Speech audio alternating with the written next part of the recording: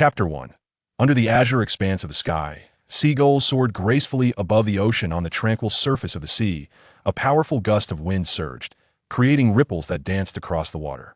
The briny scent of the sea mingled with a refreshing breeze, awakening a slumbering youth on this enigmatic island, Achio. Where on earth am I?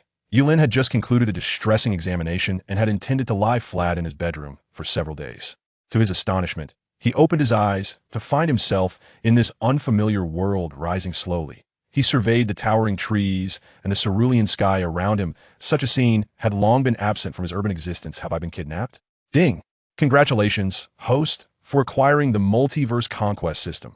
Conquer the realms to become the lord of all worlds. As Yulin's thoughts settled, a mechanical voice joyfully awakened him within his mind. Transmigration? Just as the system began its self-introduction, he boldly strode toward the periphery of the island. Now that I am here, with a system at my disposal, it would be a shame not to make the most of the years spent in diligent study and honing my skills. Indigenous inhabitants of this otherworld, beautiful maidens, here I come. Ding! System check complete. The host needs to traverse this world, conquering to earn conquest points, which can be exchanged for greater abilities to facilitate evolution. In Yulin's perspective, the system's mechanical explanation seemed quite straightforward. It merely involved engaging in combat and exchanging victories for rewards. An uncomplicated concept for him to grasp upon hearing the system's explanation. Yulin, ever the seasoned veteran, inquired, system, where is my newbie gift package? Ding! Congratulations, host, for triggering the hidden newbie gift package. The complete package. Please check your inventory. With his head held high, Yulin strode forward, examining the newbie gift package with great satisfaction. This was a fundamental aspect of his transmigration. Body refinement pill. Enhances physical attributes and increases talent for body cultivation. Soul perception bone. Enhances spiritual perception and accelerates cultivation speed. Yulin nodded in approval, poised to investigate the subsequent rewards when an inexplicable voice echoed once more in his ear. Ding! Congratulations, host, for acquiring the multiverse leisure system. The host need not exert effort, simply relax to steadily enhance strength and reign over all realms. Multiverse leisure system newbie gift package. Divine pill, foundation establishment pill. Divine whip. The series of surprises momentarily left Yulin astounded. 2 systems? This new system sounds utterly delightful. Yulin gradually halted his steps compared to the multiverse conquest system. This leisure system clearly resonated more with his desires. If relaxation is an option, who would willingly engage in endless battles? Moreover, the newbie gift package from this leisure system appeared far more enticing. The divine whip Wolden, that means dealing 999 damage in a single strike, perhaps spurred by the allure of the multiverse leisure system. Just as Yulin hesitated, the multiverse conquest system spoke once more. The host is destined to be the sovereign of all realms. How can one simply recline without any ambition? That's nonsense. The host is the master of fate. Is there truly a need for struggle and conquest? It is the system's duty to serve the host in becoming the sovereign of all realms effortlessly. Yulin was exceedingly pleased with the words of the reclined system, nodding in agreement as he continued to stroll towards the coast. Regardless of which system he ultimately chose, he was still the host of a golden finger, destined to venture into the world outside. The 2 systems continued their quarrel, which only heightened Yulin's excitement. It's merely a handful of elixirs. I shall offer the cleansing marrow pill, the thunder gold pill, and the golden immortal gourd. The host can swiftly attain the golden core immortal realm, and wielding the golden immortal gourd, surpassing challenges would be a trivial matter. Oh, how miserly you are to even speak. Esteemed host, shall I present the primordial infant soul, the 3 divine swords, and the 10,000 demon tower? That would grant direct access to the power of the primordial infant with just 1 golden core. Wouldn't that be an instant annihilation? You are violating the rules regardless. I simply wish for the host to recline once the host has had enough of resting. Just return to me if all else fails. Sleep a few more times. Can you manage that? The reclined system grew increasingly audacious, leaving the initially appearing conquest system at a loss for words. Yulin listened with delight as the 2 golden fingers continued to outbid each other, his heart filled with joy that was hard to contain. Let them fight. Let them raise the stakes. The conquest system proclaimed, you wretched creature. I offer 100,000 celestial souls, the 4 swords of extermination, and the undying black lotus. What do you propose? The reclined system countered, you fool. Are you courting death? I offer the primordial puppet essence, the demon emperor's spirit, and the eastern emperor's bell. The 2 systems continued their relentless bidding. By the end, even Yulin began to feel apprehensive. Damn it. I shall contend with you. Come, watch me crush you. Scoundrel. No one shall have it easy, oh. Am I frightened of you? You pitiful wretch, boom. A cacophony rang in Yulin's mind, and soon after, a resounding crash nearly caused him to faint. Shaking his head, he was still unaware of what had transpired, but felt an undeniable sense of change in the air. Even the memories within his mind seemed to be covered by a layer of white sand. Struggling to steady himself against a nearby rock, Yulin called out to the two systems in his mind. But after a long while, there was no response. An hour later, gazing at the tumultuous waves of the sea, an ominous feeling surged within him. Hey, system, are you there? Big brother? Second brother? Sister? Grandmother? Uncle? Yulin called out persistently, his once proud and confident demeanor collapsing into a crumpled stance. Damn, could these two systems have perished together? Is this the end? What am I to do? Has my golden finger been severed? Could you at least provide me with a novice gift pack? Despair enveloped Yulin, as if he had just lost a fortune of 100 million. His gaze swept across the surroundings. A visage of sheer panic. Towering mountains rose abruptly, and the lofty trees obscured the sunlight. Faint echoes of wild beasts growling in the forest could be discerned. Yulin, gazing at the path he had traversed, found himself devoid of the courage to turn back. What once was confidence, bolstered by the possession of a system, dissipated in an instant. The dreams of ascending to the pinnacle of life, reveling in the embrace of beauty and wielding power over the world, shattered in a heartbeat in this foreign realm. Before he could even savor the experience, it was all over. It felt as though he had planned for a grand battle lasting an hour, only to find the story concluded before he even entered the fray. Greed had led him astray. Had he chosen any other option, it would have surely been far superior to his current plight. It's over, he muttered, his eyes vacant as he stared at the tranquil sea without his golden finger. Devoid of the wise old man, and lacking any martial prowess, he found himself helpless. A glance at his surroundings revealed nothing that could bond with him through blood. What was he to do? The sea churned violently, waves crashing against the shore with relentless fury. Suddenly, a shadow loomed, casting darkness over the waters. Curiosity piqued, Yulin leaned down, only to witness a colossal octopus, nearly 1,000 meters in size, erupt from the depths, the turbulent waters swirling as it devoured a massive sea creature in one swift motion before vanishing from sight. By heavens! Yulin exclaimed, hastily rising from the rocks and sprinting frantically toward the interior of the island. This world is perilous. How can an ordinary person like me survive? Even farming here would be better than facing death. Time passed unmeasured. As Yulin eventually arrived at a clearing, before him stood a dilapidated thatched hut, encircled by a crystal-clear stream. In front of the hut lay a shallow pool, nearly dried up, where a half-dead goldfish struggled to breathe. Trapped in the remnants of murky water beside the pool, a withered lizard lay sprawled on a stone, uncertain of its fate. A small, colorful bird trembled in a cage nearby. Emitting faint chirps. Entering the hut, he discovered a black, emaciated puppy quivering in the shadows. It seemed the owner of this place had long abandoned it, perhaps never to return. Without a second thought, Yulin embraced the notion of reciprocity and set to work. After all, these creatures might very well be his companions for life. Swiftly, he replaced the goldfish's stagnant water with fresh, invigorating liquid. The lizard was nestled by the edge of the fish's pool. He gathered some unknown fruits to feed the bird and the puppy, finding joy in their delighted consumption. Once his tasks were complete, Yulin let out a long sigh, casually collapsing onto the grass, watching as the clouds in the sky drifted into slumber in the distance. The four animals rested for an hour, gradually regaining their vitality, their fleeting glimmers of life unnoticed even by Yulinis, our master deity. Perhaps exhausted, Yulin was in a deep slumber, occasionally furrowing his brow as if haunted by nightmares. Suddenly, a series of barks jolted him awake from his dreams. With sleepy eyes, he gazed at the adorable little dog before him and gently caressed it. Are you hungry? Xiaohei. Xiaohei reveled in Yulin's affection, a look of indulgence spreading across Yulin's face. Come on, they'll fetch you something to eat. Just as Yulin rose, a fierce wind howled, and dark clouds rapidly enveloped the entire island. Before he could react, the wind roared in, and torrential raindrops pelted down from the heavens. Yulin hastily scooped up the birdcage and called to Xiaohei. Rushing toward the small cottage to seek refuge from the rain, glancing at the pond's edge, he noticed the little goldfish swimming freely in the water, while a lizard nestled within the crevices of a nearby stone, seemingly unfazed by the downpour. The fruit trees planted on the land swayed perilously in the storm, at risk of being uprooted or broken. Yulin looked up at the sky, his brow furrowed with such tempestuous weather. He wondered how long his humble abode could endure. Damn it, what rotten luck! This cursed weather is unbearable. As if in response to his lament, the storm seemed to pause momentarily in the blink of an eye, The wind ceased, the rain dissipated, and sunlight flooded the landscape. The ground appeared as parched as before, save for the pond, which brimmed with rainwater. It was as though nothing had transpired. My goodness. This strange world is terrifying. Even the weather is capricious. Grumbling, Yulin ventured outside with Xiaohe, leaving behind 3 pairs of awestruck eyes watching him recede into the distance. The sky after the rain was exceptionally clear as Yulin stood atop a small mound, gazing out, though he could only see a portion of the surroundings near his cottage. The rest was shrouded by vast, towering trees, resembling an untouched wilderness. The cottage nestled against the mountains, surrounded by picturesque scenery. The fruit trees outside bore a substantial harvest, although delicious.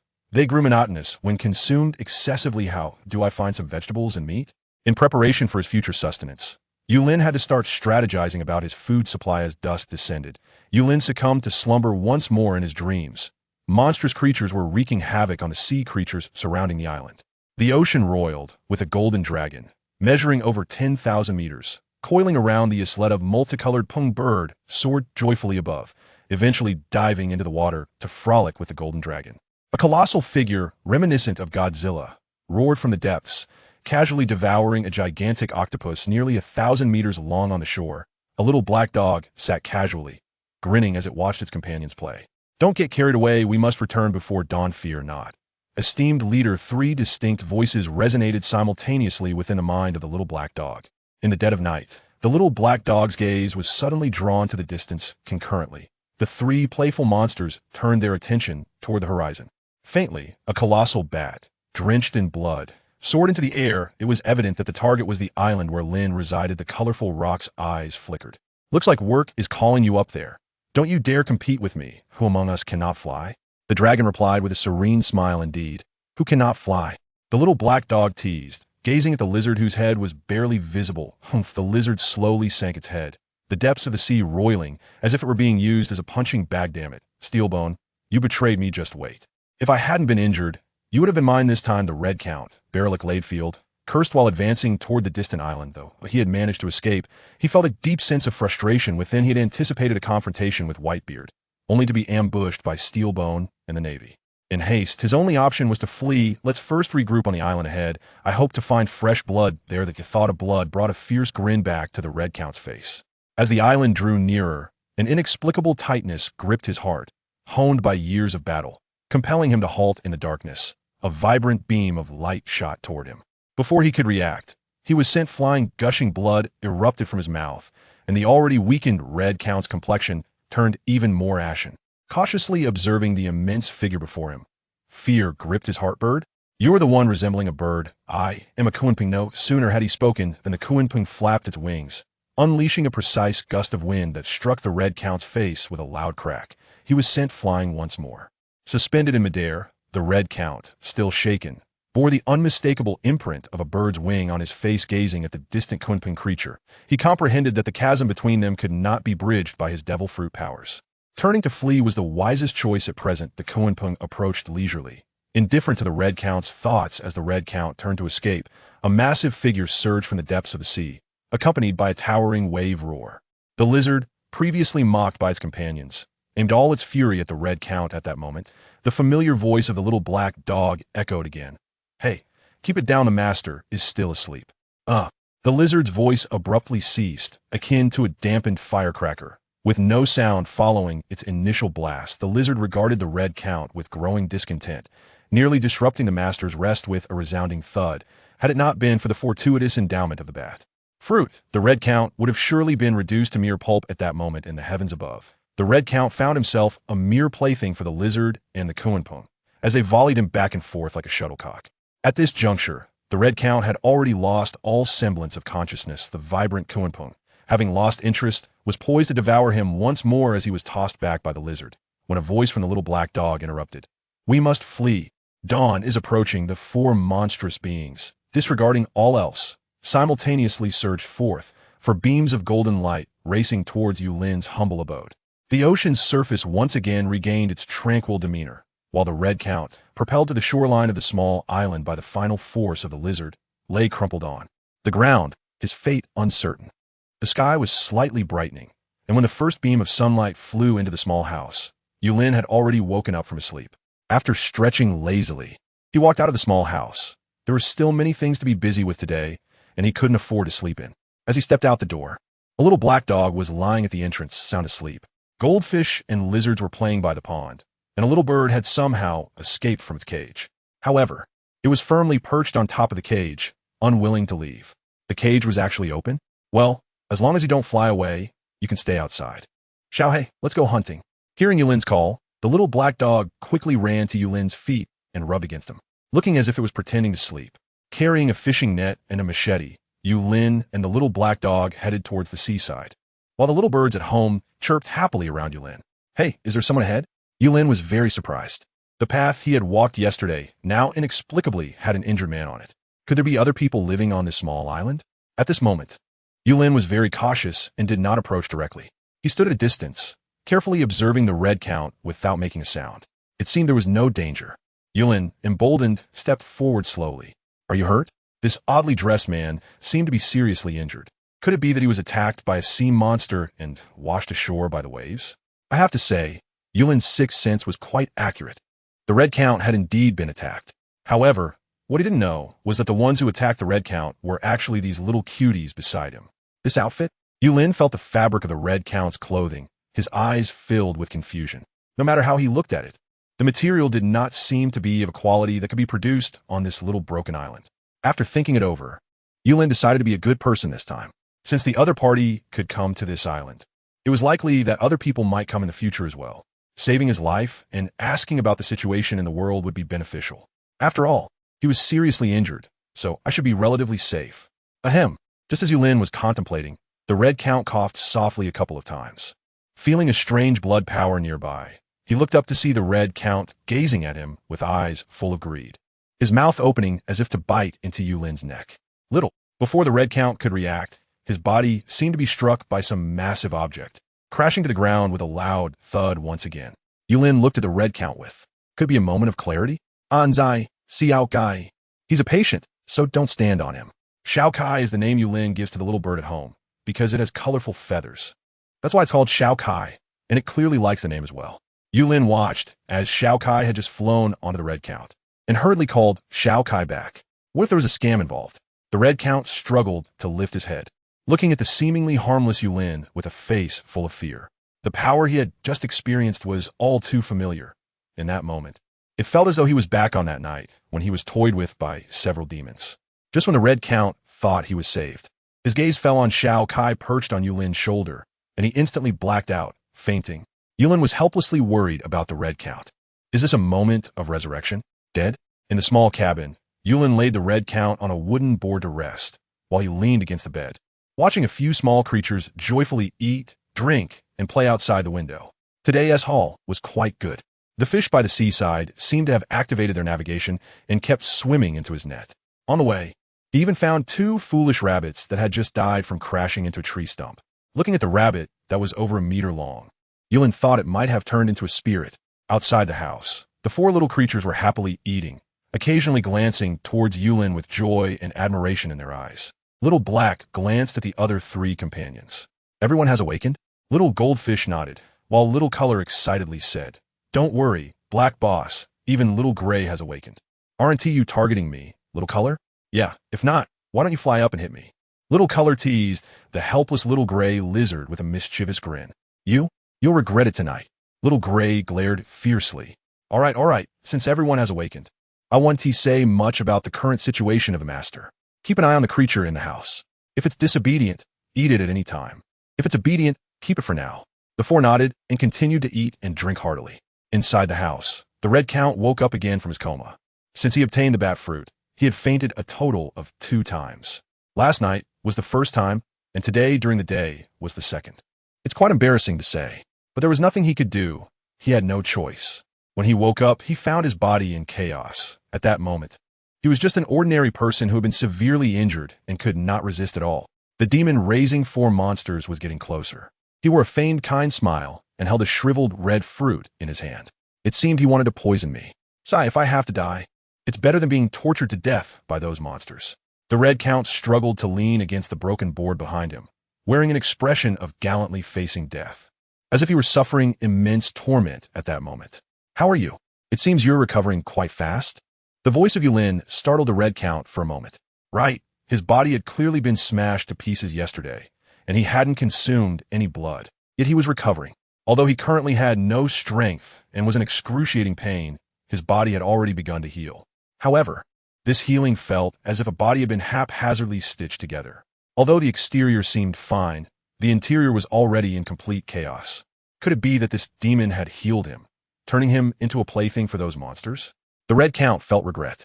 He regretted running in this direction. He regretted seeking out Whitebeard for a challenge. He regretted not choosing to confront Steelbone directly. If he hadn't challenged Whitebeard, he wouldn't have been ambushed by Steelbone, nor would he have ended up in such a hellish place. The more the red count thought about it, the more aggrieved he felt. His face turned ashen as he envisioned the decades ahead, tortured by monsters, healing, and then being tortured again. Yulin stared blankly at the red count, who had just performed a grand play in his mind, and abruptly shoved the red fruit he had been holding for a long time into the red count's mouth. He turned around, cursing as he walked out of the room. He had thought it was some kind of noble, but who knew it was just a foolish and deaf drama queen. After Yulin left, the red count had already given up resisting his instincts and took a bite of the red fruit that Yulin had shoved into his mouth. Crunch! A gentle force instantly enveloped the red count, rapidly healing the injuries within him. His large, bat-like eyes widened even further, as if they could pop out at any moment. His entire body felt like it was shattering, with all the power inside him in chaos. Although he had just been an ordinary person, regaining strength seemed impossible now. Wow! The red count spat out a mouthful of black blood, and his pale face turned a bit rosy. The black blood was mostly impure substances from his body. In an instant, the red count seemed to be in a sea of red blood, endlessly, greedily absorbing that pure power. His eyes sparkled with excitement as he felt the increasing strength. Could it be that fruit from earlier? Such miraculous power, and he actually gave it to me? Is this demon really so kind-hearted? Forget it. I should leave here while he's not around. After calming his excited heart, he now had the confidence to fight Whitebeard again, even with absolute certainty of defeating him. Whitebeard, Steelbone Kong, just you wait for me. The red count pushed open the wooden door with force. The sudden surge of power giving him immense confidence. Balric Layfield, am back. The red count's hearty laughter made him forget his current situation. Suddenly, with a bang, the wooden door he had just pushed open swung back and slammed him back into the room. The red count angrily got up and swiftly appeared outside the door. Who ambushed me? Under his gaze, there was no one, not even the demon he had in mind, just as the red count was secretly pleased and prepared to leave. The scene before him completely amazed him, causing his mouth to drop open. Red fruits, everywhere red fruits. The red count had thought the red fruits were treasures, but the whole mountain was covered with them. Compared to the red fruit he had just eaten, what he had consumed was like garbage lying on the ground. Large, very large, fragrant red fruits all over the mountain. Remembering the feeling of being enveloped by power earlier, the red count was pulled by greed and walked mechanically towards the fruit forest. At this moment, 4 voices in unison pulled the red count out of his greed. Hey, stop, raise your hands. The red count dared not turn around, instinctively raised his hands, and his feet were already wet. Cold sweat. Yes, cold sweat. The familiar voice was one he would never forget in his life. The master is not home. He didn't say you could leave, so stay here. The red count mechanically turned his head and carefully looked at the 4 miniature monsters before him, saying, Respected strong one, I was just passing through this place. I mean no harm. Slap. The red count received another slap mark on his face. Little Kai floated in the air and said irritably, Yesterday there wasn't tea, but today there is. I saw you want to bite the master, boss. Why don't we just eat him? Little Hay paused for a moment and nodded in agreement. That is fine. The red count's face changed drastically, and he quickly transformed into his vampire form, preparing to escape, but found that no matter how hard he struggled, he couldn't fly out of this yard. I'll go back right now. He knew that these monsters didn't intend to kill him. From the battle yesterday, the red count understood that he was not that far from these monsters, just a few levels apart. Thinking of this, the red count's mentality of a wronged woman surged again. Sigh, I'll accept my fate. As the sky darkened, Yulin came down from the small mountain, carrying a few unknown fruit trees and a shovel. This time he didn't walk far, but he had climbed to the highest point of the small island. Looking around, aside from the place he lived, the rest of the island was still wild forest waiting to be cleared. Strangely, he didn't see any animals this time, but there were quite a few edible fruits. For future supplies, Yulin dug up a few trees to bring back. In the yard, the four little cuties found places to sleep soundly. And the little black dog in front of the small house seemed to hear Yulin's movements and was the first to run over, affectionately rubbing against Yulin's feet. The Red Count saw Yulin return and trembled as he walked out. Respected strong one, welcome back. Respected strong one? Is this how the world refers to its savior? Yulin paused for a moment, nodded, and then turned to walk towards the red fruit trees behind him. Seeing this, the Red Count hurriedly followed. Respectable strong one, let me do it, he said. You can plant trees? Yulin was quite skeptical about whether this guy could actually plant trees, given the tattered yet exquisite clothes he was wearing. If he ended up killing the fruit trees that Yulin had worked so hard to find, it would be a loss. The Red Count quickly nodded, took the shovel, and dug a deep hole in the ground, placing the tree roots in a bit deeper. He then went to the nearby small river, filled a bucket with water, and slowly poured it in. Seeing this, Yulin was very satisfied and pointed to the remaining fruit trees beside him, saying, "The rest is up to you." After all, he had saved this strange guy in front of him, so having him do some labor was no big deal. With a sense of relief, Yulin turned to leave, and behind him came the trembling voice of the Red Count. Respected strong one, may I eat one of the fruits here? Go ahead. It's just a fruit. Eat if you want. After all, this world is wonderfully strange, and the land is far more fertile than Yulin had imagined. As long as the crops are on this land, they can almost all grow well without any limitations. This was also the basis for Yulin's laid-back attitude. As long as there was food and drink, he would prioritize survival. Watching Yulin's departing figure, the Red Count's originally pale face became flushed with excitement. He reached out to pick a fruit, only to see a cute little bird standing on the branch. The Red Count's hand froze in midair, not knowing how long it had been.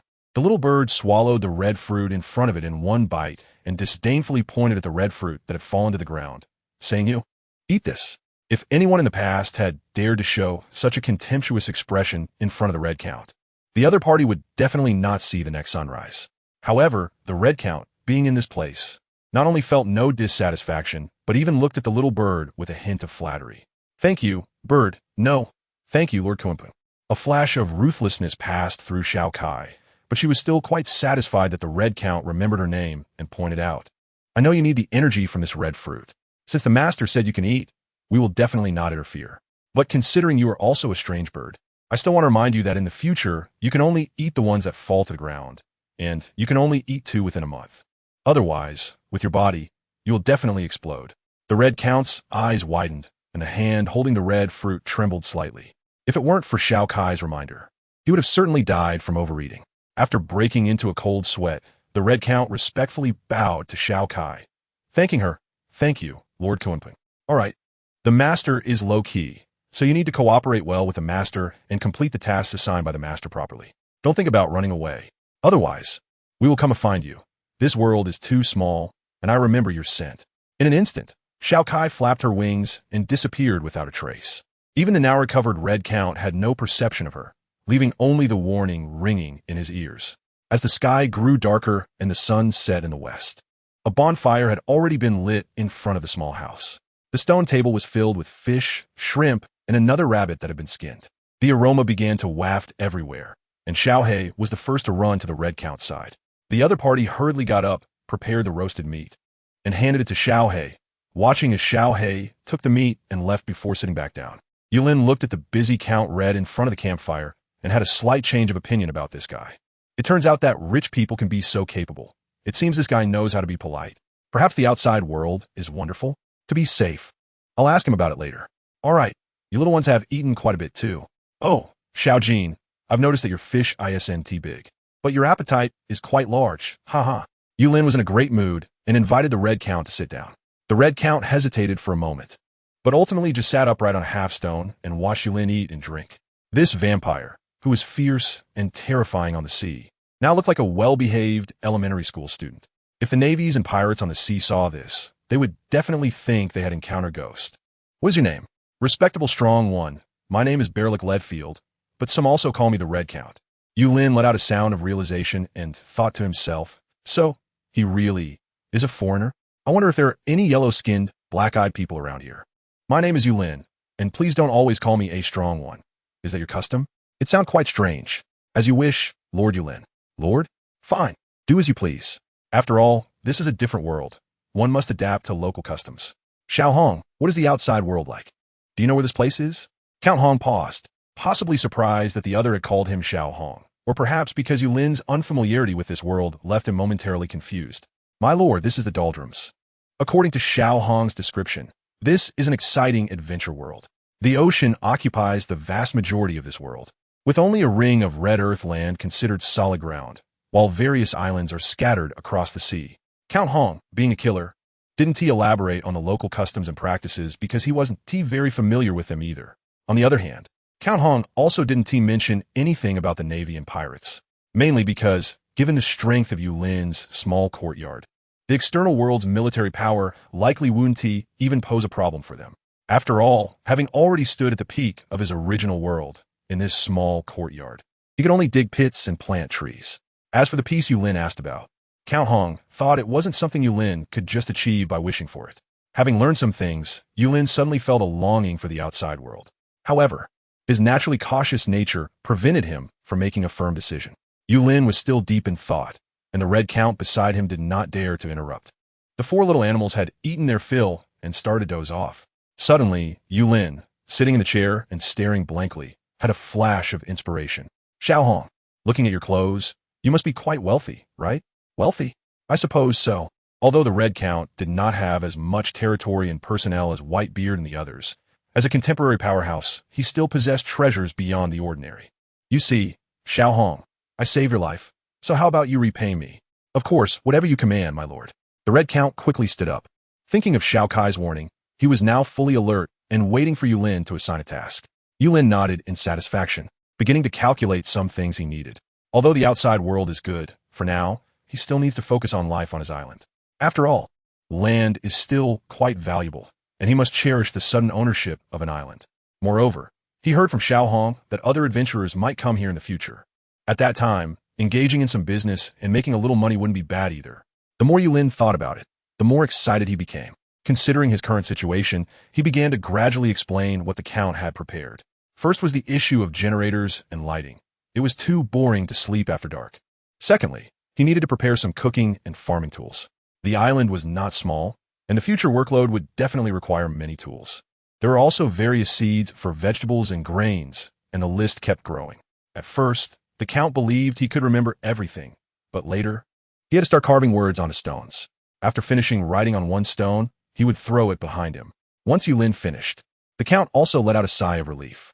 Turning back, he saw that the stones had piled up into a small mountain. Seeing the small mountain behind him, Yulin shyly brought over a bowl of clean water and handed it to him. You've worked hard. You see, I've been talking endlessly. Have a sip of water and take a break. Thank you, my lord. The Count bent down and took the water with both hands, gulping it down. A warm power enveloped his body again, and that refreshing feeling was even more comfortable than eating the red fruit.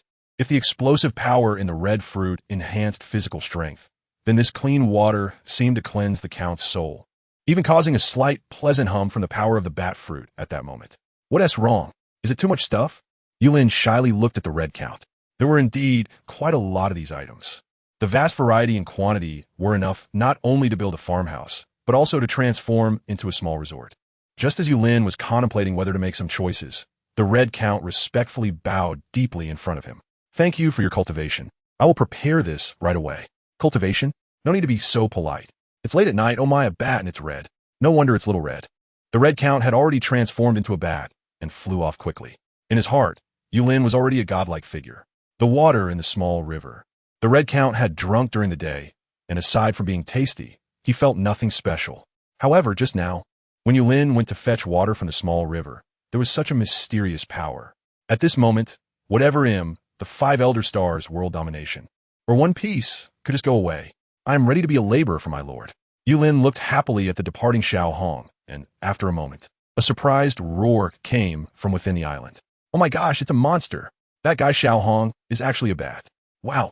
People in this world should be very grateful, right?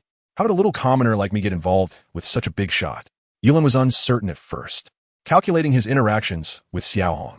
After multiple confirmations, he felt that Xiao Hong was indeed easy to get along with, and he relaxed a bit after realizing her gratitude and willingness to repay kindness. The 4 little monsters looked at their master with a helpless expression. However, recalling the memories of their awakening about their master, they understood. Yulin stared blankly at the direction in which the Red Count had departed, once again cursing the two jealous systems that had led to their mutual destruction.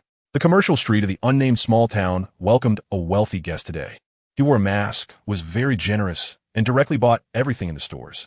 All the materials for power generation equipment, architectural decorations, and agricultural-related items were cleared out. In the end, this wealthy guest even sat in the commercial street and carved his requirements on a wooden board, stating that he would take everything the store had without bargaining. The revenue for that day was equivalent to the town's entire annual income from a past year.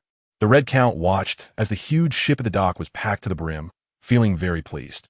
Surely, the master would praise me upon my return, right? I wonder if drinking another sip of the water the master brought would enhance my fruit abilities. By the way, I need to ask Lord Kuanpung if drinking too much of such magical water could cause an explosion. It's better to be cautious. After finishing all this, the Red Count found it was already night, and the time seemed to coincide with that painful night. Vaguely, looking at the ordinary little island in the distance, no one would expect the nightmares and wonders that resided there. The big ship sped towards the island. Suddenly, the waves began to rage, and the Red Count's expression turned cold. With his observation hockey, he sensed a massive sea creature ahead. With a loud bang, a gigantic sea monster created a wave nearly 100 meters high that surged towards the Red Count's ship. Although the Red Count was unafraid, he couldn't be sure if he would return with his body intact if the supplies for the master were overturned. Under pressure, the Red Count, whose strength had increased again, transformed his hands into claws and his wings into massive appendages. In the air, his claws sliced through the waves. His wings fanned a hurricane towards the waves, attempting to block the oncoming onslaught against the ship.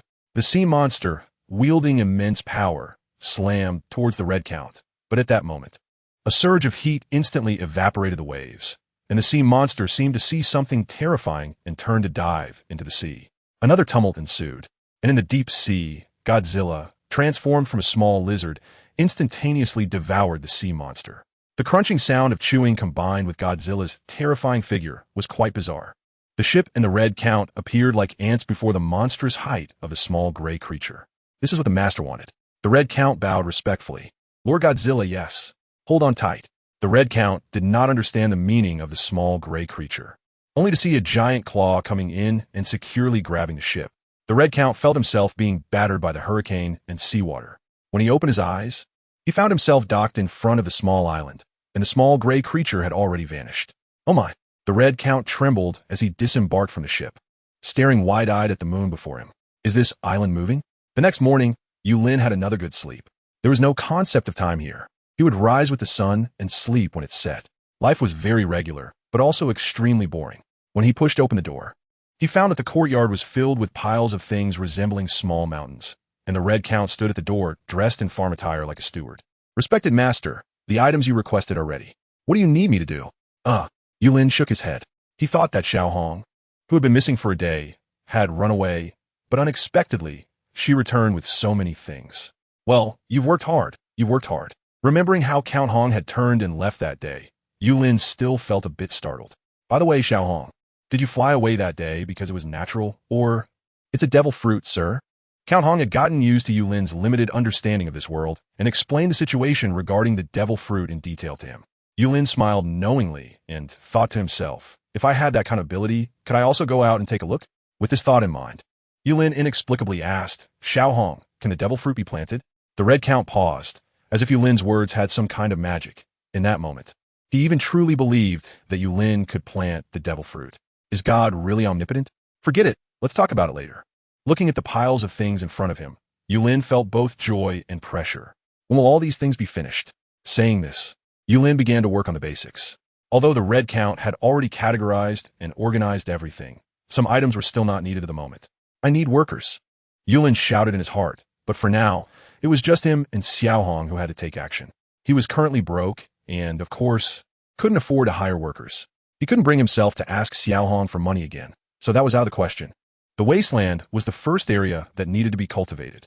Although there were quite a few fruit trees in the yard that were growing vigorously, it was too monotonous. This did not align with his initial intention of wanting to build a large farmhouse here in the future. More importantly, the trees that needed repairing were in disarray. If left to develop on their own, it would be even more difficult to improve the environment later on. Therefore, he had to keep cultivating, and Yulin also planned to plant various flowers, fruit trees, vegetables, and grains around the area, on this piece of land that belonged to him, facing the sea with spring blossoms. Thinking about that feeling made Yulin's spirit soar, and he swung the hoe with more strength. Unfortunately, dreams are beautiful, but reality is harsh. A day passed, and with just Yulin and Xiaohong, they could only cultivate a small patch of land. Seeing Yulin digging away, Xiaohong dared not use too much strength and kept pace with him. By the end of the day, the power within him had actually become more concentrated, and even his armament haki had subtly improved. Looking at the land before him, though small, it still exuded the scent of fertile soil. Especially after being irrigated by the river a few times, it felt even fresher. Xiaohong, do you think we should plant fruits or vegetables in this piece of land? By the way, let's work hard to divert some water from the river later, so you won't have to carry water anymore when we cultivate it. Yulin's words were a command to the Red Count, who without any hesitation began to get busy, digging ditches, clearing land. This might be the most ordinary yet happiest thing the Red Count has done in his life. The genuine joy made it hard for him to distinguish whether it was an increase in strength or a peace of mind. Watching the enthusiastic Red Count, Yulin wiped his sweat and continued to work with a hoe. All right, let's continue. As night fell, the two men and four beasts sat around the stove, eating meat and drinking wine. If a person can turn into a bat, then my little pet having a drink isn't too much to ask. Having come to this strange world, Yulin's ability to accept things had grown stronger. If time travel can happen, what else is there that he can't accept? Day by day, Yulin lost track of how long it had been. The vast island had been developed by Yulin and the Red Count for nearly 1/10 of its area. Of course, this 1/10 was still the simplest part around the cabin. But even so, Yulin was very satisfied. 10 plots of land were filled with wheat, corn, fruits, and vegetables. Yulin even reserved a piece of fertile land in an inconspicuous spot to plant a devil fruit that the Red Count had brought. It just hadn't sprouted yet. One day, while Yulin and the Red Count were fishing by the sea, a seagull suddenly flew by overhead. It seemed to be holding something with its feet. The Red Count swiftly grabbed whatever it was from the seagull's feet and tossed a berry as payment. Looking at the news, clearly stating, the pirate king Roger, who conquered the Grand Line, will be executed in Road Town, the Red Count's brow furrowed, and the turmoil in his heart naturally didn't escape Yulin's eyes. Your friend? The Red Count shook his head, looking somewhat melancholic, more like an enemy. Well, this guy should be quite good. Yes, Roger is a very stubborn monster. The sea breeze brought a hint of desolation, and after making a silent resolution, the Red Count stood up and respectfully bowed to Yulin. My lord, I may need to ask for a leave. The time spent together had made the Red Count realize that although his lord was mysterious like a deity, he was more like an ordinary villager, working, improving life, and being happy for a little change. He was a very simple and good person. During this time, he had asked for leave a few times, and Yulin had always readily agreed without making it hard for him. However, at this moment, Yulin began to fall into deep thought. My lord, is there a problem? The Red Count asked cautiously. Sigh, never mind, you can go. Yulin was calculating in his heart, originally planning to clear that small mountain in a few days. However, if Xiaohong left, it would be too tiring to do it alone. Yet, thinking of this, he couldn't stop her. After all, Xiaohong was also a powerful being who could transform into a bat. During this time, Yulin had learned something about the situation in this world from the books brought by the Red Count. There were the Navy, pirates, and various chaotic rebels aiming for world domination. Not everyone was as grateful and friendly as Xiaohong. With a long sigh, Yulin looked at the Red Count and said earnestly, be careful on your way, and don't get into conflict with the Navy. The Red Count nodded happily, feeling like Yulin's concern was a force filling his whole body. He was so excited he couldn't express it, but he didn't know what Yulin was really thinking.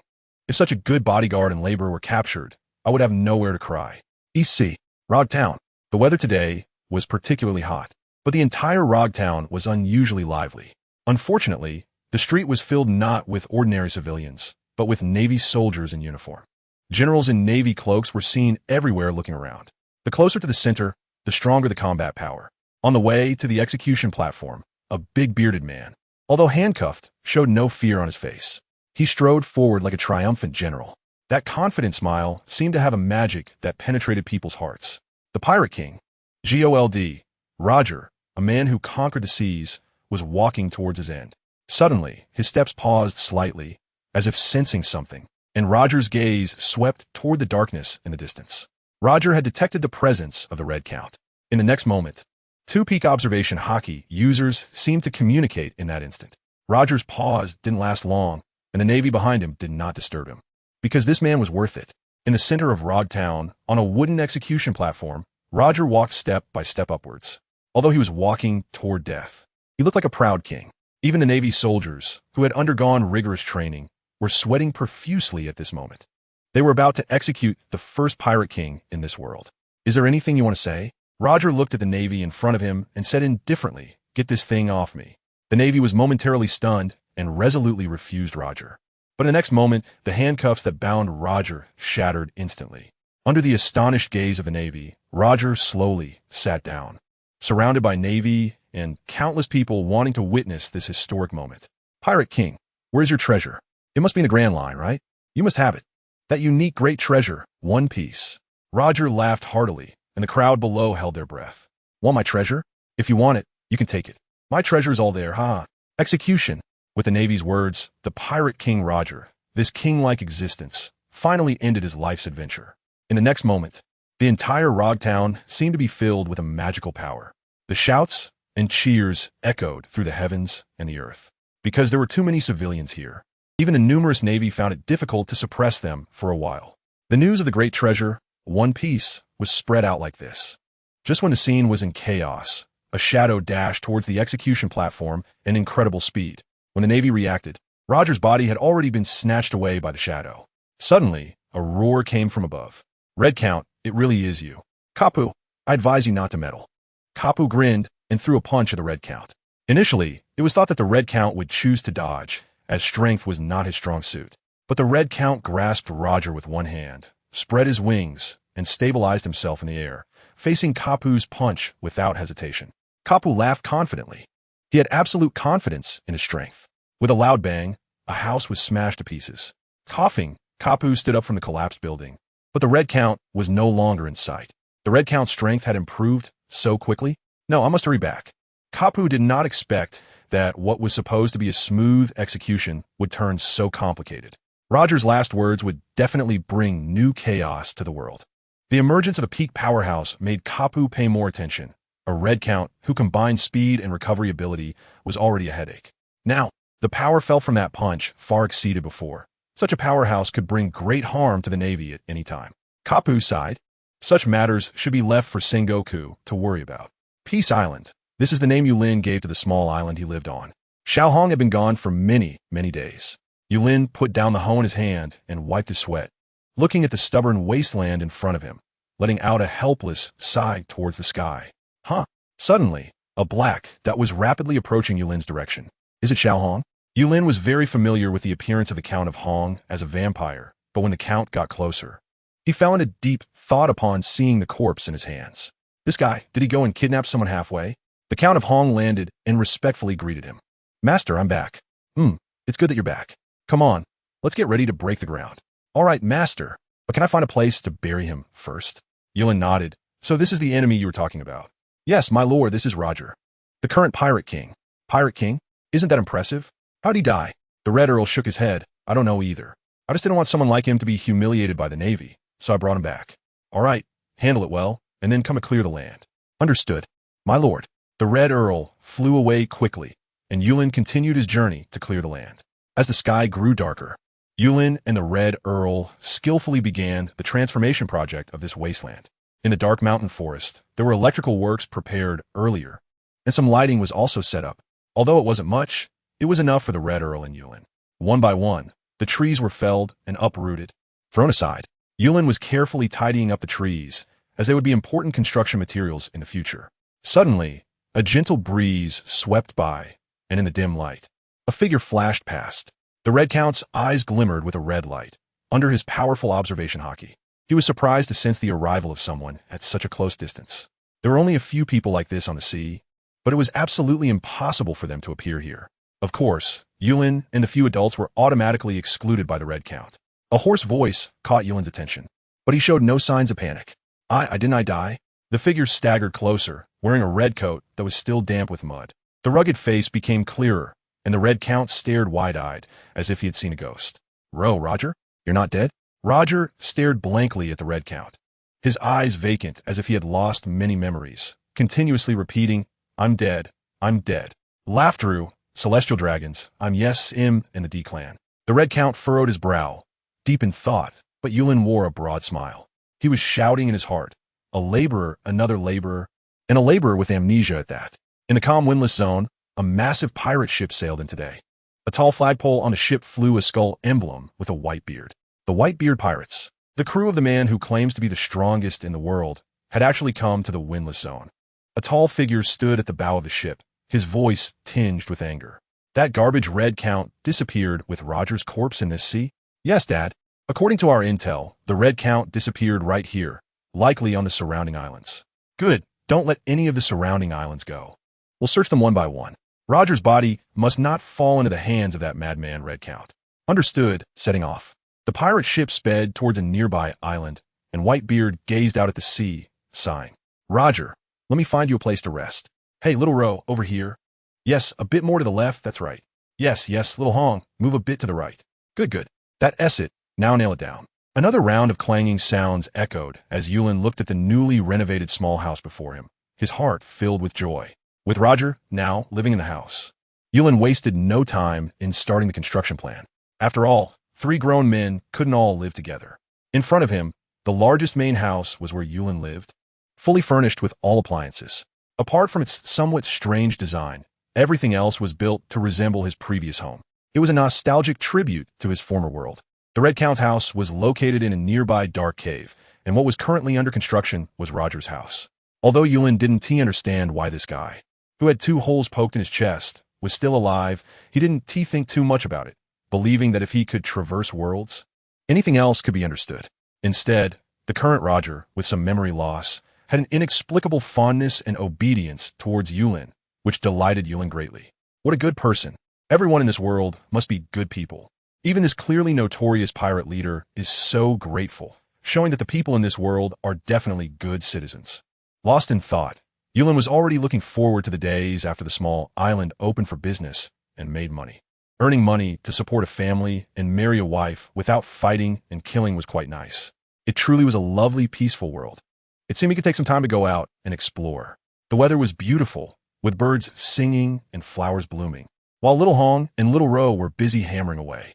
Yulin was happily lying on the lawn, resting and already beginning to fantasize about a beautiful future.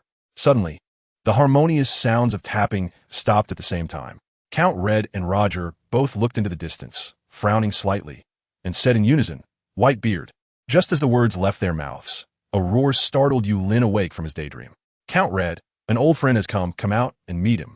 Count Red and Roger looked at Yulin inquiringly. Although he was not happy to be disturbed from his dream, he decided to let it go since the visitor was a friend of his laborers. Go on, a friend has come, so let's treat him well. With Yulin's instructions, the 2 disappeared in the blink of an eye, their speed making Yulin envious. He truly admired the strong ones here. If it weren't for those 2 systems, thinking about those 2 reckless systems made Yulin grumble. Come on, Xiao Hui, let's go out and take a look. Xiao He, you watch the house well. Woof. Yulin happily patted Xiao Hei's head, and at his feet, Xiao Hui, who had grown a bit, scampered towards the coast. In the distance, a group of people in Navy uniforms were carefully observing the area with binoculars. Strangely, they could only see the pirate ship with the white beard anchored far out in the sea, motionless and not approaching the shore. Meanwhile, the distant island seemed to be shrouded in strange mist, making it impossible to see what was happening there. At this moment, if Yulin were to see this, he would surely exclaim, Isn't this a mosaic? On the shore, the tall figure of Whitebeard was very eye-catching. The scene shifted, and the originally imposing Whitebeard was now petrified on the beach. If you didn't know, he wasn't old and blind yet. Whitebeard would never believe that the person standing in front of him was Roger. Whitebeard, if you have something to say, hurry up. If not, we're busy. The Red Count wasn't in the mood to entertain Whitebeard.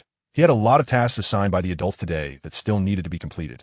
However, Whitebeard clearly didn't understand the current situation. Compared to Roger's resurrection, he had long forgotten about the Red Count. He strode over to Roger's side, lowering his head with a serious expression. Is that really you, Roger? After sizing Roger up, although the Roger in front of him looked a bit strange, the powerful force within him couldn't escape Whitebeard's eyes. It seemed that it wasn't the Red Count's trick. Roger, how did you end up here? I don't know. Roger replied mechanically, shaking his head. I don't know. Whitebeard was puzzled, while the Red Count had already grown impatient. Just as he was about to leave, he saw Yulin coming over with a large terror behind him. Xiao Hong, Xiao Luo, is this your friend? Why not come over to our place for a visit? Yulin greeted them friendlily, feeling excited as he looked at Whitebeard's towering figure. Wow, he's so big, a great candidate for hard labor. Xiao Hong, Xiao Luo. Whitebeard looked at the approaching young man, feeling increasingly troubled. What was going on here?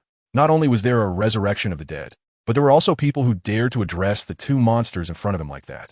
Roger, who usually didn't care much about titles when he was in a good mood, was one thing, but how could that stinky bat, the Red Count, tolerate it? The key was that these two monsters not only didn't get angry at Yulin's address, but even seemed somewhat pleased. Especially that stinky bat. Why did it feel like he was acting like a lackey? Was this the adult that the stinky bat mentioned earlier? The sudden turn of events made Whitebeard a bit frantic, but he had no place to vent his frustration. With a muffled grunt, Whitebeard slammed his left fist angrily into the air. Yulin looked at Whitebeard in confusion, while the Red Count's eyes were filled with unabashed mockery. As expected, when Whitebeard threw a punch, the space didn't shatter. Instead, the solid space acted like a wall, rebounding Whitebeard's power back at him. Crack! Thud! The crisp sound of a bone breaking and the sound of an arm falling drew everyone's attention to Whitebeard.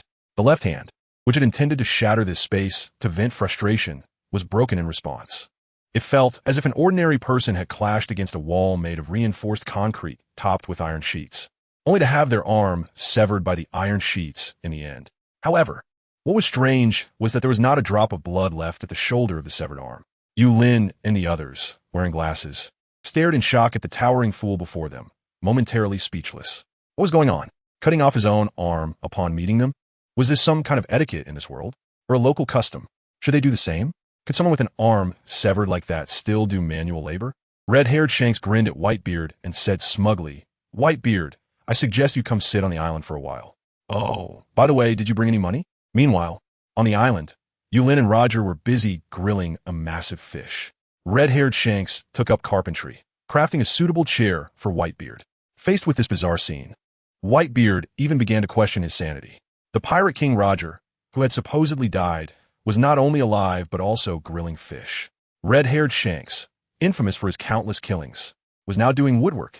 And for him, Whitebeard, even more terrifying was the fact that he had lost an arm the moment he arrived. Any one of these three events would be unbelievable if spoken aloud. Come on, time to eat. Yulin's call brought Whitebeard's thoughts back, and behind him, Roger came over holding a roasted fish strung up on a tree branch. Hearing Yulin's summons, the Red Count quickly finished hammering in the last few nails. Whitebeard looked at the newcomers and unconsciously got up to help tidy up the surrounding mess. Here, Whitebeard, here's a chair for you. Oh, he mechanically took the chair, waiting for Yulin to sit down before he slowly took his own seat. After all, the two monsters beside him did the same. But strangely, when Yulin sat down, the Red Count and Roger did not take their seats. While he was still hesitating, three little cuties suddenly appeared in front of Whitebeard. Monsters, they must be monsters. There is definitely something strange about this island. Whitebeard was even more certain of his thoughts. At the table, Yulin tore off 4 pieces of meat and threw them to Little Black, letting him distribute them. Little Black fairly shared the meat with the little bird and the lizard, then took 2 pieces and ran to the fish pond, throwing 1 piece down. Yulin was very happy to see the warm scene before him. This world has become quite strange. My pet is becoming more and more like a human.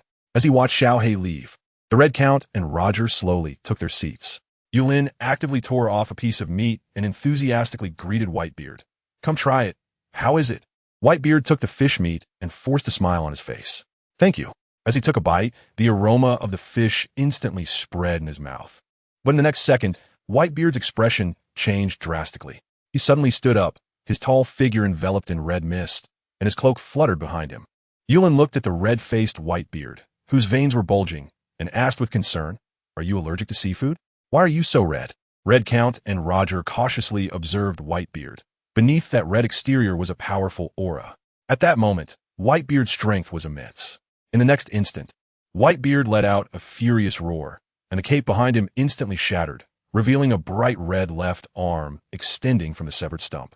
Yulin exclaimed in surprise. Wow, is it magic? That's really impressive. No wonder there was an arm severed upon first meeting. I thought it was a custom, but it turns out it's magic, haha. Count Red had long been accustomed to Yulin's offbeat habits. However, seeing Yulin so happy, he felt quite envious of Whitebeard, because on this island, anything that Yulin personally touched would carry some special power. Those who received it always benefited greatly, and he Count Red, was one of them. Now, he no longer needed to drink blood, and he was no longer afraid of seawater or sea prism stone. Whitebeard felt the surging power within him in astonishment and looked at Yulin with a face full of terror. Thank you. Yulin was puzzled. And just as Whitebeard was about to say something, he was stopped by Red Count. Whitebeard, how much do you think this meal is worth? How much? Whitebeard hesitated for a moment, but looking at Yulin's eager eyes, he inexplicably said, 1 billion. No, it should be 10 billion berries. 10 billion? A meal of fish and meat cost 10 billion? Yulin jumped up happily, his eyes filled with the image of money. However, seeing Xiao Hong's nonchalant expression, he thought for a moment that perhaps the prices in this world were very high or the currency was not worth much. Little did he know that in the hearts of Count Hong and the old man with the white beard, the matter of enhancing strength and being reborn after severing an arm was worth not just 1 billion, but even 100 billion would not be an exaggeration. Just when Yulin felt a slight disparity in his heart, Count Hong looked at the old man with a playful expression and said, Old man, since you mentioned it, make sure to prepare the money. Yulin's eyes lit up. Money. This was the first legitimate guest since the small resort opened. So, old man with the white beard, you were the first guest. I'll give you 10 discount. No, let's make it 20 off, since it's a small business. I hope you don't mind. Yulin said somewhat shyly. The old man with the white beard agreed without any hesitation. Yulin happily pointed at the remaining fish and said, Come, enjoy slowly. If you have friends in the future, you can introduce them to us. But you have to be quick. This island will gradually move, and we don't know where it will drift till later. Yulin sighed as he turned and left. The sky was getting darker, and the island began to light up with colorful lights. Although faint, they made the island appear less cold. Roger continued eating by himself, and after finishing, he went back to his work of tapping and typing. Whitebeard watched Roger leave with a complex gaze fixed on Red Count. Roger, noticing Whitebeard pointing in the direction Yulin had gone, said, That's right. Everything here is because of the adults. Red Count deeply felt Whitebeard's surprise. However, the mystery of the adults was not something they could explore. At that moment, Whitebeard showed no signs of being a strong man. He was like a curious child asking, What about those few just now? Red Count quickly made a shushing gesture. Perhaps because Yulin had a good impression of Whitebeard, Red Count changed his earlier attitude and had no intention of harming him. You'd better not know. Trust me, you wouldn't want to know, and those few are all adults. Here, apart from Lord Yulin, there are those 4 adults. You must show respect. Respect. After a while, Whitebeard, filled with curiosity, came to bid farewell to Yulin. At first, Yulin thought the conversation hadn't gone well, but when Whitebeard mentioned going to get money, he pushed all thoughts aside. He even had Red Count see Whitebeard off and help bring back the money. Of course, Yulin was also worried about the first customer of this business running away. Moments later, Whitebeard and Red Count returned to the island, but this time Yulin was no longer in the small cabin. This situation was not the first time. On this vast island, Yulin would occasionally take walks to check things out. Even with their peak observation hockey, they couldn't locate Yulin. Then I won't say goodbye to the adult, Red Count said. I'll keep things here confidential. As Whitebeard turned to leave, Red Count calmly added, You can't leave. Can't leave? What do you mean? Whitebeard sensed no hostility from Red Count, but didn't understand his meaning. Let's go. Let's find the adult. This island can only be entered, not exited. If you want to leave, you must get the adult's consent. Last time I went to rob Roger, I had already asked the adult for a fake excuse. Whitebeard looked incredulous. Only enter, not exit? Is this the island's power or that of the adult? Mechanically following Red Count's steps, the two slowly searched for Yulin's figure on the island. Suddenly, a strange light shot towards them, and Whitebeard instinctively tried to block it, but was instantly knocked back. Kid, you want to die? Xiao Kai's voice rang in Whitebeard's ears. Still somewhat dazed, Whitebeard looked at the familiar little bird, then at the respectful Red Count, and instantly understood the earlier implication. This monster before him, aside from being able to talk, seemed to possess terrifying power that could kill him in an instant. If one was this terrifying, what about the others? Especially the black dog that was clearly the leader among the 4. It should be even more horrifying. Whitebeard dared not think further. This unremarkable little island actually harbored power that could crush any force in the world. Lord Kumpung, do you know where Lord Yulin is? Master, he's taking care of that strange fruit tree. It seems to have borne fruit just now. Strange fruit tree? Red Count momentarily forgot everything. Xiao Kai rolled her eyes at Red Count and lightly tapped his head with her wings, saying with a hint of reproach, Your brain must have too much water. Don't you remember? That strange fruit seed was brought by you. Devil fruit? Under the dim lights, Red Count and Whitebeard ran over with excitement. They saw Yulin sitting on the ground alone, with a black devil fruit beside him. He was holding a white fruit of the same shape, but it looked like it had been bitten. Noticing someone behind him, Yulin turned to see Red Count holding up the white devil fruit. Xiaoong, this thing is the devil fruit you mentioned, right? Look, they are different colors. Is there something wrong with the seeds? Looking up, they saw a small tree bearing devil fruits of the same shape, but different colors. Everything before them exceeded the understanding of Red Count and Whitebeard. Even these two contemporary powerhouses had no idea what was happening. Master, did you feel any changes or sensations after eating it? This fruit was the cat fruit that Red Count had stolen from a pirate ship years ago. If the one before them was also a devil fruit, Yulin would surely experience some changes. Yulin looked at the white devil fruit in his hand and swallowed it in one bite. He clapped his hands and stood up. Transformation, is this what you mean? Suddenly, Yulin's right hand became thick and strong, as his human arms sprouted white long fur, and sharp claws replaced his original fingers. Just like you said, Xiaohong, this fruit really can change the body, but as for the strength, Yulin hesitated. Although he could indeed possess the ability to transform with this devil fruit, he still felt that it didn't help him much. This illusion made him doubt whether there was something wrong with the seeds. Come on, Xiaohong, this is for you to eat. This tree has grown quite a bit, but only these two black and white ones are ripe. The Red Count instinctively took the black devil fruit, surprised but not consuming it. After all, in his view, a person could only eat one devil fruit. If he carelessly consumed two, his body would surely explode. Wei told Yulin about this. Yulin stood there in a daze for a long time. He had thought he could eat other fruits with different abilities in the future, which would provide him some security when going out. But now it seemed he clearly had no chance.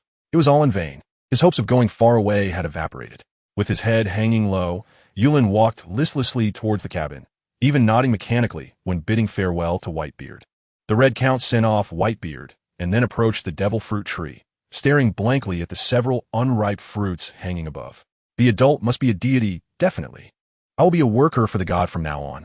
Below one person, no, below one god and 4 divine beasts, above tens of thousands as a worker.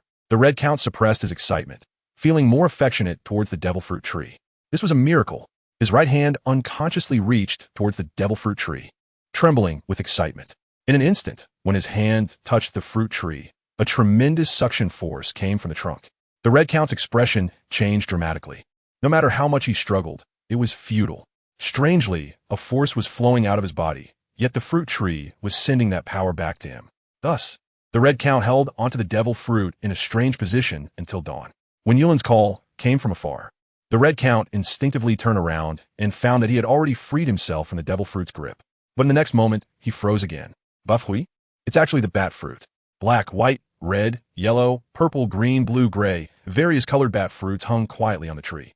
Although they were still unripe, he knew that was the bat fruit. The figure of Yulin gradually approached, and seeing the dazed Red Count in front of him, he asked in confusion, "Little Red, what is this?" Awakened by Yulin's voice, the Red Count pointed at the demon fruit tree and said, "My lord, there are my bat fruits on this fruit tree." Oh, Yulin looked on in surprise, but the next moment he fell silent again. After all, he could only eat one, and even if he could grow the small red fruit, he wouldn't be able to eat it again. This feeling was even worse than not being able to grow the bat fruit at all. Just being able to look but not eat was driving him crazy. The Red Count didn't understand Yulin's thoughts, but a strange impulse began to arise in his heart. Could it be that I can really eat a second devil fruit? The adults are gods, and Roger can be reborn. If they can grow devil fruits, then eating a second fruit shouldn't be a big deal. Such thoughts continued to take root in the Red Count's mind, but his cautious nature kept him from acting impulsively. The next day, it was a beautiful spring day. With Roger's involvement and the occasional help from Whitebeard, the progress of clearing the land on Peace Island was accelerating. 1/3 of the land had been completely cleared, and Yulin built himself a small palace based on his memories of the ancient city. In the meantime, flowers bloomed, fruits flourished, and standing at the highest point of the palace, one could see the entire island. Even Yulin's 4 little pets each had their own independent environments and lived together with him in the palace. As for the Red Count, perhaps he had come to terms with things. He proactively moved out of the dark corner and built a house by the seaside port. In his words, this way he could observe the area of the island. But only he knew that the reason he lived by the sea was really to accompany and look after those 4 big shots. Even so, the Red Count enjoyed it immensely. These years living on the island not only changed his mindset, but his overall strength also reached a peak he had never imagined. The bat fruit had awakened a second time, greatly enhancing his physical power and even awakening the Conqueror's haki. Nowadays, He was confident he could take down not just one steel bone, but even together with Carp. As for Roger, although he had regained most of his memories and was no longer as sluggish as before, he still had not returned to his peak state. Currently, all his actions were still based on Yulin's instructions. Everything on Peace Island was progressing in an orderly manner. However, at that moment, Yulin did not feel happy. On the observation platform of Little Mountain, which was a place Yulin often came to daydream, his small island had taken shape. But aside from Whitebeard and his pirate crew, they had not hosted anyone else. Furthermore, this little island would occasionally shift unexpectedly, and no one knew if it would float to another place the next day. This situation made Yulin completely lose his patience. When will I be able to see people? People? The people on the island of Angry Roar are well aware, but no one dares to ask. They only know that their master seems to be a bit unhappy lately. The scene shifts, and the Red Count turns to look at a small dot on the sea slowly approaching Peace Island. Huh, is someone there? The room was very quiet. The Red Count stood at the door, not daring to breathe. Among the 4 little cuties, except for the goldfish staying in the pond, the other 3 curiously approached Yulin's bed. They looked at the adorable little girl with curious expressions. The girl's skin was slightly tanned from the sun, but her features were exquisite, like a porcelain doll. Under Yulin's careful care, the little girl, who had fainted, quickly woke up. Where am I? The little girl looked timidly at Yulin, but her eyes suddenly lit up when she saw Shao Kai. Yulin sat on the edge of the bed and kindly called Shao Kai over. Little sister, what is your name? How did you end up floating in the sea? The little girl looked at Shao Kai, joyfully holding her gently in her hands. Did you save me? My name is Robin. Robin? That is a nice name. What about your family? Family? Robin's expression suddenly fell, and she bit her teeth to hold back her tears, shaking her head. It seems that she is also an orphan, just like me. Yulin gently patted Robin's shoulder and comforted him empathetically, saying, from now on, this will be your home. What do you want to eat? I'll go get it for you.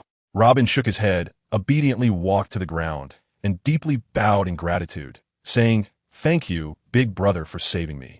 But I have to leave. Leave? Why? Big brother, I'm a disaster, a monster. Anyone who is with me will die. As he spoke, Robin's voice trembled slightly, but his face was stubbornly strong. Yulin looked at the Red Count in confusion. Is there really such a thing as monsters and calamities in this world? The Red Count quickly shook his head. Monsters? How could that be? The 3 most powerful monsters in this world are right here in this room, and another one is in the pool. The ones outside are not monsters. They are all adorable little snacks. In a way, the danger level here is even more terrifying than the combined threat of the pirates and the Navy outside. Yulin understood and thought it was just a side effect of Robin's recent misfortunes, so he chose to ignore it. However, to avoid putting pressure on Robin, Yulin still nodded and said, come on, let me take you to eat something. You need to fill your stomach before you have the energy to go elsewhere.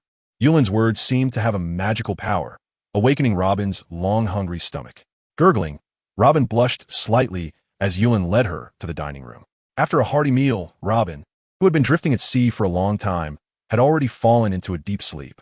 Count Red was assigned by Yulin to guard the door, while he went to gather some fruits to make a snack for Robin.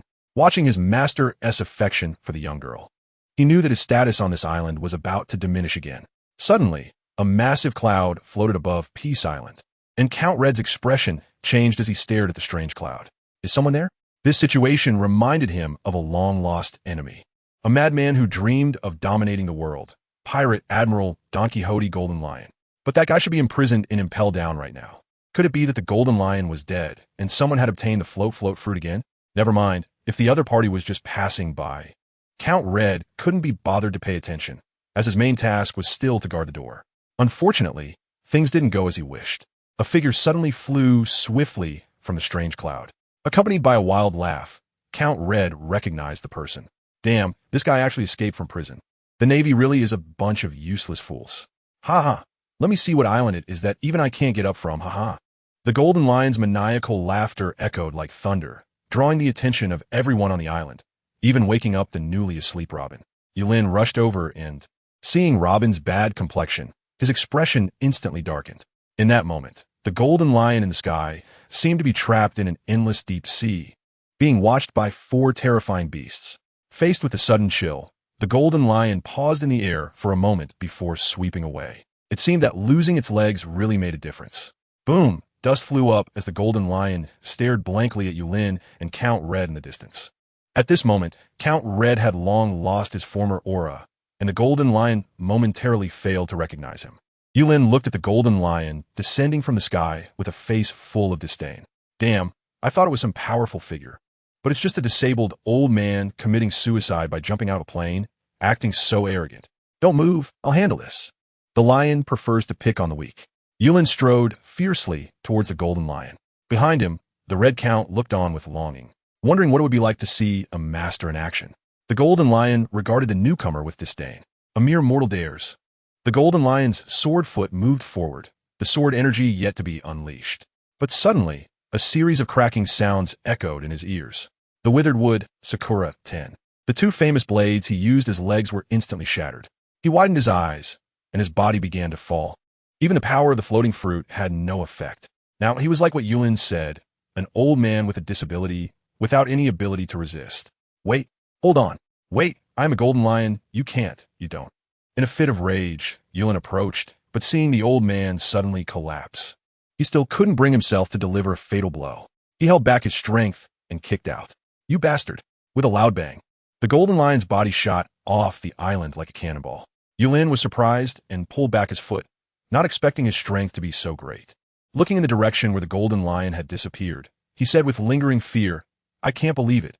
He won't be dead, right? He turned to the pale-faced Red Count and uncertainly asked, Little Red, that guy seems to be a really bad person, right? The Red Count swallowed hard and nodded mechanically. Yes, yes, my lord. That guy is a thoroughly wicked person. Yulin let out a sigh. The bad guys in this other world, if they die, then so be it. After saying that, Yulin put on a face full of affection and walked over to Robin, handing her the freshly made cookies. Come on, Robin. Let's go have some snacks. Thank you. Robin obediently followed Yulin, leaving the Red Count with a look of awe. He was well aware of the strength of the golden lion. Even if he wasn't as strong as he was now, he was still a top-tier expert on the sea.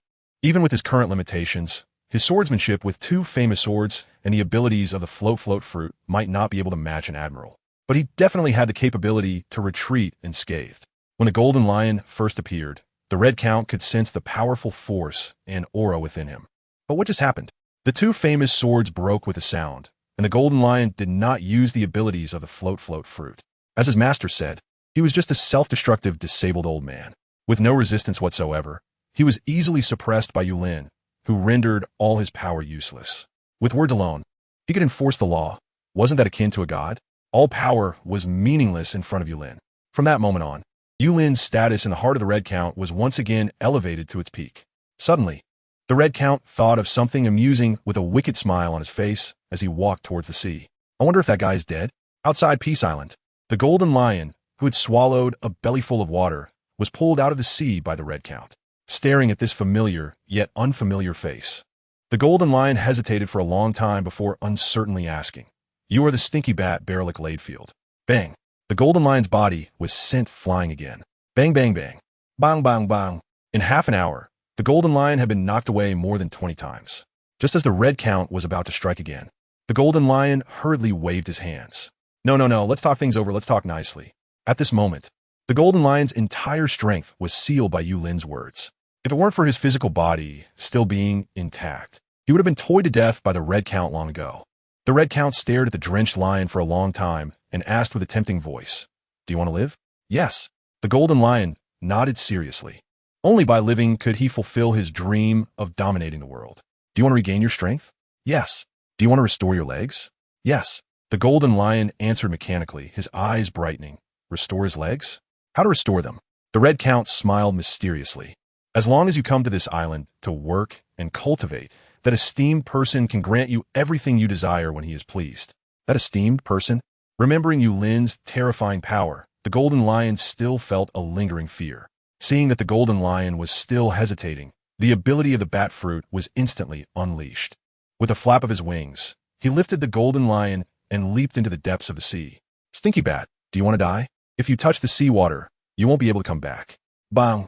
Water splashed everywhere. The golden lion looked in shock at the Red Count swimming freely in the water, his heart shaken. This is the power of that esteemed person.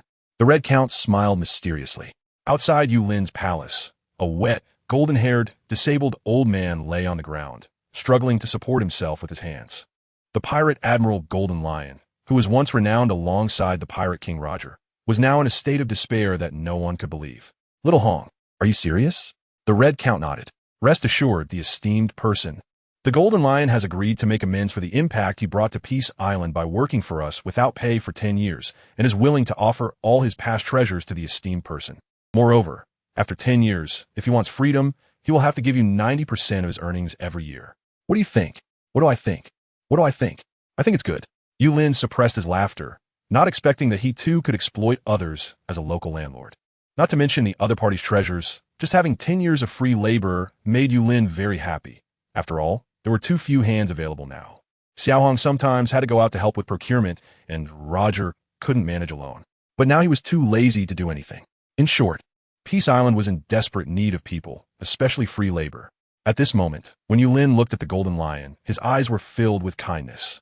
This was indeed a laborer, although a bit disabled. He wondered if it could be cured. Xiaohong, can this pair of legs be cured? Upon hearing this, the Golden Lion's heart was in his throat. The Red Count nodded in response. My lord, just like last time with the old man with the white beard. Tearing off a piece of fish should be enough. White beard, that guy with the white beard has come too?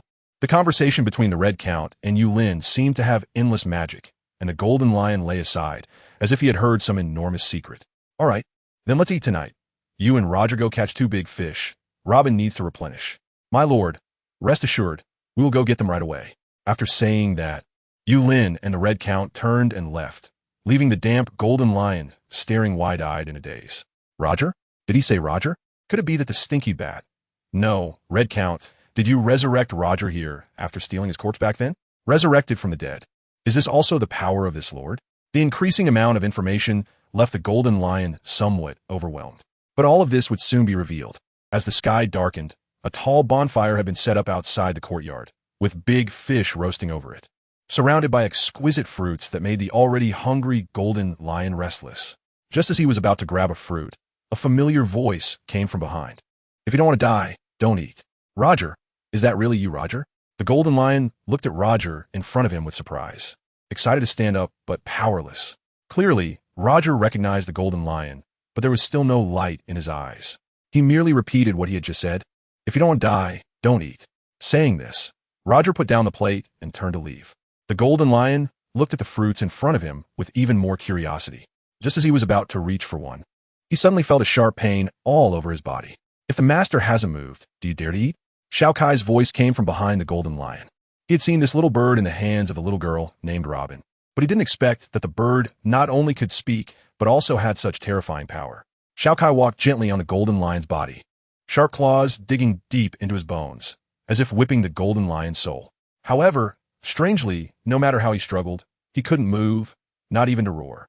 The tearing pain felt as if a century had passed, until Yulin's footsteps came from behind. Xiao Kai, don't hurt our laborer. Xiao Kai chirped a couple of times, and then joyfully ran to Robin's side. Yulin threw a fruit to Xiao Kai, casually tore off a few pieces of meat, and handed them to Xiao Wei before taking a seat. Come on, Xiaohong. You feed the little lion and see if we can heal its legs. We must treat the laborers well. Although he learned from Xiaohong that this guy was also a skilled person, Yulin still thought that being a laborer without legs would hinder work. The moon hung high, and the campfire gradually extinguished. Robin, having eaten his fill, peacefully slept in Yulin's arms. Roger was busily cleaning up the battlefield after the meal. As for the Golden Lion, he was brought by the Red Count to the devil fruit tree. What is this? Devil fruit. Devil fruits of the same type, but different colors? Yes, these are the miracles of adults, and you will also become a part of this, but for now, you are still a laborer. The Golden Lion suppressed the shock in his heart as the Red Count threw him beside the devil fruit tree. A tremendous suction force firmly fixed the Golden Lion to the devil fruit tree, making it difficult for him to move. The Golden Lion did not believe that the Red Count would kill him. Otherwise, there would be no need for such elaborate measures. What are you doing? The Red Count smiled mysteriously. You should feel honored to become a part of the adult's artwork. After a moment, the Golden Lion fainted again, and when he woke up, the devil fruit tree seemed to have grown a bit. The tree was now covered with various colored, floating fruits. The Red Count handed over the meat that Yulin had given to the Golden Lion, saying, "Eat it. Everything on this island will give you time to understand. But now you must start working." The next morning, Yulin arrived early at the lookout, lost in thought. Although the sea level around had not changed much, Yulin knew that his Peace Island had drifted to an unknown location. It seemed that there would probably be no guests today either. Yulin sighed and looked through the telescope. At this moment, Roger had taken Yulin's place on Peace Island and had completely become the fruit farmer on the island. Yulin is only responsible for the allocation and sowing, while the remaining tasks are now handled by Roger. The red count, due to the speed bonus from the bat fruit, will check the surrounding situation whenever the location of Peace Island changes to facilitate future procurement. As for the Golden Lion, after receiving special attention from the red count yesterday, he has completely adapted to the identity of a pioneer laborer. He eats little and works a lot, which makes Yulin very satisfied. It can be said that although there are not many people on this island, the current situation is enough to stabilize the operations within the island. As for Robin, the little sister must be well taken care of. At noon, Yulin got up from the lookout tower and unwillingly scanned the distant sea with a telescope before heading down. Buzz! Boom! A rumble shook the entire Peace Island. Is there an earthquake? Yulin hurriedly ran to an open area, constantly calling out Robin's name. Robin, there's an earthquake. Hurry to an open area. Yulin's voice inexplicably appeared clearly in Robin's. Although the clever Robin knew it wasn't an earthquake, he still obediently ran to the open square as Yulin instructed. Moments later, the tremors of the island had disappeared. Yulin vaguely discovered that there was a cloud of dust rising in the direction where the Golden Lion was clearing land. Could it be a rebellion by the laborers? With Little Red gone, he wasn't sure if Roger could handle it. Little Luo, go take a look first. Without hesitation, Roger grabbed a hoe and dashed over. Robin, you should hide in the house for now. I'll come and get you when it's safe. Robin frowned stubbornly. Being smart, she knew that danger might occur ahead. Whenever danger arose, her only option was to hide and escape. It was the same in the past, and it was the same now. Yulin patted Robin's forehead and turned to follow. Although Yulin was more afraid of pain and death, he couldn't let someone bully such a good person like Xiao Luo, who worked tirelessly on Peace Island without asking for payment. Yulin ran towards the wild forest with big strides. In the wild forest, he saw a creature slightly larger than Whitebeard confronting the Golden Lion and Trafalgar Law. The monster had two massive bull horns on its head, and its robust body looked incredibly powerful. The Golden Lion glared angrily at the monster, his hair standing on end from rage. The small mountain he had painstakingly cultivated was now smashed into a deep pit by this detestable creature. Kaido, if you want to commit suicide, can you choose a different place? If you want to die, go die somewhere else, and don't disturb me while I'm working. Working? Kaido shook his head. Although he had survived the fall from a great height, he still felt a bit uncomfortable from the ringing in his ears. So it was the Golden Lion? He thought he would die at the hands of the Navy. Kaido looked disdainfully at the Golden Lion and continued. The Navy is indeed garbage. Not only couldn't they kill me, but they also couldn't keep you in check. Ha ha ha. Huh. Kaido was not surprised to see the Golden Lion here and didn't care at all. However, when he saw Roger, his expression changed dramatically. Roger, you're still alive? Roger's gaze remained as it had been before, frowning slightly at Kaido. Possessing the world's top-level observation haki, he could sense that the robust man in front of him was definitely a monstrous foe. Kaido felt the increasingly intense, killing intent from the two before him and was delighted. It would be wonderful if he could be killed by the Golden Lion and Roger, whom he had been seeking death from. A roar echoed through the sky, and Yulin, still searching for Roger's whereabouts, wondered, is that a cow? Before Yulin could react, a black shadow silently moved towards Kaido. The battle ahead was about to erupt, and Kaido charged forward fearlessly, causing the ground to tremble with his power. Suddenly, the shadow appeared between Kaido and the Golden Lion. Get down. The petite figure of Little Black appeared before Kaido like an ant. However, the grim voice seemed to strike at Kaido's soul 1,000 times. As soon as the words fell, the robust Kaido instantly collapsed to the ground, a wave of powerlessness overwhelming him. Kaido felt humiliated. How could he, a being so strong, kneel before such a small creature without resistance? Little Black slowly walked in front of Kaido, saying nothing. With a swipe of his claw, Kaido seemed to be torn apart like he had eaten the chop-chop fruit. However, there was no hint of fear in Kaido's eyes. Instead, he was excited in a somewhat perverse way. Just like this, you can definitely kill me, right? Ha ha, come on, kill me. Little Black's gentle face showed no change as he opened his mouth and spat out a jet of purple-black flame towards Kaido's body. Kaido's limbs turned to steam and dissipated in an instant, while the remaining part of his body burned slowly. Watching Kaido struggle and roar in silence, the Golden Lion stood trembling in the distance, not daring to look at Little Black. He finally understood why the Red Count said this island was dangerous. The most dangerous thing was not Lord Yulin, but those 4 little cuties. What cuties? This time it was a devil, a monster like Kaido, who couldn't conquer the world, was being tortured here without any power to resist. Suddenly, Little Black opened his huge mouth and swallowed the remaining Kaido whole. When the Golden Lion and Roger thought it was over, a stream of black liquid was spat out from Little Black's mouth. The liquid twisted on the yellow soil and quickly transformed into a large yellow-black bull. No matter how you looked at it, the two horns on the bull's head were so familiar. Kaido? No, is this a cow? The Golden Lion looked bewildered. ISNT Kaido, a fish fruit, mythical Zoan. Azure Dragon form user? How could he possibly turn into a cow after dying? Despite his doubts, even if he had 10 times Kaido's courage, he wouldn't dare to step forward and ask, 10 years, if you perform well, maybe I'll let you leave here. During this time, you are a bull for the master to plow the land. If you don't move for a second, the flames of industry will burn your body and soul. Don't worry, you won't die. Little Black's voice echoed in Kaido's ears like a spell. When he wanted to resist again, a wave of pain, even greater than before, almost knocked him unconscious. Kaido was not someone who would easily submit. Even in pain, he could absolutely endure. Just as he was preparing to launch a second rebellion, Yulin's voice, infused with magic, laughed and said, I thought it was an earthquake. Turns out there really is a cow. Moo, moo, moo. Kaido's uncontrollable cries once again drew Yulin's attention. When Yulin walked over with a smile, he saw Little Black was also there. Squatting down, Yulin affectionately patted Little Black and said with a smile, Little Black, are you here to see the cow too? Kaido roared in anger in his heart, but his body instinctively complied and called out 3 times. Moo moo moo. As Yulin lovingly patted Kaido's body, in that moment, Kaido seemed to lose all pain, and his heart instantly calmed down. It felt as if being patted by the man in front of him was the highest honor. There's a cow, how nice. After so long, I didn't know there was such a good cow on this island. Yulin joyfully stroked Kaido's robust body. Such a strong bull would definitely make farming much more efficient in the future. Come here, Little Lion, you'll be companions from now on. Let's work hard together on the land. Seeing Yulin summon him, the Golden Lion hurriedly stepped forward, but instinctively trembled and stumbled. Ignoring everything else, the Golden Lion rolled and crawled to Yulin's front, respectfully lowering his originally noble head.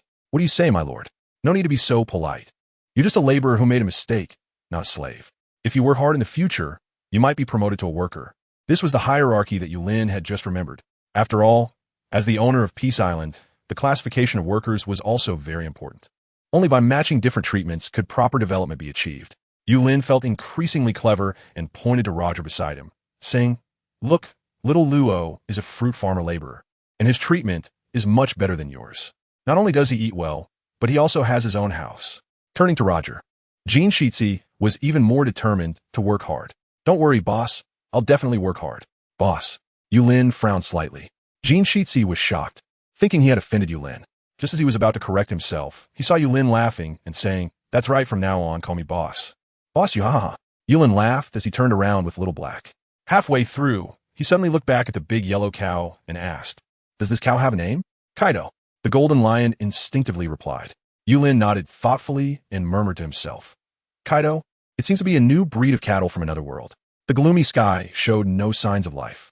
The Peace Island, usually bathed in sunlight, was surprisingly engulfed in rainy weather today. Yulin stood at the port with a reluctant expression, while behind him, Xiaohong and Xiaoluo the Little Lion were holding a pile of various snacks. In front of Yulin, Robin was trying to hold back her tears as she gently stroked little Kai. Brother Yulin, don't worry, I will definitely come back safely. When we meet again, I will be a successful warrior on the sea. You have to believe in me. Robin's stubborn voice, tinged with a sob, made Yulin's heart ache. He couldn't understand why such a small girl had to bear so much pressure.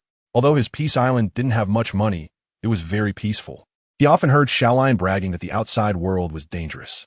However, knowing Robin, he understood that she had never given up on sailing the seas. She had a dream that Yulin envied. Over the past 2 years, Yulin had come to treat Robin like a younger sister. He couldn't refuse Robin's dream, but he found it hard to calm the sadness in his heart. At the port, the ultra-luxurious ship that Yulin had asked Count Red to buy cost a lot of money, to ensure that Robin could have a better life. He had even sent half of the treasures from Peace Island onto the ship, including a mature blackbat fruit, a pile of red fruits, and countless hometown dishes from Peace Island. Yulin gently touched Robin, who had grown taller over the past 2 years, and held him tightly. You have to be careful from now on. The outside world is very dangerous. If you encounter bad people, you can give them money and run away quickly. We don't know where this island has drifted to, and the compass designed by Xiao Hong is unreliable at times, so make sure to carry a few extra ones. They might come in handy. By the way, if you meet a tall man with a white beard at sea, don't be afraid. He is also your brother's part-time worker, and I've heard he is quite famous out there. And also, Yulin seemed to have endless instructions, but Robin showed no signs of impatience. He hugged Yulin tightly and suddenly turned his head. Robin forced a smile, but dared not look at Yulin. Brother, I'm leaving. Wait for me to come back. Yulin stood there, watching as the luxurious ship gradually sailed away from the port. As the ship grew smaller, Yulin shouted loudly, Robin, you must come back safe. Don't encounter any bad people. All the bad people stay away from my Robin. The crowd behind him sighed in unison. The well-behaved Robin was loved by everyone. Even the somewhat slow-witted Roger prayed in his heart. Just only find out who bullies Robin, or I'll kill you to water the flowers. As for the Red Count, he was not worried at all. As long as Robin consumed his fully matured bat devil fruit, with the abilities enhanced by Boss used tremendous power. Even a strong user of a Logia-type devil fruit would not be able to harm Robin. The cunning Golden Lion thought maliciously, if someone bullies Robin, Bossy would turn this world upside down. It would be interesting if the world government offended Bossy. Just as the Golden Lion was daydreaming, Yulin, with a grim expression, turned around and happened to see the Golden Lion's sly smile. Little Lion, what are you laughing at? Bossy, I'm not. No, The Golden Lion, feeling tense, looked at Yulin. Over the past 2 years, he had witnessed too many myths and held great awe for Yulin. You actually laughed when Robin left. Yulin glared at the Golden Lion. He had no mercy for a laborer. He pointed to Kaido in the distance and ordered Kaido, today you're plowing the field with the little lion's face. In the distance, Kaido seemed to have adapted to his identity and felt delighted looking at the Golden Lion's lifeless expression. With a loud moo, he quickly charged toward the Golden Lion. The Golden Lion, already under Yulin's command, dared not resist at all and could only let Kaido ravage him, being dragged face down towards the deep mountains and forests. Yulin walked towards his palace with a gloomy face. He let the howls from the deep mountains and forests rage without any sign of softening. The next morning, Yulin got up early and began his mechanical routine, watering, tending to flowers, picking fruits, and cultivating demon fruit trees. In the wasteland, a cow was plowing a patch of loose soil, dragging a Golden Lion behind it. After Yulin quietly watched for half a day, he waved his hand to signal Kaido to stop. The Golden Lion crawled towards Yulin as if he had been granted a pardon. Boss, I was wrong. Please spare me. Kaido, he's too much of a monster. Kaido is not in the wrong. Hearing Yulin's affirmation, Kaido just lifted his head, but heard Yulin continue. Kaido is a good cow that listens well, and he's not human to begin with. Moo moo moo. Kaido instinctively called out again. In the distance, Shao Kai flew over to Yulin, chattering away. With a stretch of his hand, Yulin caught Shao Kai, seeming to understand what Shao Kai was saying. You said there's a fish on the coast? A person? A fish? Could it be a mermaid? Having been in this strange world for several years, Yulin had encountered many peculiar things. However, he had never seen such a wonderful creature as a mermaid. Suddenly intrigued, Yulin waved to call Kaido over. Nowadays, Kaido not only bore the burden of opening up new land, but also served as Yulin's means of transportation. All things considered, Kaido's role was now much stronger than that of the Golden Lion. Watching Kaido move away, Yulin, the Golden Lion, scratched his messy golden hair, unsure of what to think. Suddenly, the figure of Red Count appeared from behind. At this rate, Kaido will probably become an ordinary laborer before you do. Soon, you'll be the one using your face to clear land with Kaido. After saying that, the Red Count turned away proudly, leaving the Golden Lion with a look of helplessness. On the wide coast, this was one of Yulin's leisure spots apart from a port. Originally set up for future tourists, it gradually became a place for Yulin to sunbathe due to the absence of customers. The sea, the beach, the sun loungers. Apart from not having beautiful women for massages, Yulin had achieved 3/4 of his dream. If he could take in a beautiful mermaid for a massage today, that would be perfect. Lost in thought, Yulin urged Kaido to quicken his pace. The target was getting closer, and a sturdy figure gradually became clear in Yulin's eyes. With dwindling hope, Yulin skeptically approached the shore. Oh no, it's another man. Even the mermaid is a man. Yulin was grumbling in his heart, but his kind nature prevented him from letting the other party die just like that. He casually poured a kettle of hot water over. I'm burning to death. I'm burning to death. The robust merman jumped up, his whole body flushed red. He looked at the unfamiliar man in front of him and an old yellow cow, and asked, Who are you? Yulin looked up and down at the plump merman in front of him. He wore a headscarf, had thick curly hair, a wide mouth, a beard, and a bit of stubble on his upper lip. This guy, who resembled an orangutan, was a merman. Apart from his sharp teeth and the fin-like sharp protrusions on his back, this fellow didn't seem much different from a human. "What's your name? Did you swim over here?" The merman instinctively nodded, even though this human appeared quite weak. However, he couldn't instinctively refuse the other's question. "Fish or tiger, that's my name. Don't worry, I'm just here to take a break. I want to harm you. We mermen are very friendly to humans." Harm? This was the first time Yulin had heard this word in this world. Although he knew from the books brought by the Red Count that the outside world was still dangerous, he had never left Peace Island, and the number of people he had met on the island was fewer than 10. To him, everyone exhibited excellent virtues. For instance, Little Hong, who worked for him for free out of gratitude. Little Luo, the fruit farmer who was a bit confused but responsible. The old man with a white beard who liked to perform magic tricks and would even cut off his own arm when they met. And Little Lion, who would willingly do hard labor after realizing his mistakes. Even the large yellow cattle produced on the island were so gentle and kind, working hard without complaint. This environment led Yulin to repeatedly suspect that the contents recorded in the book brought by the Red Count had clickbait tendencies. On Peace Island, Yulin brought Tiger to the restaurant. Although Tiger's appearance shattered Yulin's pleasant thoughts about mermen, he still kindly invited him to have lunch on the island, in the spirit of promoting the beautiful virtues of Chinese civilization. However, he did not expect that this rugged merman would start crying at the table before even eating. "Thank you. You don't mind that I'm a merman and still invited me to eat? I really appreciate it." With a loud bang, Tiger's head thudded heavily on the table, startling Yulin. "Is this it? Just a meal and you're this moved? This guy doesn't look like a beggar. Another good person who understands gratitude." What Yulin did not know was that for a long time, the relationship between the humans ruled by the world government and the fishmen and merfolk of Fishman Island had been tense. Due to a lack of understanding, humans discriminated against the fishmen and merfolk, and the discriminatory attitude of the world government, which held power, was particularly strong. The celestial dragons, as the world's nobility, had long been purchasing various races, including fishmen, as slaves through human traffickers. Therefore, over the years, the fishmen had been trying to establish communication with humans to eliminate human hostility towards them. It had become increasingly rare to encounter a human who did not discriminate against fishmen, and Yulin's friendly actions towards them were among the few in the entire history of fishmen.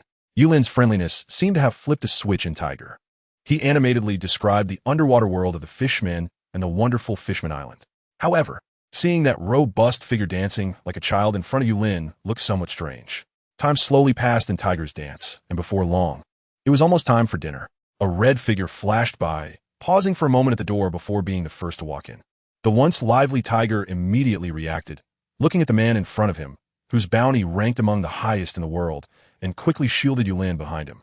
"Boss, it's dangerous." "Dangerous?" Yulin looked at Tiger, who had suddenly changed, with confusion. Could it be that the fishman had the ability to change his face? The Red Count merely glanced at Tiger with the corner of his eye and bowed respectfully like a nobleman. "Boss, sorry to keep you waiting."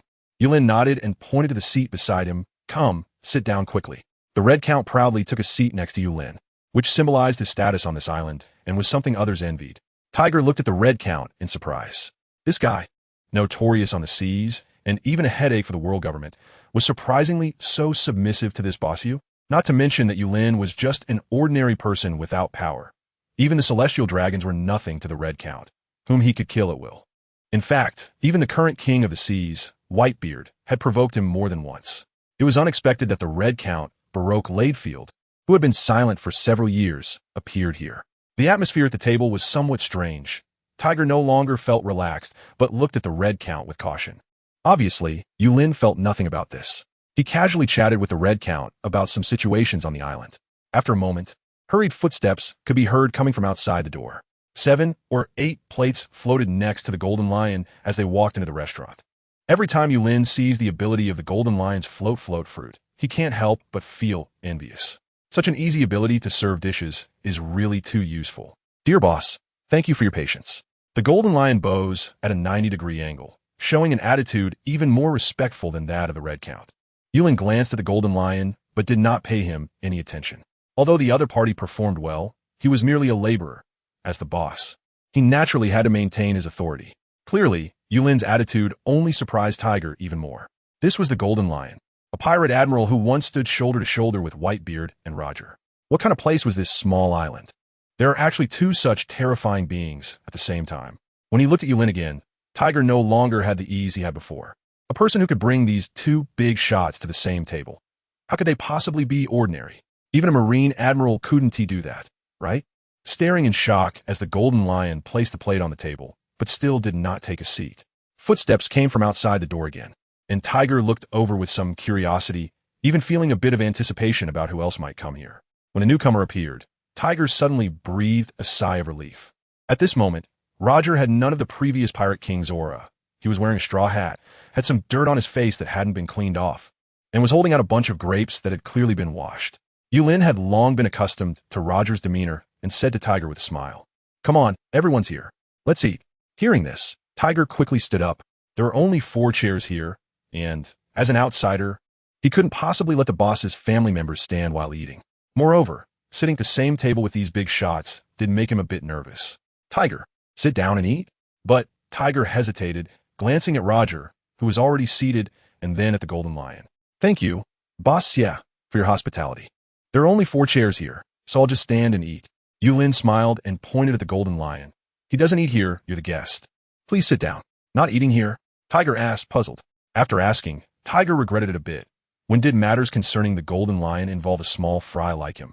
Just as Tiger was about to apologize, Roger, whose face was half covered by a straw hat, said, "There is no seat for him here." Looking in the direction of the voice, Tiger saw a familiar flash of unparalleled dominance in those bright eyes.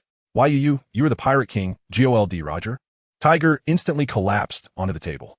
What could be more absurd than coming back from the dead? The weather outside was warm, but Tiger felt as if he had arrived on an ice island. Everything around him was radiating a bone-chilling cold. The Red Count, the Golden Lion, and the resurrected Roger. He was actually dining with such terrifying figures. If he spoke of this, no one would believe it. Tiger mechanically ate his vegetables, not daring to lift his eyes. The Golden Lion was about to leave after seeing that Yulin had no further instructions when he heard Yulin's voice beside him. "Little Lion, Kaido performed well today. Remember to give him an extra serving of fish." "Okay, boss," the Golden Lion replied respectfully, enviously thinking of Kaido. But then he thought that at least he was alive, and he felt relieved. As he watched the Golden Lion turn to leave, a clattering sound from the table pulled Yulin's attention back. It turned out that Tiger had dropped his fork on the table. "What's wrong? Don't fishmen use forks?" "Tiger?"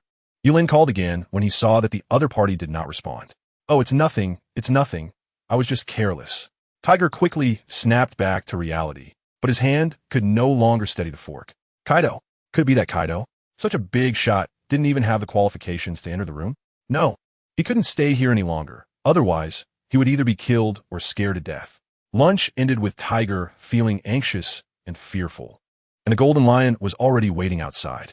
As soon as Yulin finished eating, the Golden Lion began skillfully cleaning the table, and his professional demeanor left Tiger bewildered. "Boss, thank you very much for your hospitality. If you have no further instructions, I am ready to leave." Tiger politely bowed at a 90-degree angle, feeling a strong urge to escape. "In such a hurry? All right, if you have something to do, I won't delay you. However, there's a small matter I hope you can help with." "You want me to help?" Tiger was startled. Anyone on this island could easily kill countless versions of himself. What could he possibly help with? Although he was puzzled, he did not hesitate to help a good person like Yulin, who did not discriminate against fishmen. He clenched his right fist and patted his robust chest. "Boss, whatever you say, Tiger will not decline." "Death? That shouldn't be necessary." Yulin pointed to the yard behind him and continued. "As you can see, I want to establish a farm here. However, because this island moves around from time to time, it's hard to have a stable flow of customers. So I just want you to help spread the word a bit. Let me earn some small change." "Earn money?" Tiger felt as if he had heard some fantastical nonsense. Not to mention how wealthy the Golden Lion and the Red Count were, but big shot, there's a Pirate King on your island. The Pirate King, Roger, who is said to have reached Raftel and obtained the legendary treasure One Piece. You still want to open a farm to make money? If it really doesn't work, you can team up with these 3 to rob the Navy or the Celestial Dragons. Although Tiger's heart was churning, his face still wore a respectful expression. He couldn't understand the big shot's thoughts, but he could still help with the promotion. He just didn't know if anyone would still dare to eat here when they saw those figures. Agreeing to Yulin's request, Tiger quickly ran toward the coast. He wanted to leave this place as soon as possible. Moments later, a splash sounded from the sea. As a fishman, Tiger was much faster in the water than on land. He swam aimlessly, wanting to get as far away from that island as possible. When he finally stopped, the direction of Peace Island was already shrouded in mist. As the sun set, when Tiger stopped and looked back, there seemed to be a giant monster in that mist, ready to swallow its enemies whole at any moment. In an unknown sea, deeply covered by mist, black rain fell from the sky. Even sunlight found it difficult to penetrate the fog. Only one island remained an exception. Regardless of the storm outside and the mist swirling, the sky above Peace Island was still sunny. Yulin had long since gotten used to such situations. In this other world, it's normal for strange occurrences to happen. Life on the island remained as calm as usual. Yulin lay on the lookout tower, already accustomed to gazing into the distance. Sigh, it had been 3 months. Did this island really want him to stay? Complaining a bit, Yulin jumped down from the high lookout tower. Such a situation was something Yulin had never dared to imagine before. If it weren't for the last time he fell while turning over in his sleep on the lookout tower, he wouldn't have realized how strong his original body was. If he were in his original world, becoming a top athlete would definitely not be a problem. Holding a fishing rod, Yulin sat on a rock by the sea, starting a new hobby. Although the fish he caught each time were not big, that sense of achievement still gave him a bit of joy during his moments of boredom. Resting his chin on his hand, Yulin leaned on the fishing rod, half-dazed, waiting for a fish to bite. Time here was meaningless, and vaguely, Yulin was awakened by a wonderful singing voice. Singing? Is someone there? Knowing someone was coming, Yulin instantly perked up, looking into the darkness ahead where a huge ship was slowly sailing towards Peace Island. Is there really someone? Haha. Yulin happily jumped up, putting away his fishing rod. He waved his hands vigorously, trying to attract the attention of the people on the ship. As the ship gradually became clearer, Yulin felt a bit disappointed looking at the vessel that already had several large holes. Sigh, it's another poor family.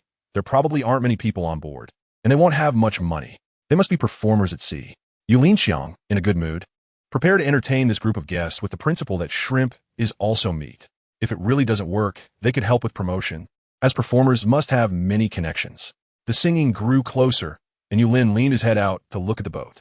He saw a skeleton dressed in a tuxedo, holding a shiny guitar, energetically singing and dancing. All skeleton, vow, all singing skeleton. Yulin was not surprised at all. Instead, he had an excited expression on his face. This guy's collection, used as a resident singer for a farmhouse, would definitely attract a lot of people. Come. Stop over here, there's a big seat here. Yulin's voice attracted the attention of the skeleton on the deck. Watching Yulin wave his hands, the skeleton performed even more energetically, its singing resounding as if to dispel the gloomy mist. My friend, wait for me. When the last note fell, the skeleton put away its guitar and leaped lightly to Yulin's side. With its right hand on its chest and a slight bow, it said, Skeleton Singer Ralco. Pleased to meet you, my friend. Yulin instinctively extended his right hand and greeted warmly. Hello, my name is Yulin, the owner of this island. Welcome to your arrival. Ralco was slightly taken aback. Although he didn't understand the meaning of Yulin's gesture, he instinctively reached out his right hand as well. The two hit it off immediately, and Yulin enthusiastically introduced Ralco to the facilities on the island, all the while thinking about how to win over this treasure of a singer. Along the way, Ralco also shared some information about the skeleton tribe. On a small island in the doldrums lives a group of people who are said to be cursed. They are natural singers, and their voices, under certain manipulations, can even have a mesmerizing effect. One day, the gods punish this tribe. The vitality of the tribe's members is extremely unstable. As they age, their heads turn into skeletons. At that point, their voices lose their captivating ability. This curse has caused the skeleton tribe to deteriorate over time. Their vitality is very weak. Some are born as skeletons, while others do not live to adulthood. Even among the stronger ones, few live past the age of 50. Ralco is an exception. At nearly 60 years old, his vitality remains strong, all thanks to a seemingly inconspicuous zoan-type devil fruit he consumed. The tardigrade fruit, a fruit that holds no special powers but is filled with vitality. It is precisely because of this that Ralco has been able to survive in these treacherous waters. Yulin felt a deep sympathy for Ro-Urk's plight, but he yearned even more for the magical world outside. He was truly bored to the point of restlessness on this island. However, thinking about the terrifying sea beasts outside and the prices that could reach millions, Yulin reconsidered and abandoned the idea of going out again. The Peace Island has now taken shape. In addition to Yulin's palace, there are several small courtyards of varying sizes, with rooms that can accommodate nearly 50 people. It just feels a bit empty and desolate right now. If it weren't for the golden lion often going clean, it would probably be covered in spiderwebs by now. Yulin confided in Rorko about the difficulties on his island, occasionally slipping in a word or two about how much he wished the other would stay. But each time, Rorko deftly declined with tactful excuses. Yulin sighed secretly, feeling that his small island was indeed poor and lacking, while a traveling singer could earn much more outside than he could hear. After thinking it through, although Yulin felt regretful, he still respected the other person's choice. He just requested that, if there was an opportunity, the other person could introduce his small island to his fans. To this, Ralco agreed without a second thought. Helping his fans was something a singer should do, right? For this reason, Ralco even suggested creating a song based on Yulin's Peace Island. This would certainly greatly enhance the island's visibility. Hearing Ralco's proposal, Yulin happily agreed and enthusiastically showed Ralco around everything on Peace Island. As they walked out of the house, Yulin pointed to the clearly defined land halfway up the mountain and introduced, "Look, that is our island's vegetable planting base, rich in species and all natural products." Their gaze moved to the foot of the mountain, which was already covered with colorful fruits. Yulin casually picked a red fruit and handed it to Roerk. "Cool, me. Try our fruit, especially this red one. It's very delicious." Roerk gladly took a bite, and his originally calm skull instantly turned bright red. He cradled his head in both hands, feeling as if his skull was being torn apart by some inexplicable force.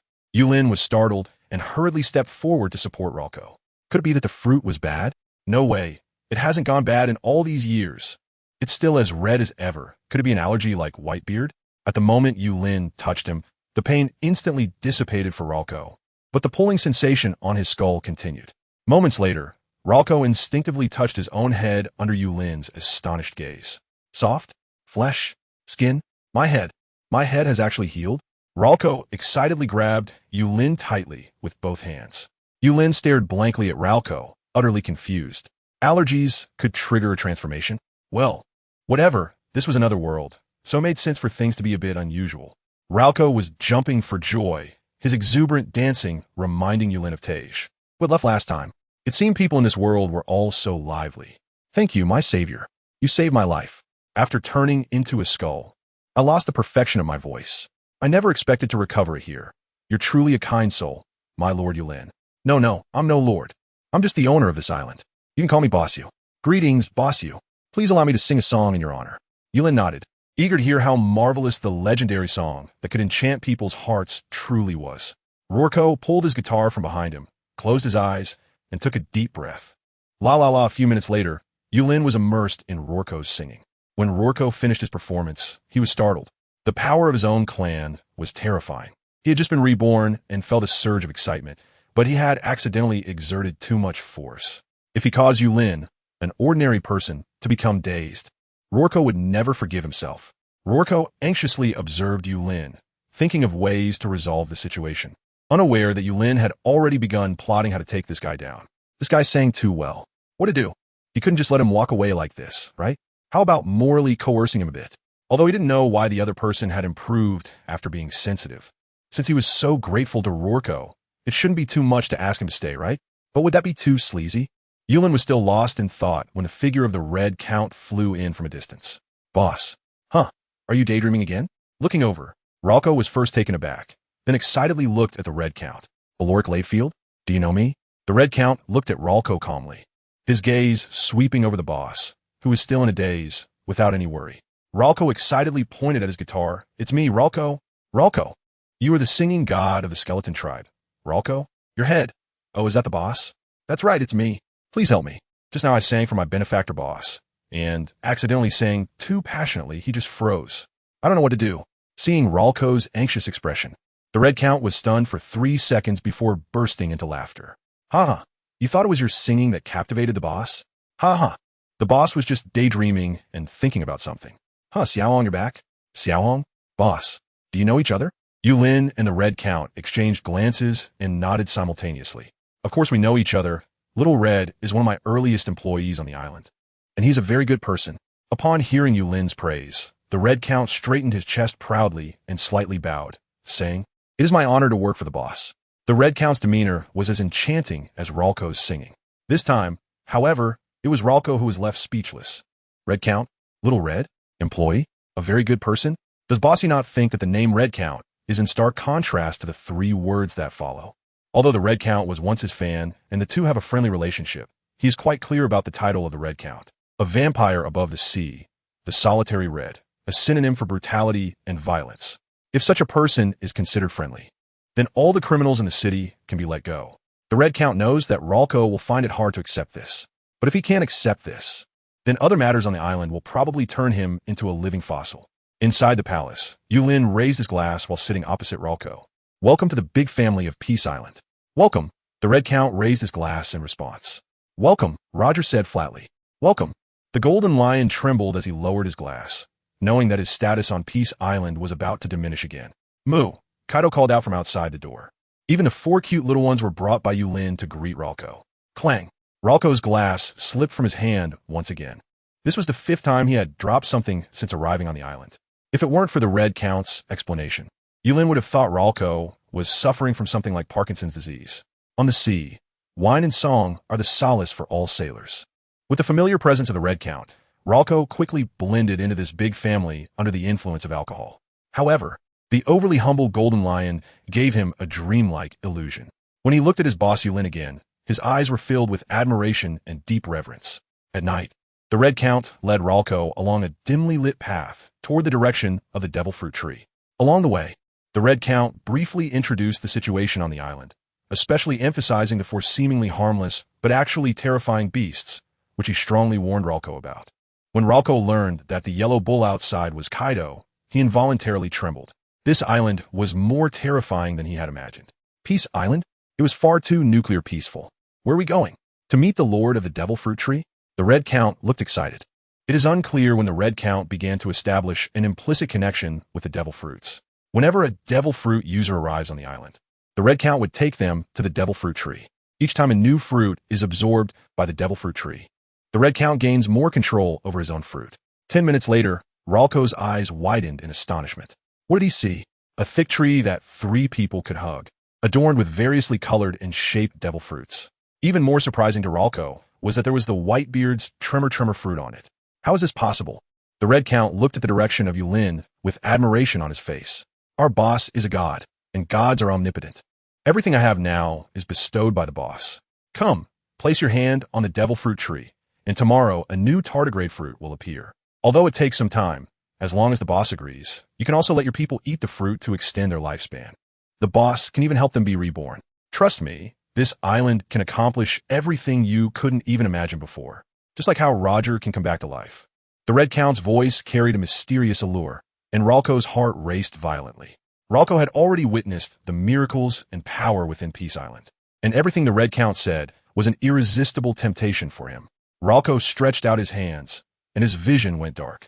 When he saw the light again, it was already the next morning, and on the Devil Fruit Tree, a new branch was filled with tardigrade fruits. Work hard, and wait for the boss to bestow upon him new tardigrade fruits to save his people. Work hard, and let his people be reborn. Work hard. From then on, Peace Island had an additional workaholic song god. He not only wrote and practiced songs for Peace Island every day, but even took over part of the work that the Golden Lion and Kaido were doing. The Golden Lion was in agony, as his efforts over the past few days were aimed at becoming a formal employee and shedding the identity of a laborer. However, Ralco's presence made the Golden Lion feel as if he hadn't tried hard enough. If it weren't for Ralco being unable to fly, he would even have to step in on the Red Count's shopping tasks. As for Roger, Ralco was still a bit afraid to disturb him. After all, the Pirate King's aura is not something everyone can withstand. Under Ralco's diligent stimulation, the entire construction of Peace Island began a new round of competition. A few months later, when Yulin woke up to the morning light again, Peace Island had finally left the dark foggy sea. However, the location of Peace Island this time made Yulin feel a bit awkward, because they had crashed into another island. For some unknown reason, Peace Island collided with another island today. The opposing side not only had a large number of people, but they were all women. A group of women resembling an army stood at the junction with Peace Island. This left Yulin at a loss for a moment about what to do. What should we do? Little Ralco was dumbfounded, and Little Red and Little Lion clearly were not sociable types. Bringing them along risked a fight if there was a disagreement. Those women, although they looked good, were holding long guns and knives, which did not seem easy to deal with.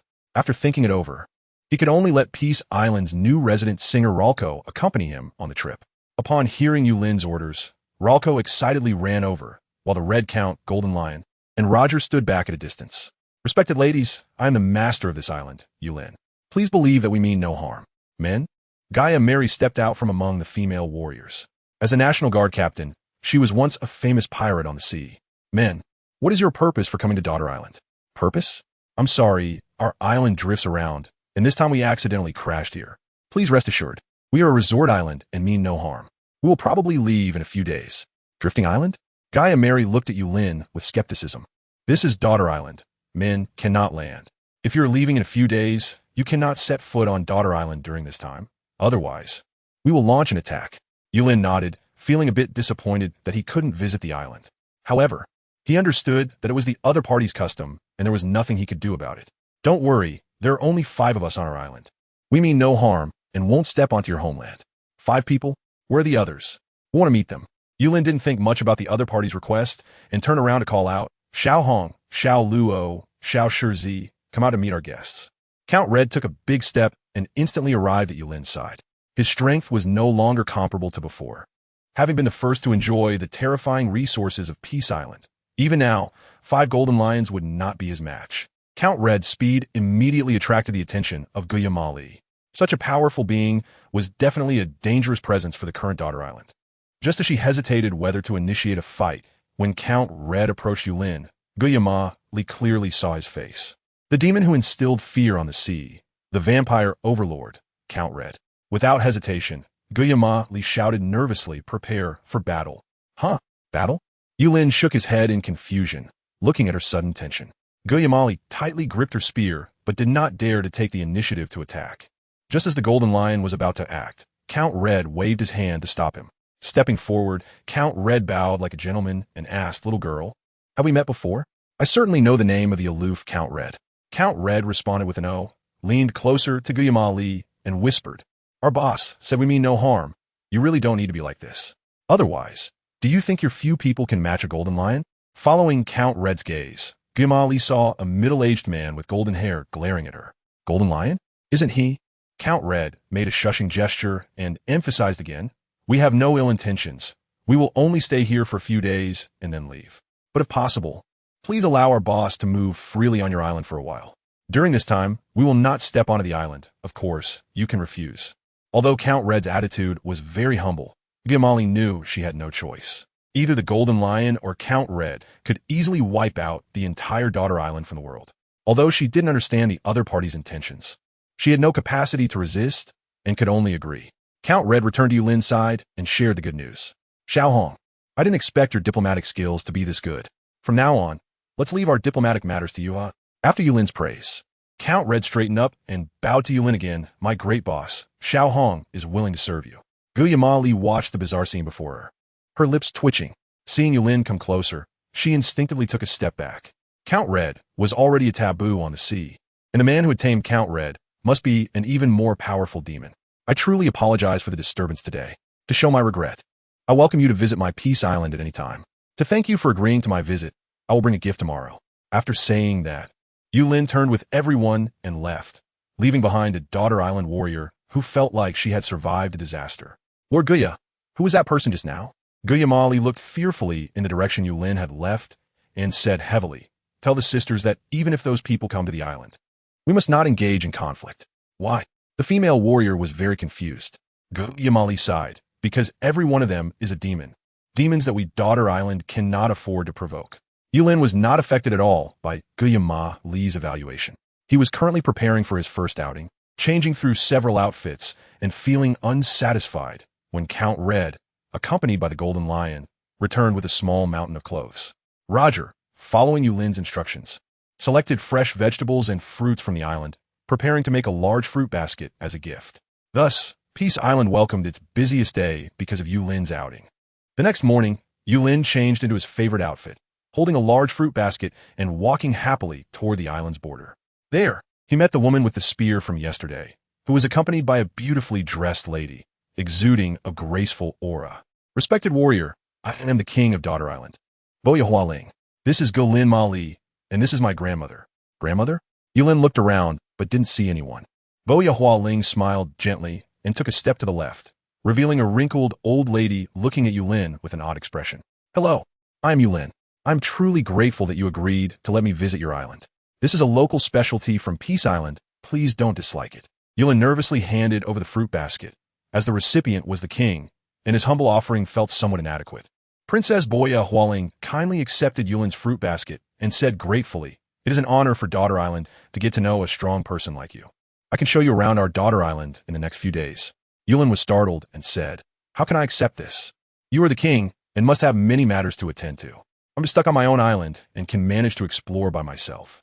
How about letting Gayamari accompany you? She could be the tour guide on my daughter's island, if that's all right." Yulin saw that the other party was persistent, and since he was on their territory, he couldn't refuse and agreed. After a few polite exchanges, Yulin and Guyama Li walked deeper into Daughter Island, leaving Bo Yahua Ling and her grandmother with furrowed brows. "Grandma, what do you think of this person? Quite handsome. He should be able to produce excellent children with our nine-snake clan," Grandma said earnestly. Bo Yahua Ling was speechless. This guy clearly knew she wasn't asking about that. In a fit of anger, Bo Yahua Ling tapped her grandmother's head and said, "Grandma, can you be serious? This concerns the survival of Daughter Island." Grandma rolled her eyes at the rude Bo Yahua Ling and replied irritably, "What can we do? That's the aloof red. And the golden lion too, and it's a golden lion that should have been crippled, but is perfectly fine. What do we have to resist? Those two would be bugs, even in Marineford. Our Daughter Island should be thinking about how to have children with Yulin." After saying that, Grandma turned and left, leaving Bo Yahua Ling to sigh. Grandma was right. Against such strong opponents, even the Navy's demon-slaying order combined with an admiral could end in regret. How could a small place like this resist? Letting it happen naturally might be the only way. Bo Yahua Ling walked with her head down toward the palace and happened to see Yulin and Guyama leave visiting from behind. Remembering her grandmother's words, a strange idea began to linger in her mind. Having a child with Yulin might be a good idea. 3 months passed in the blink of an eye, and the Nine-Snake clan on Daughter Island had long gotten used to Yulin's presence. The streets of Daughter Island were bustling with people. The Nine-Snake clan, already familiar with Yulin, greeted him warmly. "Lord Yulin, what are you planning to eat today? Lord Yulin, do you want some freshly caught golden dragonfish?" Yulin happily greeted the people around him when suddenly a commotion behind him caught his attention. The hurried Nine-Snake warriors raced off in the distance. What happened? Yulin casually grabbed one of the warriors to ask. The warrior quickly replied upon seeing Yulin, "Lord Yulin, we found our missing clansmen and fishmen on the coast. The Queen and Lord Green have already gone there." After saying that, the woman quickly left. Fishmen? Yulin pondered as he walked toward the coast. On the east coast of Daughter Island, a battered small boat told of the hardships it had endured. On the beach, a familiar muscular fisherman lay pale and collapsed on the ground, his broad arms protecting 3 little girls who had already fallen unconscious. Tage? Yulin's voice attracted the attention of Boa Hancock. During this time, she had been thinking about arranging a marriage between Yulin and the Kuja tribe. And every time she saw Yulin, she was very enthusiastic. "Mr. Yulin, do you know this merman?" Yulin nodded. Although Tiger hadn't stayed long on Peace Island, he still had a good impression of this merman who could gesture animatedly while telling stories. Yes, his name was Tiger, and he was a pretty decent merman. Boa Hancock was taken aback. This was the first time she had heard a human praise a merman. It seemed this man was indeed different. "Boss you?" Tiger seemed to hear Yulin's voice, and his critically weakened body gradually regained consciousness. When he struggled to open his eyes and saw that he was surrounded entirely by female warriors, he felt a sense of relief. They were all women, and there was no Boss you, nor was there Peace Island, which was good. Compared to that demon-occupied island, the Holy Land, Mary Geos, where he had just caused a commotion, was nothing. Tiger, you're awake," Yulin asked with concern. Tiger suddenly widened his eyes, looking at Yulin, who was bowing his head to him, and instantly perked up. "Why you, Boss you? Is this Peace Island?" Tiger's gaze wandered around, as the pressure brought by Peace Island was overwhelming for him. Perhaps Tiger's voice was too loud, as the 3 girls beside him gradually woke up. This is Daughter Island, Hancock, Sonia, and Galad, my children." Boa Hancock joyfully rushed over and hugged the 3 girls tightly. "Daughter Island? We really made it back." Everyone embraced and cried, with those surrounding them sobbing as they looked at the 3 tormented children. It's all okay, just coming back is good." Boa Hancock gently comforted them, though her eyes betrayed her with tears. Once they calmed down, Hancock and her sisters, disregarding their injuries, knelt in front of Tiger. "Thank you for bringing us back." It's nothing, Tiger chuckled heartily, occasionally glancing at Yulin. Yulin saw a few people idly teasing Tiger with a smile on his face, pointing at the tattoos on his back and asking, "What's this? Did you open a tattoo shop? It doesn't look very good." Upon hearing this, Tiger's expression tightened, and Hancock's three sisters huddled together, trying hard to cover the tattoos, their bodies trembling continuously. "What?" Yulin looked at Tiger in confusion. After learning about everything that happened to Tiger over the years, he felt even more furious. As someone born on Chinese soil, Yulin was very unhappy with this kind of slavery system. Even the hard laborers like the Golden Lion had basic human rights on their peace island. At most, they just had to do more work. He never expected there would be such cruel and disgusting people in this world. "Boss, you don't know. The celestial dragons in Mariehua torture and kill our fishermen slaves every day," Tiger said in a deep voice. Yulin gazed into the distance, his eyes flashing with a hint of terrifying lightning, scaring Tiger into repeatedly closing his eyes and not daring to make eye contact. Mariehua, the celestial dragons, would eventually be struck by lightning. Yulin cursed angrily, and the members of the Kuja tribe beside him were equally furious, but wore expressions of helplessness. Crack! Suddenly, the sky above Mariehua was filled with flashes of lightning and thunder. Watching the three sisters trembling below, Yulin cursed again, "Bastards! The celestial dragons of Mariehua will eventually be struck by lightning." Crack! In an instant, one of the celestial dragons of Mariehua was blasted into ashes by lightning. If Hancock had seen it, she would have recognized that the dead guy was the demon who had tormented them for years. The scene shifted, and thick dark clouds began to gather above Mariehua, as if a torrential downpour was imminent.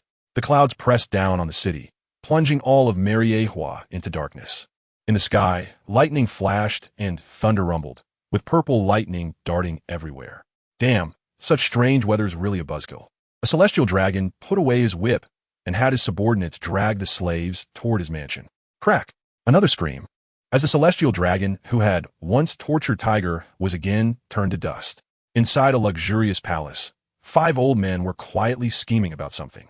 Crack! Accompanied by thunder that shook the heavens, Mariehua was covered by a sudden downpour. Sitting among the flowers, Im frowned, her gaze piercing through the roof into the sky. This power? It doesn't seem like weather, but it doesn't seem like an attack either.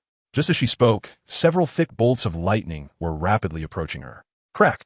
A tremendous roar and flash illuminated all of Mariehua. Could it be the Celestial King? No, this is definitely not the power of the Celestial King. No, this power must not be allowed to descend upon Mariehua.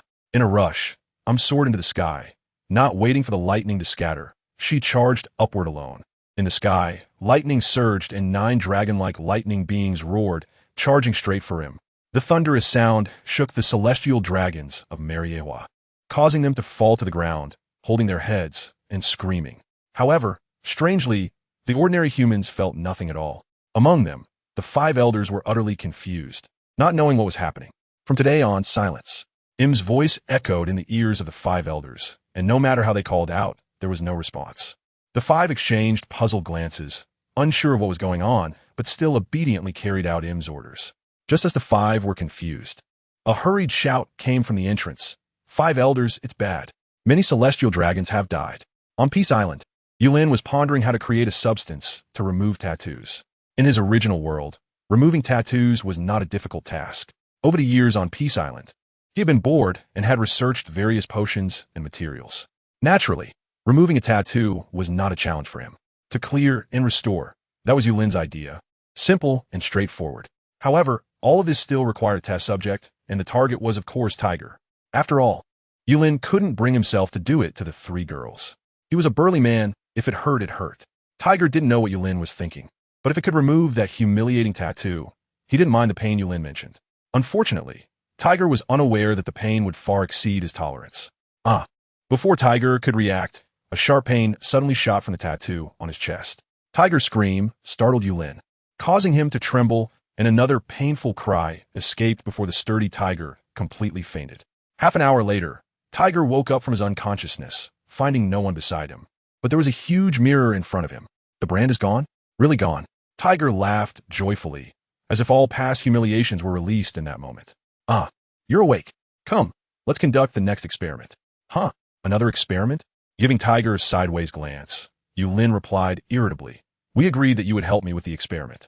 You fainted from the last potion. How could I bear to use it on the girls? Now lie down and don't move. Tiger's eyes widened, his heart trembling as he muttered, help. 3 days later, Tiger walked out of Peace Island on weak legs, staggering and falling headlong into the water, disappearing without a trace. Yulin looked out at the sunlight with great satisfaction and said, "I finally succeeded. The first tattoo removal solution. I wonder if there is a market for this kind of thing." With a cheerful step, Yulin quickly arrived at the territory of Daughter Island. Familiar with the route, he arrived at the palace of the Daughter Kingdom and explained his intention, causing Boa Hancock to barely contain her excitement. "Come, Mr. Yulin, this way please." In the fragrant room, Hancock was hiding in a corner, draped in a thick cloak. The room of the beautiful Hancock was quite simple. According to Boa Hancock, she was very afraid of seeing the brand on her back, so there were no mirrors in the room. As Yulin pushed open the door, Hancock knew that his relationship with Daughter Island was not cold, and respectfully stepped forward to bow to the Queen and Yulin. "Your Majesty, Mr. Yulin." Boa Hancock kindly took Hancock's hand and gently held it. "Child, Mr. Yulin has invented a potion that can remove the mark on your back." The dark-eyed Hancock suddenly looked up, staring at Yulin with anticipation. "Really? Of course, Tiger has already experimented several times, huh?" Remembering how Tiger had left later, Yulin couldn't help but laugh. Hancock looked at Yulin excitedly, but thinking of the humiliation on her back, she hesitated, not wanting others to see it. Yulin understands Hancock's thoughts. It's normal for a little girl with scars to be unwilling to show them to others. "Here, I've placed the potion for you. Actually, you can pour into the water for a bath. Although it might sting a bit, it's already been improved and is much better. After a bath, everything will start anew." Yulin's voice seemed to carry a magical power, making the originally tense Hancock feel relaxed and at peace. "Thank you, Mr. Yulin." Hancock lowered her head, a bit shy to look up. "It's okay. You should rest well after today. I'll come to see you tomorrow, and if it's not good, I'll help you improve it." Hancock looked at the direction Yulin was leaving with teary eyes. Even the calls of Boa Marigold went unheard. "Hancock, the people around the master are all strong. I will work hard. I want to become a true empress." Hancock nodded firmly, a faint aura of dominance gradually spreading. That night, a gentle breeze swept over Peace Island, carrying a faint fragrance that lulled everyone into sleep. Except for Yulin. On the lookout tower, Yulin looked around the island, feeling a subtle sadness in his heart. The more than 3 months of companionship had made him fond of that tranquil Daughter Island. The kind and warm-hearted Queen Boa Marigold, the cool yet warm warrior Jaya Mary, the somewhat confused old woman, and those enthusiastic and friendly members of the Snake Princess tribe. I haven't shown Hancock the effect of removing tattoos yet. Yulin sighed as he sat high up, wondering where the island would run off to this time. In the darkness, his eyes gradually grew heavy. Beyond the island, a new commotion had already begun. The golden dragon was continuously circling around the periphery of the island, watching the black dog sitting on the coast and complaining about something. "Big Black, where do you think we're going this time? I've been cooped up for over 3 months. Who knows? It all depends on that guy below," Little Black said, pointing helplessly at the island below. In the distance, a colorful Kuanping appeared in a flash, throwing a green-winged dragon onto the sea's surface and proudly saying, "Dragon bro, look, isn't this your relative?" Looking over, a green monster several hundred meters long had bat-like wings, but bore an 80 resemblance to Little Jin's dragon form. The golden dragon rolled its eyes at the Kuanping and disdainfully spat, "Get lost. Our family doesn't have something that ugly." "Oh, let me take a look." Godzilla's voice echoed from the depths of the ocean, shaking the surface of the sea and causing the green dragon to shiver. The green dragon covered its body with its wings, curling up so that only its eyes were visible, searching anxiously. Its speed, which it was most proud of, couldn't even hold up for a second in front of the colorful giant. The 3 monstrous figures before it were all beyond its capacity to resist, both in size and presence. Knowing this, it had no intention of fighting back from start. "Hey kid, want to chat?" Godzilla stirred the ocean, rushing to the green dragon with a playful expression. "And master," the green dragon stammered, its voice trembling. Although it didn't open its mouth, its words appeared in the minds of the 4 beasts. "Oh, interesting. What kind are you? So ugly and weak. What a waste of your resemblance to our dragon bro." The green dragon knew they were referring to the golden giant dragon below and trembled as it lowered its head, whispering, "I'm a 1,000-year dragon, not comparable to the esteemed ones." 1,000-year dragon? Nice name. Haha. "Pung bro, do you want to eat? I heard dragons taste pretty good." After saying this, Godzilla immediately regretted it, casting an awkward glance downwards. In the deep sea, the golden dragon used one claw to throw Godzilla into the water, creating a massive wave. "Dragon bro, I was wrong. Dragon bro, easy on me. Dragon bro, that's too much." Just as a massive wave hundreds of meters high was about to engulf the island, Little Black casually blew a breath, and the wave instantly evaporated and disappeared. With such ease, the 1,000-year dragon tightened its wings again, repeatedly muttering in its heart, "Could it be that I encountered the legendary Sea King?" On the coast, the Red Count stood respectfully, his gaze fixed on the approaching hurricane, a slight smile on his lips. "Gentlemen, the dragon is coming." In the darkness, a hurricane with a sharp momentum swept across the surrounding sea at high speed.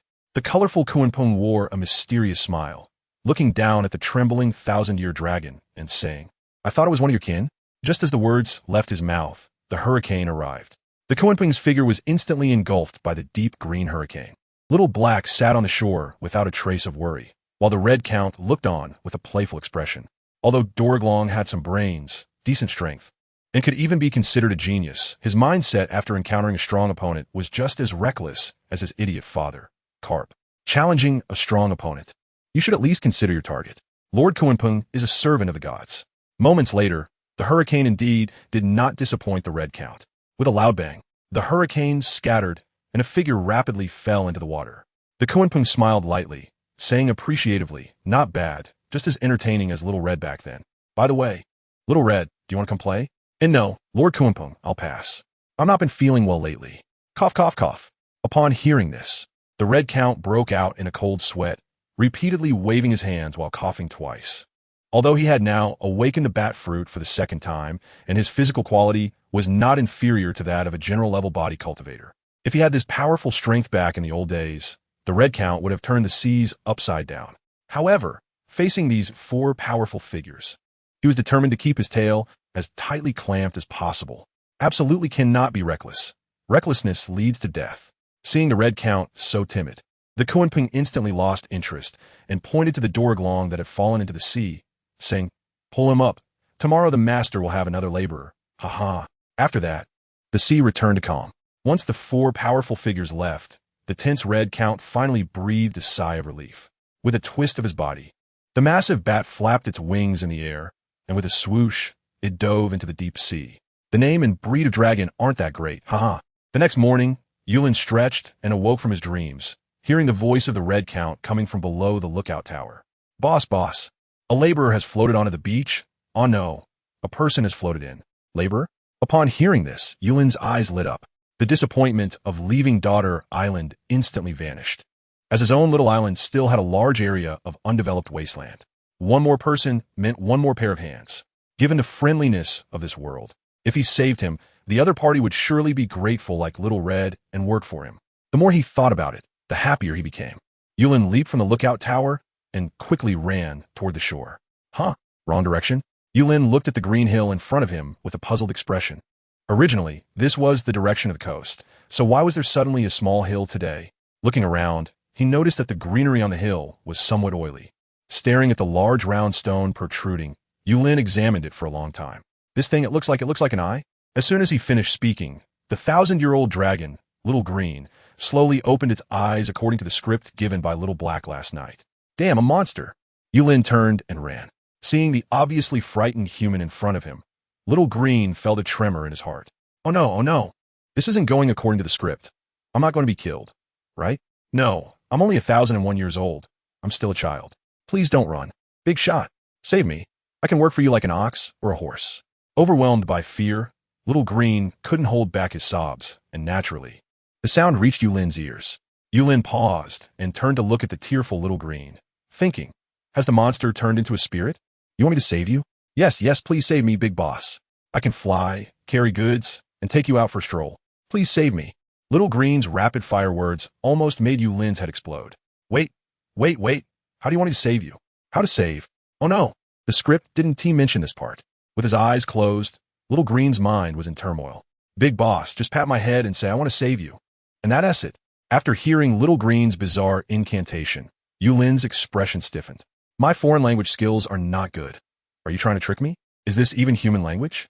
Doubtfully, Yulin gently placed his hand on Little Green's head and babbled nonsense as instructed. Whether it was right or wrong didn't matter anymore. Little Green sighed in relief, his body unfolding.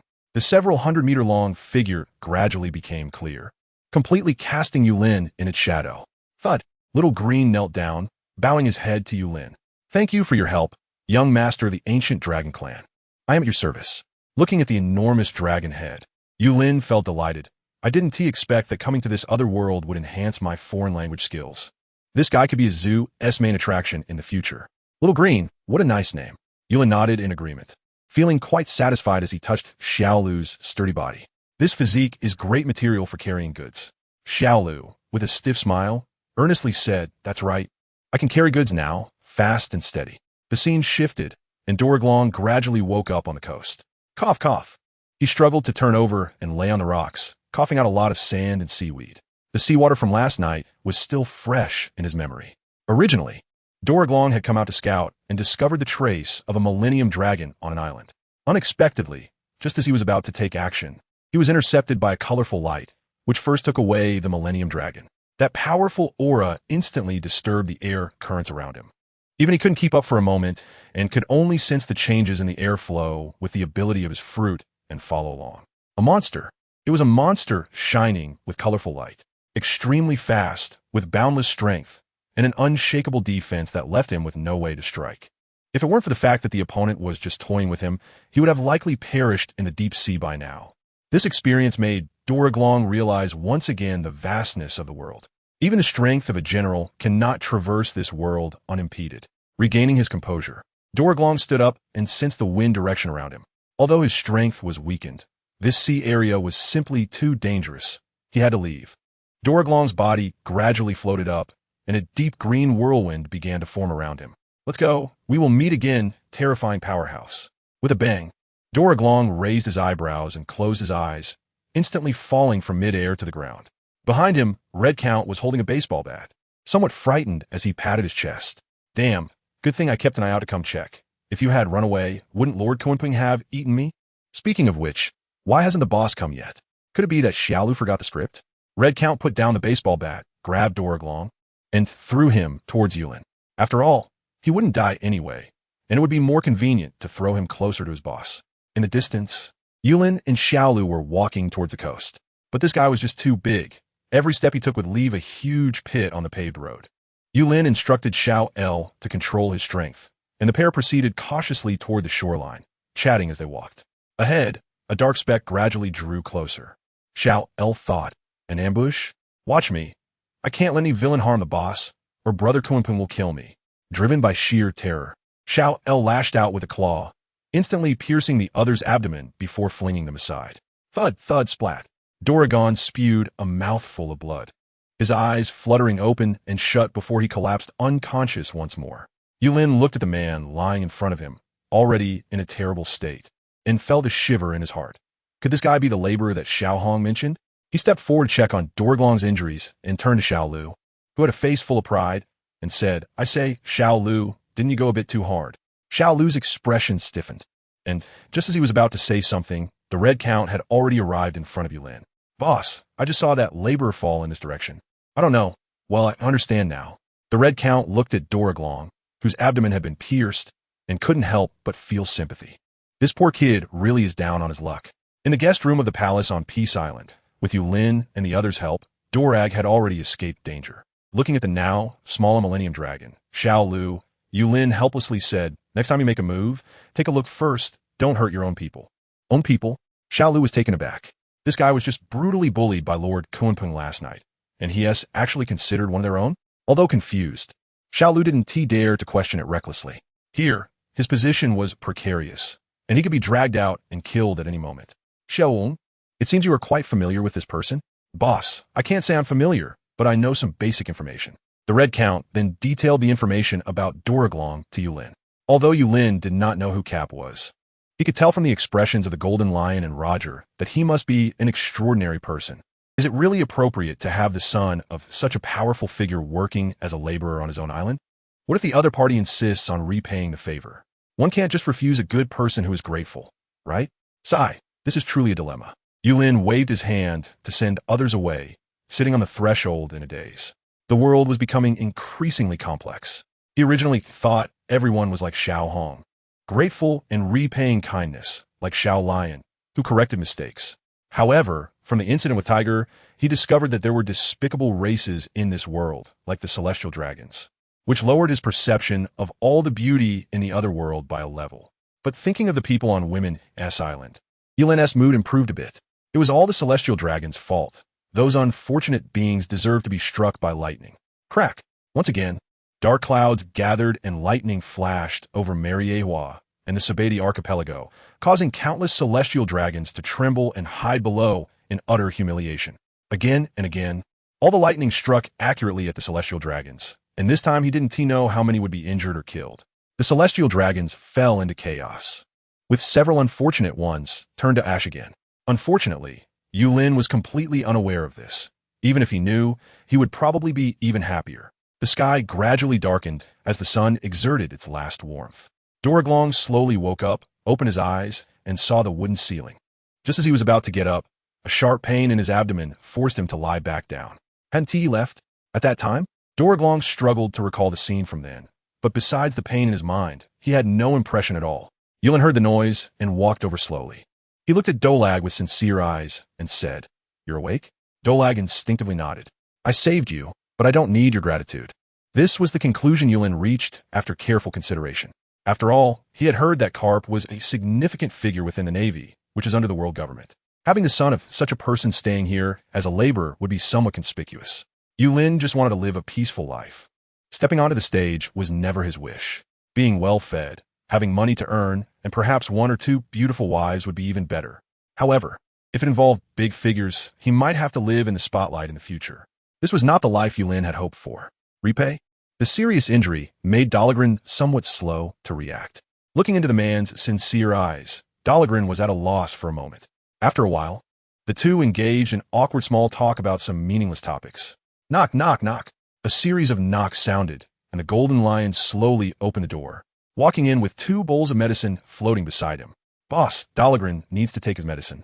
Yulin nodded and turned to leave, easily ending the conversation. The Golden Lion Shiki was so excited that he almost got up from the bed, but the intense pain reminded him that he had no strength to resist at all. The Golden Lion helplessly pressed down on Dorag and said, "Stop struggling. Heal your wounds. The boss has already agreed to let you go." The boss? Such a respectful title coming from the unruly Golden Lion was truly hard to believe. Watching the Golden Lion leave, Dorag became more and more interested in everything on this island. Outside the island, there were monsters that could kill him in an instant. Inside the island, he was knocked out by an inexplicable force, the Red Count chuckled. A normal person was actually referred to as the boss by the Golden Lion.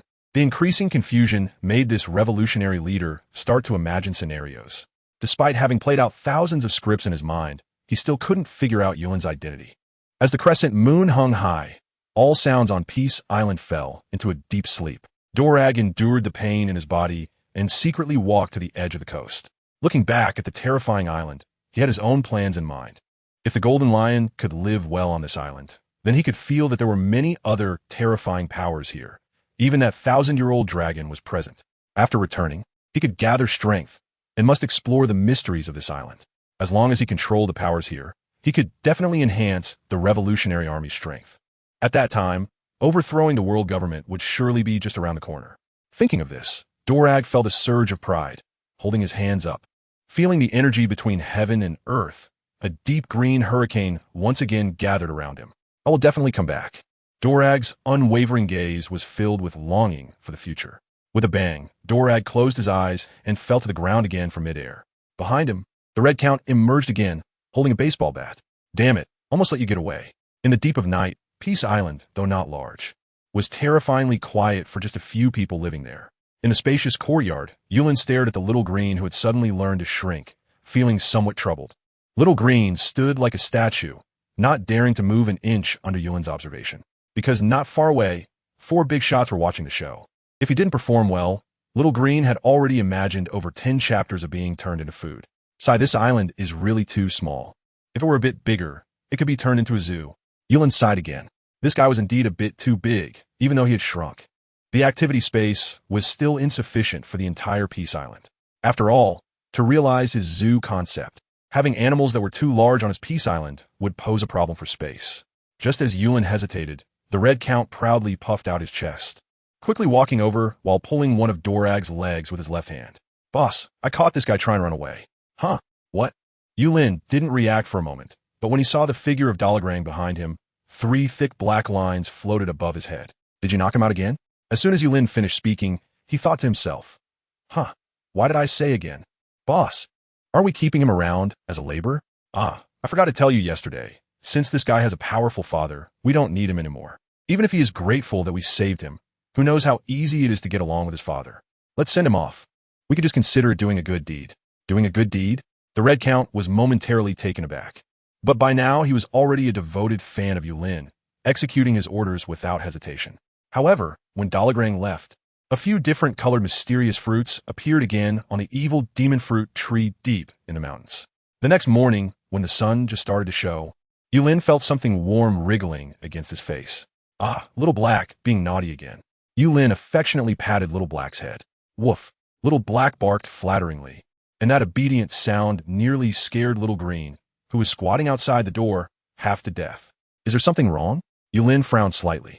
Little Black was a very obedient puppy, usually quiet and even helped manage the household pets. Pushing the door open, Little Green was still standing in the same position as yesterday, not moving at all. Why are you still here? Boss, you didn't let me go, so I didn't dare to move. Little Green's trembling voice rang in Yulin's ears. This world still has many good people. Even animals know how to be grateful.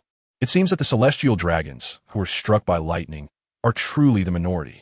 With a helpless smile, Yulin patted Little Green's body and said, Let's go. Show me what happened on the island. Little Green took off into the air with Yulin. Although his body had shrunk, he was still a huge presence compared to Yulin. Looking down, there wasn't a single person on the island. Even Roger, who rarely went out, was nowhere to be found. Little Green continued to ascend, and Yulin rubbed his eyes in disbelief as he looked at his Peace Island. With his mouth agape, he was at a loss for words. So big, Peace Island has grown. Not only had the original Peace Island become more than 3 times its original size, but islands also appeared connected at both ends of Peace Island, roughly the same size as the original Peace Island. The island on the left was covered in green, lush with life, while the island on the right seemed to be shrouded in a black mist, making it impossible to see its full appearance. Little Green, let's go check it out. Little Green's figure darted through the island on the left, where birds chirped and flowers bloomed, and faint signs of biological activity suggested it was like a natural animal world. A zoo. Isn't this just like the zoo I imagined yesterday? Overjoyed, Yulin didn't care about where this island came from. In another world, it's normal for some things to be a bit unusual. Master, should we land? No. Let's go to another island. As soon as he finished speaking, Little Green took off again, and Yulin sat steadily on top without any discomfort. In a blink, the dragon and the man had arrived at the boundary between the Black Island and Peace Island. The front was shrouded in thick fog with chilling winds. If it weren't for Little Green being such a big guy, Yulin definitely wouldn't have dared to take the risk. To be safe, Yulin had Little Green clear the way ahead, aptly named, You're tall, block the wind. As they delved into the fog, the environment here was in stark contrast to that of the left island. Barren land, withered trees, and even the water in the pond was murky. The sounds of whistling echoed in his ears, and a strange stench wafted around. Yulin Xiang suppressed his fear and followed behind Xiaolu, exploring but finding nothing at all. Could it be that this is a deserted island? What use would such a place have even if it were developed?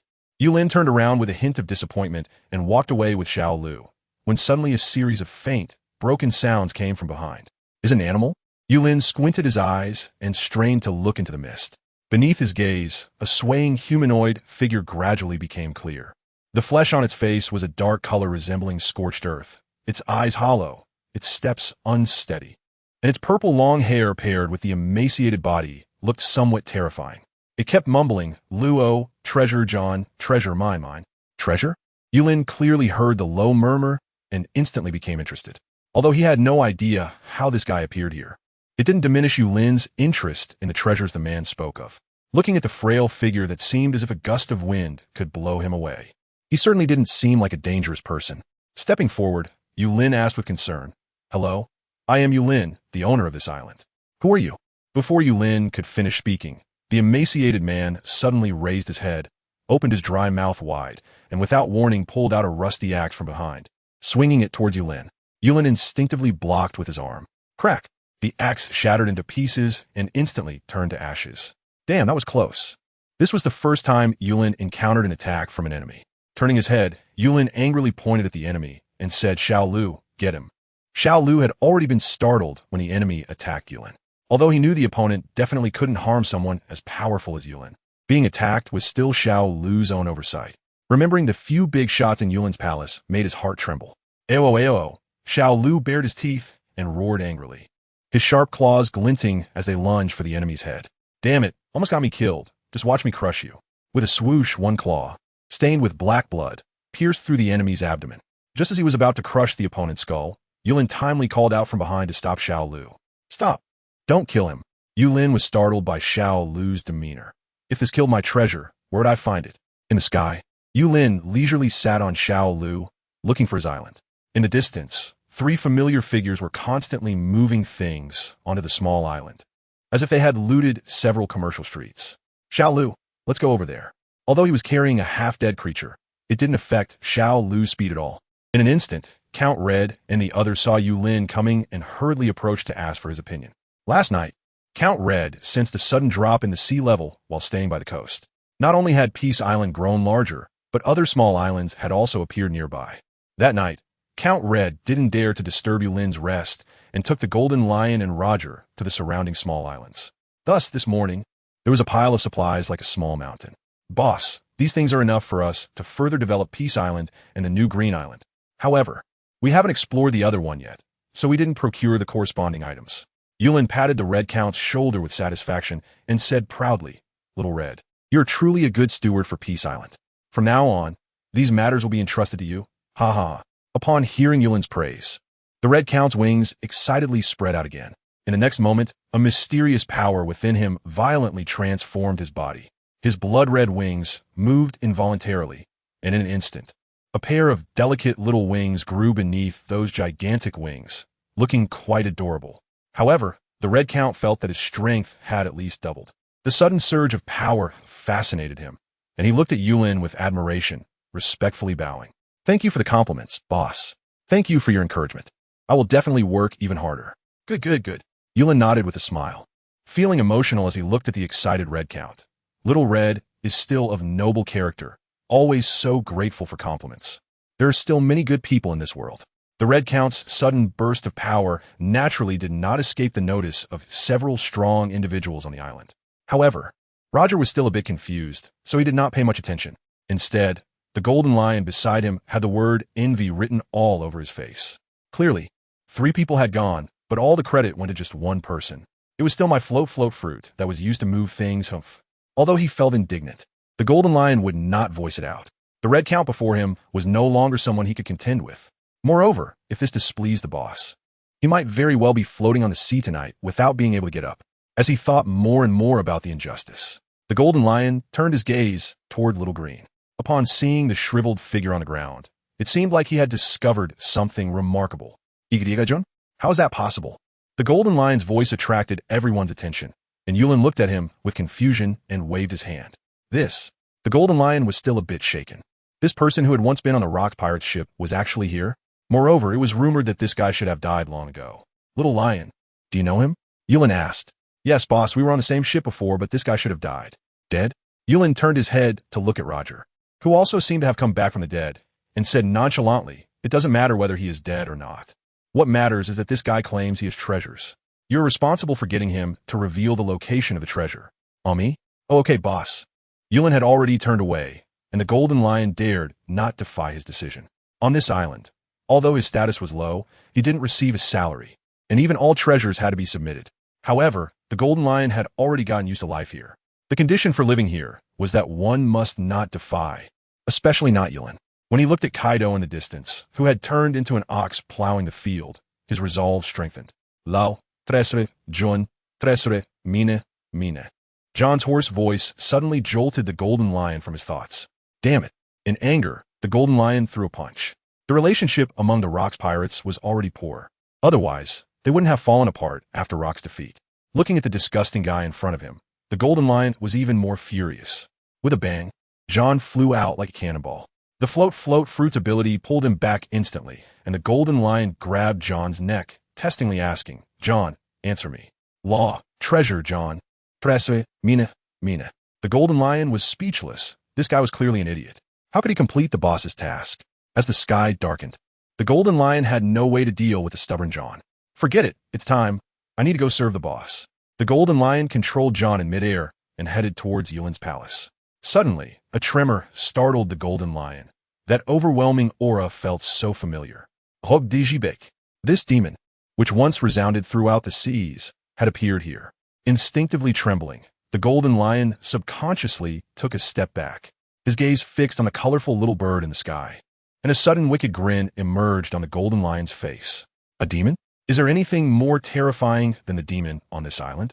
With a mindset to watch the show, the golden lion quickened his pace towards Rock's direction. The border between Peace Island and Death Island was in disarray. It had previously been a good fishing spot for Yulin. In the distance, the little green guy, who had been patrolling the outskirts of Death Island, had already been knocked to the ground. Yulin glared at the towering monster in front of him, his face full of anger. 1 step, 2 steps, 3 steps. A hurricane swept across the deep sea, with countless tornadoes reaching up to the sky. Dark clouds and lightning seemed to teleport and gather above Peace Island. Bolts of lightning in the air morphed into ferocious beasts never seen before. Suddenly, 10 purple glowing golden crows flickered around Yulin. The sea level around Peace Island began to visibly lower.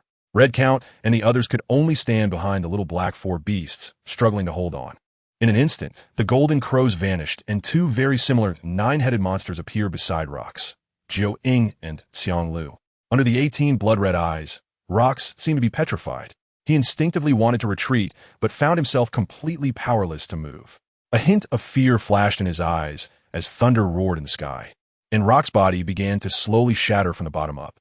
A hint of inexplicable amusement flashed in Yulin's eyes. I won't let you die so easily. With a wave of his left hand, the shattered rocks gradually began to coalesce in another place. Before long, a black bull, similar to Kaido but in a different color, appeared before everyone. In the distance, Kaido looked at his former captain, now in such a state, with a sense of nostalgia. What about Rocks? He still had a farm, right? Perhaps he couldn't even do it as well as I can. Moo. With his right hand dragging on the ground, Yulin watched as Xiao LV's injured body began to rapidly coalesce. He pointed a finger at Xiao LV's dragon head, and the residual power just extracted from Rock's body was sent into Xiao LV's body. Sleep now. After tomorrow, you'll be the new Rock Xiao LV on the sea, ha. After doing all this, the sharpness in Yulin's eyes vanished, and in the blink of an eye, he disappeared from everyone's sight. Xiaohei looked at the dazed group and instructed, return to normal. His voice pulled everyone back from their earlier shock.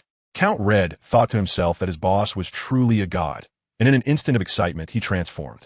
Not only did his wings turn blood red, but even his pale face became flushed. Golden Lion and Roger began swiftly destroying the damaged items, and even the yellow bull Kaido came over to push the dirt and weeds with his hooves. Lo, tresure, Jun, tresure, mine, mine. Just as Golden Lion was about to act, John's body stood there rigidly like a marionette.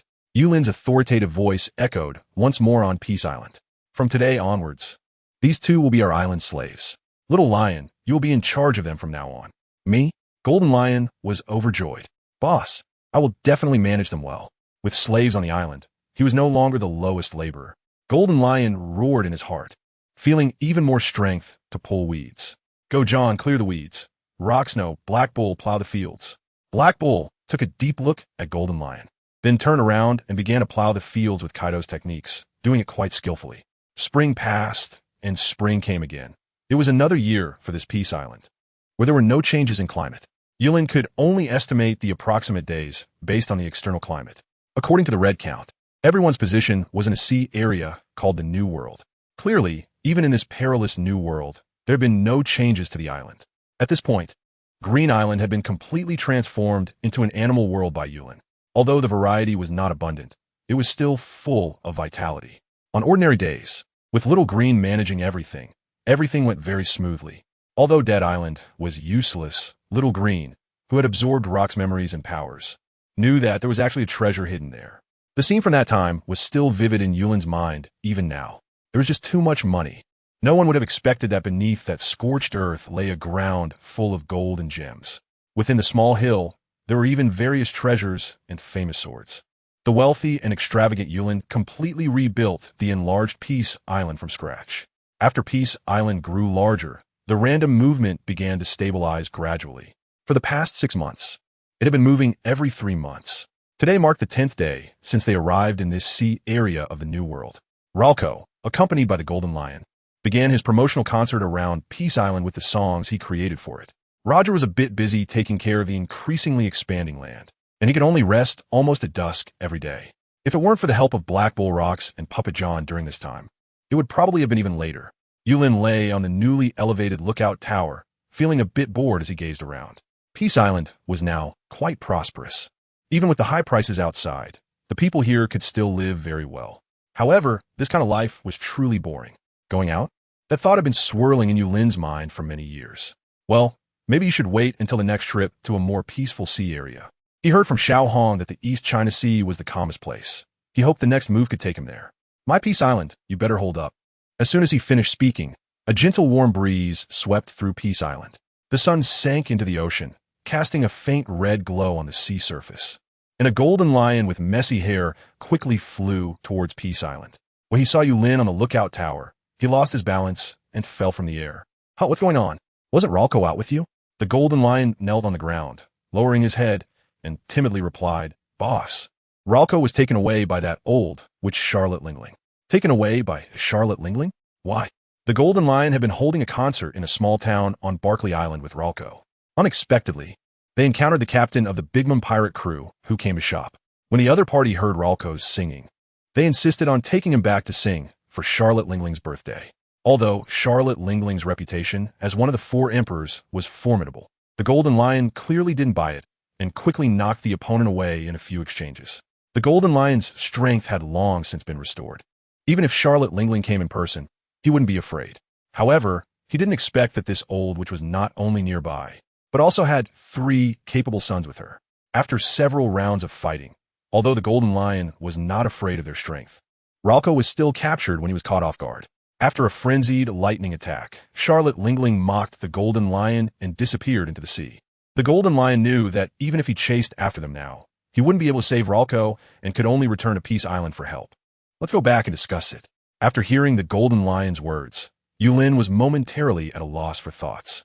The Golden Lion bent his body, feeling uneasy as he walked towards Yulin's palace. This defeat made the Golden Lion realize the importance of strength anew. If today Charlotte Lingling had encountered the Red Earl, the Golden Lion believed that the Red Earl could definitely take that old witch and her 3 sons back to Peace Island as laborers. But he himself was still too weak. In the palace's living room, Yulin sat in the main seat with his chin resting on his hand, while the Red Earl and Roger sat beside him. Xiao Lu had shrunk even smaller, standing straight like a guard, respectfully behind Yulin. Little Lion, as you said, Ralco should be safe now. But even after Charlotte Lingling's birthday, she won't let Ralco go, right? Yes, boss. You don't know that old witch. She's quite perverted. Yulin thought for a moment, hesitated, and then turned to the Red Count and asked, Hey Hong, what do you think about bringing this family called Charlotte Lingling to our Peace Island? Don't worry, boss. I'll make sure to complete the task, the Red Count replied, suddenly energized and sprang to his feet. He thought to himself, the boss wants me to kidnap the main forces of the big MOM pirates. This is a test for me. I must complete the task well. After saying that, the Red Count grabbed the Golden Lion and flew off into the sky. With many sea stone handcuffs and shackles trailing behind them, Yulin stared blankly at the sky. I mean, let them come to our Peace Island for a birthday party. This way we can make money, bring Roerk back, and also make a name for ourselves. Isn't Xiao Hong? Forget it. Xiao Hong is so smart. She must have thought of more than I did. After realizing this, Yulin felt no worries at all and walked towards his room to prepare for sleep. Outside Peace Island, the sky was filled with excitement as the Red Count charged forward. Even a Golden Lion with the float fruit found it a bit strenuous for a moment. I said, Big Brother Hong, aren't we bringing Roger along? Don't get me wrong, it's not that I don't trust you. It's just that there are quite a few people in the Bigman Pirates, and it might be a bit tough to bring them back. Bring them back? No, they will come back with us. At this point, the Red Count looked respectfully into the distance. When Lord Kunping heard that there were many sweets and cakes on Peace Island, he actively requested to go take a look. With such a powerful ally accompanying us, let alone a 4 emperor stronghold, even Mariehua wouldn't be a problem for the Red Count. Comparing strength? Comparing monsters? There are plenty of those in Peace Island. If anyone resists, they will definitely be turned into cattle to be dragged to Peace Island for farming. The Golden Lion looked at the semi-transparent, colorful Kunpeng in the distance, nodding repeatedly in salute. Oh dear, is he going to eat them? Charlotte Linlin, you really deserve your misfortune. In an instant, the Red Count exerted himself again, and the Golden Lion seemed to be filled with strength as he sped up to catch up. In the New World, there is such an island. Every part is made up of huge layers of cake. Even from thousands of meters away, one can smell the sweet aroma. This is the stronghold of one of the 4 emperors in the New World, the Bigman Pirates. Cake Island. Today is the birthday of the ruler of Cake Island, Charlotte Linlin. The entire island began to get busy, with ships carrying desserts and cakes being delivered to the island. Beautiful melodies started to ring out everywhere. However, one place seemed a bit disharmonious. What a stubborn fool! Since you were so unwilling to sing for Mama, then go die. Roark was controlled by Seastone, unable to do anything but stare at the enemy in front of him. He was not afraid at all. Instead, he sang a song he wrote for Peace Island in Yulin. It was a magical island, filled with the sounds of birds and fragrant flowers, where people's wishes could come true. Suddenly, a puff sound was heard. A hand pierced through the chest of the enemy in front of him, and in the blink of an eye, they became a dried corpse. Red Count, you came to save me, Roark exclaimed in surprise. The Red Count nodded, looking firmly at Roark, and said, after you were kidnapped, the boss was furious, so he sent me to bring all the Bigman Pirates back for interrogation. All of them? Roark was at a loss. This was the Bigman Pirates, not some small fry. Besides, could the Red Count really manage to bring them all back by himself? The Red Count's eyes were filled with admiration as he tightly held Roark's hand and said, our boss is a great deity. He has foreseen everything. Therefore, Lord Kuenpung has already surrounded the entire Cake Island. The more he spoke, the more passionate he became, and Roark could feel the pure enthusiasm of the Red Count reaching its peak. Rumble. The calm Cake Island began to shake wildly, as if the surrounding space was about to shatter. Countless precious cakes and desserts were destroyed. In an instant, the entire Cake Island was enveloped by a strange force and began to shrink slowly. Everything on Cake Island was quietly swallowed up when it came into contact with that force. If you listen closely, you might even hear a smacking sound. The Red Count's 2 blood-red wings suddenly spread out, and with one hand, he crushed the sea stone that bound Roark, pulling him up and breaking through the hard sea stone ceiling. With a bang, the prison shattered. The blood-red figure quickly attracted the attention of the members of the Bigman Pirates. Baerlic Ladefield? How'd he get here? The newcomer wore a top hat adorned with many lollipops, had a slender figure, a long nose and tongue, and held a candy cane. Oh, and Daifuku. Go inform Mama that Katakuri and I are here, just in case. The 2 in the distance heard the call and rushed over, only to be blocked by a sudden sword energy from the Golden Lion. You little brats, let's see how you run this time. Golden Lion, are you really going to start a war with our pirate crew for that man? Katakuri shouted angrily. Start a war? You really think highly of yourselves. You are already surrounded. The Golden Lion laughed triumphantly. What could be more exhilarating than crushing a current 4 emperor? Without hesitation, Katakuri charged at the Golden Lion, knowing full well he was no match for him. But he couldn't show fear on his own turf. Otherwise, how could he call himself a cadre of the Bigman Pirates? In midair, Owen flew rapidly towards the Golden Lion, his fiery body igniting the very air around him. Beside him, a lamp demon appeared from the smoke, swinging a long knife towards the Golden Lion. Unfortunately, the Golden Lion, who possessed the float fruit, did not intend to engage in a fight with these few people. These guys were all cadres of the Bigman Pirates, the targets to be captured this time. Engaging them would only waste time. The Golden Lion's lack of fighting spirit seemed very strange to Katakuri. Although both the Red Count and the Golden Lion were top-tier powerhouses at sea, such a delay was definitely suspicious. Before everyone could think further, a huge figure fell from the sky. With a loud bang, Charlotte Linlin crashed to the ground, creating a deep pit. In her fury, she roared and pushed away the children who had come close, her conqueror's hockey rampaging without restraint. The sky instantly filled with thunder and lightning, and countless rain and storms poured down like a waterfall. However, strangely, neither the Golden Lion nor the Red Count were touched by any raindrops. Seeing that her efforts were futile, Charlotte Linlin became even angrier, as the sky began brewing thunder and enormous flames. In an instant, they surged towards the Golden Lion and the others. A bizarre scene occurred again, as both the flames and lightning disappeared before reaching them. Come out, I know it's you, show yourself. Amidst the crowd's confusion, Charlotte Linlin frantically roared at the sky. That monster with colorful feathers, she couldn't even fight back against it. In fact, the other party even dared to toy with her. This was intolerable, absolutely intolerable. Accompanying Charlotte Linlin's roar, an irresistible pressure surged from all directions. Everything on Cake Island began to accelerate its demise. and all beauty seemed to experience the end of the world in that instant. Only a few people in the Bigman Pirates could still remain conscious. The colorful Kuanpung descended from the sky, arriving in front of Charlotte Linlin with a mocking voice. You dare to defy with such little power? Heaven? Ha! Have you all become the lapdogs of the celestial dragons? Regarding Charlotte Linlin's madness, the colorful Kuanpung merely smiled indifferently. In its eyes, Charlotte Linlin's body began to visibly shrink, even becoming younger. In the eyes of the colorful Kuanpung, Charlotte Linlin was experiencing a scene she never wanted to see in her life. There, she was exiled to a desolate place, alone, with no one, nothing, and no desserts or delicacies, enduring 100 years of solitude, even becoming a dry corpse without dying. In that place, she was still a child, but with her eyes open, she was nailed to a wooden stake, being stabbed repeatedly by countless people for 100 years, yet still not dead. What was even more unbearable for her was that there, she witnessed herself devouring the nun, eating all her little companions, bite after bite, again and again, for 100 years without finishing. The members of the Bigman Pirates did not know what was happening. They only saw their mother biting herself, eating her own flesh. One moment she squatted on the ground, howling, and the next she lay on the ground, trembling. Now she had cried until she had no strength left, yet still continued to gnaw at herself. They didn't know what to do, but they knew it all had to do with the mysterious enemy before them. To them, the colorful Kuanpung must be someone who had eaten some strange devil fruit. Unfortunately, they could not move an inch except for their thoughts. Time passed second by second, and everything on Cake Island began to dissipate. No traces, only endless void. They were afraid. This was the first time the members of the Bigman Pirates felt fear. It was a fear of the unknown and supreme power. This emotion had never existed when facing the encirclement of the Navy or conflict with Whitebeard. In the distance, the Golden Lion stepped back a few steps in the direction of the colorful Kuanping. He had killed countless people in his life, but had never encountered such a terrifying scene. Charlotte Linlin's strength was not much different from his.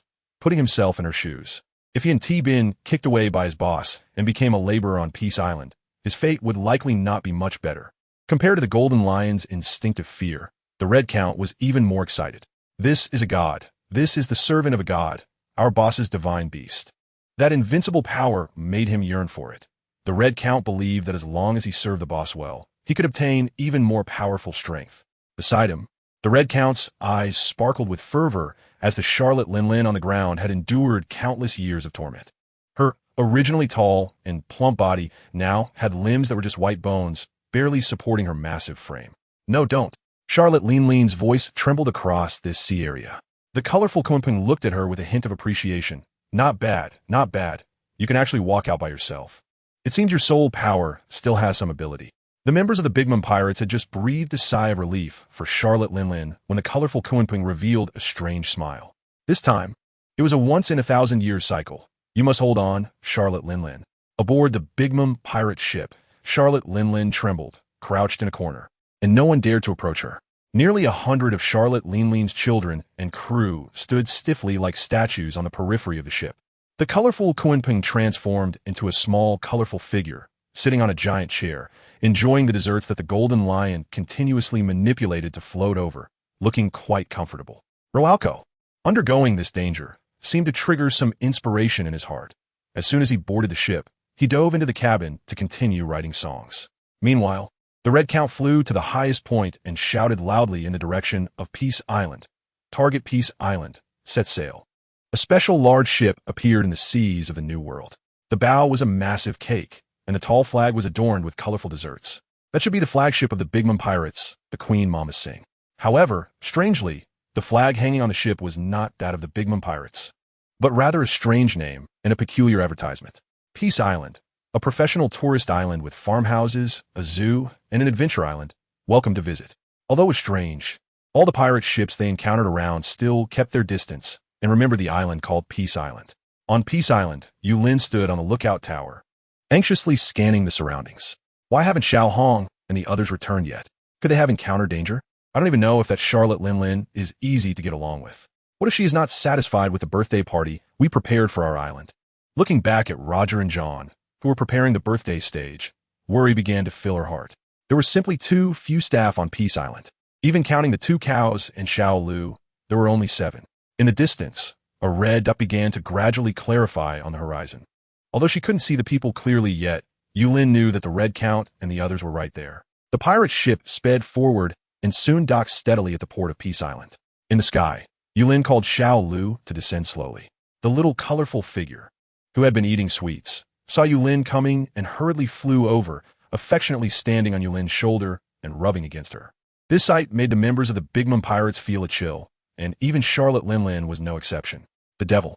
This man before her must be the most terrifying devil. Yulin looked at the large ship in front of him with great envy and turned his gaze to the Red Count in front of him, excitedly patting the Red Count's shoulder. Xiao Hong, I really didn't misjudge you. How did you convince them to bring the others back? The Red Count straightened up and proudly looked at Yulin, slightly bowing. Reporting to the boss, we surrounded the big MOM pirates. Not only did they refuse to surrender, but they even dared to attack us, so we captured them. Haha, I knew Xiao Hong was the most capable. Capturing them was indeed a good idea. Yulin was in a great mood, but suddenly his expression froze after he finished speaking. Captured? You actually brought them back as captives? Wow, Xiao Hong is so impressive. Although they are pirates, is it really appropriate to celebrate their birthday as captives? Are they considered laborers? Yulin directed his gaze towards the ship, and every pirate dared not meet his eyes. No, I can't let the demon see. That demon bird has already tormented my mother like that. This guy in front of me must be even more terrifying. No, please don't look at me.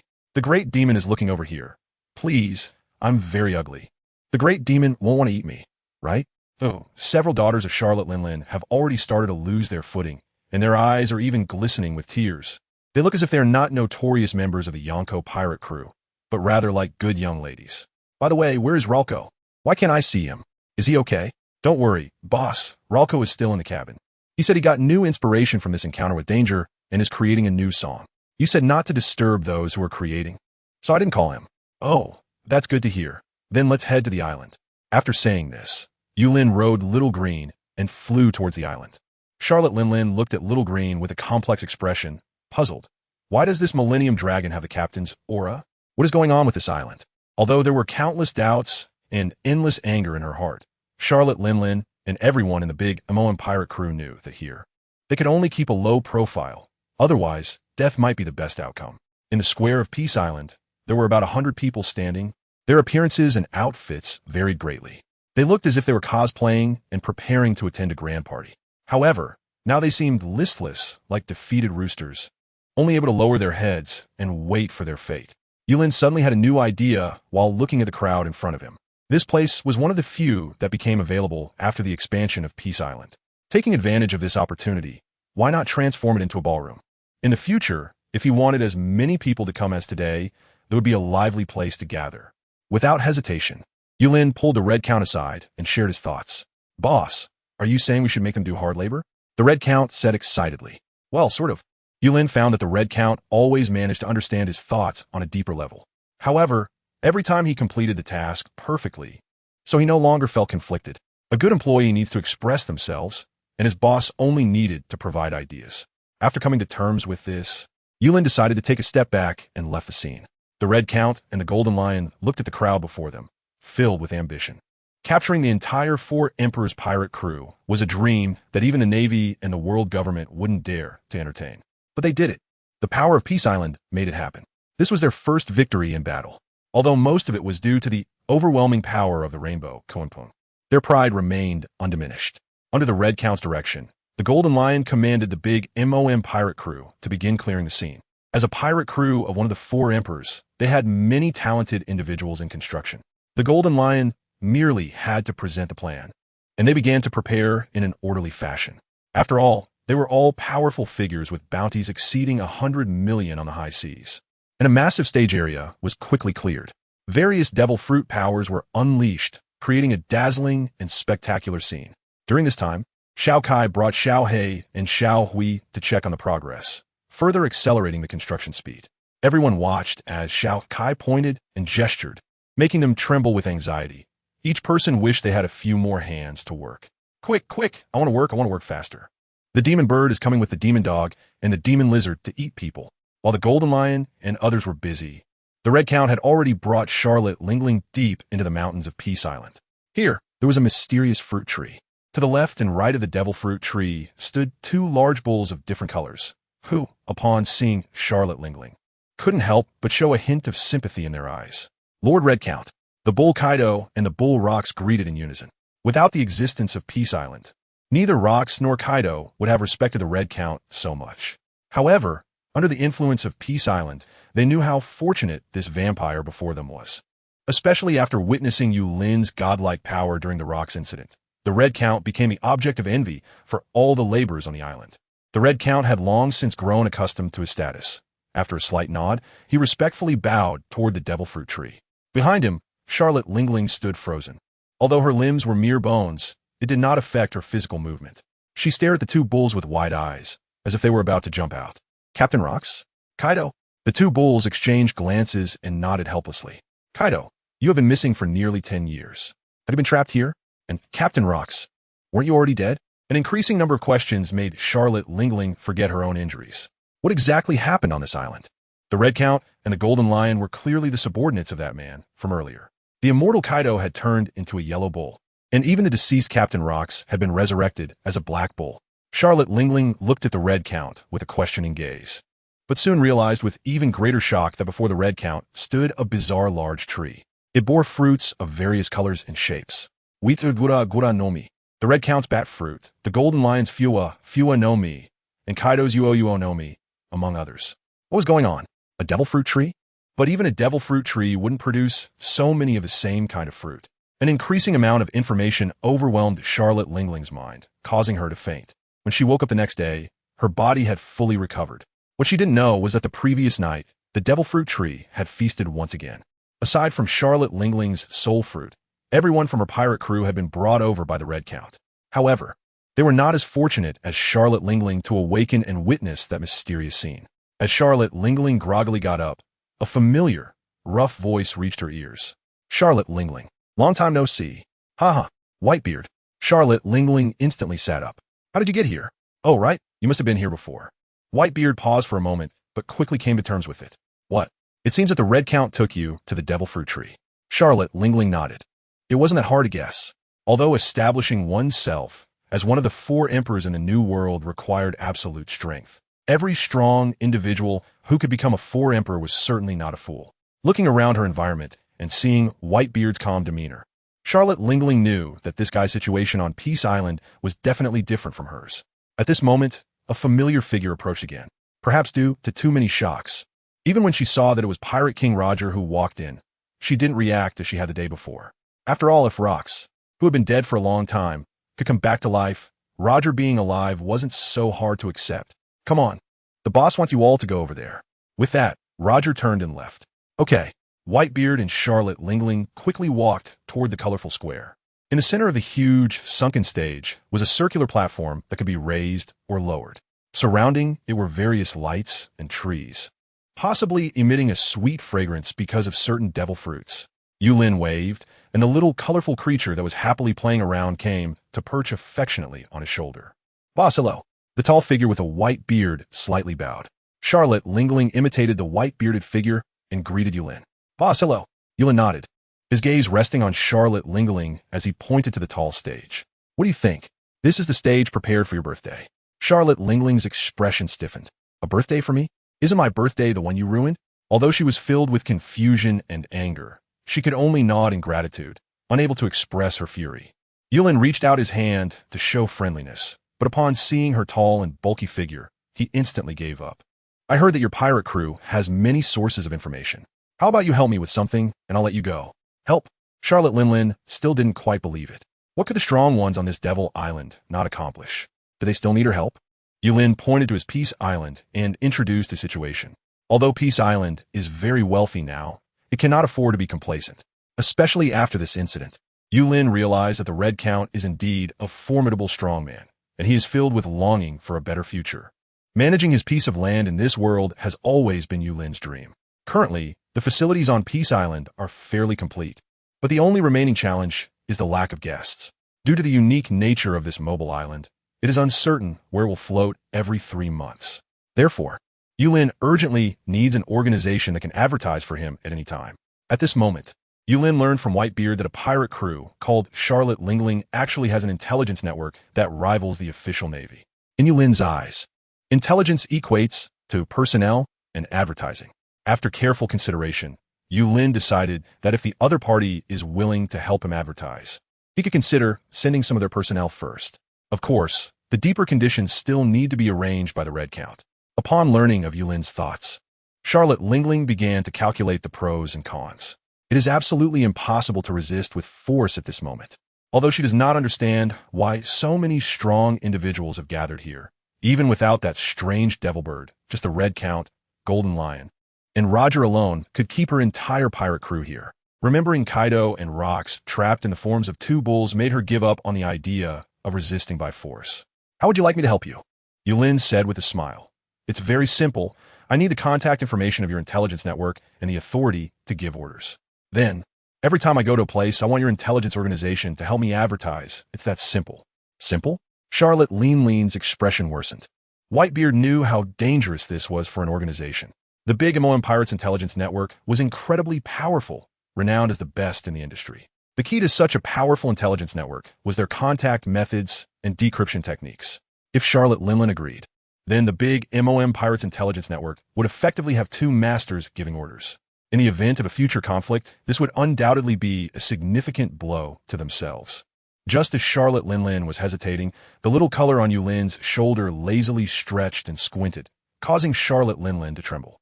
"I agree. I definitely agree. You can rest assured." Charlotte Lingling broke into a cold sweat. "What am I thinking? If this demon island goes to war with me, do I even need intelligence? Can't I just send people to charge in?" "You're right. Since you're so sensible, next time I'll eat a little less of your cake." The crisp voice of the little color echoed in Charlotte Lingling's ears. Looking at Whitebeard and Yulin beside her, who seemed to have no reaction at all, Charlotte Lingling felt even more terrified and lowered her head, not daring to look at Yulin, or rather, not daring to look at the little color on Yulin's shoulder. Yulin, seeing the other party agree, said happily, "All right, since you're so straightforward, I can't be stingy either. After celebrating your birthday tonight, you can take half of the people with you." "Half? Why only half?" Charlotte Lingling asked reluctantly, lowering her head. Yulin glanced at them and explained, "You are prisoners. How could I possibly let you all go? I need more hands on this island since I'm short on manpower. Your subordinates do a good job, so I'll use them for half a year and then return them." "Half a year? Really? How? Don't you trust me?" Yulin was a bit unhappy. A prisoner should have the attitude of a prisoner. "I've already treated you well. If you continue to be ungrateful, I'll have Xiao Hong deal with you." Charlotte Lingling saw that Yulin's tone was not good and quickly bowed. No, what I mean is... Yulin understood the other party's thoughts, but had no time to care. Tonight, he was celebrating Charlotte Lingling's birthday. Firstly, it showcased his quality of treating captives well, ensuring that those who remained would work diligently and not slack off. Secondly, he wanted to test the durability of the construction afterward. After all, if this big guy could withstand it, future guests should be fine as well. "All right, as for the remaining matters, you can hand over to Xiao Hong. He is the steward here. You two can discuss any issues." Charlotte Lingling nodded dejectedly and turned to leave. Whitebeard laughed heartily as he watched Charlotte Lingling. It was the first time he saw this arrogant guy so frustrated, and it made him very happy. "By the way, Xiao Bai, you should stay here for a couple of days. I'll have them prepare a few buildings according to your size. I just realized that the people here are all quite large." "Xiao Bai? Oh, okay, boss." Whitebeard felt a chill run down his spine, but thinking of similar titles like Red Count and Golden Lion, he let it slide. After all, he didn't want to end up like Kaido and Rocks. Whitebeard sighed and walked towards the Red Count. No matter how he thought about it, he could never imagine that one day he would have to sell his body to be a model for someone. As night fell, the lights around the huge stage began to shine with colorful brilliance.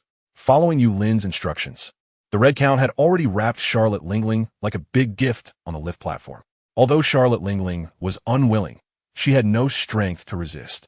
Apart from the Red Count and the Golden Lion, the sunken stage was filled with members of the big MOM Pirates. Those who didn't know would think this was their exclusive gathering. Unfortunately, these people showed no signs of excitement. They didn't even dare to sit and could only stand quietly, waiting for the master of this place to appear. After Yulin heard the message from Xiao Lu, he slowly walked towards the stage. Beside him, Xiao He and Xiao Hui were on his left and right. In the sky beside Xiao Kai, there was also a small golden snake with 4 claws. Strangely, this 4-clawed snake was floating in the air just like Xiao Kai. Initially, when Yulin saw this change with a small goldfish, he was also very surprised. The carp jumping over the dragon gate was indeed a joyous event. As for the fear and confusion, Yulin had long since cast them aside. In another world, it's normal for things to be a bit unusual. However, this seemingly normal scene was shocking for the members of the big pirate crew. The terror of that demon bird was fresh in everyone's memory. But now it seemed that there were actually 3 more monsters of the same level as that demon bird. Even more terrifying was that the man who could tame these 4 monsters looked like an ordinary person with no power at all. A demon, indeed. This man must be a true demon. At this moment, the big pirate crew had given up all hope. They resigned themselves to fate, only hoping for a quick death. Yulin certainly did not know the wild thoughts of these people. In his eyes, they were all lovable laborers. To adapt to the enormous size and destructive power of this world, it was essential to make good use of so many captives this time. In the blink of an eye, Yulin had already arrived at the center of the stage, waving at the little green in the sky. And a large cake appeared before everyone. Yulin cleared his throat, feeling a bit excited and nervous as he looked around at the members of the big pirates. Hello everyone, I am the owner of this island. Yulin, you can call me boss. The reason we are gathered here today is thanks to a misunderstanding. Unfortunately, the subject of that misunderstanding is still busy creating, so it's not convenient for her to meet everyone right now. By the way, today is your mother Charlotte Lingling's birthday. So on behalf of Peace Island, I would like to celebrate her and wish for a pleasant cooperation between us. As soon as Yulin finished speaking, the fell silent, with everyone having different thoughts in their hearts, unsure of what to do. Clap your hands, shouted the Red Count excitedly, startling everyone who immediately joined in. The thunderous applause made Yulin very satisfied. It seemed that the people of this other world were indeed friendly. Yulin waved and greeted the members of the big pirates. However, each person he waved was filled with immense fear. The devil is greeting me. Is this some kind of mark? Am I going to die? I haven't eaten enough yet. I haven't made my best cake yet. I haven't. The members felt increasingly wronged, holding back their sobs, their eyes brimming with tears. Yulin looked at the moved expressions on their faces, and his originally firm resolve to treat them as laborers wavered slightly. However, in an instant, Yulin steadied himself again, making an effort to encourage himself. He couldn't soften his heart. They were captives, and he had to maintain the dignity of a victor. At worst, he could treat them a little better in the future. Besides, he couldn't let the hard work of Xiao Hong in capturing these laborers go to waste. Yulin's speech lasted more than half an hour, and the members of the big pirates below could no longer hide their fear, tears streaming down their faces. This devil is indeed marking us. He will surely torment us. I just saw that devil give me a sinister smile. It's over, I might not survive tonight. Mom, I love you. I might be leaving. Ooh, countless cries of sorrow echoed in my heart. Yulin felt that he had an extraordinary talent for speaking. Look, they were all moved to tears. Forget it. It seems he should exploit them a little less. In the end, I want to say that I have reached an agreement with your mother. From now on, you members of the pirate crew will work for me as laborers to help me develop the island. As for the specific candidates, arrangements will be made later. It will be necessary for members of your pirate crew to come and take turns every 6 months. All right now, to show the friendship between me and your big pirate crew, I wish your mother a happy birthday. As Yulin's voice fell, there was a pause in the venue for 2 seconds before sparse applause began. Everyone's eyes were filled with pleading. Stay on the island as laborers? Mommy, take me away. Mommy, I don't want to be with the demons. There are too many demons here. The full moon hung high, and a farcical birthday party soon came to an end. To minimize losses, Charlotte Lingling initially wanted to work hard with a Red Count to ensure that all key figures could leave first. Unfortunately, the Red Count invited Xiao Kai to come and discuss together. At this point, Charlotte Lingling had no courage to refuse. Not only did she fail to achieve her own goals, but she even signed more humiliating treaties. For example, when replacing laborers every 6 months, a fixed quantity of different kinds of desserts must be offered as tribute to the 4 little cuties. When replacing laborers every 6 months, a certain amount of treasures and devil fruits or people with devil fruits must be offered. Charlotte Lingling gritted her teeth and agreed. Her heart filled with anger that was about to erupt. But every time it was about to explode, Xiao Kai would conveniently stretch and make a sound, extinguishing any fire of rage Charlotte Lingling had. Near dawn, after signing the unequal treaty, Charlotte Lingling prepared to leave the terrifying room. At this moment, a large yellow cow slowly walked over.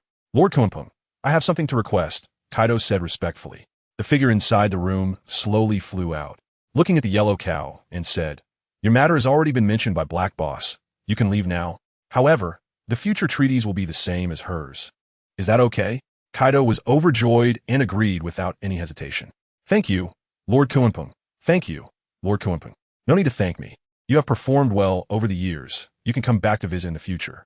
After saying that, Shao Kai waved her wings, and a colorful light engulfed Kaido. And in an instant, a huge figure gradually condensed. Kaido has returned.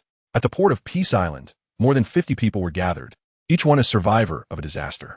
But unfortunately, they knew they might have to come back here in 6 months. On the pirate ship, everyone stood listlessly on the deck, lacking any spirit, including Charlotte Lingling. Suddenly, a joyful laugh came from the cabin. Ha, it's done. This wonderful melody can only be inspired under the circumstances of surviving a disaster. Boss, I'm coming out. Roalco excitedly walked out from the cabin and was shocked to see that the ship was filled with members of the big MOM pirates. What's going on? They're still here. Roalco assumed a battle stance. But unfortunately, the members of the big MOM pirates showed no reaction at all. Charlotte Lingling looked at the trigger that had put her pirate crew in such a predicament, and her heart was filled with nothing but anger. Kaido clearly sensed Charlotte Lingling's mood and pressed down on her shoulder with one hand. He knew that the boss held Roalco in high regard, and within Peace Island, his status was even higher than that of the Golden Lion and the former Yellow Cow. If Charlotte Lingling were to kill him here today, it goes without saying that they would never even be able to leave the ship. Over the years living on Peace Island, Kaido had long understood his boss's situation. Small skirmishes or taking matters into one's own hands would not attract the boss's attention. Just like the Red Count, every devil fruit user who came to the island would be fed to the devil fruit tree. The boss must know about these things. But he had never inquired. However, there were some things the boss took very seriously. One was the construction of the island, and the other was that no one could harm the employees on the island. Whether it was employees like the Red Count or laborers like the Golden Lion, it was not allowed. Kaido still vividly remembered the scene when Little Green was attacked by the unconscious rocks. The boss, like a god, controlled the most brutal powers of heaven and earth, surrounded by numerous terrifying beasts. In that moment, Kaido had caught a glimpse of the beast leader Black Dog within Peace Island. In Black Dog's gaze, he saw respect, which suggests that among the many strong beasts under Yulin, Black Dog was not even a top-tier existence. It was that moment that made Kaido, once called the strongest monster, give up on revenge against Peace Island. Death is not scary, but dying without any chance of victory is meaningless. To prevent such a thing from happening, and to protect Roalco, even if it meant fighting Charlotte Lingling now, he would not hesitate. Let go of me, Kaido. I know the gravity of the situation. After a moment of silence, Charlotte Lingling said calmly. She turned her gaze to Roalco and continued, Roalco, the boss is waiting for you to return. You can leave now. Can I? That's right, you can leave. Roalco sighed in relief, quickly jumped off the pirate ship, and disappeared into the darkness in the blink of an eye. Charlotte Lingling looked at Peace Island and said faintly, take off your shoes. Leave the sand from Peace Island clean. We take nothing with us. The members of the big MOM pirates were initially taken aback. The next moment, everyone began to clean the sand off their shoes with their hands and mouths. Not a single grain. We won't leave anything. We can't give them any reason to entertain them again. The farce of the big MOM pirates came to a close as Yulin awoke from his dream, filled with dreams of Peace Island's prosperous future. Little did he know, a careful scheme in the dark had put Peace Island on a completely different path. Yulin stood high on the lookout and looked around. Roger, with the thought that he could go without food, but couldn't do without farming, once again expanded the farmland. Except for the initial patch of red fruits planted by Yulin, all other grains, vegetables, and fruits had multiplied by more than 3 times.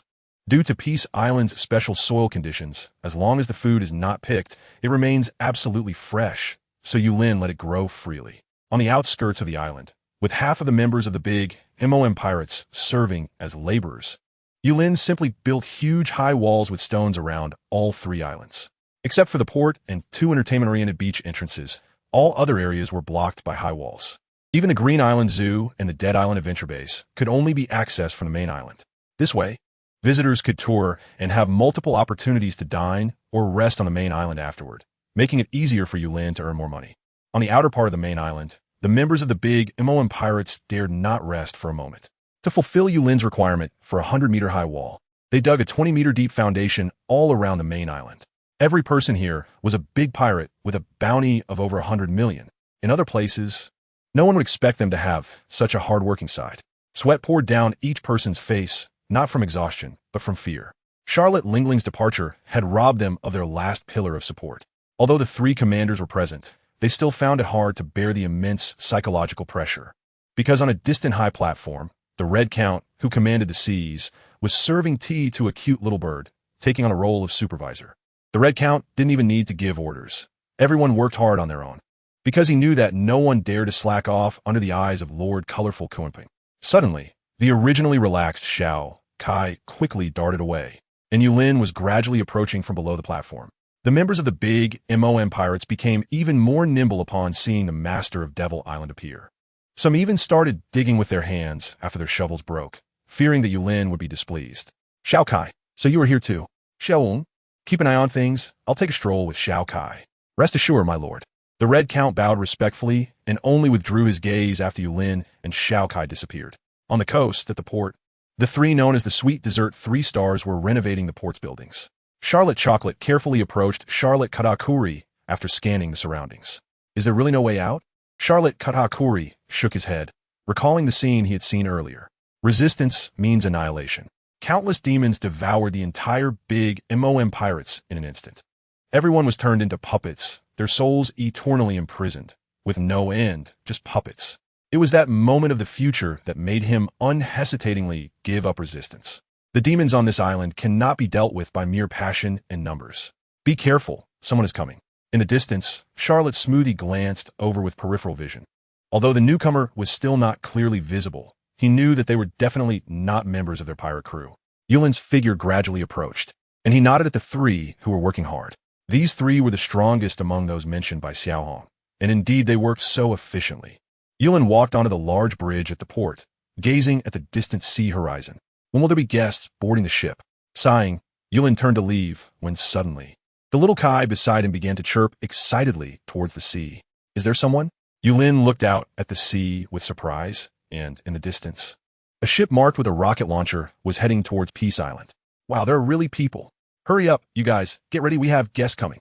Charlotte, Kelly, and the others quickly tidied up the surrounding construction debris. While feeling a mix of emotions, they couldn't help but wonder which unfortunate guy decided to come to this Devil's Island.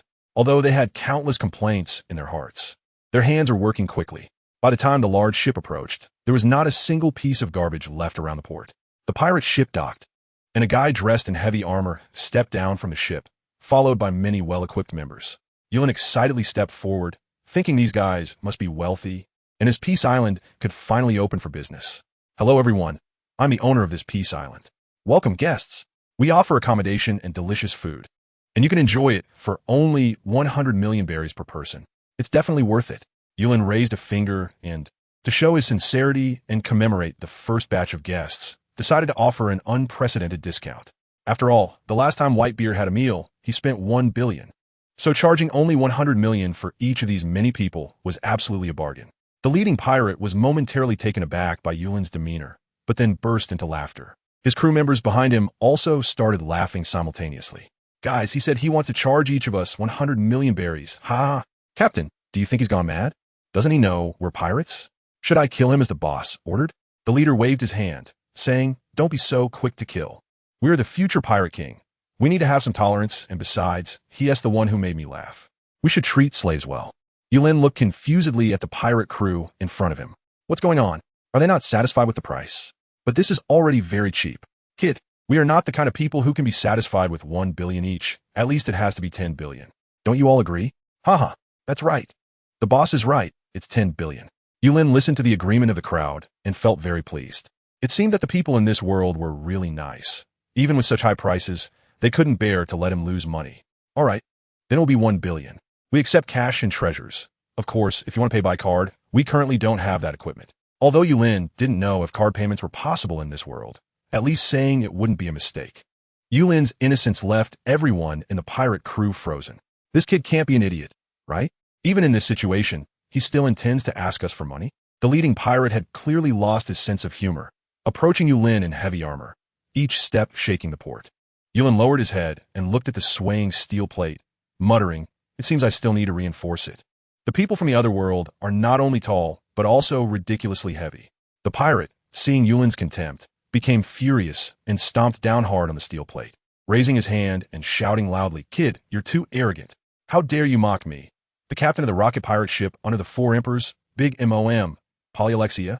The crew members behind Captain Polyalexia cheered wildly with their weapons raised, but they did not notice the three figures on the distant shore, trembling with pale faces. Damn it, whose underling is this? Just wait, I'll tear him apart. How dare he drag us into this? For emperors? Big OM pirate crew? Yulin muttered, unconsciously glancing back. Polyalexia thought Yulin was intimidated and felt even prouder. Surviving in the new world and having the protection of the four emperors is extremely important. This guy in front of him was clearly scared by our presence and status. Soon, the entire island would be at his disposal. If there are good food and cakes on this island, perhaps that lofty four-emperor mama would reward him generously. The more Polyalexia thought about it, the more excited he became, while Yulin instantly lost interest. Another member of the big MOM pirate crew, so this can't be a guest situation anymore. After all, even your master has been captured by Xiaohong. You guys who have come to deliver yourselves might as well come over and be my slaves. Yulin secretly laughed in his heart, having already arranged the future of this group of people in his mind. He turned around and pointed to the three desert generals in the distance, saying, "Hey, you three, they say you are their people. So just arrange to work here at the port." By the coast, the three who had originally worn gloomy faces turned around and put on forced smiles. After respectfully bowing to Yulin, they glared fiercely at the ragtag crew of the rocket launcher pirate ship. "Don't worry, boss. We'll take care of these guys. The port will be finished in no time." Yulin looked at the three desert generals, whose eyes were filled with determination, and nodded in satisfaction. "Work hard, and I'll have Xiaohong prepare extra meals for you tonight." After saying this, Yulin whistled towards the sky. In just a moment, a smaller version of the Millennium Dragon steadily landed in front of him. "Respected boss, please come aboard." Yulin nodded and climbed onto the back of Little Green, quickly disappearing from the sight of the crowd with little color. At the port, Polyalegia was still unaware of what had happened when a strong gust of wind suddenly struck, pinning all the crew members to the ground, unable to move. This familiar force, could it be Charlotte Katakuri? Polyalegia looked over and saw three figures, holding shovels and axes, approaching him on the shore. The three sweet generals? The sweet generals are the governing ministers of the Totland Kingdom under the control of the big MOM pirates. And they're also high-ranking officials of the Yonko big MOM pirates. They are also children of big MOM, their strength far surpassing that of ordinary combatants. And each general has their own fleet and subordinates. They hold absolute power of life and death within the big MOM pirates. However, the outfits of the three in front of him made it impossible for him to believe that these craftsman-like figures were the high-ranking sweet generals. "Sir, we didn't know you were here. Please? I beg your pardon. Damn it, you almost got me killed." Charlotte Katakuri was furious. With a bang, Polyalegia was kicked away, and Charlotte Katakuri instantly rushed over, heavily stepping on him, allowing the other party to spew blood in pain. "Don't worry, I won't kill you." Just as Polyalegia sighed in relief, Charlotte Katakuri continued, "Unless you stay on this island forever?" "Forever? How is that possible?" Just as Polyalegia was about to retort, he found himself completely powerless, unable to even make a sound. In the big MOM pirates, there are many subordinate fleets like the rocket launcher pirates, which are considered trash. Therefore, Charlotte Katakuri didn't hesitate at all when taking action. Since Yulin had already decided on their arrangement, Charlotte Katakuri and the others would definitely carry out their work properly. Under the intimidation of the three generals, everyone from the rocket launcher pirates became slave laborers in this port. As more and more powerful figures from the big MOM pirates rushed in, Polyalegia thought of something even more terrifying. Could this all be part of Charlotte Leanlean's plan? But who is the ordinary person commanding the three generals? The increasing confusion caused him to delay his work. With a bang, a huge steel pillar fell from his hands, attracting everyone's attention. Charlotte Katakuri was alarmed, and before he could react, the steel pillar delivered by the Golden Lion came crashing down toward Polyalegia in an unpredictable manner. "Damn it, the boss just emphasized the task, and you slaves dare to daze?" With that, Polyalegia's heavy body was instantly lifted into the sky, struggling but unable to break free. The Golden Lion, it was the pirate Admiral Golden Lion. The members of the rocket launcher pirates looked as if they had never seen the world, which made the Golden Lion even more disdainful. In the sky, Polyalegia realized his mistake, and just when he asked for mercy, hundreds of blood-red bats suddenly enveloped him. After a second of roaring, only a skeleton slowly fell onto the sea, instantly dissipating. "Red boss, didn't the boss say to keep them?" The Golden Lion looked at the red count in disbelief. How could this fanatic of the boss dare to defy him? It should be known that the boss has always placed great importance on the labor force on Peace Island. The three generals also looked over. Could the Red Count dare to defy that Demon Island master? The blood-red bats in the sky gradually coalesced, and the Red Count spat out the blood he had just absorbed, slowly descending. The boss has instructed that there are now too many slaves on Peace Island. Those who don't work easily waste food. So, it's no big deal to let a few irresponsible ones die. Although the Red Count's words were plain, they put immense pressure on everyone present. Irresponsible? This standard is too pirate-like. Whether someone is responsible or not is ultimately decided by their words, isn't it? At this moment, the members of the rocket launcher pirates were very clear. If they did not perform well, the other party would definitely kill them without hesitation, just like they did with Polylysia. Of course, even members of the big MOM pirates were no exception. The sweet generals understood the Red Count's meaning under the roof. They had no choice. Collecting his thoughts, Charlotte Katakuri once again commanded everyone to start working. By the time the entire port renovation was successfully completed, the moon was already hanging high in the sky. In Yulin's palace, everything was still as it was before.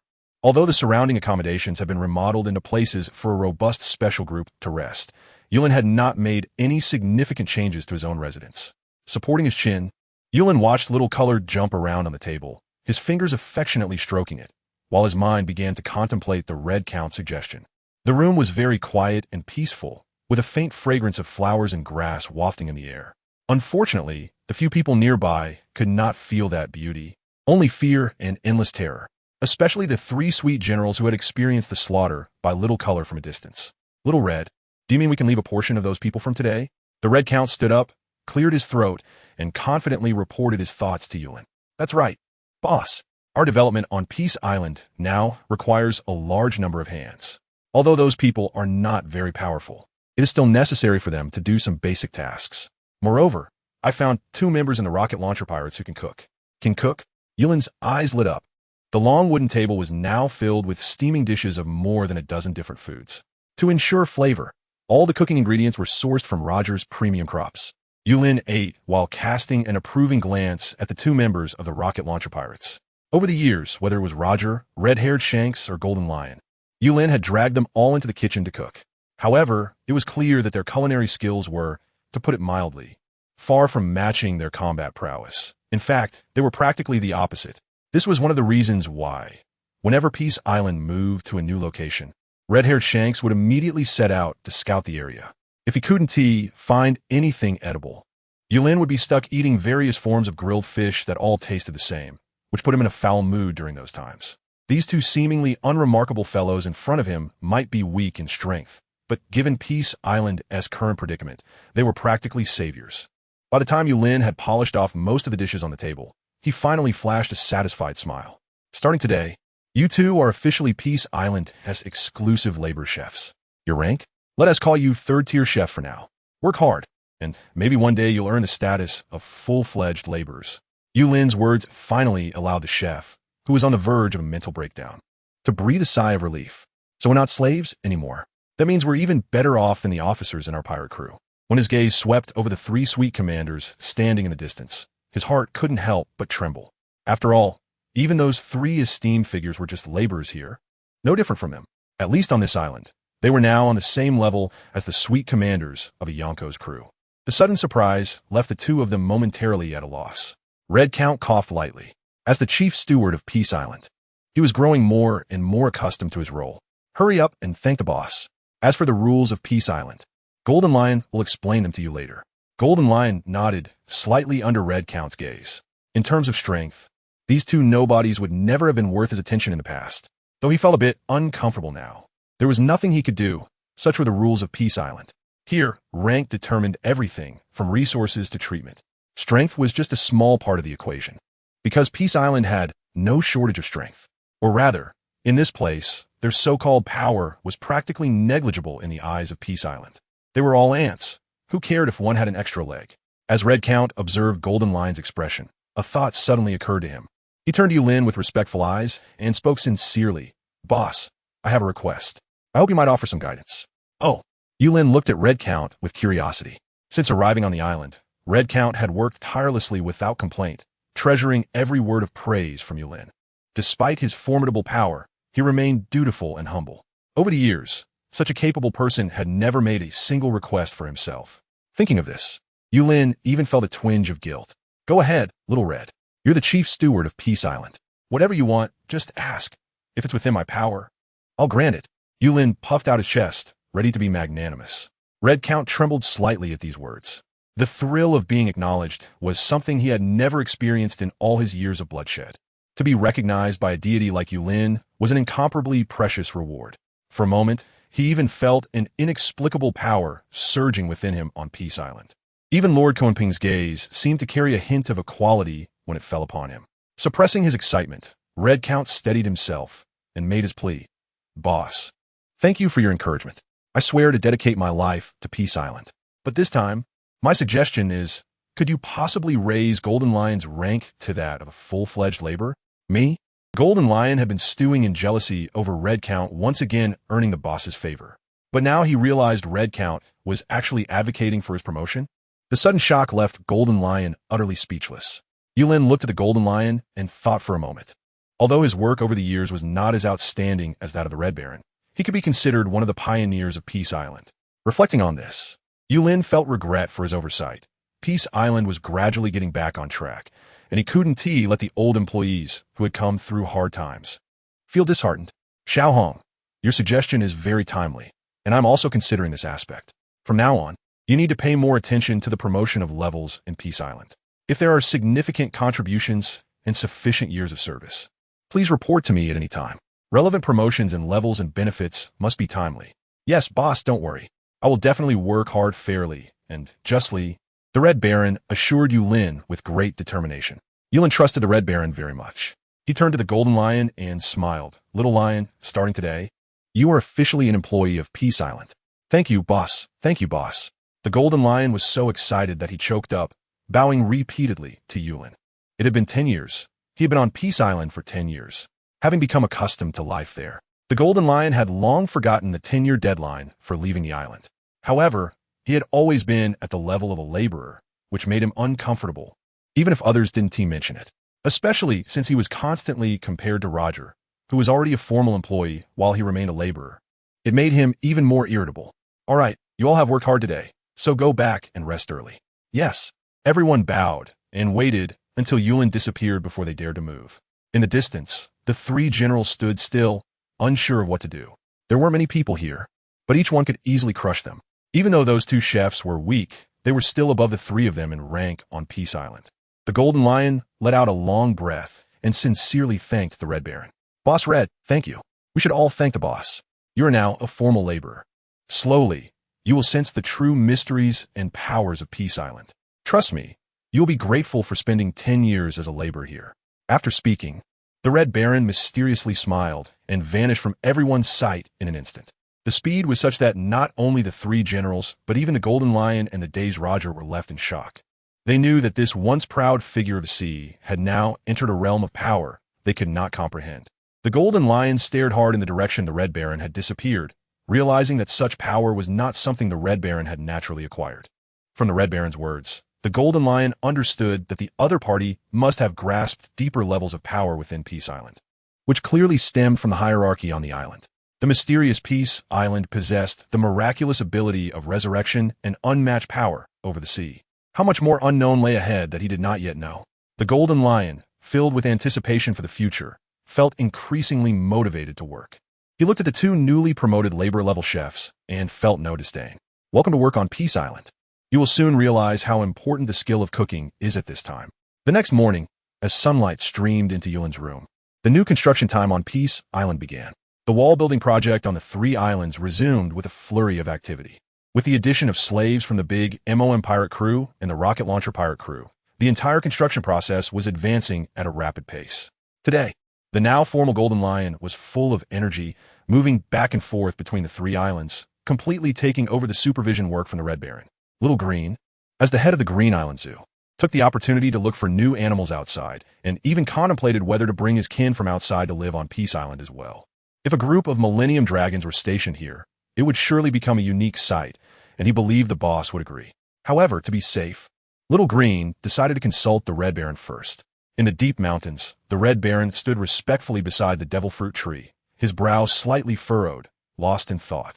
On the devil fruit tree, 3 black fruits glimmered enticingly, making one eager to act. At this moment, although the Red Baron could feel the gifts Peace Island had bestowed upon him, significantly enhancing his physical abilities, he still dared not act rashly due to the common knowledge that the devil fruits were not edible. What truly troubled him was that he could sense the devil fruit tree was urging him to choose a new devil fruit. Just as he continued to hesitate, he heard the voice of Little Green, the Millennium Dragon, from the sky. "Boss Red, I knew you would be here." The Red Baron snapped out his thoughts and looked up to see it was Little Green. "What's the matter?" Little Green slowly descended, his tall figure shrinking to a size similar to the Red Baron's. "Boss Red, I have something I want to discuss with you. If possible, I'll talk to the boss afterward." "Oh, let us hear it." The Red Baron was very curious about what this interesting Little Green had in mind. "It's like this. Our Millennium Dragon clan has been getting fewer and fewer due to environmental changes. So I was wondering if I could look for the remaining clan members to move to the Green Island Zoo." "The Millennium Dragon clan? Do you have a way to find them?" The Red Baron was somewhat puzzled.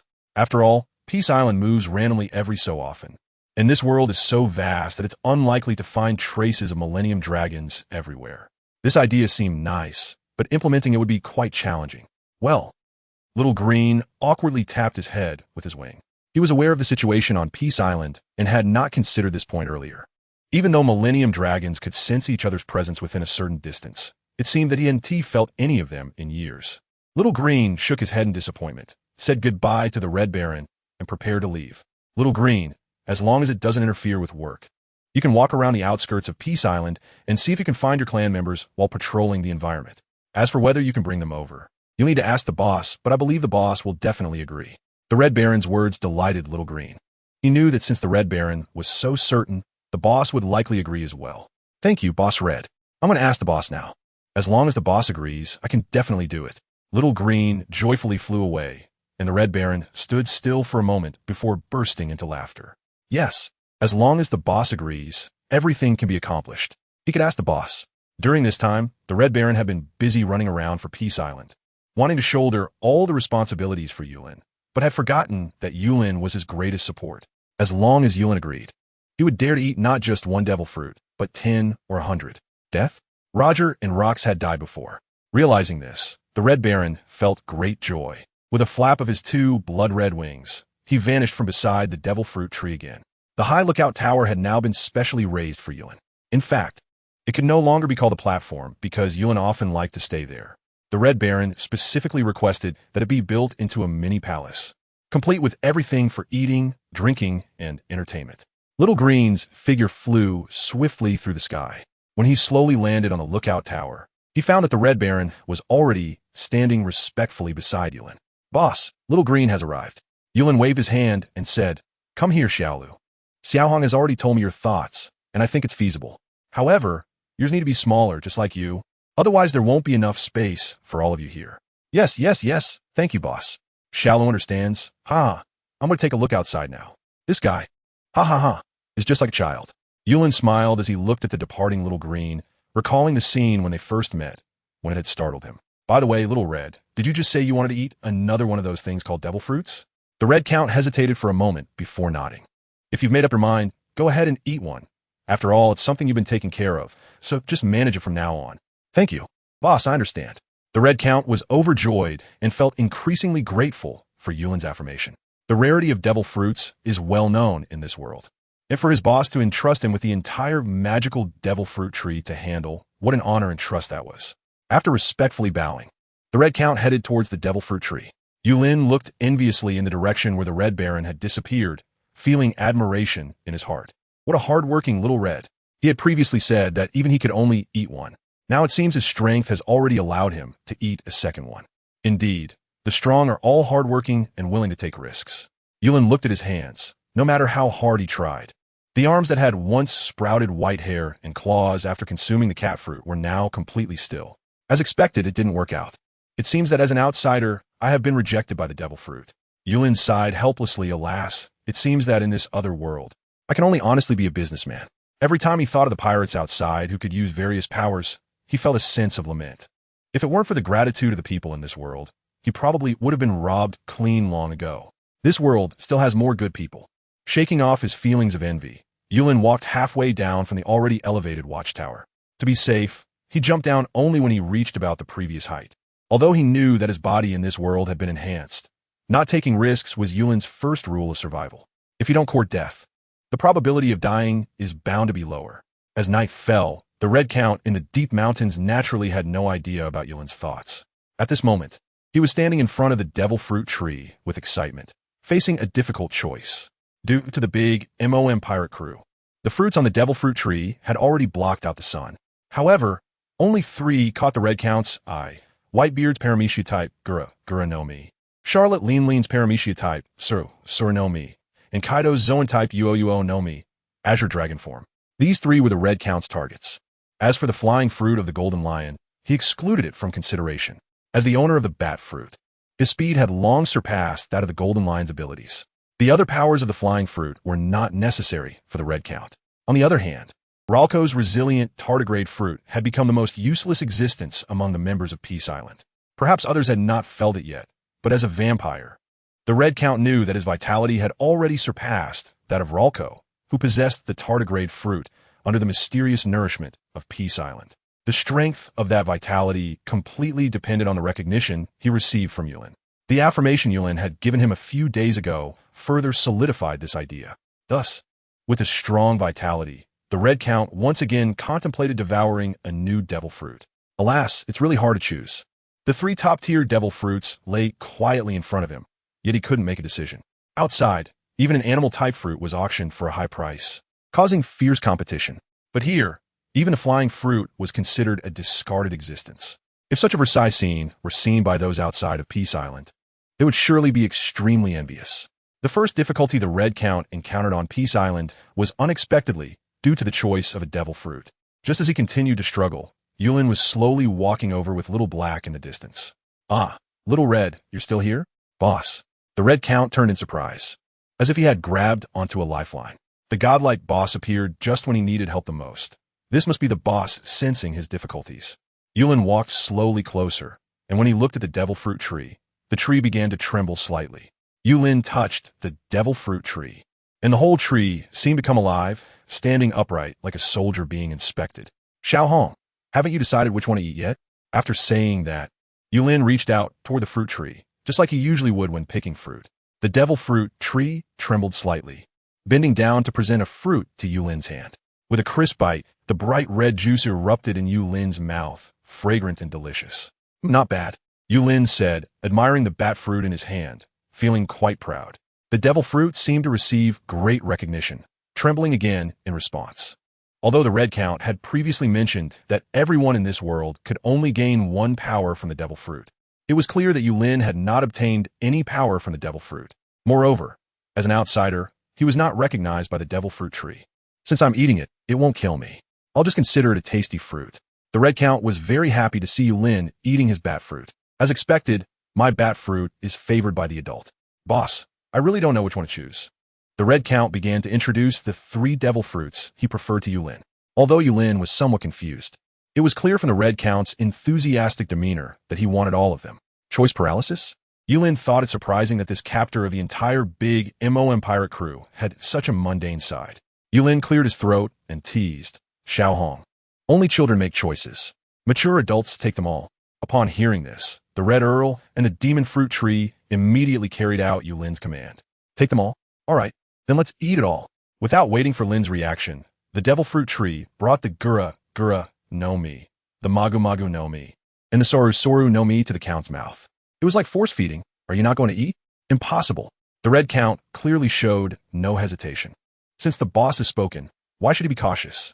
With a grateful heart, the 3 devil fruits were instantly devoured. With a glare from Lin, it was too late to stop him. "Damn, I was just joking, this guy is too fierce." 3 fruits went down, and 3 different powers instantly filled the body of the Red Count. Stinging, swelling drowsiness. Yulin felt a tremor in his heart as he dragged the fallen Count Red. "My God, this guy isn't going to die, is he?" With his heart racing, he placed his fingers in front of Count Red's nose, feeling the faint breaths. Finally, Yulin breathed a sigh of relief. "My God, that scared me to death. If Xiao Hong dies, wouldn't I be a huge loss?" He gently laid Count Red down, and a faint red thread slowly wrapped around him. Yulin was puzzled and stepped aside, praying in his heart that the Red Count would not have any accidents. The scale and level of Peace Island today could not be achieved without the Red Count's contributions.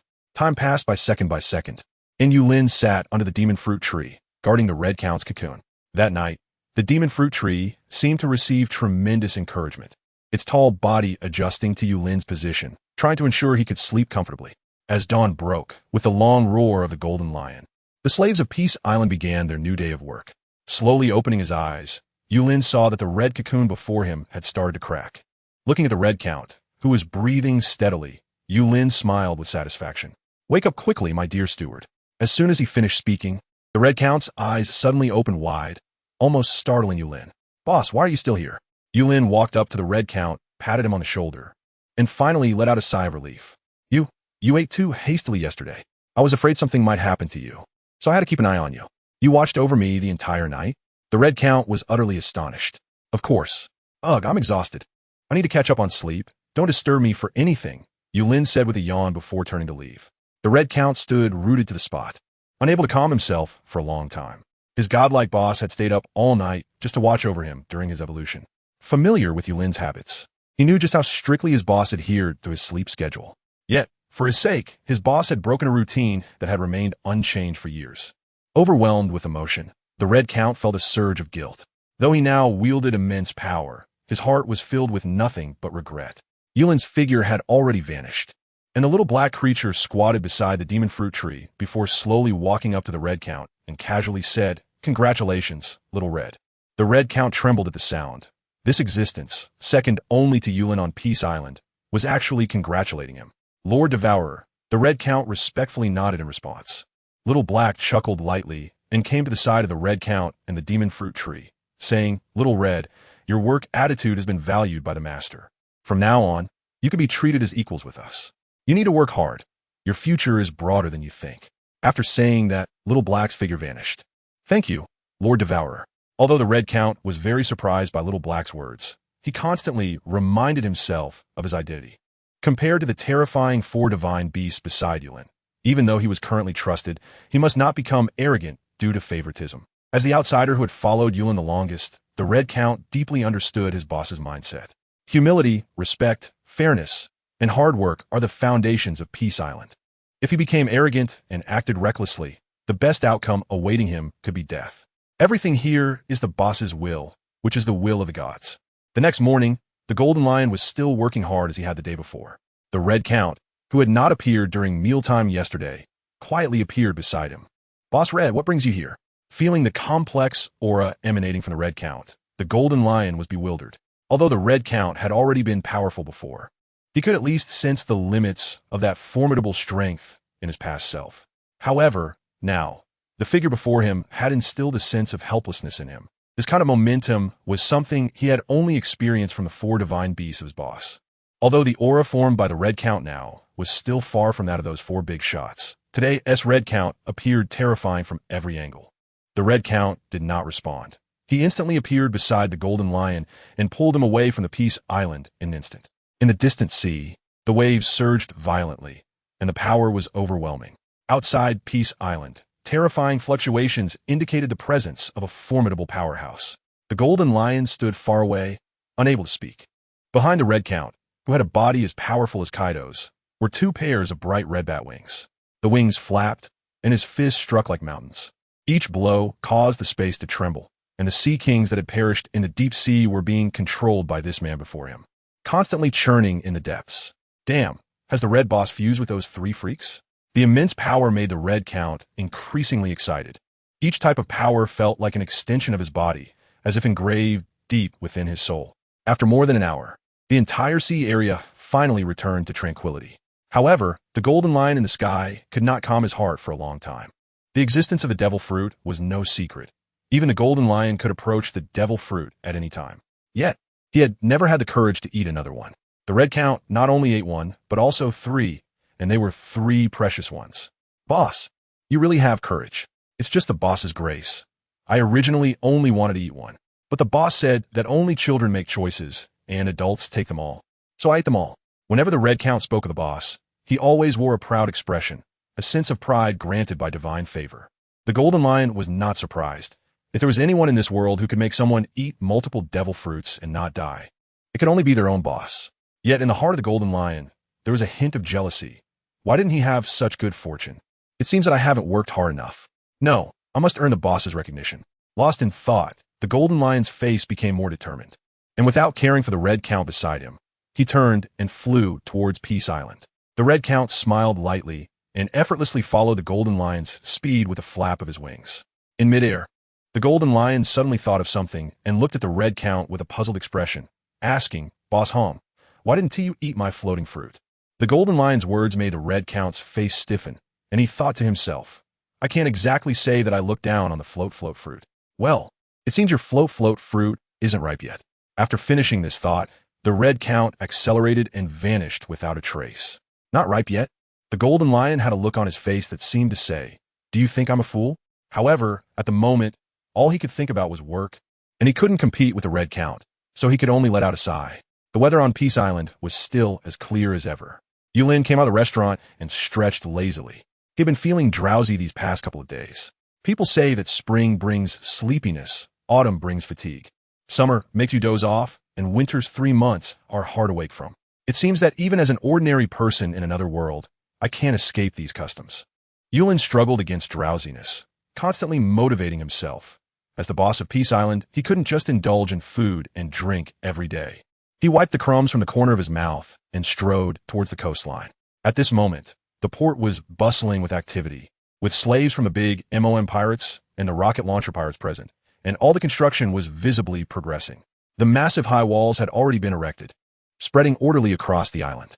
The originally wooden port was now covered with steel and giant stones, and its size was more than 3 times that of the original. However, the ship of the rocket launcher pirates looked somewhat out of place when compared to the port. In the distance, the golden lion, who was discussing tasks with the 3 calamities, spotted Yulin and quickly approached him. "Boss, are you satisfied with what you see? Do you need any changes?" "Good, very good. I'm quite satisfied. Keep up the good work." After Yulin nodded in acknowledgement, a wave of drowsiness hit him again. He casually patted the golden lion's shoulder and turned to leave, leaving the excited golden lion behind. The boss encouraged me. The boss encouraged me. No, I have to work even harder." With that thought, the golden lion immersed himself back into the bustling work before Yulin's figure had even disappeared. Yulin turned around to look at the building materials drifting in the sky, admiring the golden lion. Indeed, employees who work hard should be rewarded and promoted in a timely manner, so that everyone has motivation. On the way back, Yulin was lost in thought, and when he came to his senses, he was already in front of his palace. At this moment, the red count was rushing over with a new batch of materials. Just as he was about to say something, Yulin waved his hand to stop him. "Xiao Hong, handle any matters you have first. I'm really too tired. Please don't disturb me if there's nothing urgent. And of course, don't disturb me even if there's something." Yulin yawned and dragged his heavy footsteps into the house. Seeing Yulin's exhausted appearance, the red count felt a tremor in his heart. Could it be that the boss hasn't recovered from staying up late for me last time? With some doubts, the red count had just stepped outside when he saw 4 big shots walking towards the courtyard, chatting and laughing. "Oh, little Hong, you're here too. For gentlemen, are you here to find the boss?" He said he was a bit tired and didn't want to be disturbed. "Tired?" Little Black frowned slightly, his gaze seriously assessing the red count. At that moment, the red count felt as if he was submerged in an ocean, powerless to escape or resist. With all his strength and secrets drifting in that sea, open for observation. Retracting his gaze, Little Black smiled. "The master is fine. He is probably just not used to it after marking you last time.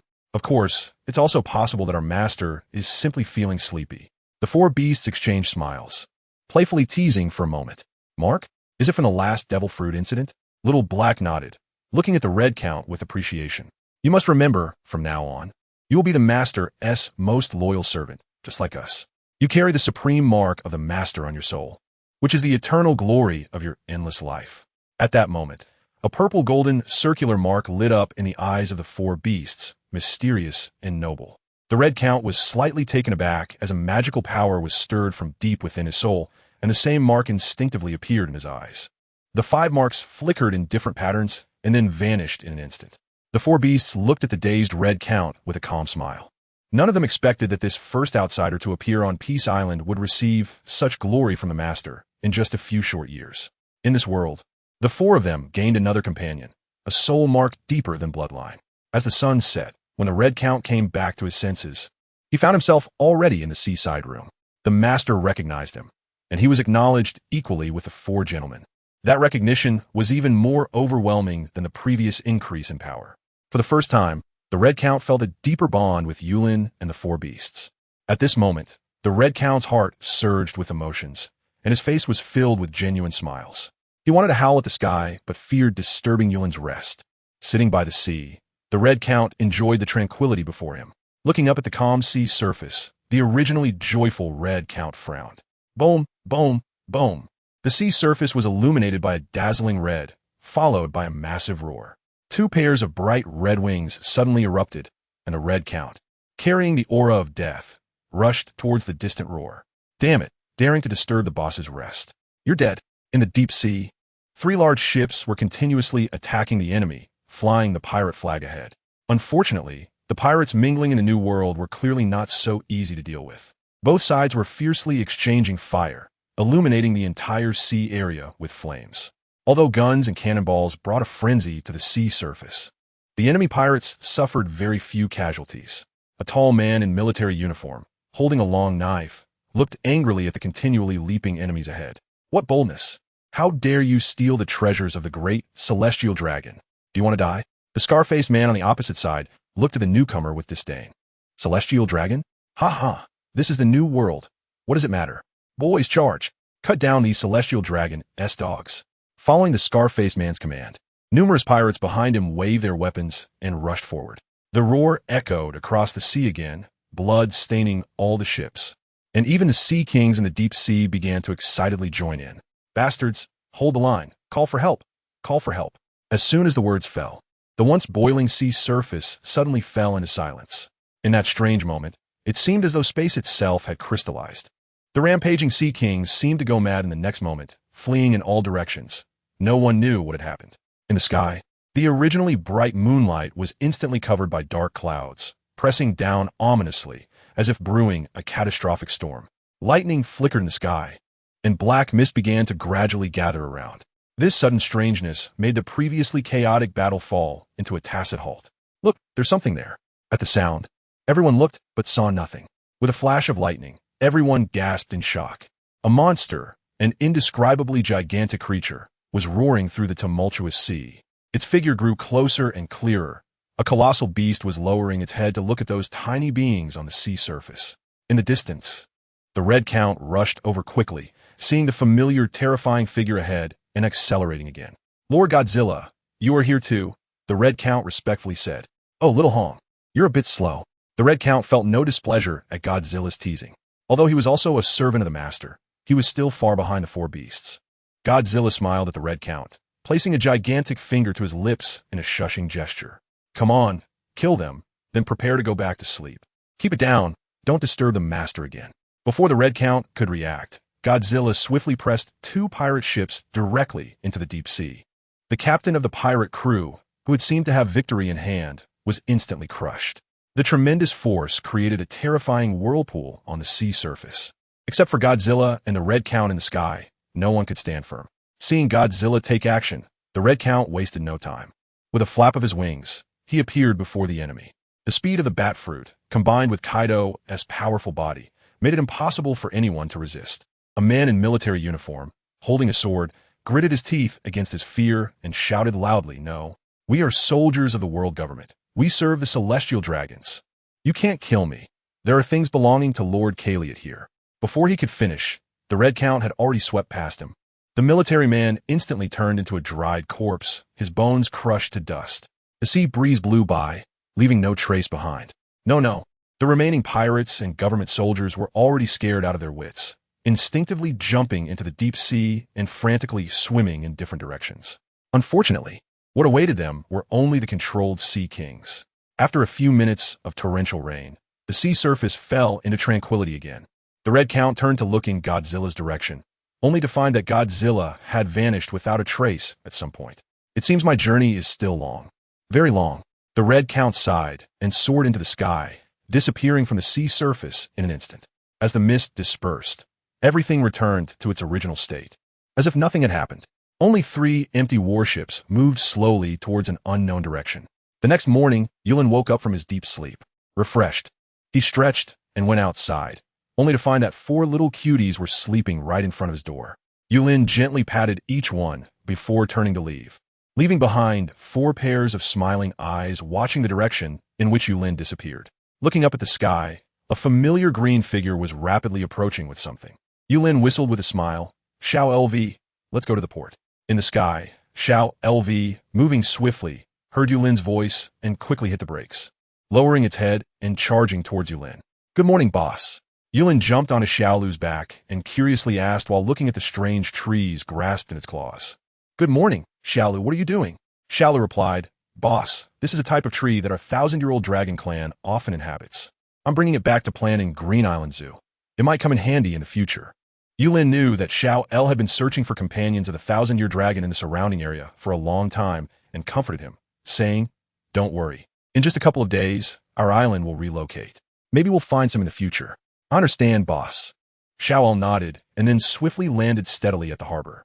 When the big MOM pirates saw Xiao El approaching, they didn't react much. However, the moment Yulin appeared behind him, everyone instinctively shuddered in their hearts. Even the three sweet commanders struggled to suppress their nervousness, swallowing hard as they hastily resumed their work with hammers and shovels. Their minds screamed in unison, work. I love working. Yes, building walls and moving bricks. I can do both at the same time. Hey, you in front, don't steal my rocks. I can carry one more. For some reason, the previously sluggish progress suddenly and visibly accelerated once again. Yulin looked happily at the increasingly perfected high walls in front of him. When he peered through the reserve gate towards the sea, he was pleasantly surprised. A ship? Wow, 3 such fine ships. Come on, put down your work and let's welcome our guests. Guests? The 3 generals looked over simultaneously. Isn't that a warship? How could it possibly be here? Katakuri? Charlotte Katakuri furrowed his brow. There is no one on it. Charlotte Katakuri's observation haki is very strong. Even at this distance, he can sense the presence on board. He glanced at Yulin and added, Of course, it's also possible that there are many powerful beings up there, much stronger than me. Ever since arriving at Peace Island, Charlotte Katakuri no longer dares to underestimate this world. Not to mention the 4 terrifying devil beasts and famous sea powerhouses like the Red Count. He couldn't even sense the presence of the cows and dragons on Peace Island. If it weren't for the fact that he could still sense his unfortunate group of slaves, Charlotte Katakuri would almost think that his powers had vanished. At such times, he couldn't help but marvel at the terror of Peace Island. Looking back, if it weren't for that dead thing that kidnapped Ralco back then, their big MOM pirates wouldn't have fallen to this point today. Hey, you 3, come over here. All right, we're on our way. Yulin's moans seemed to have a magical power, pulling them back from their thoughts. Instinctively, they bent their bodies and jogged towards Yulin. It looked very professional. Boss, what are your orders? Yulin circled around the 3 warships twice. Compared to the small broken ship of the rocket launcher pirates, these warships were clearly much better, although there were no guests on the warships, which made Yulin feel a bit disappointed. He was fortunate to find quite a few precious gems inside. There were even quite a few sea floor stones that the Red Count always mentioned. Overall, it was a profitable venture. After all, it was free. You 3 arrange these and then hand them over to Xiao Hong to handle. Yes, boss. The 3 generals replied respectfully. The finances of Peace Island are currently managed by Xiao Hong, the chief steward, which makes things easier for Yulin. The next morning, Yulin, who had spent the night in the lookout tower, opened his eyes to see the surrounding sea was still the same blue. However, Yulin knew that Peace Island had moved to a different location. Having become accustomed to this kind of life, he didn't feel any discomfort. After all, over the years, Peace Island had drifted to so many places. He just didn't know what position they were in now.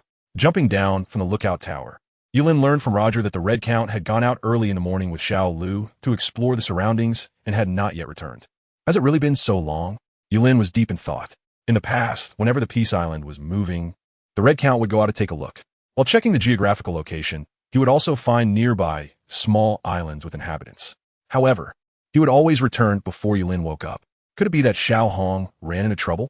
Yulin shook his head. How could that be? According to those 3 dessert-loving guys, Xiao Hong is quite formidable now. Gathering his scattered thoughts, Yulin headed toward the harbor once more. Over the past few years, Peace Island had been mobile without any ships of its own.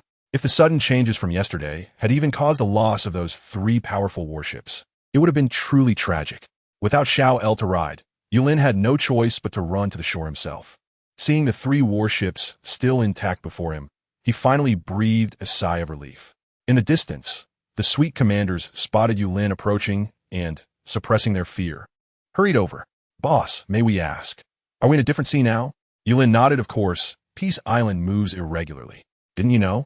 The three felt a chill in their hearts. Of course, they didn't know. What kind of island just floats away like that?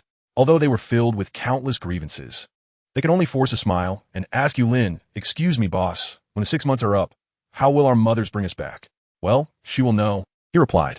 Yulin hesitated for a moment, looking at the gradually taking shape buildings around him, thinking that it was about time to use Charlotte Lingling's intelligence for some publicity for Peace Island. By then, as the head of intelligence, Charlotte Lingling would certainly know her position. In the sky, 2 small dots were moving quickly. The figures of Xiao Hong and Xiao Lu gradually became clearer, and in the blink of an eye, they slowly landed at the port. "Boss, you are here too?" Count Hong and Xiao Lu respectfully saluted. "Yes, just came to check if our assets are missing." Yulin casually pointed to the distant warship and said, "Xiao Hong, what position are we at now? I think we can use Charlotte Lingling's intelligence to promote us a bit." Yulin couldn't wait to welcome the first group of real guests to Peace Island. "Boss, we are currently located in the East China Sea. It's just that we are in a remote area, and the nearest small island is quite a distance away. So it might be a bit difficult for ordinary guests to come here." The Red Count calmly explained the surrounding environment to Yulin, originally thinking that the boss would feel a bit disappointed upon hearing this. However, to his surprise, Yulin became somewhat excited when he learned the situation. Even without guests, Yulin was still very happy. The East China Sea, it's really the East China Sea now, the one often called the weakest East China Sea. This means I can go out. Peace Island, you must have heard my call. Huh, here I come. East China Sea. East China Sea, Windmill Village. Yulin took large strides, looking around the not-so-bustling village before him. Aside from Daughter Island, this was Yulin's second outing. Behind him, the Red Count dutifully followed. Watching Yulin, who was full of joy, feeling equally excited. What could be more touching than making one's master happy? The Red Count had now become more accustomed to his role as Yulin's servant. For him, it was a matter of honor. The man before him had granted him true immortality. "Little Hong, let's take a look over there. It seems much livelier." Yulin pointed happily at the tavern ahead, where people were constantly coming and going. "All right, boss." At this moment, the Red Count, not wanting to cause any trouble for Yulin, wore an ordinary mask on his face. Though it looked a bit odd, it didn't seem out of place at all in this world. Upon entering the tavern, they were greeted by waves of hearty laughter. Men and women inside were holding mugs, bowls, and even barrels, drinking with unbridled enthusiasm. "Come on, Xiao Hong. Let us go over there."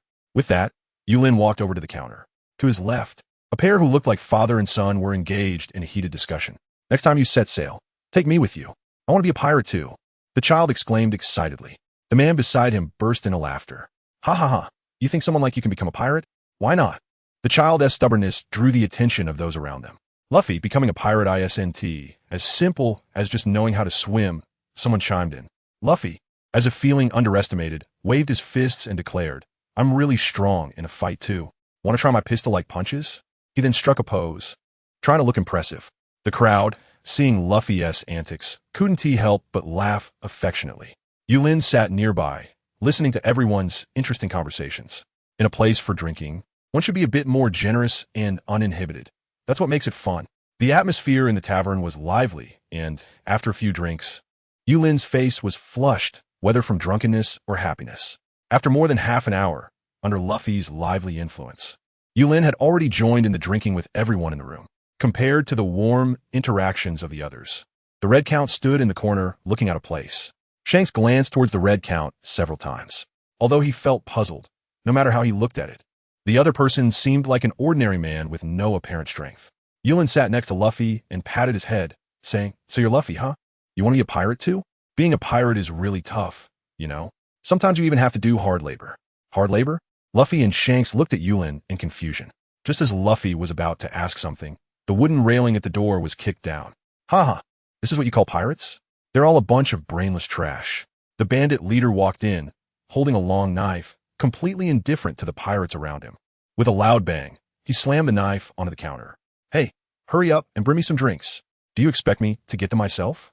"Sorry, but we've run out of drinks for today," the bartender, Makino, replied calmly. "Run out? So have these pirates been drinking urine?" "Haha." The bandit's lackeys laughed wildly. "Here, I'll give you this bottle."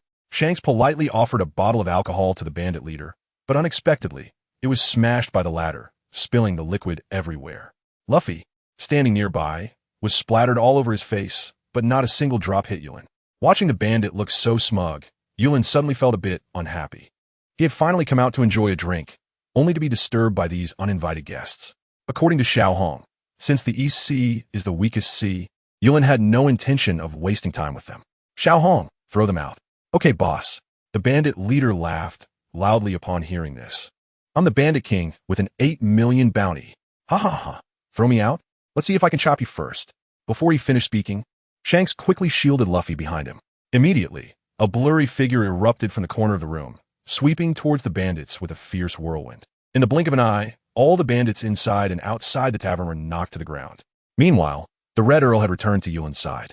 The movements were fluid and seamless, and even Shanks couldn't see the trajectory of the person's actions clearly.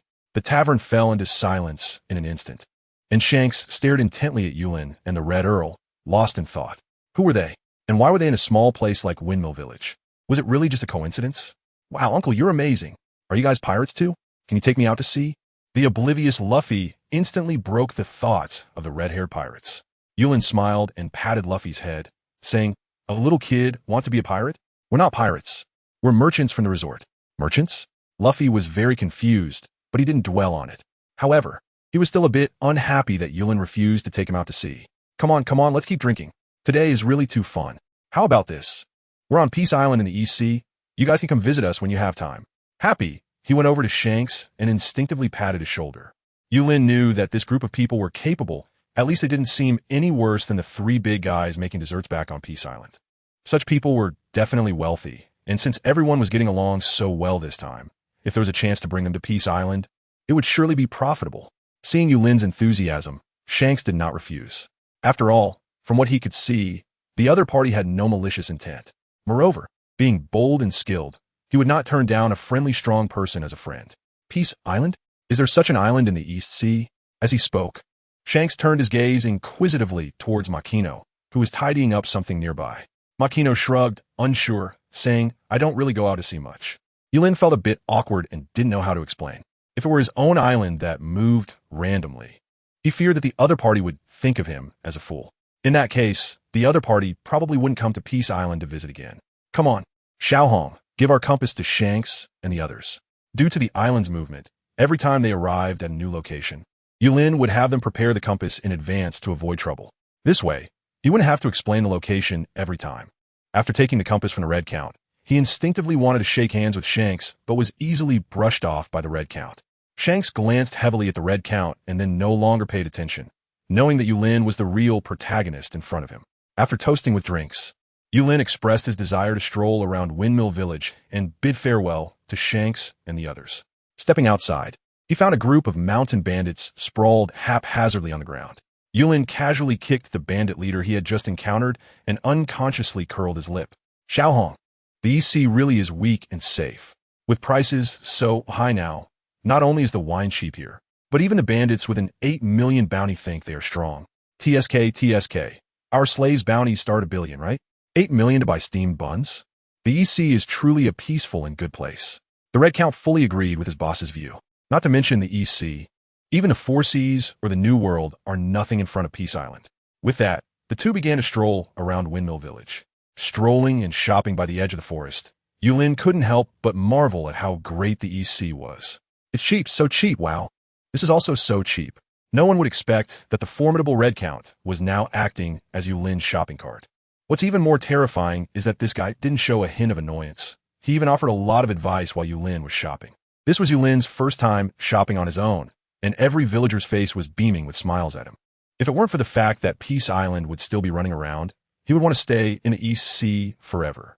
In the Magino Tavern, Shanks and his pirate crew were gathered together, looking somewhat puzzled. Captain, are you saying that masked guy, even you might not be his match? Shanks changed his expression from before, recalling the speed of the Red Count, and said solemnly, the opponent might not be weaker than me. After all, that speed is quite terrifying. Moreover, I didn't sense any conqueror's haki, nor did I see any devil fruit abilities. If the opponent reached that level purely based on physical prowess, he would definitely be a formidable opponent. After saying that, Shanks remembered Yulin's appearance earlier and laughed heartily. But it seems he shouldn't be an enemy.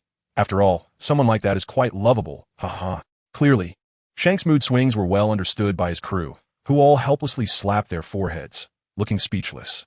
Captain, didn't he give you a pointer? Why don't we take some time to check it out? That sounds good. Shanks turned to look at Luffy, who was working hard. This guy, who always wanted to go out to sea, wouldn't be a bad idea to bring along if he was only going to be active in the EC. Luffy, we're going to Peace Island. Are you coming? Huh? Peace Island? Sure, I'm going. Luffy turned around, still with remnants of food at the corner of his mouth, mumbling. Luffy? Luffy, what are you eating? Shanks thought something was wrong and quickly flipped Luffy upside down, anxiously saying, Hurry, spit it out. What you ate is a devil fruit. Devil fruit? A fruit? Isn't that just eating? Luffy's head, being upside down, suddenly slammed onto the ground with a bang. Shanks, what is this? Did I get longer? Shanks sighed, looking exasperated as he set Luffy upright. After eating this gum fruit, you become a rubber man and can no longer swim. The carefree Luffy seemed to be petrified, walking out of the tavern like a puppet in a daze. I can't swim anymore. I can't swim anymore. Then can I not become a pirate? On the clean path, Yulin and the Red Count were walking toward the port with a lot of bags. In the distance, a familiar group of figures was gathering. Oh, Shanks and the others are here too. I wonder if they're preparing to go to our Peace Island now. Yulin thought happily. As they got closer, they could hear Shanks saying something to Luffy. Luffy, didn't you say your punches are as powerful as a pistol? Ha! Luffy was pinned to the ground by the mountain bandit leader, his face slightly flushed. Stop talking. I'm about to blow him up. However, Luffy's words did not instill any fear in the mountain bandits. Instead, they became even more rampant, aiming their pistols at Shanks and the village chief. Oh, you guys haven't left yet? Yulin's voice drew everyone's attention, and the mountain bandits instinctively took 2 steps back when they saw the Red Count behind him. You, don't come over here. We didn't provoke you this time. The fear they felt was from the depths of their souls. But it was clear that Yulin had no intention of letting them go. Weak, cheap, easy to slap in the face. This was the label Yulin had for the group of mountain bandits in front of him. It was his first outing, and he was excited about doing good deeds. Xiao Hong, take care of this. Although the Red Count's hands were full of things Yulin had bought, he had 1,000 ways to make these trash go to their deaths. 1 step, 2 steps, 3 steps. As the Red Count approached, the mountain bandits fled toward the coast. Shanks looked at the Red Count seriously, as if he saw something vibrating behind him. Suddenly, another gust of wind blew. The mountain bandits, who were already fleeing to the seaside, were instantly blown into the sea and were soon swallowed by the coincidentally arriving Sea Kings. A faint blood appeared on the surface of the sea, but was quickly washed away by the waves, and everything returned to calm as if nothing had happened. Seeing the situation turn bad, the bandit leader immediately threw his long knife at the village chief, tossed a smoke bomb, and escaped with Luffy. Oh no! I was too careless. Luffy was taken away, Shanks covered his head, anxiously regretting. The Red Count turned to look at Yulin, only to see Yulin wave his hand and point to where Shanks had been. As soon as he finished speaking, he had already vanished. Let's go on board. That kind of trash, Shanks should be able to handle. The Red Count nodded. Although he had been working for Yulin all these years, he was well aware of the strong ones at sea. That little brat who once sailed on the Pirate King's Roger's ship was now a renowned emperor of the sea. Yulin tidied up his pleasant mood, simply greeted Makino and the members of the red-haired pirates, and turned to leave. On the sea, a small drifting boat had a tiny shadow flying out from it, quickly plunging into the water. On the distant deck, Red Count watched Luffy fall into the sea with no change in his expression. Yulin also saw Shanks arriving for the rescue. Suddenly, the surface of the sea began to churn, and a Sea King with a fierce face burst out of the water. The mountain bandit leader, who had been feeling proud, was swallowed in one bite by the Sea King, the crisp crunching sound very pleasing to the ears. Just as it was about to attack Luffy, Shanks swiftly embraced Luffy in his arms. The Sea King leaped over Shanks, and the Red Count suddenly coughed in surprise, attracting Yulin's attention. Oh no, is it really severed? Yulin stared blankly at Shanks in the distance. In his opinion, this guy should definitely be a master. How could he possibly struggle with such a big fish? After all, fish of that caliber were almost brought to the table every few days on Peace Island. Doubt began to nag at Yulin's mind. Could it be that he misjudged? Yulin turned around and sighed. Since his strength was average, he probably didn't have much money left. At that moment, Yulin's heart suddenly felt empty. He had thought that Shanks' pirate crew was a big catch, but it turned out to be a bust. Back in the cabin, Yulin rummaged through the things he had bought, while the ship maintained a steady speed under the operation of the Red Count. If it weren't for Yulin mentioning wanting to experience the feeling of going to sea for the first time, they would have probably returned to Peace Island by now. Although Yulin felt a bit disappointed about Shanks, overall, today's journey was still quite enjoyable. However, compared to Yulin's joy, the slaves on Peace Island were not so carefree today. They had thought that with Yulin and the Red Count not around, managing things solely under Golden Lion would be a bit tough. Who knew that the construction progress on Peace Island not only did not slow down, but was actually more than 3 times that of the past. Members of the big MOM pirate crew had experienced the terror of Peace Island more directly. Overall, their performance was still at a normal level, with no plans to slack off. On the other hand, those from the rocket launcher pirate crew, who had been captured upon their arrival, clearly still did not understand their situation. They were unaware that, on this island, there are not only terrifying human powerhouses, but also 4 even more terrifying monsters. In the past, due to Yulin's reasons, they never revealed their true forms to play during the day. But today, with Yulin absent, the 4 of them had let loose and caused quite a ruckus. Slacking off? Goofing off? Those lucky enough were now swimming in the sea, and whether they could survive in the tumultuous waves stirred up by Godzilla depended on luck. Those unfortunate ones probably had their ashes scattered across different seas by now. No, thinking about it now, the poor souls roasted by the colorful Kuenpung probably didn't even have ashes left. Under such terrifying oppression, all the slaves even began to miss the days when the Red Count was around. Come, the progress here is slowed down. Let me see who is slacking off. The colorful Kuenping teased as it flew toward Dead Island. As soon as it spoke, the slaves working on Dead Island, whether from the big MOM pirate crew or the rocket launcher pirate crew, hurriedly increased their speed. Their desperate appearance was truly admirable. If only they had put this effort into training, their strength would have improved significantly by now. Mom, I want to go home. Please send me back. Charlotte Mascarpone lowered his head, not daring to look at the sky, trembling internally as he mumbled to himself. I can't take it anymore. I'm going to die. I'm so scared. Demon Island. How do I leave this demon island? Oh no, the demon is looking at me. I need to work faster. I love work. Work loves me. Please don't look at me. I beg you. Charlotte Chiefing's flesh trembled unconsciously, but the work in his hands was quite nimble, fearing that a careless mistake would draw the attention of the demon in the sky. The Golden Lion in the sky looked at the significant progress below and felt a bit awkward and helpless, having achieved nothing. He had hoped to impress Yulin with his performance. Who would have thought that these 4 big shots would suddenly come out to play, creating pressure so great that even Golden Lion found it hard to bear. If he wasn't already an official laborer of Peace Island, he would probably be in the same state as the hard-working Black Bull rocks below, who he hadn't seen working so hard for a long time. Striving forward, sweating profusely, Rox was far stronger than the now ordinary yellow cattle. Suddenly, the 4 big shots who had been running around disappeared in the blink of an eye, and the tangible pressure instantly dissipated. Golden Lion was taken aback. He knew the boss had returned. In that moment, all the slaves on Peace Island seemed to be spiritually liberated, and they collectively sighed in relief. Looking around at their fellow survivors, they simultaneously asked, "Oh my, am I still alive?" As the sky darkened, Yulin's ship steadily docked at Peace Island's harbor. The first sea journey had come to an end. Looking at the 3 imposing warships docked at the harbor, Yulin had been coveting them for a long time. Unfortunately, since the origins of the warships were indeed unknown, Yulin still utilized the rocket launcher pirate cruise ship for this trip. He wondered if these 3 ships could be sold for some money. Perhaps when Charlotte Linlin arrived, he could see if he could sell them to her at a bargain. The Red Count nodded, a confident smile on his lips, saying, "Boss, rest assured, Charlotte Linlin will definitely buy them." He was even more certain in his heart that he wouldn't dare to refuse her even if he had 10 times the courage. The Red Count, carrying bags of various items, followed closely behind Yulin. At this moment, he even regretted not eating more of the float fruit back then. If he had the ability of the float fruit, he could let these things fly back with him now. Just as he thought of the lion appeared. The Red Count sensed that Golden Lion was rapidly flying toward him. "Boss, you're back." Golden Lion dutifully took all the items and placed them steadily in the air. Yulin looked at the nearly completed high wall at the port and nodded in satisfaction, praising, "Little Lion, well done. I didn't expect the progress to be so fast today. I was worried you wouldn't be able to handle it alone."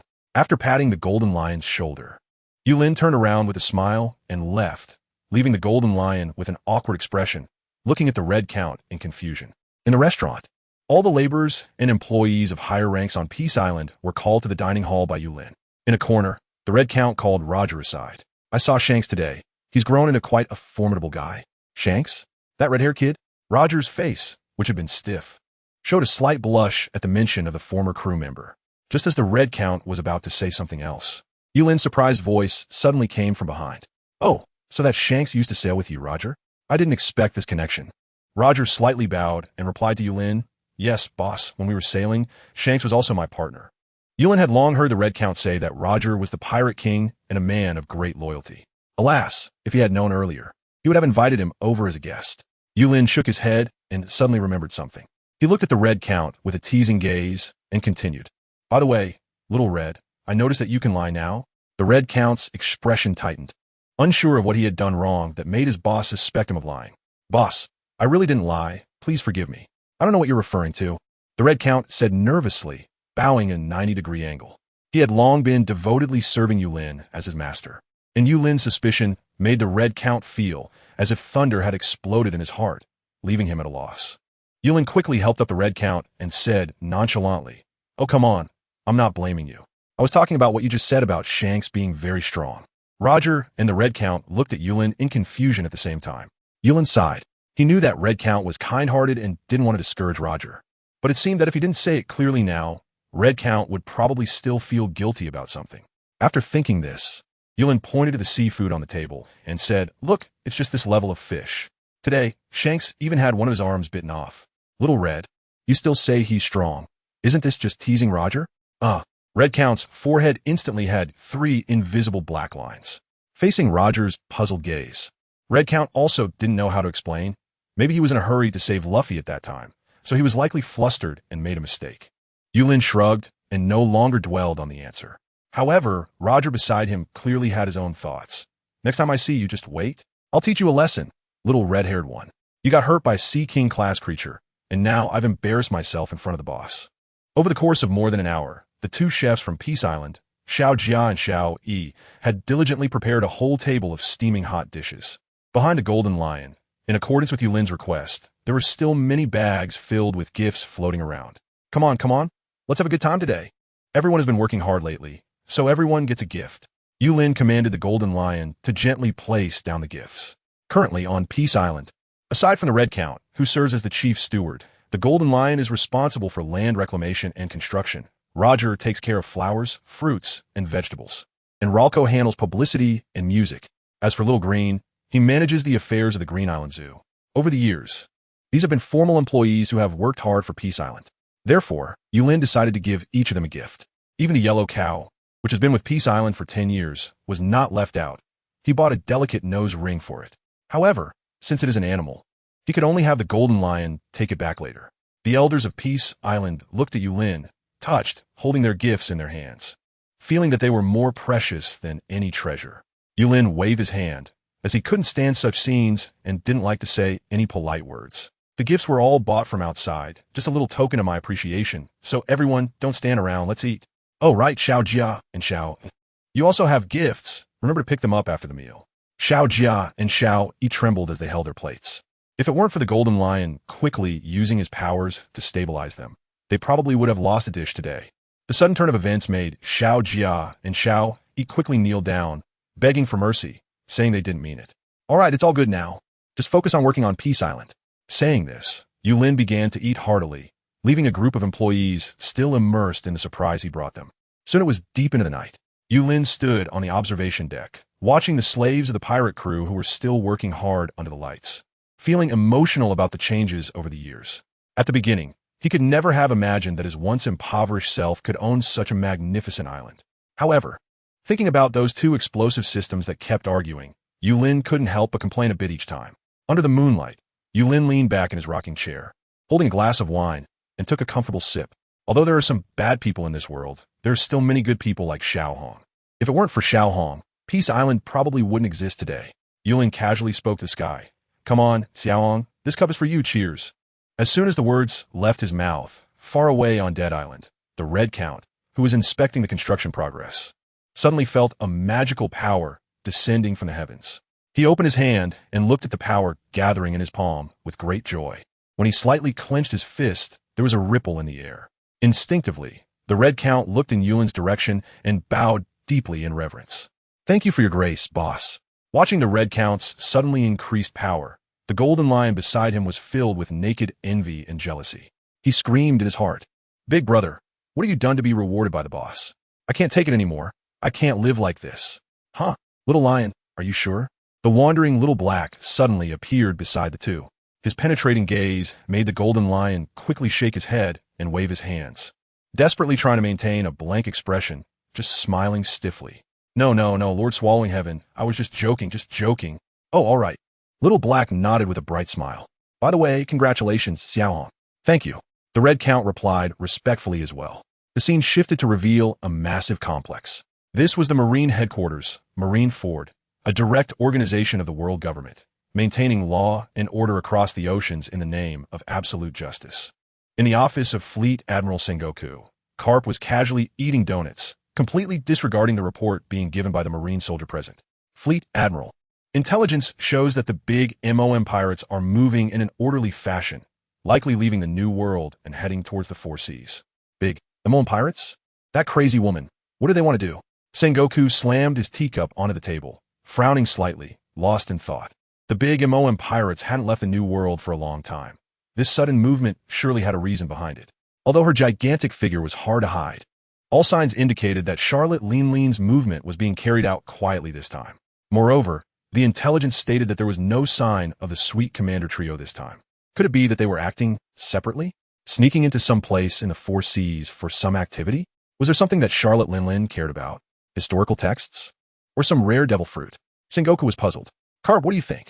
Sengoku turned to Carp, who had been quiet for a long time, but his expression instantly darkened. Carp, you can still sleep? Sengoku angrily slammed the table, causing the Marine soldier at the door to tremble and nearly kneel. Looking at Carp, the big bubble of snot hadn't even popped. He was still gazing upward, gripping the donut tightly. Sengoku stepped forward and snatched the bag filled with donuts away. Carp instinctively woke up, reaching out to grab it, only to see Sengoku had eaten more than half. That was mine, Sengoku, you jerk. Sengoku remained indifferent, tilting his head back and pouring the entire bag into his mouth, even shaking out the crumbs at the bottom. Carp, looking pale, walked toward the door, and the Marine soldiers hurriedly stepped aside, bowing their heads and not daring to make a sound. A box of donuts. Sengoku's voice suddenly came from behind. Carp continued forward, unresponsive. 2 boxes? Carp still said nothing, but his pace suddenly slowed significantly. Sengoku sighed and continued to raise the offer. 5 boxes. 5 boxes should be enough, right? Carp stopped at the door, slowly lifting his originally drooping head, grinning proudly and gesturing 10 boxes. The two stared at each other fiercely for a moment before Sengoku finally conceded. 10 boxes it is. Now get out of here. The follow-up information will be relayed to you. Don't let that crazy woman cause trouble in the Four Seas. Carp shrugged off his cloak and looked at the sky, saying with righteousness, don't worry, Sengoku, for justice. Oh, and don't forget about that red-haired guy. Although Shanks had low hostility compared to the other emperors, Sengoku was still uneasy about him staying in the East Sea. Huh? What? Carp seemed disinterested in discussing Shanks, muttering something vague before slamming the door shut. Sengoku's face twitched in annoyance, and his tightly clenched fist made the Marine soldier shudder. Sigh, forget it. I can't get angry. I want to live a few more years. All future information will be sent to Carp. Yes. The Marine soldier saluted and hurriedly fled the office. The next morning, Yulin woke up early as usual. The Red Count was quietly standing outside the lookout tower with a stack of materials. Ah, Xiaohong, you really are working hard so early. Yulin casually glanced at the information handed to him by the Red Count. Oh, it seems that Charlotte Linlin can't wait any longer and is already preparing to come and change personnel. Boss, the New World is still some distance from the East China Sea, so it's understandable that Charlotte Linlin is contacting us now. The Red Count knew Charlotte Linlin's intentions. Compared to other pirates, as one of the 4 emperors, she may not be much in front of Peace Island. However, on the seas, the big MOM pirates are still rulers of their domain. The Navy would certainly not overlook her movements, so it makes sense to deploy in advance. However, these matters clearly have no impact on Yulin. Yulin thought for a moment and decided not to dwell on it. After all, she had agreed to be a slave for half a year, and since the time wasn't up yet, she wouldn't return her even if she came early. All right, let's do it your way. Anyway, our Peace Island is almost completed, and when the time comes, we can let them go for a good price. Okay, boss. After saying that, the Red Count turned and left. Stretching, Yulin stood and habitually looked around the surrounding sea. Indeed, it was another lonely day. Yulin had already jumped down, and with a hint of reluctance, he glanced towards the distance where a small black that was rapidly approaching Peace Island. A ship? At that moment, Yulin was hanging onto the edge of the lookout tower with one hand, his body suspended in mid-air, excitedly watching the horizon. As the ship drew closer, Yulin shouted with increasing enthusiasm, "Roger, your little brother is here to see you." With that, he let go and jumped to the ground, quickly heading towards the harbor. On the hillside, Roger, who was watering the fruit trees, suddenly paused at the sound of Yulin's voice. "Shanks is here?" Roger's feelings were somewhat complicated. After all, his resurrection was something difficult to explain. He didn't really want Shanks to come to Peace Island. After all, not only him, but even Roger himself, who had regained all his powers, felt tremendous pressure in the face of the ever-changing Peace Island. Here, there was no aloof red, no pirate admiral, and certainly no pirate king. As for the 4 emperors' pirate crews, one spends $1 billion just to visit, like Whitebeard. One has been farming on the back mountain for 10 years, like Kaido. And one, well, half of them are here as slaves. Roger even thought, perhaps Peace Island was naturally a nemesis to pirates. Otherwise, how could all the powerful figures of the sea have been secretly tormented by Peace Island? Even the long-dead Rocks was pulled up from the grave to work. However, no matter how Roger thought about it, he couldn't refuse Yulin's call. After quickly tidying up his appearance and looking down at his reflection in the small pool beside him, Roger suddenly had a new idea. In the distance, the red-haired pirates were approaching rapidly, looking towards Peace Island through a telescope, sensing a vague feeling of mist. "Captain, this should be the place." But there's a fog ahead, making it hard to see the specific situation of the island. Shanks nodded, saying nothing more. When he arrived in this sea area, a complex emotion suddenly arose in his heart, as if something was calling to him. Yet there was also an underlying sense of danger. Peace Island? It's quite an interesting place in the East Sea. As the ship passed through the fog, the sea breeze brushed by, revealing Shanks' injured arm as his cloak fluttered. Although he had lost an arm, it did not diminish the faint aura of dominance emanating from him. The harbor of Peace Island had been completed early under Yulin's direction. The Bigamon pirates had fully constructed this area, and they had already gone to Dead Island and Green Island Zoo to continue their work. The large ship of the red-haired pirates was getting closer, and Yulin happily waved at the distant ship, his gaze sweeping over to Roger, who had suddenly appeared on his left. The hand he was waving suddenly froze in midair. "Roger, what's going on with you?" Yulin's hand, suspended in midair, slowly patted Roger's shoulder. The Roger before him was no longer the disheveled fruit farmer of the past. He had cut off his slightly excessive long hair and rough beard. He was now dressed in a refined, noble outfit, looking as spirited as a red count, a completely refreshed young man. "Roger?" Roger nodded. Yulin looked at Roger with a playful expression and laughed. "Huh, Roger, I thought you didn't care. Turns out you also have an idle burden?" A somewhat embarrassed Roger instinctively scratched his head as Shanks' pirate ship was already approaching the shore. "The boss and the others are here. All right, let's welcome our guests first." Yulin smiled and walked up to Shanks, but hesitated for a moment upon seeing him. This Shanks was a subordinate of Roger, so he could be considered one of their own from Peace Island, and besides, he wasn't particularly strong, so he probably didn't have much money. Once again, I can't take on clients normally. Shaking off the chaotic emotions in his mind, Yulin quickly approached Shanks. "Shanks, I didn't expect to see you again so soon. Come on, let's drink to our heart's content today."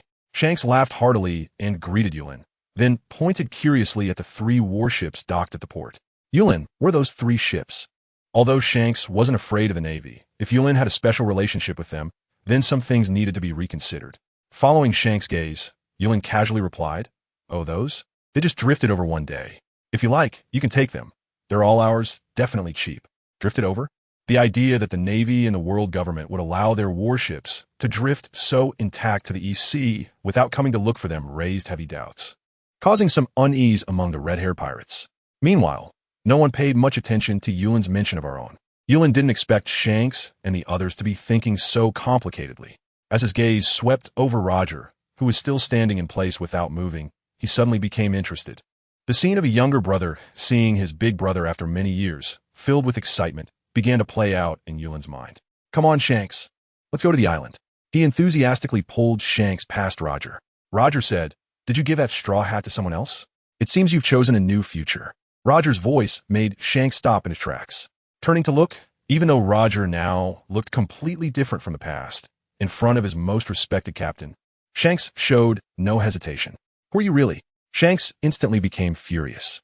Although his most respected captain had passed away, he would never allow anyone to make jokes in front of him about it. Without hesitation, a surge of conqueror's haki erupted from Shanks, instantly intimidating everyone. Unfortunately, apart from a few stones at the port being shattered, Neither Roger nor Yulin felt anything. Roger patted his own head, his mouth twitching in confusion, glancing nervously at the shattered stones, then timidly looking at Yulin.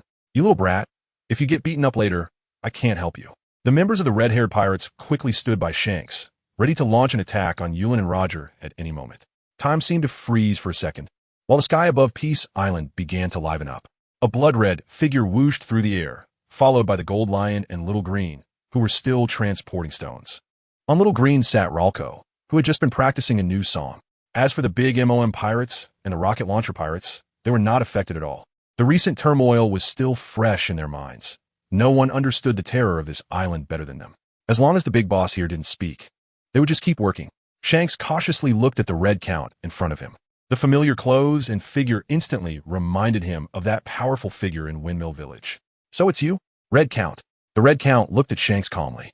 Although he was Roger's crew, if anyone dared to harm the people of Peace Island, as long as Yulin spoke, the Red Count would ensure that person was sent to die immediately. The same went for the four emperors. The Gold Lion looked at the red-haired pirates, fully aware of Shanks' powerful conqueror's hockey, occasionally glancing at the recently constructed port. When he saw the shattered boulders, he became even angrier than the Red Count. "You're dead, red-haired brat."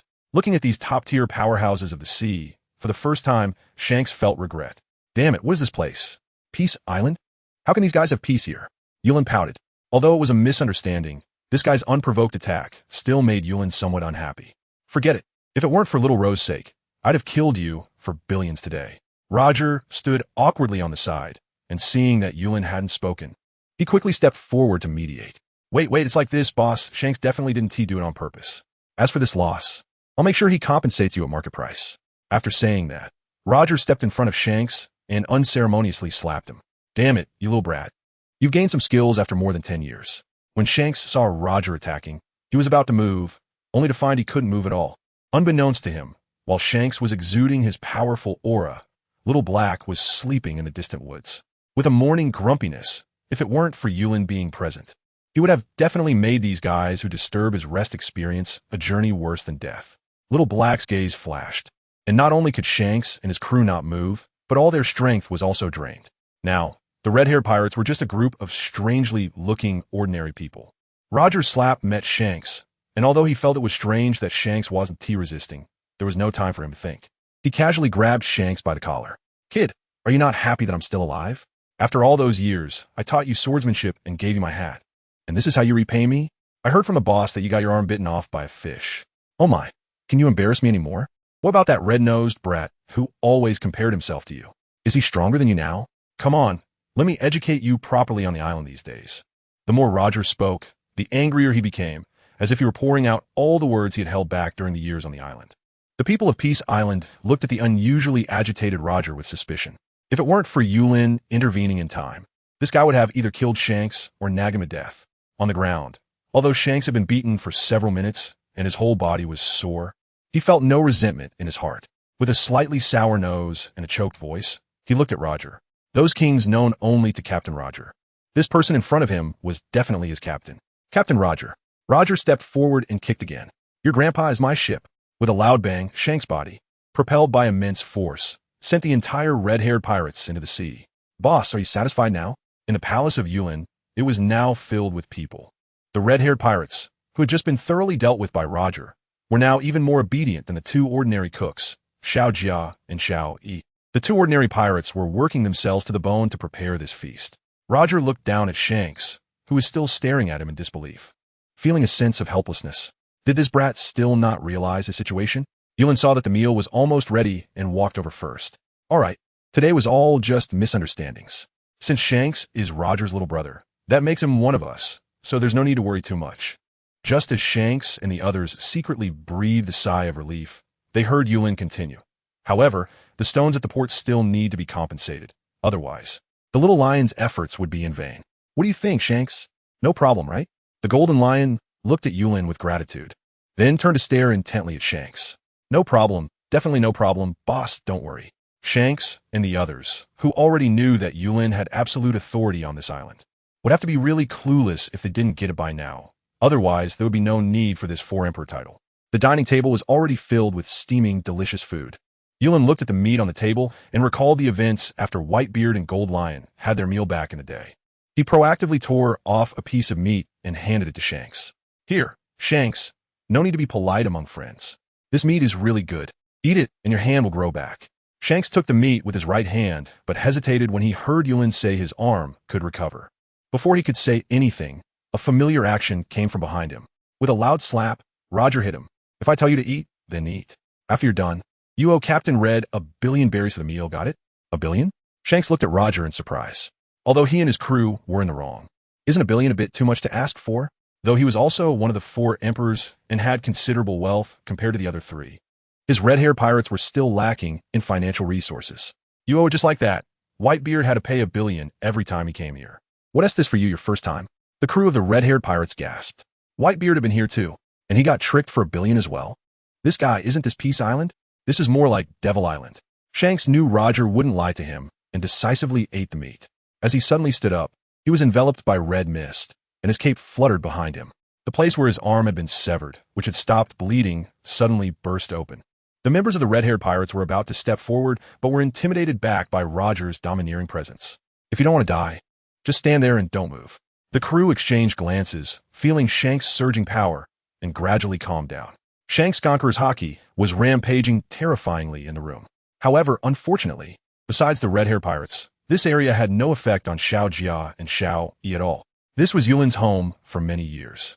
How could such power shake Yulin's rules? Within Peace Island, any being recognized as a laborer or above could not be shaken by outsiders. As for everything in this room, it was the resting place that had always been by Yulin's side. Without Yulin's will, no one could destroy it. After a moment, Shanks stood there, drenched in sweat, looking at his left arm, which had returned to its original state, in disbelief. He instinctively clenched his hand, and the feeling was just like it used to be. What kind of ability is this? Just a piece of meat restore my body, and Shanks could even feel that his physique was now even stronger. Such meals were clearly being consumed by people here every day. No wonder the Red Count, Gold Lion, and the Captain had become so terrifying. No, the truly terrifying one on this island is still this man in front of me. Yulin, the master who controls the entire Peace Island. Although his subordinates are few, each one has once stirred the sea. What is his real purpose? What power compels the unmatched Captain Roger to willingly serve him here? Shanks feels increasingly overwhelmed.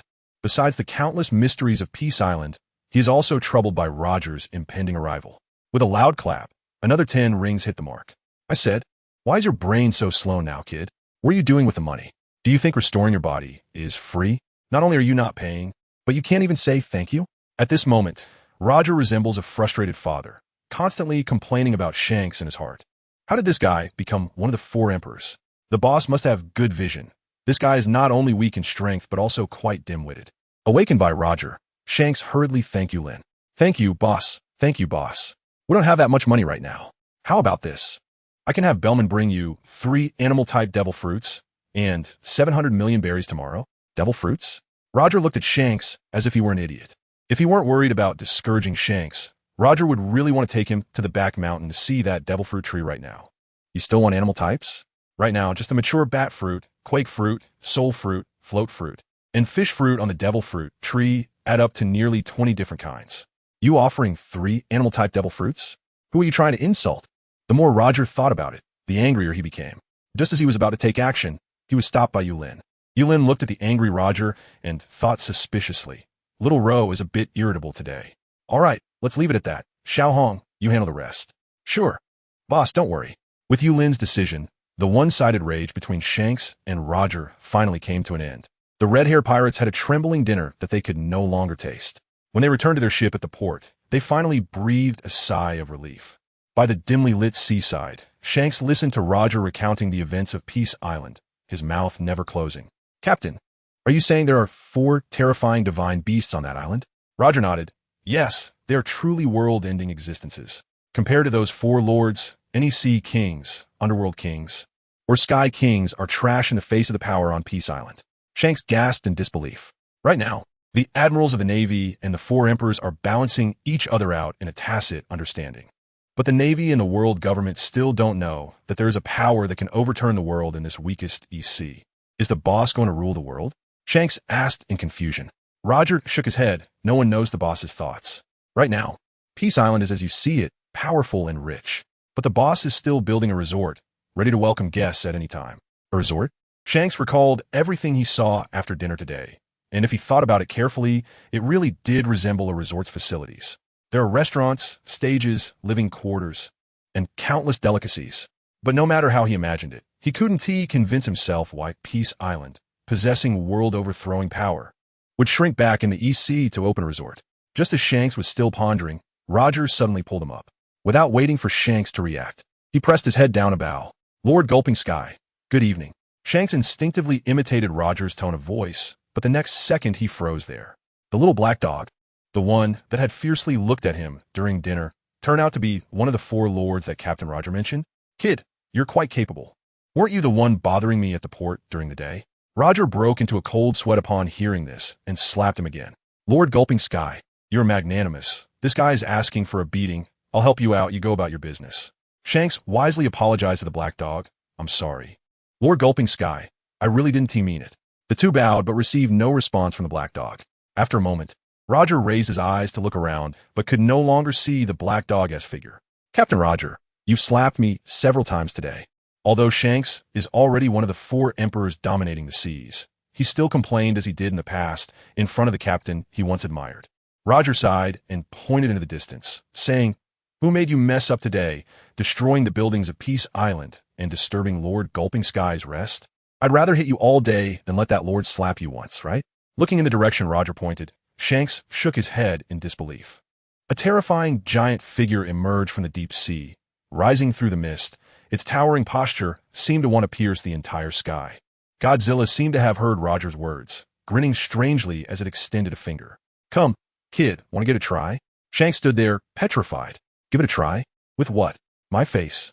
Beside him, Roger pressed Shanks down again to bow and said, Lord Godzilla, this guy, isn't very bright. You carry on, carry on. Godzilla chuckled, withdrew its finger, and turned to leave. The mist grew thicker, gradually obscuring Godzilla's figure. Roger breathed a sigh of relief, glaring at Shanks with irritation, as he had been doing quite well on Peace Island before. But ever since this guy came, he was either bowing or apologizing, perhaps too annoyed. Another familiar slap landed on Shanks' head. Shanks covered his head, but this time he didn't complain. He knew that if it weren't for Roger, he would probably have been crushed to bits many times over. Captain? Shanks leaned closer to Roger, trembling slightly as he asked. Speak. Roger looked at Shanks irritably. Captain, how about we do something? At this rate, I'm afraid I won't be able to leave the East Sea alive. You say Roger quickly interrupted Shanks. No, not us. That's you guys. I'm a formal worker of Peace Island. I'm fine. This Shanks's face instantly stiffened. Seeing Shanks's awkward expression, Roger sighed and turned to a small thicket behind him. A moment later, he came out carrying a large bag of construction tools. Shanks hurriedly stepped forward to take it, puzzled, and asked, What's this? This is the tool for your life-saving work. Shanks instantly understood Roger's meaning. His eyes fixed firmly on the shovel and hammer on the ground.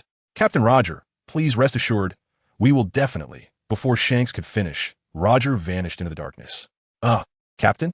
The next morning, everyone in the red-haired pirates stood early at the port of Peace Island, sporting huge dark circles under their eyes and psychological pressure. With Roger's care, everyone held the most handy tools of Peace Island. Beside them, large stones were piled up just like yesterday, ready to repair the damage from yesterday. Brothers, whether we have a good day today depends on how well we work. We must finish the repairs before the boss arrives at the port. Do we have confidence? Yes. Everyone shouted vigorously, but only mouths moved without making a sound. This strange scene sent a chill down everyone's spine. Surely, another big shot wasn't he coming again? In a daze, a colorful figure appeared, smiling as it looked at Shanks and the others. Oh, you guys really are thick-skinned. The 4 of us came out to play and stayed far away to avoid disturbing the Master's rest. And you're here, shouting slogans. The red-haired pirates felt a chill in their hearts, having forgotten this matter. Shanks looked around for Roger's figure, but saw no trace. After so many years of being a 4 emperor, he once again felt much safer when the captain was around. No, it should be said that it was much more life-saving. Little Color looked at the trembling red-haired pirates and chuckled.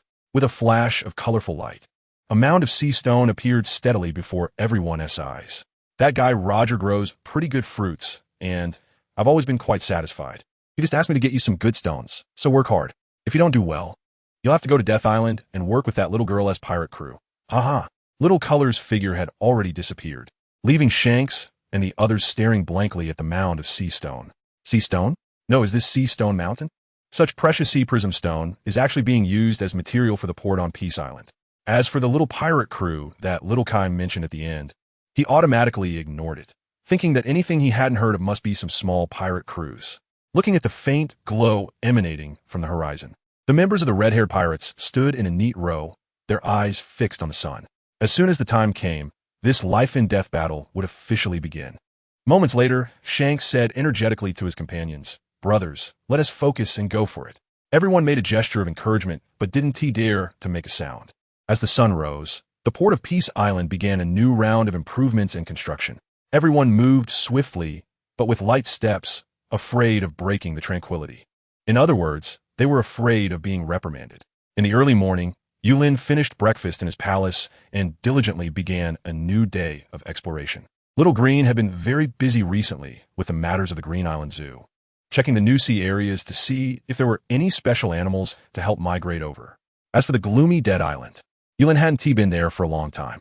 The Dead Island was now occupied by members of the big MOM pirates and the rocket launcher pirates.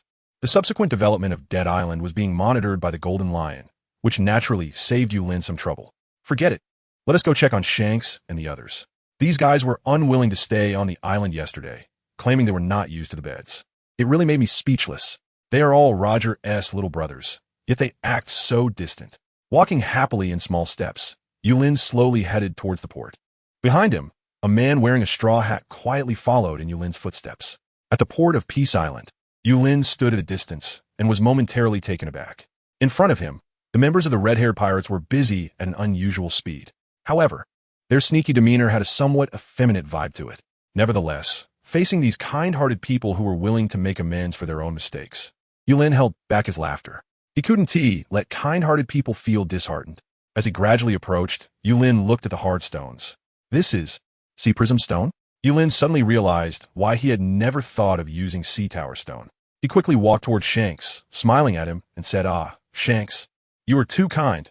These are just minor issues. I feel really sorry for bothering you to fix them. Boss, good morning. I hope I'm not disturbing your rest, Shanks respectfully asked, occasionally glancing around. No, I live quite far away, but it seems you didn't rest well last night. Why don't you stay on the island tonight? No, it's really no trouble, Shanks repeatedly declined. Yulin looked at Shanks in front of him with deep gratitude. Although he was Roger's subordinate, he still paid for his meals, helped with chores, and even didn't stay on the island while sleeping to avoid causing trouble for Yulin. Indeed, there are still many good people in this world. Yulin sighed with emotion, then suddenly thought of something and shouted toward the sky, Xiaohong, Little Lion. Are you there? The voice of Yulin quietly appeared in the minds of the Golden Lion and the Red Count. The two, who were originally supervising the slaves on Dead Island, instantly vanished from the sight of the many slaves. Compared to the terrifying speed of the Red Count, the current Golden Lion seemed somewhat weak. By the time the Red Count had started chatting with Yulin, the Golden Lion slowly descended from the sky. Xiaohong, what do you think about this matter? The Red Count pondered for a moment.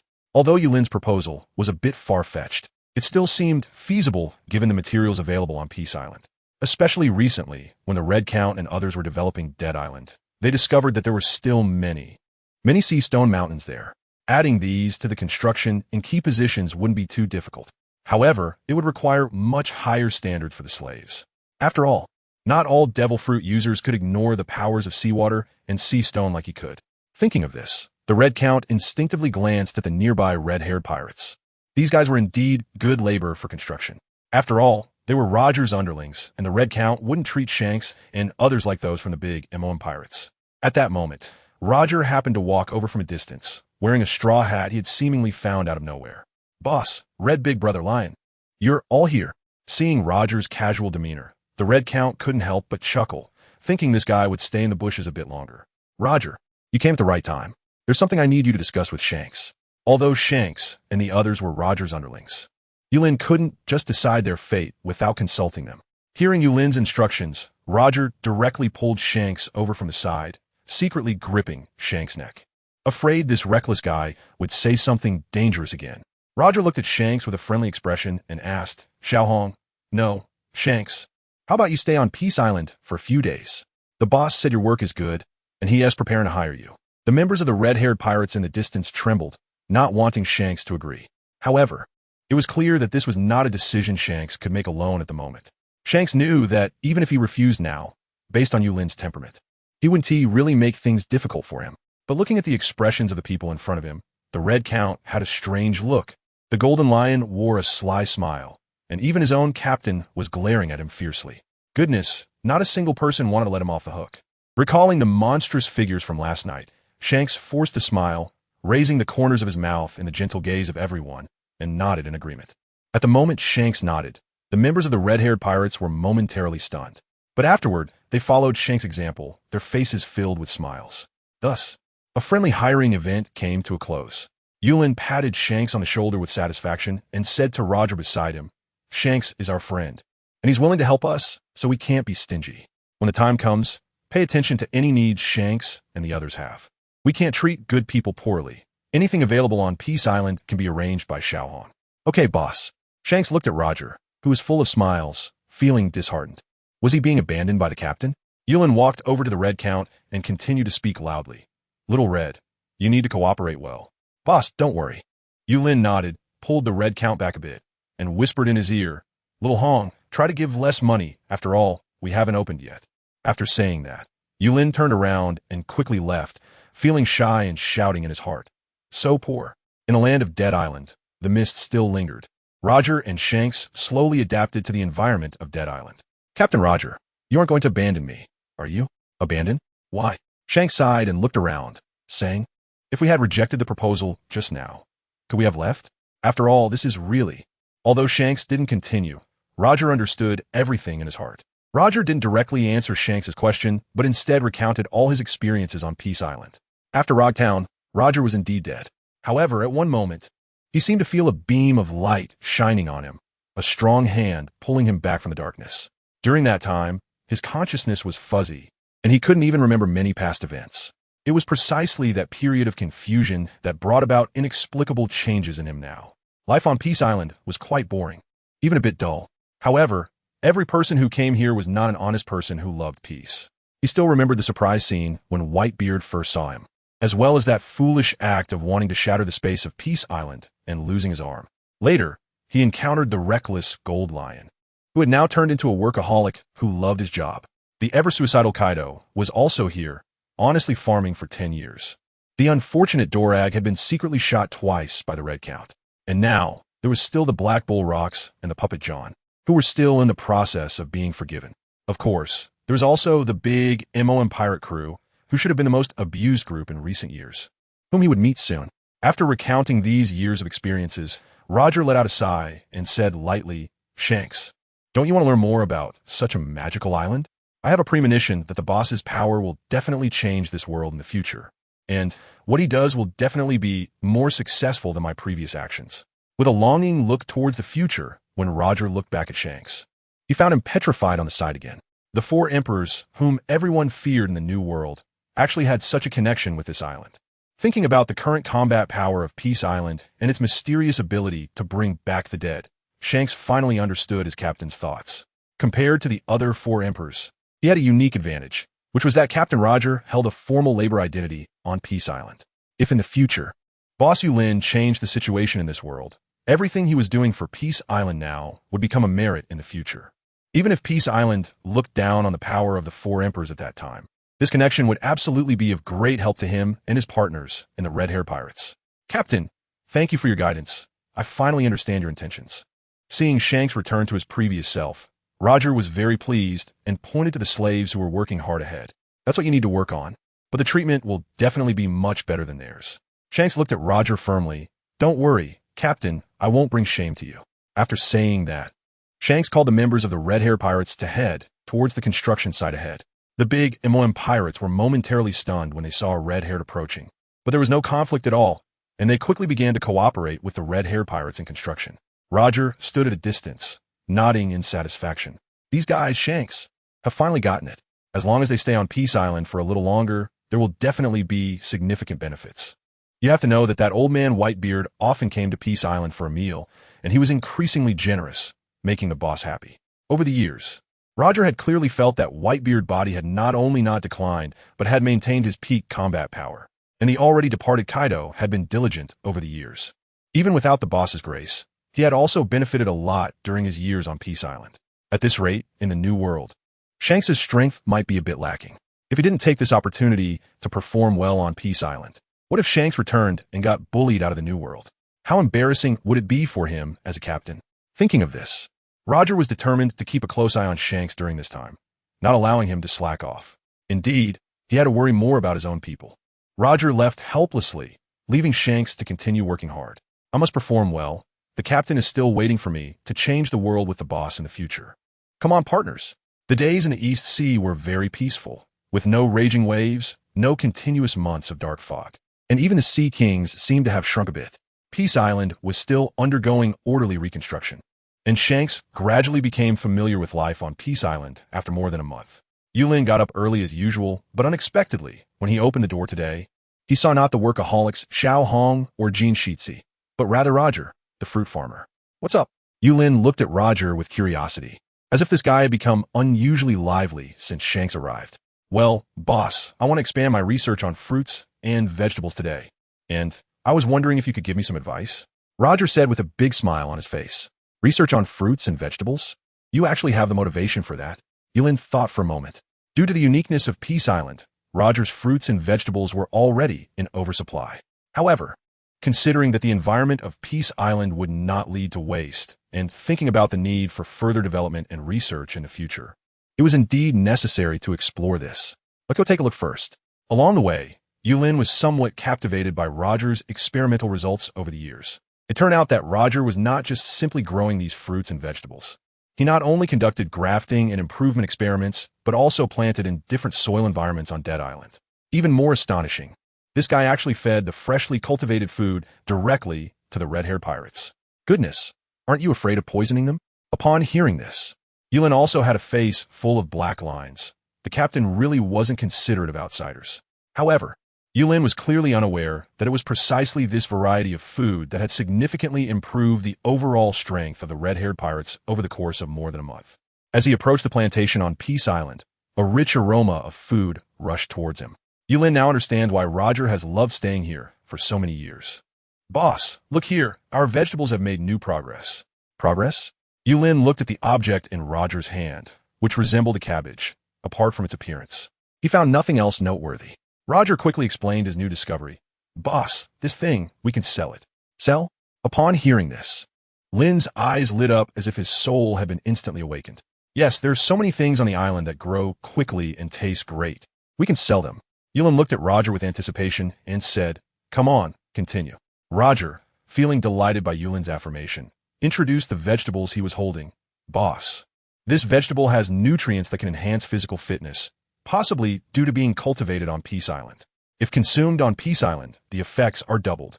But even when eaten elsewhere, it still has great benefits. At that time, whether it's the Navy, pirates, or other organizations, they will definitely rush to buy it. Moreover, I've already had Shanks people test it many times, and there are no issues." Upon hearing Roger's explanation, Yulin felt a wave of excitement, but then turned somewhat worried. This kind of resource sounded and looked great, but what if it attracted the attention of bad people? Although people in this world are generally good and grateful, there are always a few troublemakers.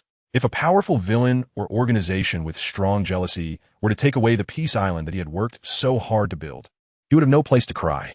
Although Xiao Hong and the others are strong, two fists can't fight against four hands, and there simply aren't enough people on Peace Island. It seems this matter needs to be discussed in detail when Xiao Hong returns. "Shallow, your suggestion is excellent. Let's wait for Xiao Hong to come back and discuss it together."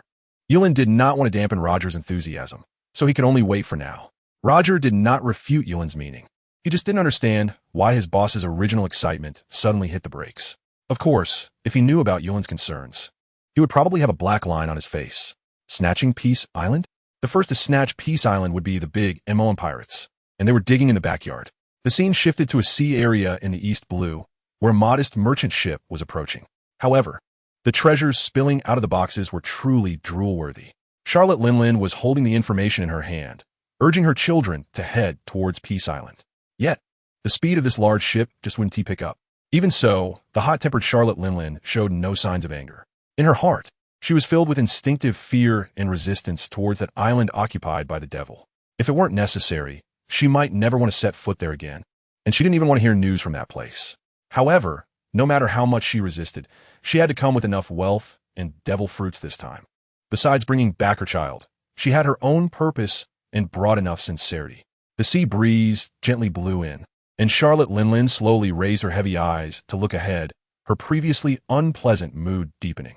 In the distance, a huge warship was slowly approaching, and the decoration of a large dog with a bone on the bow made Charlotte Linlin very displeased. Carp, that despicable guy. Charlotte Linlin slowly stood up. She didn't believe that Carp was coming to the East Blue for a vacation. She initially thought that she was being low-key enough that even if the Navy discovered her, they would feel she meant no harm. Who would have thought that this old guy would come over? The members of the big MOM pirates were naturally familiar with Carp's warship and had long been standing beside Charlotte Linlin, ready for battle. However, they felt somewhat uncertain. The current big MOM pirates had their morale greatly reduced after the last devastation at Peace Island. 3 of the 4 Suite commanders were now trapped on Peace Island, making them unprecedentedly weak in numbers and combat power. If it weren't for Charlotte Linlin still being around, this group would have long fled at the sight of Carp's warship.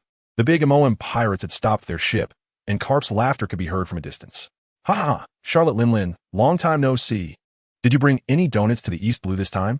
Charlotte Linlin stepped forward to the bow of the ship, looking at Carp with the doghead hat, ready to retort, but unexpectedly softened a bit.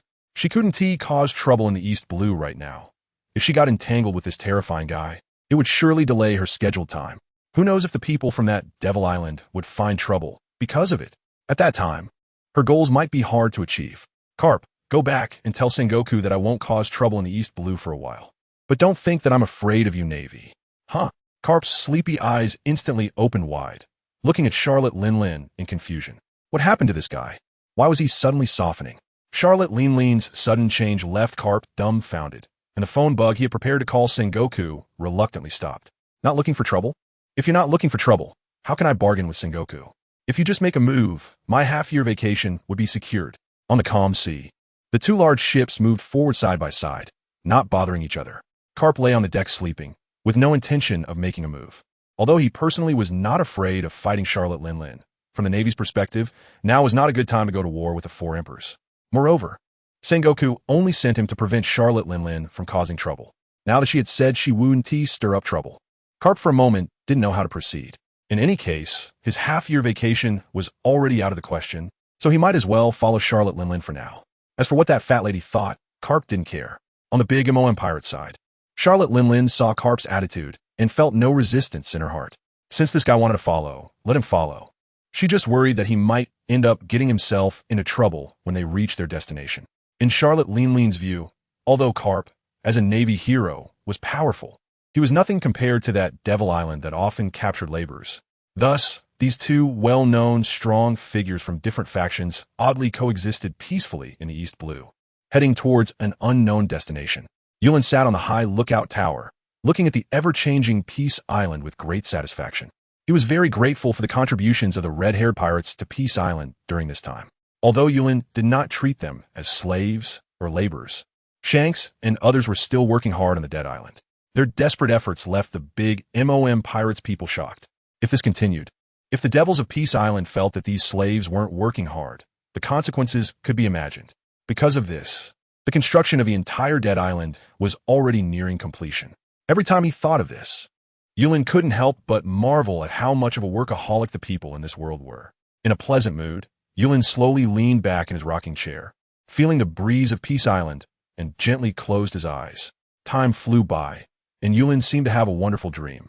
In that strange environment, he felt as if he had boundless power, commanding everything at will. Just when he wanted to see that world clearly, he was suddenly pulled back by a familiar voice. "Boss, Charlotte Linlin is almost here." Yulin slowly opened his eyes, feeling a bit disappointed when he lost that sense of power from the dream. Red Count saw Yulin frown slightly, and couldn't he help but worry, "Boss? Did I disturb your rest?" No, I was just closing my eyes." Yulin raised his eyebrows and did not blame the Red Count. After all, it was he who had been saying that he needed to be informed as soon as there was news about Charlotte Linlin. "Are you saying that Charlotte Linlin is already in the East Sea?" "Yes, boss. I believe she will arrive at Peace Island in a few days. But there is a pesky follower after Charlotte Linlin's merchant ship." The Red Count hesitated.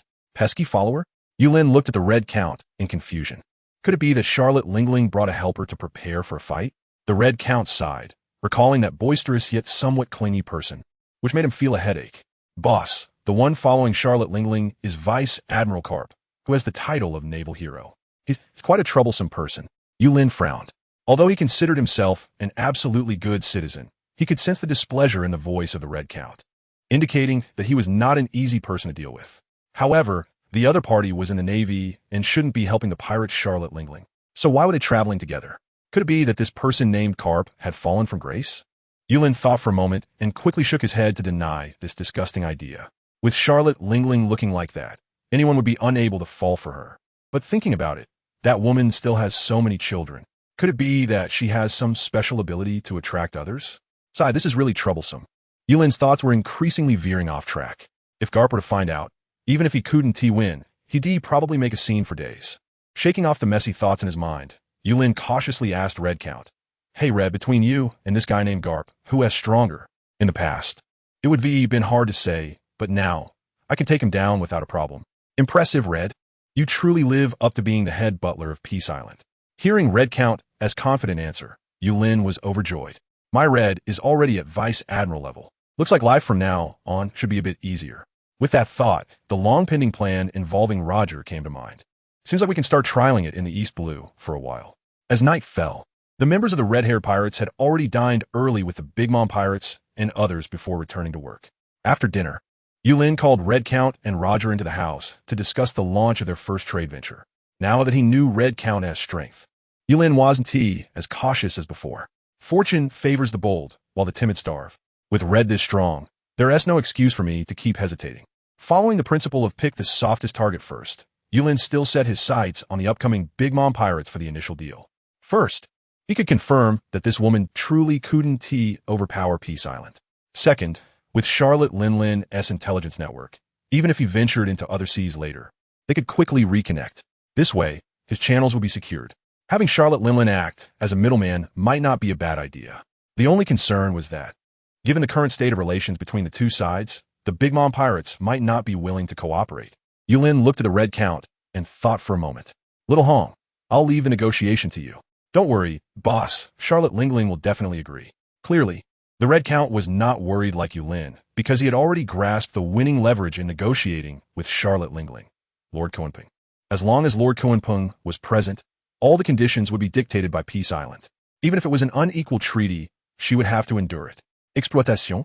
Sorry, it has been exploitation since the first day Peace Island appeared. As night fell, the Red Count stood in place, watching Yulin's fading figure, and gently patted Roger's shoulder beside him. Roger, you need to know that what you're doing is very dangerous. Roger, with a serious expression, looked ahead. I've already died once. What else is there to fear? Besides, this result is what the boss wants, isn't it? As for other troubles, the employees of Peace Island, will solve them for the boss. The Red Count looked at the unusually serious Roger with surprise and smiled faintly. It's good that you can think this through. Although Roger had always worked diligently for Peace Island, the Red Count knew that he hadn't viewed it as his home like he did. For the past Roger, Peace Island was merely a secluded dwelling. But the current Roger was different. Watching the direction Yulin disappeared, Roger walked slowly, the long-lost aura of dominance surrounding him once again. Turning his head, that classic smile reappeared, and with a determined gaze at the Red Count, he affirmed, if this world needs someone to dominate, I hope that person is the boss. At night, two large ships had been sailing side by side for an unknown number of days, and they were nearing Charlotte Lingling's destination, Peace Island. Karp looked at the layers of fog in front of him with confusion, frowning slightly. Since when does the East Sea have such an environment? How come I didn't know? Crunching, he fed another donut into his mouth. Unfortunately, even this did not provide Karp with any inspiration. Ahead, Charlotte Lingling's merchant ship had already sailed into the fog, and Karp naturally would not fall behind. Although the fog was thick, there seemed to be no danger inside. Upon careful observation, it appeared that even sea kings had vanished from here. Passing through the fog, there was a small island ahead that looked full of vitality and beauty. Although the night was deep, the island still glowed faintly, providing warmth to passing travelers. Karp looked at Peace Island in front of him and couldn't help but admire. The East Sea has such a warm island? I hope Charlotte Lingling isn't here to stir up trouble. At this moment, Charlotte Lingling was completely unaware of Karp, growing increasingly anxious as she approached Peace Island. The port of Peace Island was very spacious. Even with 5 ships docked, it didn't seem crowded. The first ship that caught Carp and Charlotte Lingling's attention was the red-haired pirate crew's large ship. Red-haired is here too? Carp and Charlotte Lingling both pondered. Scanning the nearby warship, Carp was even more puzzled. I haven't heard of any warship going missing recently. How did it end up here? Could it be on a mission? No, there isn't a soul on board. The various oddities began to raise Carp's vigilance. Clearly, Charlotte Lingling's trip was to this island, and it was evident that it was not as simple as it appeared. Soon, Carp and Charlotte Lingling's ships docked steadily at the port, but the large gate ahead was tightly closed. Ignoring the Navy, Charlotte Lingling ordered for all treasures to be unloaded before walking toward the port's gate. Carp felt increasingly suspicious of Charlotte Lingling, but since she wasn't looking for trouble, he couldn't be bothered with the fat woman. For safety's sake, Carp did not let the Navy disembark. After all, compared to powerful figures like Charlotte Lingling and Red-Haired, the Navy he brought along were merely there to fill numbers and assist. Walking in slowly, Carp looked up at the 100-meter-high wall in front of him and was shocked to find that the materials contained a significant amount of sea prism stone. It was known that even the Navy wouldn't waste such resources. At this moment, Carp was no longer as lazy as before, his eyes emitting a piercing light. Charlotte Lingling, you know where this place is, don't you? Charlotte Lingling closed her eyes. Although she seemed disinterested in Carp, she was calculating how to provoke a conflict between Carp and Peace Island. Although she knew that even Carp couldn't harm Peace Island, she was more than happy to see Peace Island and the Navy at odds, bringing endless trouble to Peace Island. After a moment, Charlotte Lingling opened her eyes and looked at Carp at the gate, saying, "Do you want to know? Then go in and see for yourself." Carp casually pushed against the solid gate and shook his head. It's closed. "Heh, a great Navy hero. This level of strength shouldn't be a problem for you, right?" Charlotte Lingling's expression seemed to almost scorn Carp openly. However, Carp was not fooled. Instead, he found a place to lie down and soon began to snore annoyingly. A sleepless night passed, or rather, it should be said that only the big MOM pirate crew members could not sleep. Although last night was very quiet, the painful past was an eternal nightmare for them, making it hard to feel at ease in this place. As the first rays of sunlight shone into the sea, Ben Beckman slowly opened the gate at Peace Island's port. His gaze swept over Charlotte Lingling and Carp, showing no sign of surprise. "Come in, the boss is already awake." Charlotte Lingling showed no reaction to Ben Beckman's indifference. "Boss." Carp rubbed his eyes, looking at Ben Beckman and Charlotte Lingling in surprise. Although this man was undoubtedly a powerful figure on the sea, Charlotte Lingling's attitude was clearly problematic.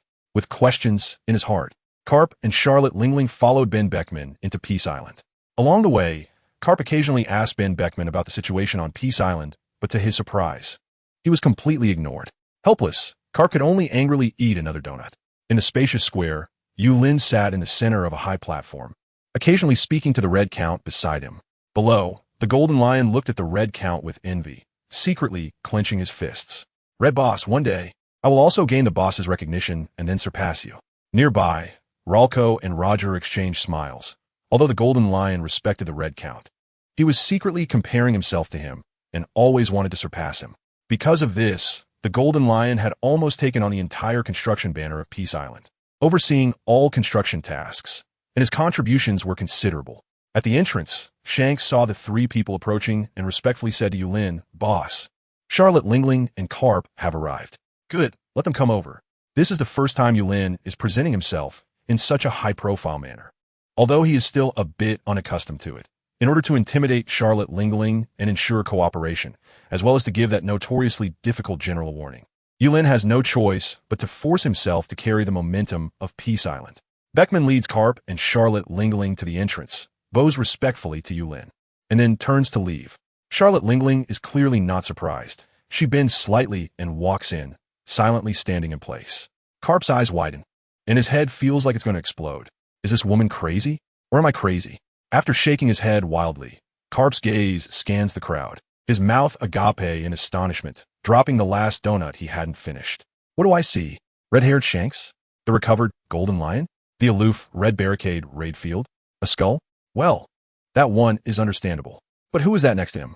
Facing Carp's confused gaze, Roger reveals his signature confident smile. "Roger? It's actually Roger. You didn't die. How is that possible?" At this moment, Carp can no longer care about the situation. He pushes himself to Roger's side with a firm step. grasping Roger's shoulders with both hands. He can't believe what he sees in front of him. It's impossible. It can't be real. Everything in front of him is so insane that it's hard to believe. Each and every one present is a pirate that shakes the seas. They were once enemies and rivals. Yet now, everyone is looking at him with smiles on their faces. What's even more frightening is that not only has the Golden Lion regained his original body, but even Roger, whom he saw die with his own eyes, is standing fine in front of him. Roger understands Carp's astonishment. Everyone here has experienced such scenes. This is the magic and terror of Peace Island. Just as Carp's heart is still unsettled, Roger steps forward, looking at Carp with sincerity. Carp, thank you for taking care of my child. Child? It seems Roger is not that young anymore. If he is old enough, Roger's child should be able to come to Peace Island to help as well. Returning from his thoughts, Yulin opens his eyes to see Roger with his arm around Carp's shoulder in the square, and the corners of his mouth twitch slightly. Goodness, the Vice Admiral and the Pirate King have a connection? Is this world a bit too chaotic? Previously, when he heard Roger say he knew this Vice Admiral, it seems it's much more than just knowing each other. ZZZZ, a Vice Admiral with Roger here, it seems that the future path of Peace Island should be smoother. Truly fortunate, with Little Red and Little Row, wouldn't that mean his Peace Island could dominate both sides? Yulin secretly laughed in his heart. His gaze swept over Roger again, and he fell into deep thought, recalling their previous conversation. Just as Yulin was immersed in his thoughts, the Red Count gently nudged him. Looking at the Red Count, Yulin indifferently addressed Charlotte Lingling, who was still standing below. Charlotte Lingling, you come a bit earlier than we agreed. Boss, this time I bring you my utmost sincerity and would like to make a deal with you. Deal? Great. I love deals. Hearing Charlotte Lingling say this, Yulin, who had already intended to strike a deal with her, became even more interested.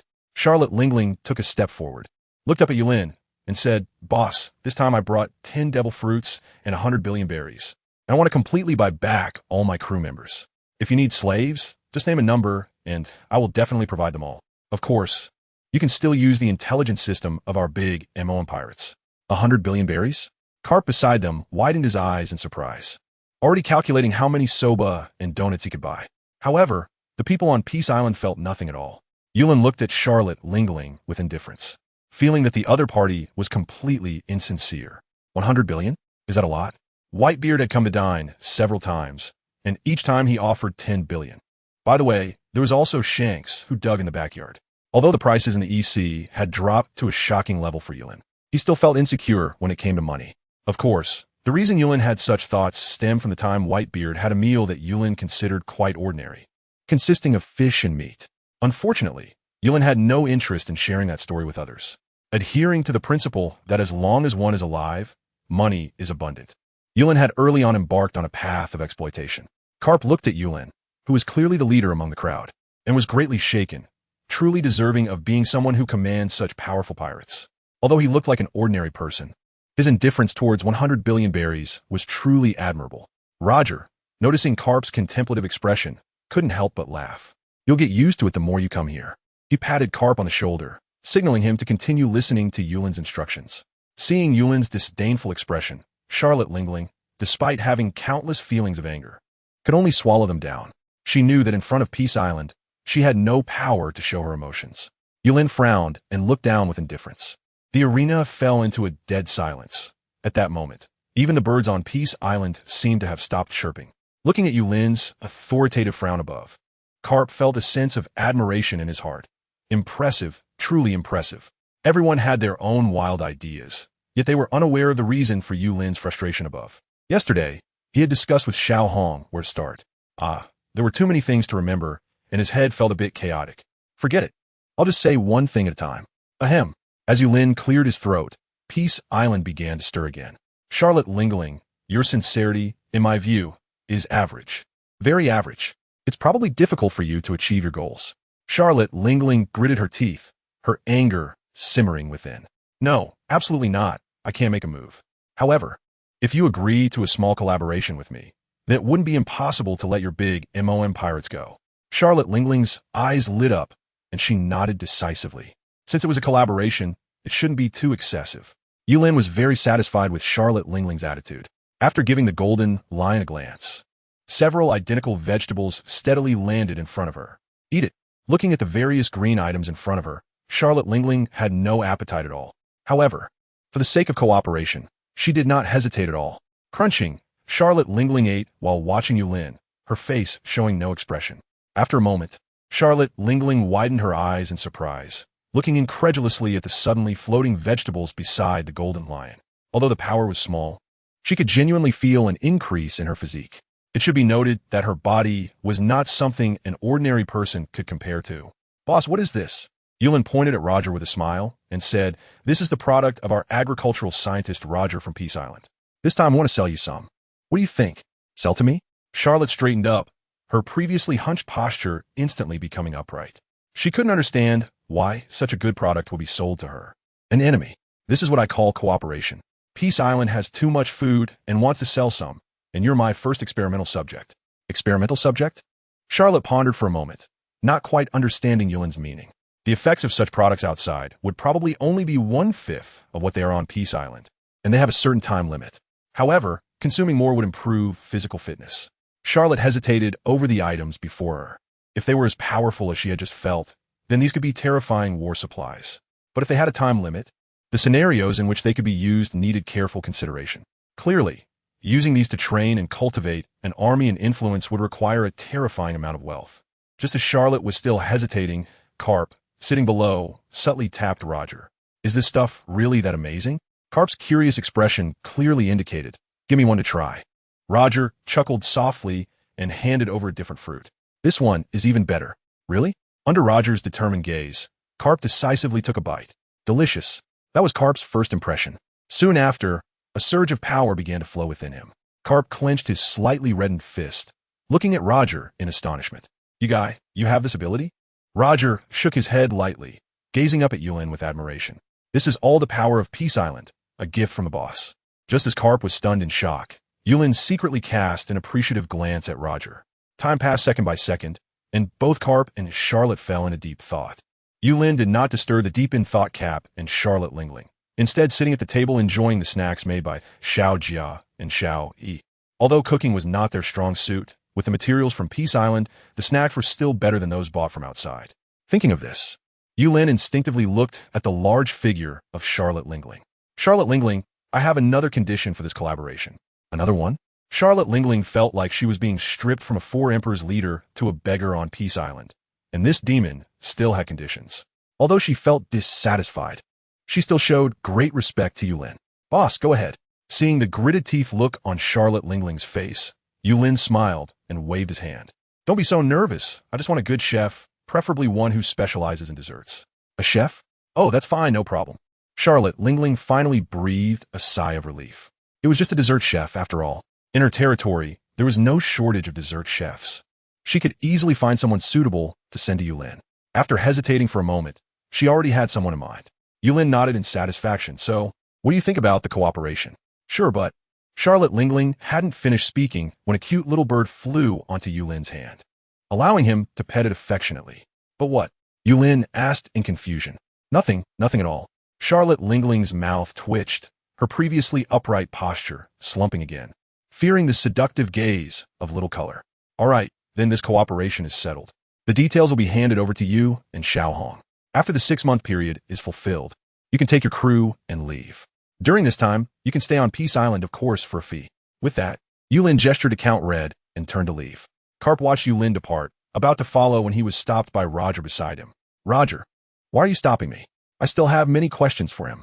"You should call him boss," Roger said softly. Carp looked at Roger with a serious expression. "Roger, you've changed quite a bit." Seeing Carp's scrutinizing gaze, Roger laughed heartily as he always did, his confidence unchanged. A familiar conqueror's haki suddenly surged towards Carp. "Ha ha, Carp. You've been testing me for a long time. I am who I am. Perhaps it's just that after dying once, I have some different thoughts." Carp was taken aback. As an old rival, he was very familiar with Roger's conqueror's haki. However, he was currently more concerned about the man who had already left, who was the true focus of Carp's attention, more so than those big pirates. The master of Peace Island, controlling several peak powerhouses among pirates. Who exactly is he? Was his purpose in the East Sea? Countless questions echoed in Carp's mind, but unfortunately, there was no one to answer them. At the orchard halfway up Peace Island, Carp and Roger sat under a tree, casually eating the fruits here. Crunch, crunch, Carp's back was already piled with fruit cores forming a small mountain. "Delicious. Wow, Roger. The fruits you grow are really good. But this one, although it looks the same as the one you gave me before, has completely different effects. Roger laughed and said, Of course, that fruit was given to you by the boss. These are all taken care of by me, similar to what that old hag, Charlotte Lingling, eats. Is there a difference? Aren't they the same fruits? Everything the boss gives is the best in the world, even if it's the same thing. Whenever Yulin was mentioned, Roger's eyes were always filled with admiration. Carp didn't quite understand, but with delicious food in front of him, he was too lazy to care about anything else. After all, it didn't cost him anything, so why not eat? Although these fruits were not as potent as the previous ones, eating more would still increase some strength. What is not to like? Roger sat beside him, watching Carp, who was focused on eating, hesitating twice before looking at Carp with some expectation. Are they doing well? Hearing this, Carp's hand, which was about to put the fruit in his mouth, slowly fell. Ace, your son, he is still alive. Thank you, I understand. Roger's previously smiling face stiffened slightly. He already knew the answer he had been afraid to face, and his expression dimmed as he disappeared from Carp's view. Carp sighed, putting down the fruit core and slowly getting up. Looking at the vast vegetable and fruit fields in front of him, he enviously said, What a lovely place. If only there weren't so many terrifying guys around. He casually tossed the fruit core behind him, glancing at the small mountain that should have been piled high with fruit cores, which now showed no trace at all. Even a few fruit trees he thought he had almost finished eating from were visibly blooming and bearing fruit. The strange and mysterious occurrences further piqued Carp's curiosity about Peace Island. Looking at the path down the mountain ahead, Carp turned around. That deep mountain area was precisely the place Roger had advised him not to go. But the more was like this. The more curious Carp became about the secrets of this eerie Peace Island. In the depths of the mountain, Count Red offered all of Charlotte Lingling's devil fruits to the devil fruit tree. Although the quantity this time was considerable, compared to the abilities of Kaido and Charlotte Lingling's fruits, these fruits were indeed very difficult to provide a significant boost to the devil fruit tree. The devil fruit tree trembled slightly, its branches gently tapping on Count Red's forehead. A pure power was once again fed back to this person who had long provided materials for it. Count Red slightly bowed in gratitude. Now he had gained Yulin's recognition and had truly become the cultivator of the devil fruit tree. To some extent, he could already communicate with the devil fruit tree. The branches trembled slightly, and Count Red nodded with a smile. Carp, since you're here, come out and say hello. Haha, Count Red. I didn't expect you to be so alert. Carp laughed heartily as he walked out from behind the tree, although he was responding to Count Red. His eyes could hardly leave the devil fruit tree. What did he see? 8 different colored Gura Nomi fruits swayed on the branches. There were even more than just Gura Nomi fruits, but also Charlotte Lingling's Suranomi, Ushinomi, etc. Countless devil fruits shimmered with different colors swaying on the tree, making one drool.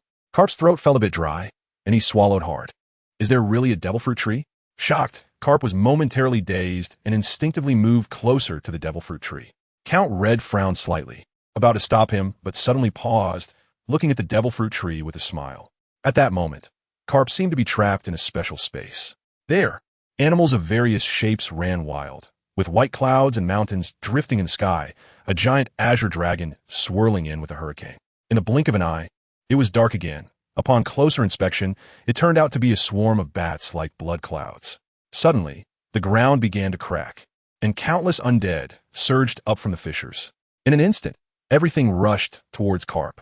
Carp wanted to resist, but could only stand stiffly in place, waiting for death to arrive. When everything dissipated, it was already the next morning, and Carp remained in the same position, standing in front of the devil fruit tree, motionless.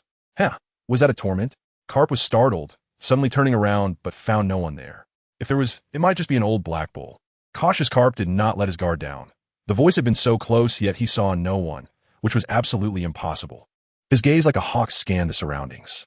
On this Peace Island, even Carp did not dare to be careless, gathering all his strength and being ready for the appearance of an enemy at any moment. After a moment, there was still no movement around.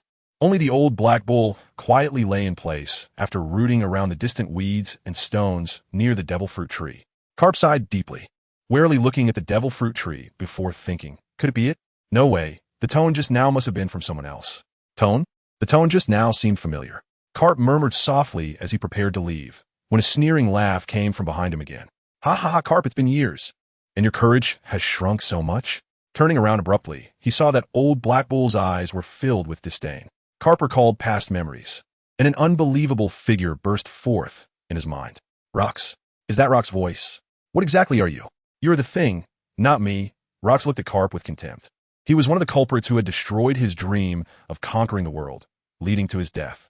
If it weren't for the restrictions on Rox's current body, he would have definitely shown Carp some color. Of course, that would only happen after Carp left Peace Island. However, everything now could only exist in Rox's imagination. Rox, you really are Rox? But how could you possibly be alive and turned into a black bull? Although Carp was surprised that this evil pirate was not dead, he couldn't help but smile at the thought that the once formidable Rox, who had wreaked havoc on the seas, had now fallen to watering a tree and weeding. Just as this smile was about to surface, the devil fruit tree beside him seemed to sense Carp's disdain and trembled again. Carp felt a chill in his heart and quickly bowed in submission. He never wanted to experience that feeling of helplessness from yesterday again. No. It's an honor for Rox to serve you. Truly an honor. The devil fruit tree slowly stabilized, and Carp, wanting to say something to Rox, found that the other party was completely ignoring him. Forget it. Anyway, Roger is still alive, so one more Rox doesn't matter, especially a Black Bull Rox. Haha. Carp laughed heartily as he left. However, when he went down the mountain, he found himself inexplicably lost. Carp gritted his teeth and continued forward. Roger had already warned him 1,000 times yesterday not to use too much power on Peace Island. In Roger's words, this Peace Island isn't afraid of eating or drinking, but it's afraid of you causing destruction. If you accidentally break some flowers, plants, or small ponds, the boss won't just make you pay. You'll also have to do hard labor. If you accidentally break something belonging to those 4 big shots, you might find that death could be the easiest way to escape. Although Carp felt that Roger's words were exaggerated, having experienced the terror of the devil fruit tree, he didn't dare to take risks. To Carp, it was just about being an ordinary person without power. I won't jump around, won't break walls, and I still can't get lost on a small island. Along the way, Carp turned left and right, only to realize he was still lost. All around him were various trees and flowers, just trees and flowers. Carp sighed helplessly and continued moving forward. By the time Carp walked out of the woods, it was already evening. The port? Carp looked at the tall gate ahead, thinking, should I go back to the Navy headquarters first? It's better to let Sengoku figure out what to do about Peace Island. With that thought, Carp hurried down the small mountain, quickly arriving at the entrance of Peace Island. Striding forward, Carp looked at the warship that was so close yet could not approach. Glancing back, he realized he hadn't even walked out of the Peace Island gate. Strange, Carp looked around. Could it be that this entrance also had the ability of a devil fruit?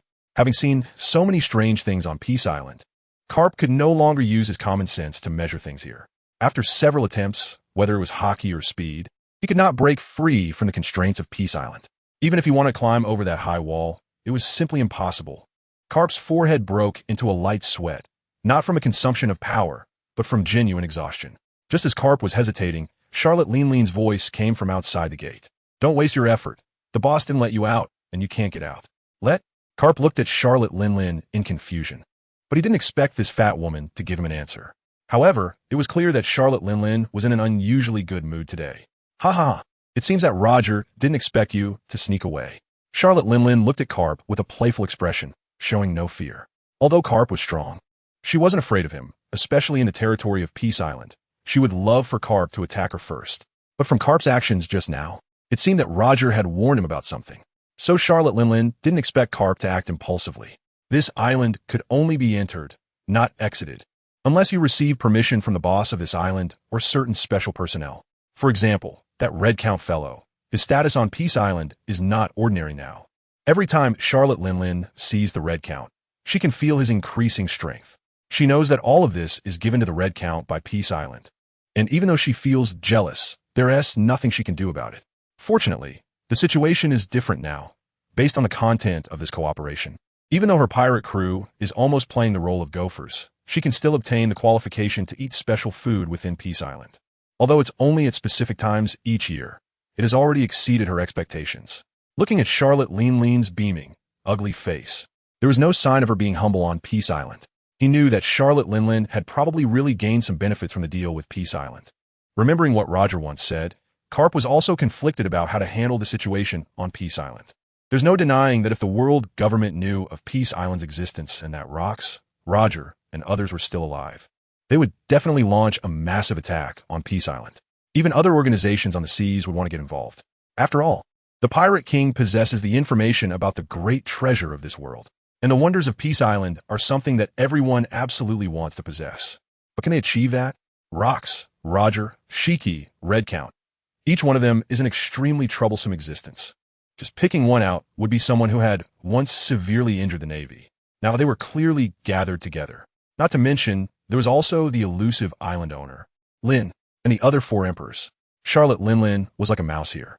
Shanks was digging in the backyard. Whitebeard was also rumored to have connections to Peace Island.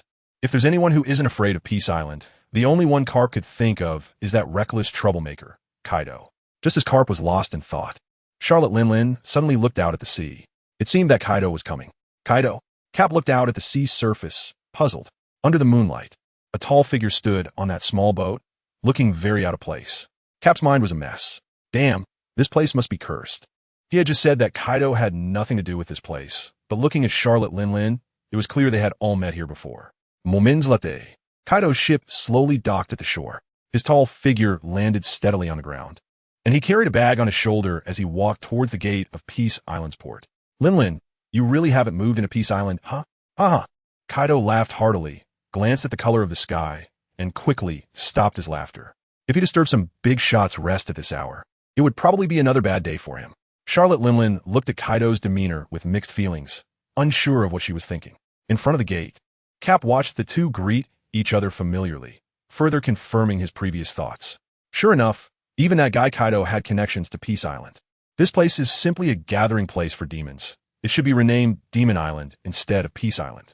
Kaido's gaze swept over to Cap without any surprise. He had spent 10 years in this place and witnessed the changes and wonders of Peace Island during that time. With rocks being dug out and made a slave, a mere Cap wouldn't catch his attention. After all, Kaido was also someone who had seen the world. Picking up the package, Kaido strode inside. Although it was night, he knew someone was waiting for him at this time.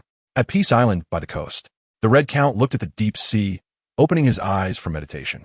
Kaido, you're early too. Ha ha ha, I couldn't help it.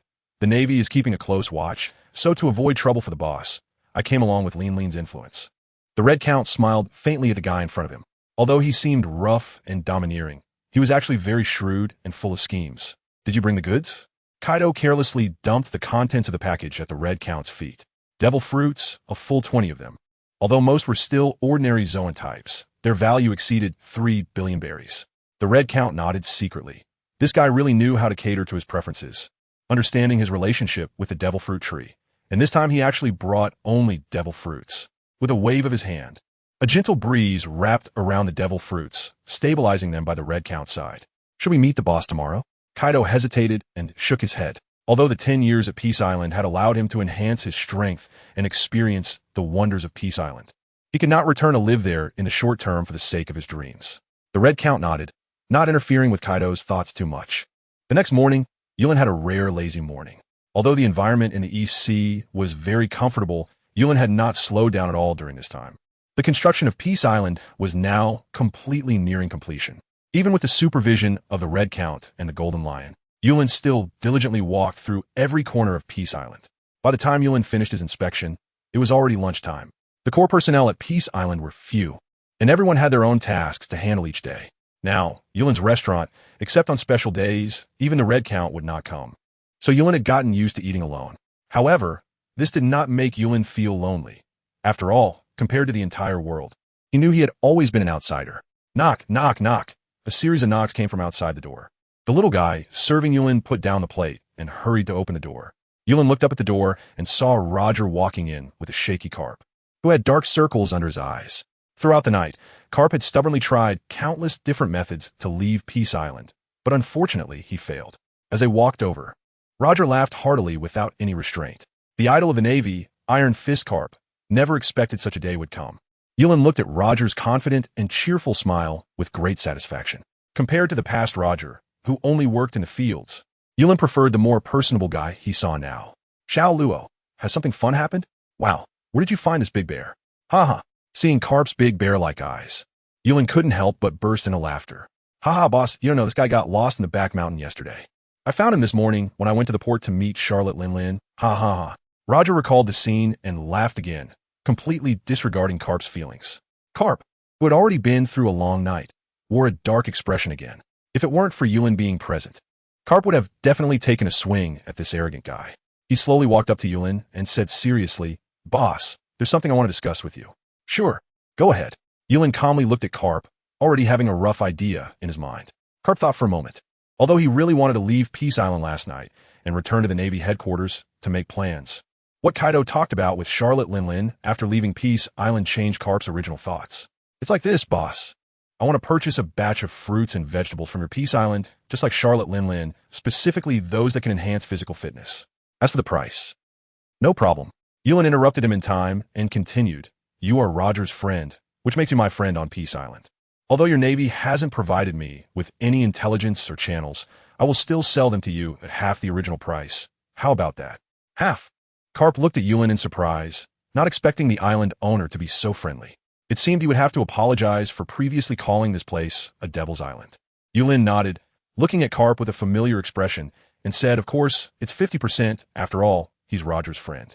"All right, then I'll take the same amount as Charlotte Linlin. 50% means 50 million berries. I'll go get it from the ship shortly." Seeing Karp's excited demeanor, Yulin shook his head slightly, looking at Karp with a helpless expression.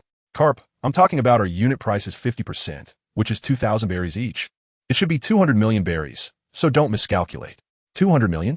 Karp, with dark circles under his eyes, looked at Yulin in surprise, then turned to Roger.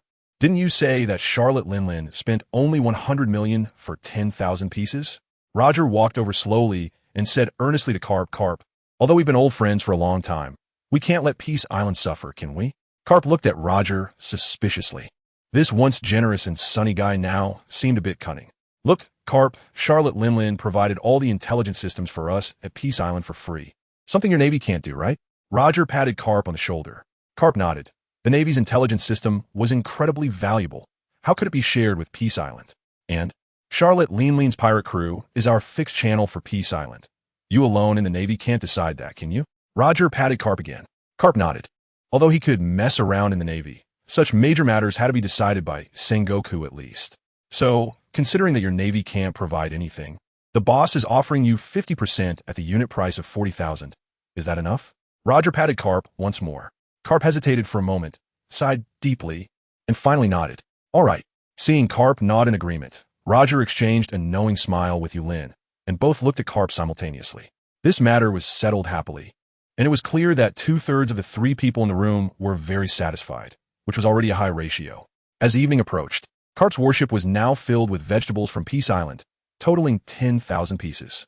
Karp stood on the warship happily eating a bag of red fruits that Roger had given him before he left, waving goodbye to Roger on the shore. As for what had just happened, Karp had long since forgotten it.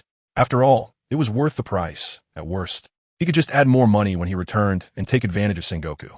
At the port, as he watched Karp gradually sail away, Charlotte Linlin walked over. "Roger, has Peace Island started doing business with the Navy?" Recently, a strange hurricane had appeared in the East Sea, accompanied by heavy rain swirling around. However, today, Peace Island remained warm and sunny. In a spacious square, all personnel from Peace Island gathered today. Even the Black Bull Rocks was pulled out and tied to the side. On the high platform, Yulin sat in the center with formal workers from Peace Island on either side. Dressed in new clothes, Xiao Jia and Xiao Yi stood, trembling below, looking up at the group they once didn't even dare to gaze upon, now feeling proud to be a part of Peace Island. In the square, the red-haired pirates stood in the center wearing the same work uniforms, with Shanks gazing reverently at Roger and Yulin, feeling an inexplicable sense of pride rising within him. As for the members of the big MOM pirates nearby, they looked relieved. The remaining rocket launcher pirates had already fallen into numbness, as they had become true slaves on Peace Island, a group destined to mine on the Dead Island. Yulin slowly stood up, gazing at the Peace Island before him with great satisfaction. Compared to the small island of the past, the current Peace Island had truly taken on the appearance of the grand resort he had envisioned in his heart. Towering walls firmly enclosed the 3 islands, and the spacious harbor was ready to welcome numerous tourists at any time. The slopes of the mountains were covered with the fruits, vegetables, and flowers planted by Roger, their rich fragrance filling the air. At the center of the 4 surrounding waters stood Yulin's exclusive palace. In the distance, there were even several expansive residences modeled after Whitebeard's stature, now capable of accommodating thousands without issue. The island boasted vast squares and stages, always ready to host grand banquets. The Green Island Zoo on the left side of the main island was teeming with life. while the dead island on the right was rich in valuable sea stone and mineral deposits. Owning such land suddenly stirred in the once cautious Yulin a desire for control. Looking at the people beside and below him, Yulin took a step forward and stretched out his arms as if embracing something. To celebrate the completion of Peace Island's construction today, an annual grand festival will be held on this day henceforth. You may call it the New Year. Yulin looked at the people below, turned his head to the red count, and continued, in the future. The dining slots for our partners on Peace Island will be distributed during the new year, and we will also auction the qualifications for new partners for the upcoming year. This decision was made after a day of discussion between the red count and Yulin yesterday. According to the current plan, both the Navy and pirates have already started collaborating with Peace Island. Yulin believes that in the future, there will definitely be more partners emerging. What Peace Island needs to do is to control these partners at a reasonable price. By that time, the wealth of the sea will gradually converge towards Peace Island. Charlotte Lingling frowned slightly. She already knew that Peace Island was doing business with the Navy as well. If she were marginalized in the future and the Navy's influence continued to grow, life for her pirates would definitely not be easy. Charlotte Lingling thought to herself, "It seems that we need to pay more attention to our business with Peace Island." As Yulin finished some polite words, the grand event at Peace Island began amidst cheers. Compared to the constraints of the big MOM pirates, Shanks and others appeared much more relaxed drinking here. As he walked slowly around Charlotte Lingling, Shanks enthusiastically raised a toast with the three generals he had worked with, saying, "Let us have a drink here at Peace Island." Charlotte Katakuri and others looked towards their mother, and after Charlotte Lingling nodded, they also smiled and toasted with Shanks. Although they were in opposing positions and had fought before, during their time at Peace Island, they had been sincerely cooperating. There was no way around it. Even if they couldn't stand each other, they couldn't fight. So it was better to cooperate well. Over time, everyone developed a slight connection. Although this did not affect future battles at sea, it allowed them to temporarily forget the past within Peace Island. The grand event today remained lively until evening, especially Shanks and his group. It seemed like once the banquet started, they couldn't stop. Even more interestingly, Roger participated without any airs. It looked like they truly came from the same ship, sharing similar interests. Charlotte Lingling called over the four strongest generals in the pirate group, holding 4 red fruits in her hand and handing them over. "This is our collaboration with the boss. Although the cooperation has not started yet, the boss said that today is New Year's, and we are allowed to use half of the quota in advance. Eating these will greatly benefit your physique." Charlotte Katakuri and others, having worked at Peace Island for half a year, were very familiar with the power of those red fruits and swallowed them without hesitation. Moments later, a different degree of red light radiated from each person's body.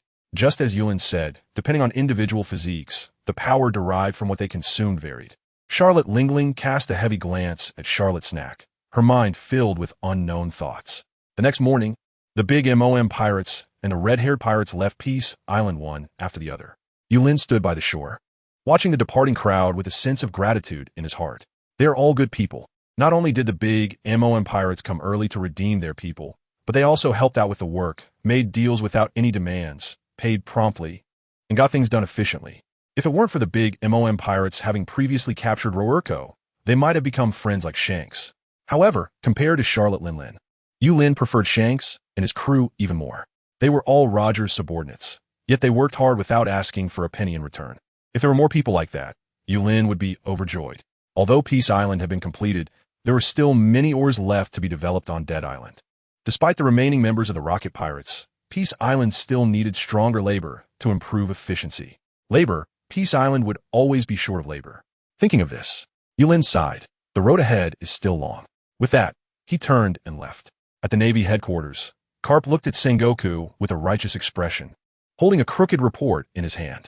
It clearly stated, "There is an island, groceries bought for 100 million berries, reimbursement." Sengoku looked at the report with a face full of black lines, glancing at the bag Karp had brought, lowering his head to suppress his anger. "Give me the money." "Sengoku, I bought this for the Navy," Karp said earnestly. As soon as he finished speaking, Sengoku could no longer hold back, slamming his hand down on the nearby table, shouting, "You bastard! Why should the Navy pay for what you bought? Is the Navy your family business? For 100 million berries. That's enough for you to eat for a lifetime." Facing Sengoku's tirade, Karp wiped his face darkly and threw a cabbage from the bag at Sengoku. Not backing down, he shouted, "Here, take a bite. If you think it's not worth it, I promise I won't steal your donuts again." "Really?" Sengoku looked at Karp suspiciously. This guy actually dared to bet with donuts. It It seemed this matter was not so simple. A bite is a bite. Crunch, crunch, a refreshing taste entered his mouth. And after finishing, Sengoku looked up at Carp, who wore a smug expression. The taste was good, but before he could finish his sentence, Sengoku's previously calm expression suddenly changed. He clenched his fist, once again feeling the change in his internal power, gasping in surprise. How is this possible? I actually felt a change in my physique. Although Sengoku was not someone who specialized in physical training, he could clearly sense that faint change. To have something that could improve his strength to such a degree, if it were among ordinary Navy personnel, it would definitely greatly enhance their combat power. Sengoku stared intently at the bag of cabbages. In his eyes, this was excellent war material. Just as he was fantasizing about how to use it effectively against pirates in the future, Carp expressionlessly put the bag of cabbages away, hoisting it over his shoulder and walking towards the door. Hey, Carp, stop. Carp remained unmoved. Carp, put it down. I'll reimburse you. I'll definitely reimburse you. Carp, with his back turned, secretly smiled, but kept walking. Sengoku could no longer remain indifferent and hurried over to block Carp. How about this, Carp? I'll reimburse you and add 10 boxes of donuts? Looking at Sengoku's eager face, Carp said indifferently, add another year of vacation. Impossible, Sengoku replied firmly. As he swayed, Carp continued walking towards the door. Behind him, Sengoku shouted, 2 months. 10 months, Carp replied ruthlessly. 3 months, no more. 8 months. How about 4 months? We each take a step back. Carp remained silent. 5 months, that's my limit, Carp. If you don't agree, you can leave. Sengoku pretended to be unconcerned as he returned to his chair, casually watching Carp. Oh, then I'll sell it at a high price to Shanks and the others. They seem to be in the East Sea. Hearing this, Sengoku flew into a rage, pointing at Carp but was momentarily speechless. 6 months, Sengoku gritted his teeth. Deal.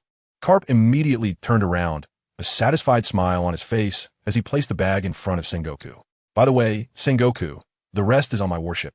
Remember to send someone to collect it. Get lost. Carp shrugged, completely unconcerned about Sengoku's shouting. As he reached the door, Sengoku's voice came again from behind. By the way, Carp, where did these things come from? Carp paused, hesitating for a moment before looking at Sengoku earnestly, pointing into the distance. 10 years of vacation. Hurry up and get lost. Over there, over there. Yes, today your task is to finish mining that remaining mine. The Golden Lion, holding a small red flag, was directing the slaves of Peace Island to continue mining. Nowadays, the rocket pirates had completely become the slaves of Peace Island. Although they were slaves, Yulin did not mistreat them. Although there were no wages, their food and accommodation were provided, and he never hesitated to supply any necessary items. Although Dead Island was shrouded in mist year-round, with a powerhouse like the Golden Lion present, finding the way was not that difficult. Today, they discovered a new mine again. Time flew by, and as the sun set in the west, the mine visibly decreased under the hard work of the slaves. At this point, only a small mound remained. Golden Lion, Golden Lion, a hurried figure called out, searching for the Golden Lion's shadow. Moments later, the Golden Lion descended from the sky, looking indifferently at the newcomer and asking, "What is it?" Reported Golden Lion, "We dug up a person." Dug up a person? A person? The Golden Lion's eyes widened. It was not uncommon for the Dead Island to produce corpses. After all, Rox and John were characters who appeared from Dead Island. Let's go. I'll take a look. With that, the Golden Lion quickly headed towards a mine. At this moment, the mine had been flattened, with many slaves surrounding the corpse, not daring to move an inch. Because long ago, Peace Island had a rule that any strange occurrences on the island must be reported promptly and not dealt with privately. Otherwise, they would be buried on the spot. Soon, the Golden Lion's figure appeared before everyone, and the slaves all bowed and made way. Walking closer, the Golden Lion looked down to see a delicate female corpse, dressed in a light blue long dress, with pink hair and floral decorations on her head. Her face had a few freckles that made her exquisite features appear even more friendly. A woman? The Golden Lion found it hard to decide. After all, the dead produced on Dead Island were now living well on Peace Island, but he didn't know if this woman could come back to life. With a wave of his hand, he lifted the woman into the air, preparing to consult the red count first to see if they should report this matter to the boss. You all continue working. Once this is done, you can rest. Yes. Golden Lion. A woman floated beside him, and the Golden Lion soared into the air, disappearing from Dead Island in the blink of an eye. Inside Yulin's palace, the Red Count was walking over with a stranger. Boss, the pastry chef that Charlotte Lingling brought has arrived. After saying this, he nudged the woman beside him in Yulin's direction. Yulin slowly raised his head, and in front of him was a woman with a somewhat delicate appearance. Her rough clothing and emaciated figure told Yulin that this woman was likely very marginalized by Charlotte Lingling.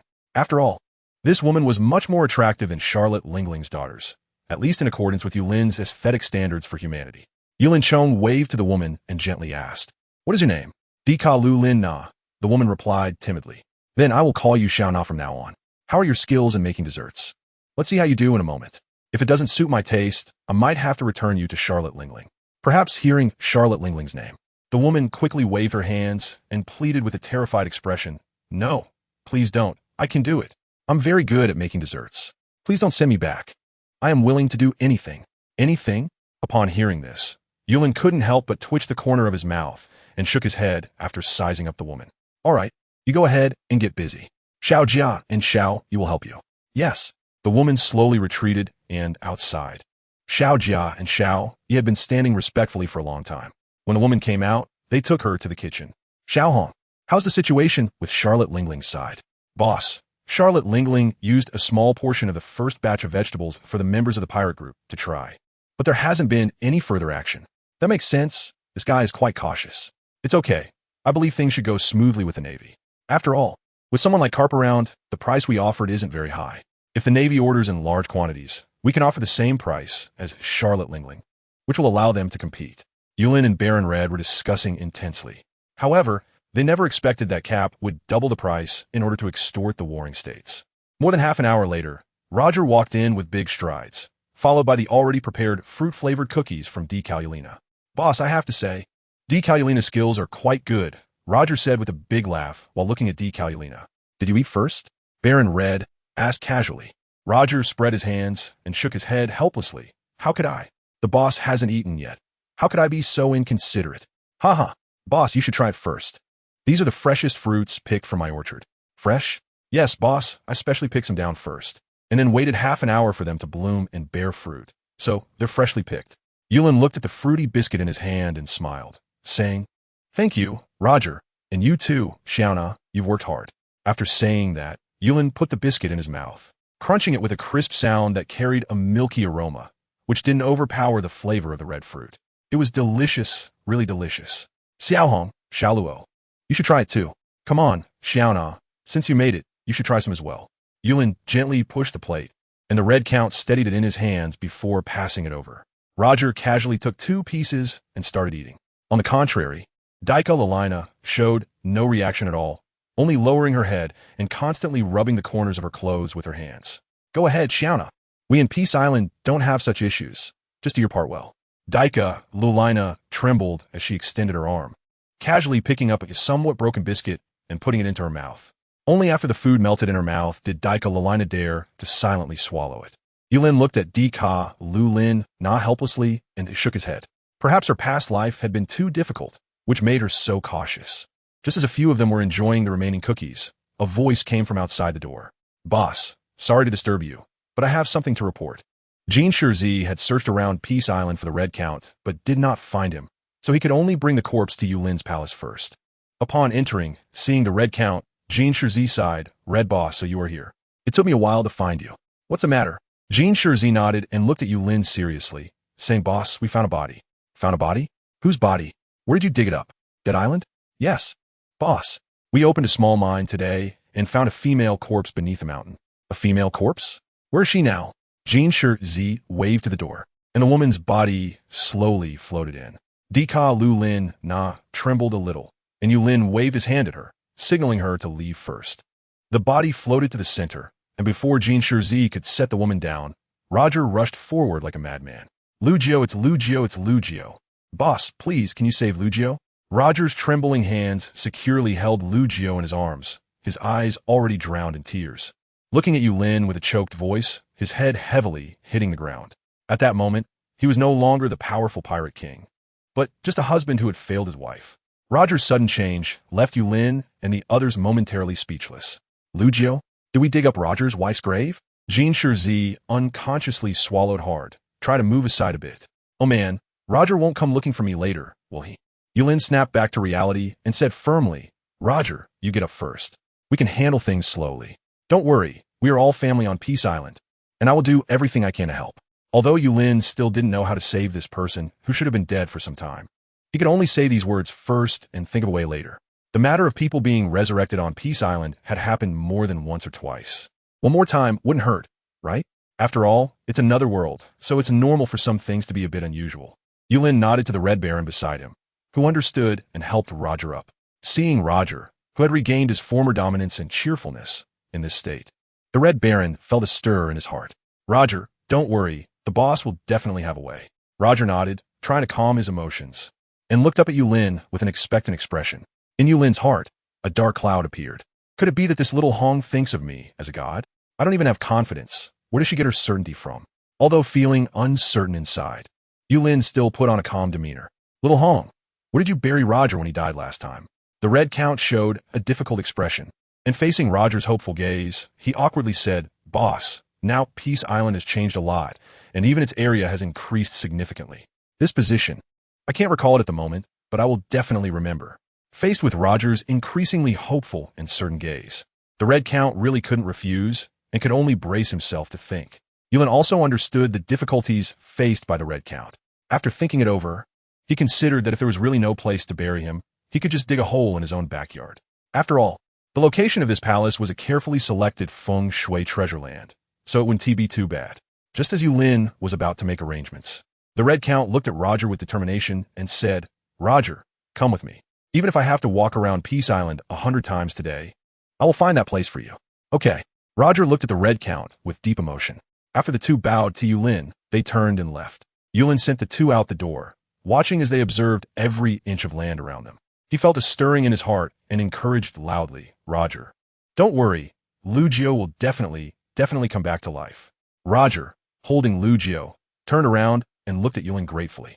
Suddenly, a thunderclap shattered the originally clear sky. In the distance, the four little cuties who were resting all looked up at the sky at the same time, their lips curling into smiles before falling back asleep. As the thunder flashed by, Roger instinctively covered Lugio's ears. Although he knew Lugio couldn't hear it, he didn't want her to be frightened by the thunder. Ahem, Roger, can you put me down now? A gentle and melodious voice came from Roger's arms. Looking down, Roger's eyes widened in surprise, his voice choking up again as he looked at the already awakened Lugio with red-rimmed eyes. Lugio, you're okay. Lugio, that's great.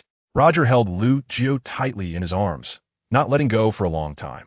Okay, Roger, didn't we both die? Lugio looked at Roger in confusion. Upon seeing the unfamiliar faces of Yulin and Count Hong in the distance, she was instantly shocked. I'm not dead. Roger, you're still alive? We're all still alive. Yes, we're all still alive. The boss brought you back to life.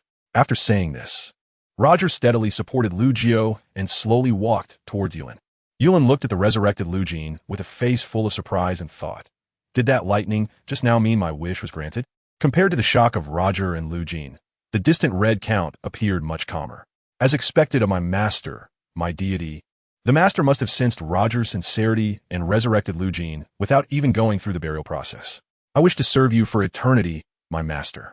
Feeling a bit shy under the Red Count's sincere and admiring gaze, Yulin slightly lowered his head. This little guy, Hong, wouldn't really take me for a deity, would he? This is getting more and more complicated.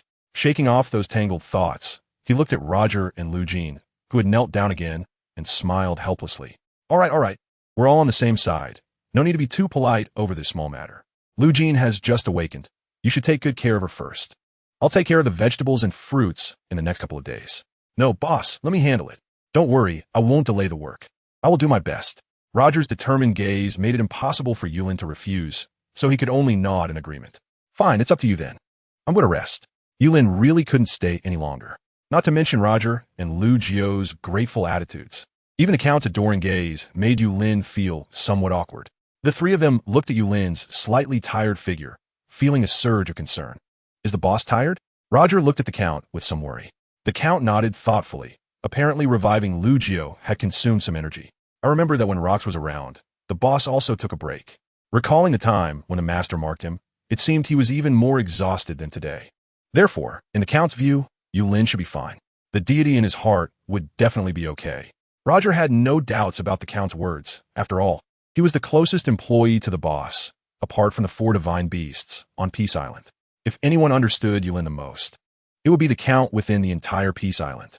feeling moved as he looked at Yulin's palace. Roger silently vowed in his heart that as long as he was alive, he would work for Peace Island. The boss's goal was the direction he would move towards. He firmly grasped Lu Jio's hand and looked at his wife excitedly. Lu Jio, it was the boss who gave us a chance for rebirth. We must dedicate our lives to Peace Island. Lu Jio smiled gently, playfully raising an eyebrow. I will, Roger. But you didn't give me a chance to introduce myself to the boss just now. Roger felt a bit embarrassed thinking about his earlier excitement and was about to say something to make up for it when Lu Jio gently asked again. By the way, Roger, have you started farming now? Peace Island. Yulin leaned back in the rocking chair on the lookout tower, gazing at the sky and counting the birds flying back and forth. 1, 2, 3. 1 month, 2 months, 3 months. Yulin counted on his fingers and realized that Peace Island had been in the East China Sea for more than 3 days now, and it still hadn't moved. Could it be that Peace Island is on vacation too? Or will it stay in the East China Sea from now on? After thinking about it, if it were to stay in the East China Sea, that would actually be quite nice. After all, the environment here is much quieter compared to those places in the past, and the prices are low enough to make Yulin tempted. The people outside are also weak, so he feels quite secure going out. Unknowingly, Yulin had started to fantasize about a relaxed life in the East China Sea. Just as Yulin was daydreaming, a voice from the sky interrupted him. Boss, Cap is here again. Yulin opened his eyes. Garp, back so soon? Could it be about business? Leaping down, Yulin turned to Xiao El and said, go fetch Xiao Hong and Roger. Right away, boss. At Peace Island's harbor, Garp had come on leave this time, so he only sailed a small boat, docking it steadily by the port before making his way into the island with practiced ease.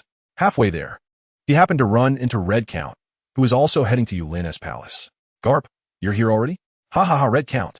Nothing much. Just thought the scenery here was nice, and there are plenty of old friends around, so I came to see you all. Garp grinned broadly, completely unfazed by Red Count's disdainful look. Old friends?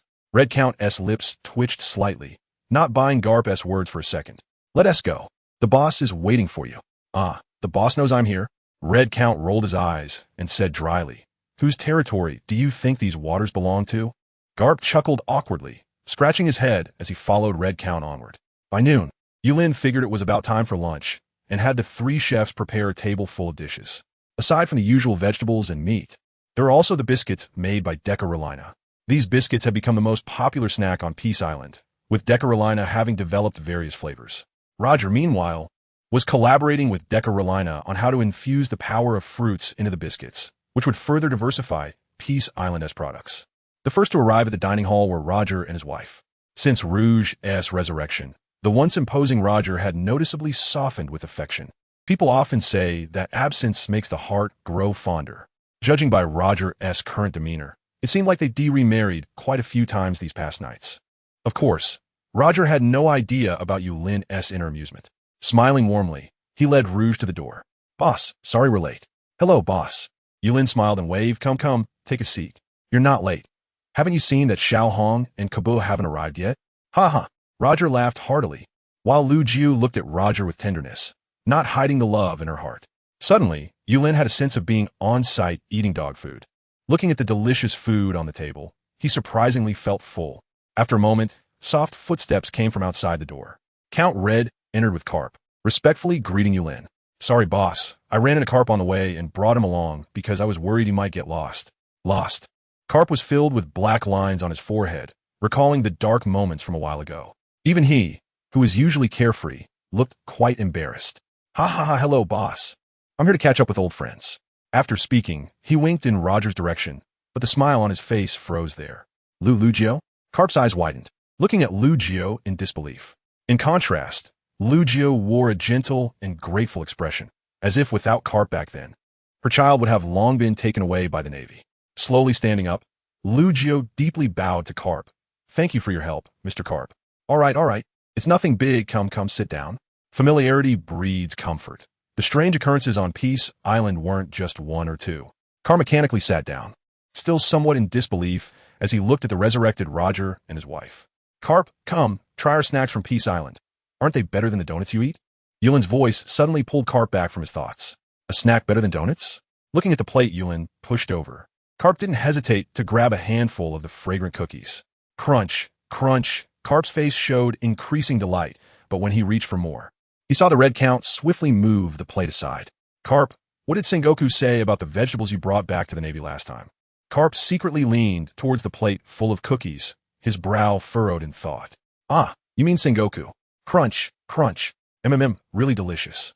Seeing the red count's increasingly gloomy face, Carp continued. Sengoku was very satisfied, but he felt the price was a bit high. When it came to the price, Carp couldn't help but lower his head, feeling a bit guilty. He dared not mention that he had marked up the price when selling to Sengoku. If Sengoku found out, his vacation for the rest of his life would likely be ruined. The price, huh? Yulin also hesitated. If the Navy thought the current price was high, compromising now would leave little room for negotiation in the future. The red count was also deep in thought, unable to come up with a good solution. After all, that Sengoku was quite sharp, and acting rashly would only lead to being taken advantage of. Seeing that Yulin and the others were silent, Carp snatched the cookies again and ate them in large bites. At the dining table, everyone was eating with their own thoughts, while Carp continued to munch on the cookies without a care in the world. Carp's obsession with the cookies of Peace Island had surpassed his love for donuts. If it weren't for Yulin's concern about tiring out his dessert chef, Carp would have asked Dika Lu Lin not to make more. After a hearty meal, it was clear that Carp had no intention of leaving easily. So, he had Roger arrange accommodation for Carp. Although this guy ate a bit too much, it was nothing for the large and prosperous Peace Island. Now, Carp was a bridge between Peace Island and the Navy, and Yulin didn't mind letting Carp enjoy free food and drink for a while. A night passed without a word, and Carp, staying in a large room, couldn't sleep well. Although Peace Island had such a wonderful environment and food, Carp was well aware that beneath this seemingly peaceful island lay a power capable of devouring everything at any moment. Bored, he aimlessly walked to the seaside and stared at the swirling tornado in front of him. And the giant sea creature leaping out from the seabed made Carp rub his eyes hard in disbelief, mouth agape. This is the new world. The next morning, when Yulin awoke from his slumber, Carp was once again standing outside the door with a pair of big dark circles under his eyes. What the hell, Carp? What are you doing? Scaring people early in the morning. Boss, we made it to the new world. In just one night, we actually reached the new world. Looking at Carp's astonished expression, Yulin sighed deeply. Well, what was meant to come has arrived. Yulin's worried expression made Carp's heart heavy with concern. Could it be that Peace Island was kidnapped overnight?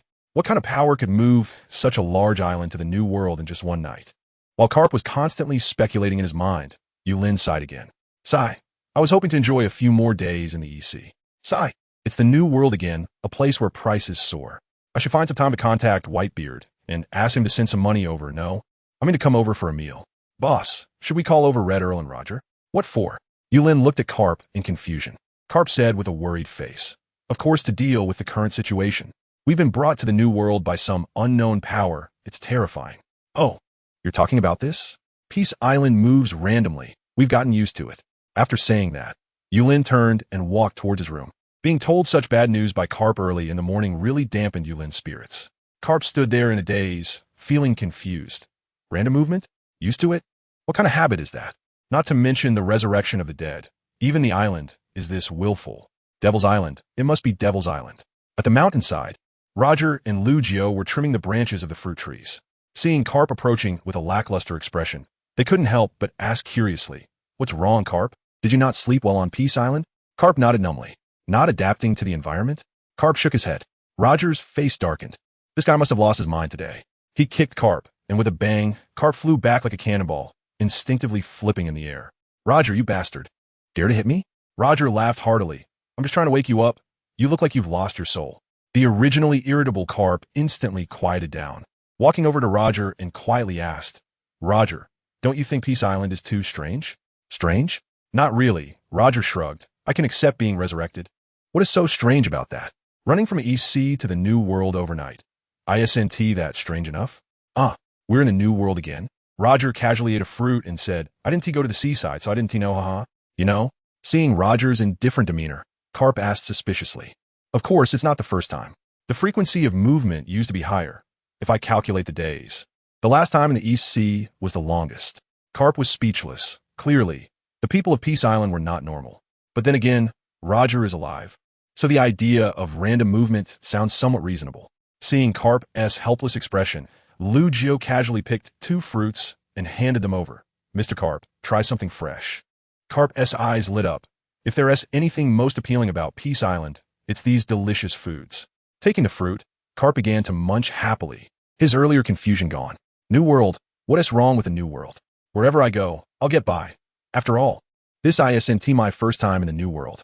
Having come to this realization, Carp finished the fruit in his hand and happily walked down the mountain. In the night, the Red Earl sat quietly by the sea, watching the approaching green hurricane with a strange smile, while unknowingly holding a thick wooden stick in his hand. In the distance, Dragon looked at the tall city walls ahead, filled with confusion. Did I get lost? There wasn't an island here a couple of days ago? Forget it, let's go take a look. The deep green hurricane rapidly approached Peace Island, slowly landing on the shore, and looking at the 100-meter-high wall. He was deeply shocked. What kind of place is this? They even built walls with sea prism stone? Dragon gathered all his strength, cautiously sensing the changes around him.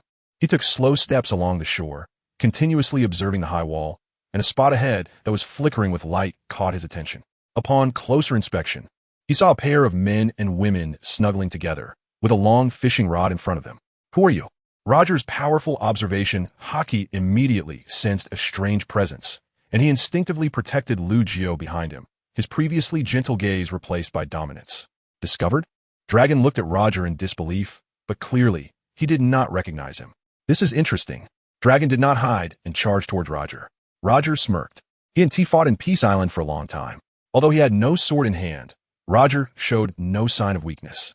Fighting? Except for a few on Peace Island, I really don't fear anyone on the high seas. As the hurricane approached, Roger threw a punch. Just before the two met, a strange figure suddenly flashed from the surface of the sea. When Roger's observation Haki sensed the newcomer, they had already appeared behind the hurricane. With a bang, a painful scream came from within the hurricane. Dragon's eyes went dark, and he fell to the ground. Looking over, Roger saw the Red Earl holding a stick, cursing. Damn, daring to act on Peace Island. Don't you know your dad is lurking here? Roger looked closely at Dragon, lying on the ground, and suddenly laughed. Who was I then? It's Dragon again, haha. This guy has had nothing but bad endings on Peace Island. If it weren't for the boss knowing his dad is Carp and not wanting to cause trouble, this guy would probably be developing on Dead Island by now. But thinking about what Dragon had done recently, Carp's expression on the island should be quite good. Boss Red, how should we deal with him? The Red Earl thought for a moment and fairly said, attacking and harming official employees and their families of Peace Island. What do you think of this charge? Looking at the Red Earl's strange smile, Roger couldn't help but give him an admiring look. As expected of the boss's appointed steward of Peace Island, this charge is flawless. However, how to finally deal with Dragon still needs the boss to decide. And of course, Carp's opinion is also very important. After the night passed, Dragon gradually woke up from his coma. Sunlight streamed through the gaps in the room, and at this time, Dragon was bound by sea prism stone chains, with no ability to resist. Dragon didn't know how long he had been unconscious and helplessly looked at the ceiling, inexplicably thinking of that Devil Island that had knocked him out several times in the past. Sigh, I should avoid strange places in the future. Just as Dragon was reflecting, heavy footsteps came from outside the door. Carp, with a dark expression, strode in, and Roger followed behind with a big smile, shouting, Dragon, your dad is here.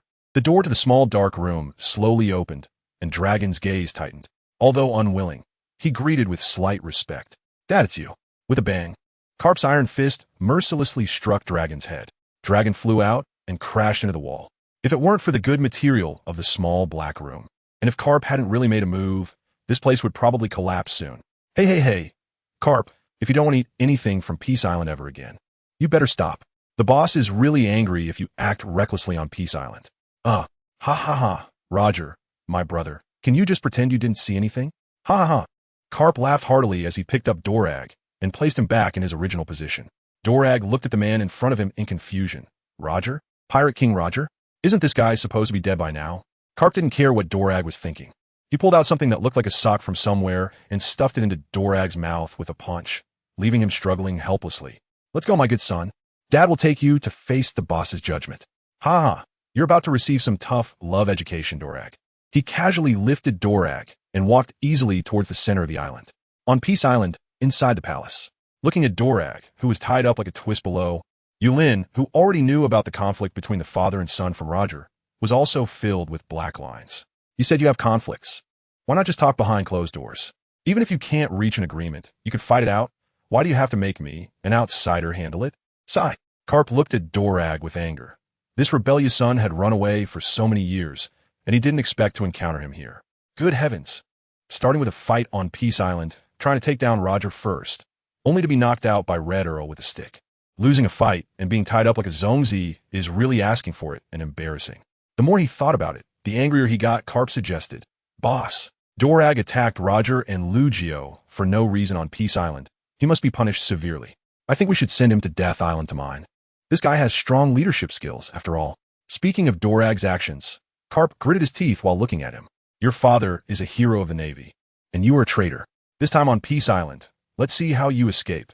This half-year vacation will let you experience what tough love education is." Yulin helplessly looked at Carp, thinking, wow, you really intend to uphold justice even against your own kin. Xiao Hong and Xiao Luo, as the parties involved. What do you think? The Red Count shook his head, clearly not intending to engage with Carp. This old guy has no bottom line when he becomes unreasonable.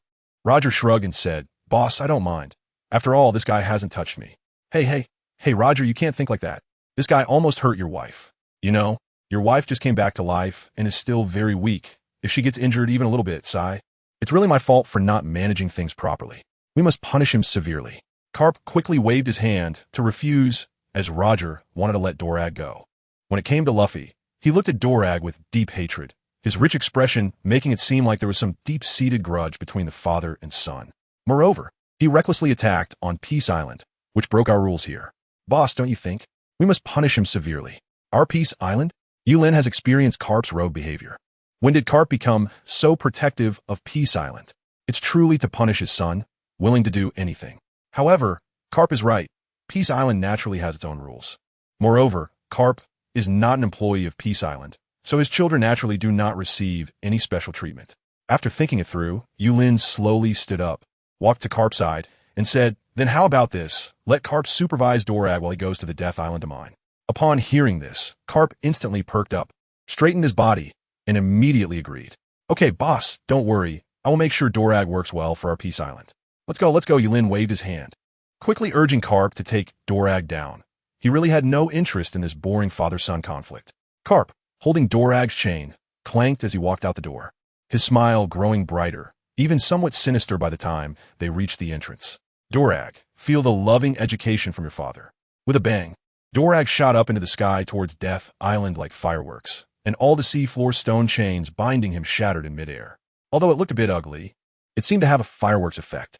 Inside the room, Yulin sat in a chair chatting with the Red Earl Roger about future developments, holding a cup of light blue liquid. "Xiao Luo, is this the wine brewed by Lugio over the past few days?" Yulin took a sniff of the drink placed in front of him, which had a faint floral and herbal aroma along with a subtle fruitiness. It was smooth and refreshing upon entry, leaving a cool sensation in his mouth reminiscent of mild mint. Not bad. Does this kind of wine have any special effects?" Roger got up and came to Yulin's side to refill his glass. "Boss, this is Qingwu wine, made from green fruits picked before they ripen after the red fruits are harvested. As for its effects, we've already had the slaves try it. It can quickly restore physical strength. You've already tested it? Xiao Luo, you're quite fast." Yulin nodded with satisfaction. Since Lu Jio's resurrection, the Roger couple had been working hard in this area, and he didn't expect such results to come so quickly. However, the channels for vegetables were not fully opened yet, and Yulin did not plan to invest in new products.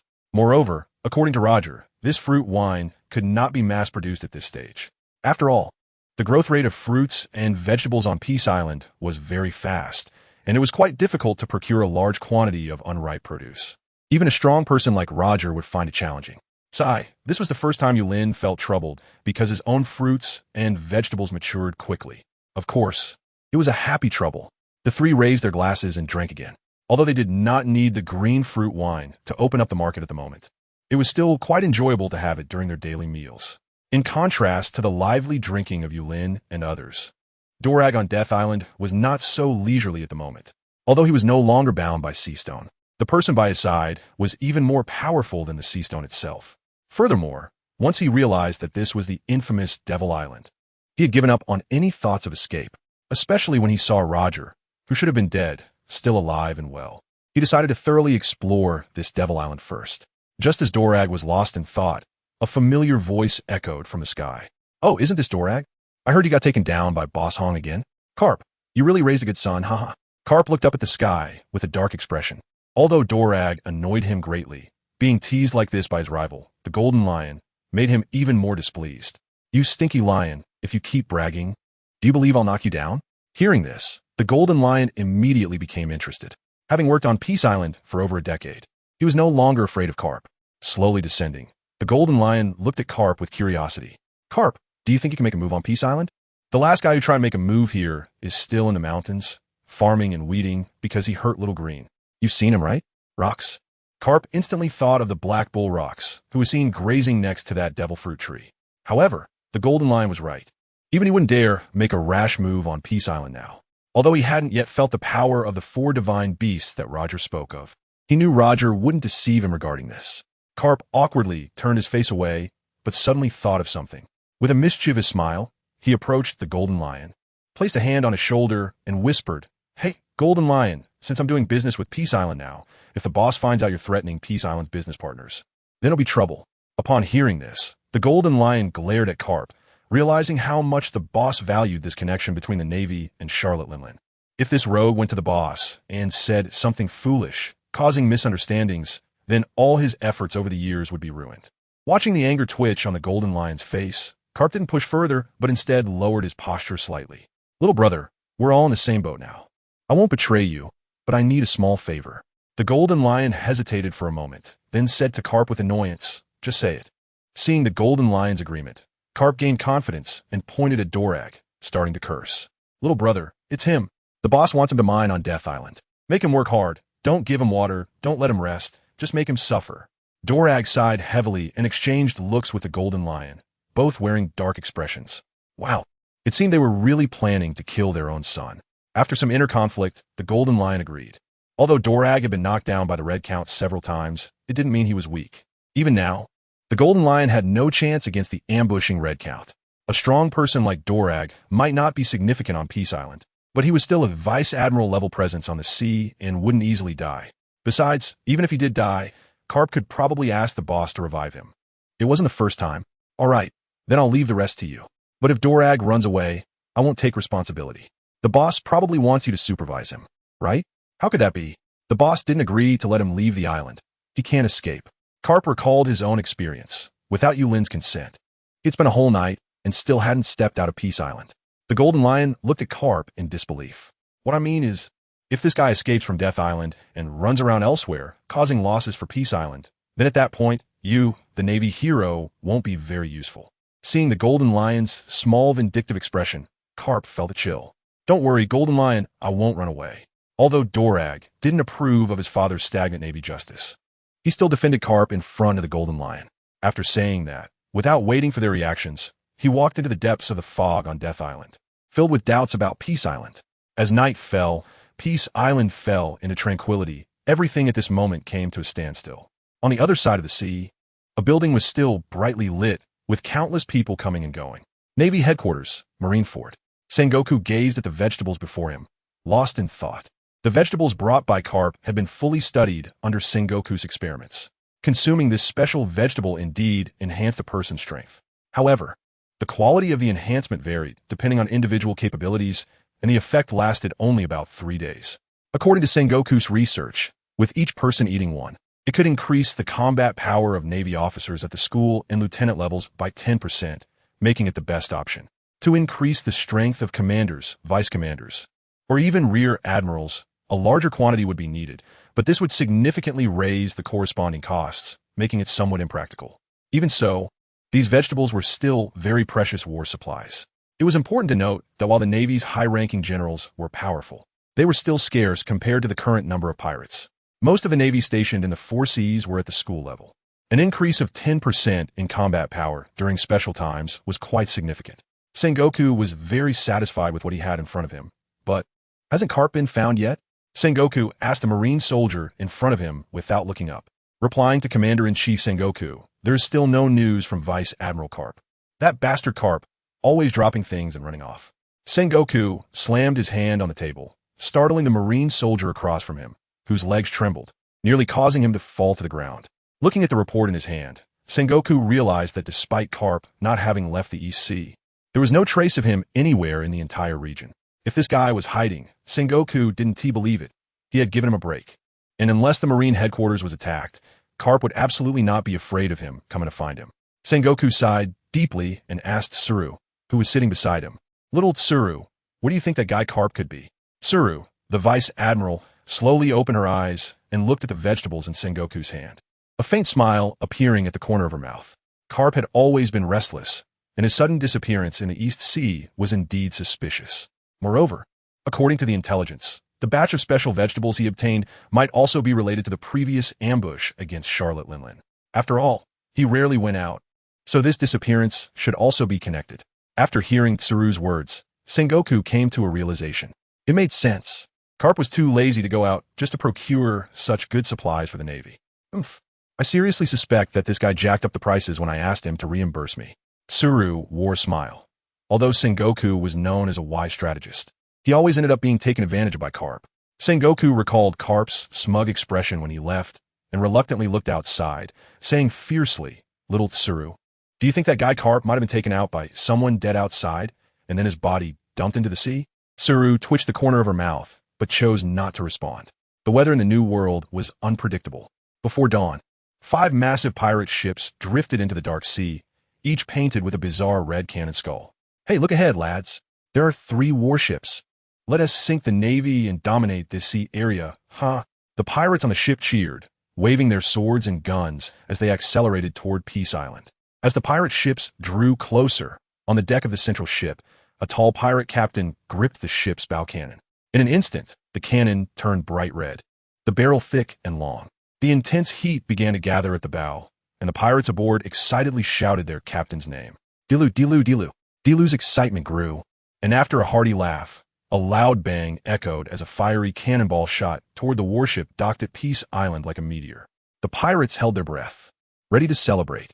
The fiery cannonball struck the warship, but seemed to fizzle out.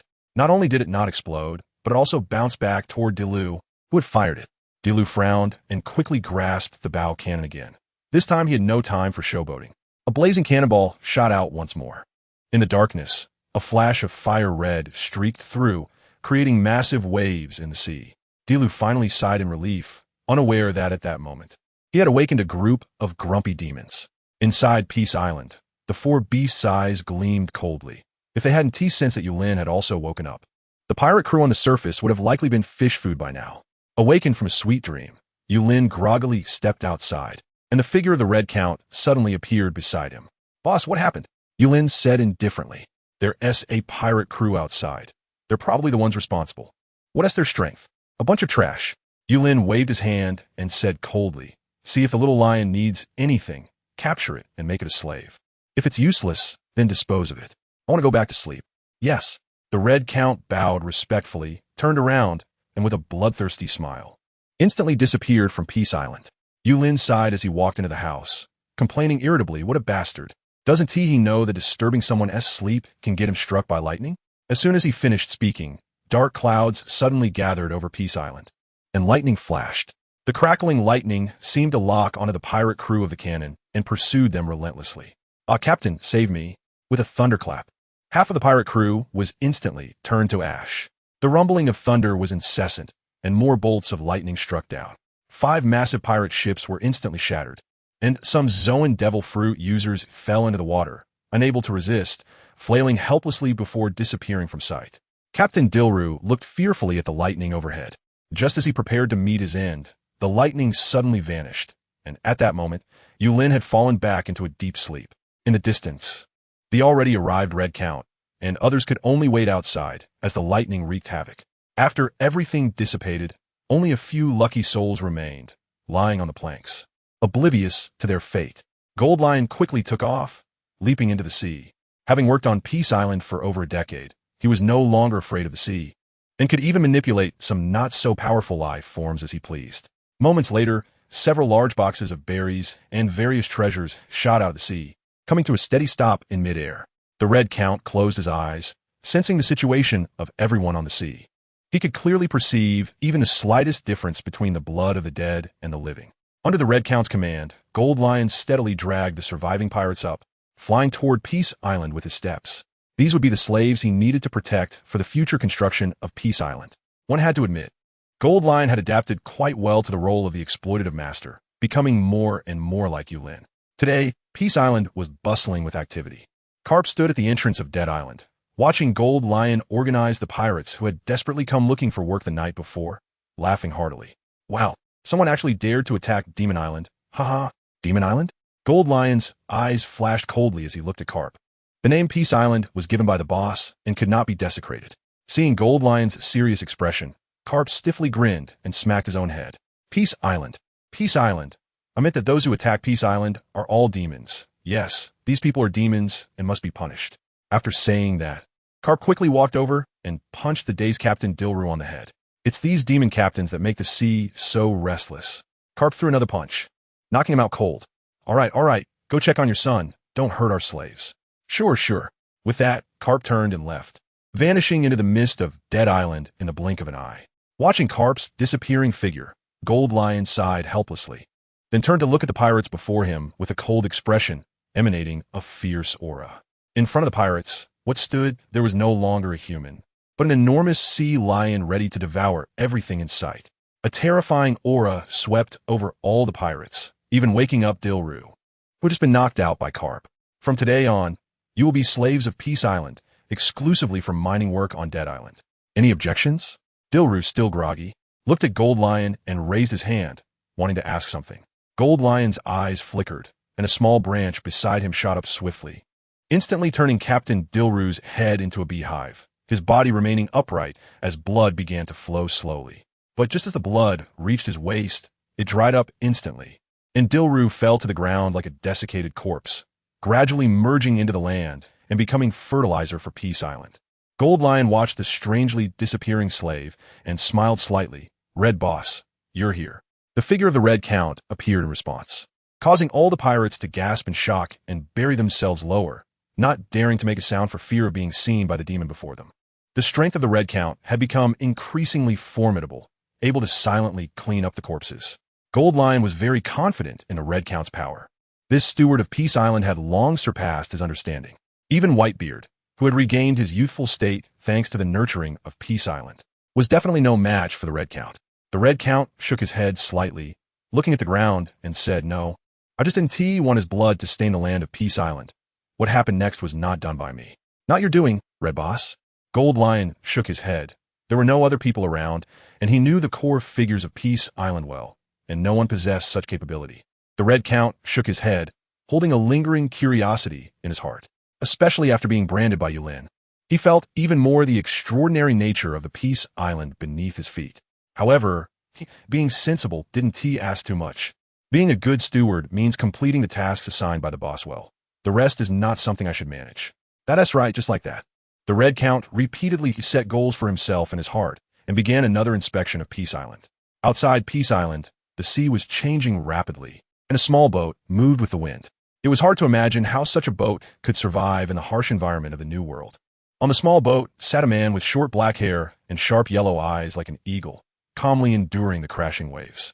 This man, wearing a black top hat with white fur, a burgundy-patterned shirt, a black trench coat, white pants, and black boots, was none other than the world-renowned swordsman, Dracul Myhawk.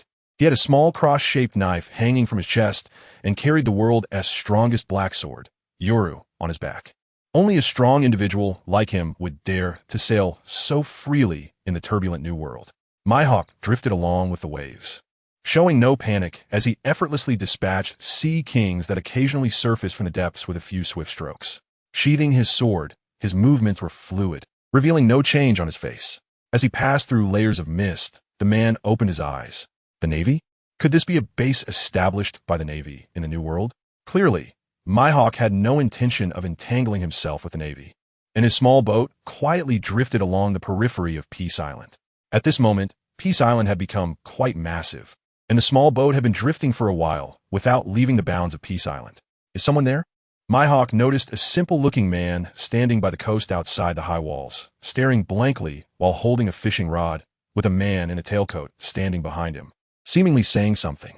Although the man had no visible weapons, Myhawk, with his years of swordsmanship practice, recognized him as an extremely powerful swordsman, one not inferior to red-haired Shanks. When did the Navy have such a formidable swordsman? Who was the man fishing that commanded such a figure to stand behind him? Myhawk hesitated on the sea, unaware that Yulin and the Red Count had already begun discussing him. Xiao Hong, do you think he will come over? Hawkeye, my hawk. If he doesn't come over, I won't think much of him, the Red Count said. Oh, why? A sharp glint flashed in the Red Count's eyes as he looked ahead with great admiration. Boss, my hawk is a very powerful swordsman, a respected strong warrior. A swordsman? Carrying a black sword? Although puzzled, Yulin didn't pay much attention to this. He just cast an envious glance at my hawk. A strong warrior. Once upon a time, an opportunity to become a strong warrior was right in front of me, but I didn't cherish it. Stop, stop, stop. Yulin quickly pulled back his thoughts, looking at the Red Count with anticipation. Little Red, how does this my hawk compare to you?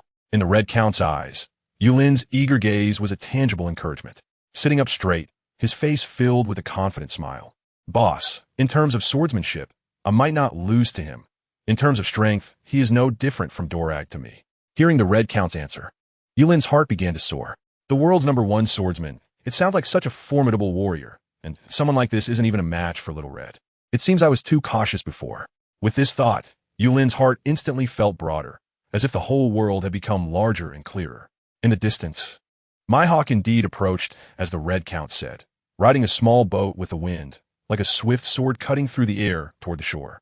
On the shore, Yulin felt no discomfort at all, casually resting his wrist on the chair, ready to watch the upcoming battle. The wind rose and clouds surged, but the sea suddenly fell into an eerie calm, reflecting the menacing storm in the sky like a mirror. Yet Yulin remained comfortably seated in his chair. Even the seawater in front of him was unaffected by the two.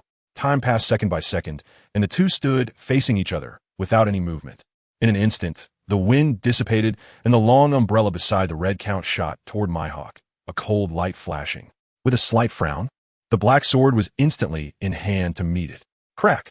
The umbrella sword clashed, and neither the Red Count nor my hawk took a step back. The next moment, my hawk jumped into the air, a slash descending from the sky. The Red Count also slashed upward, and the two strikes exploded like dazzling sunlight in midair. Soaring into the air, the Red Count did not use his fruit abilities. Like my hawk at this moment, they were both swordsmen fighting solely with swordsmanship.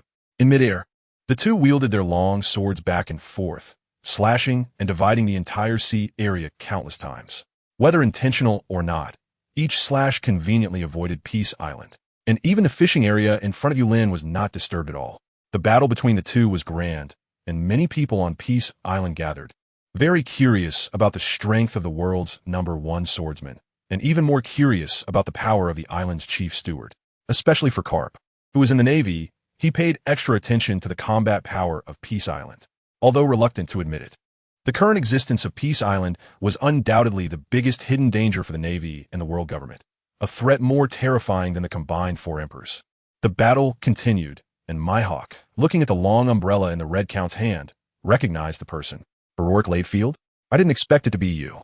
At this moment, although the Red Count's appearance had not changed much, his overall demeanor no longer resembled that terrifying vampire who stained the sea with blood.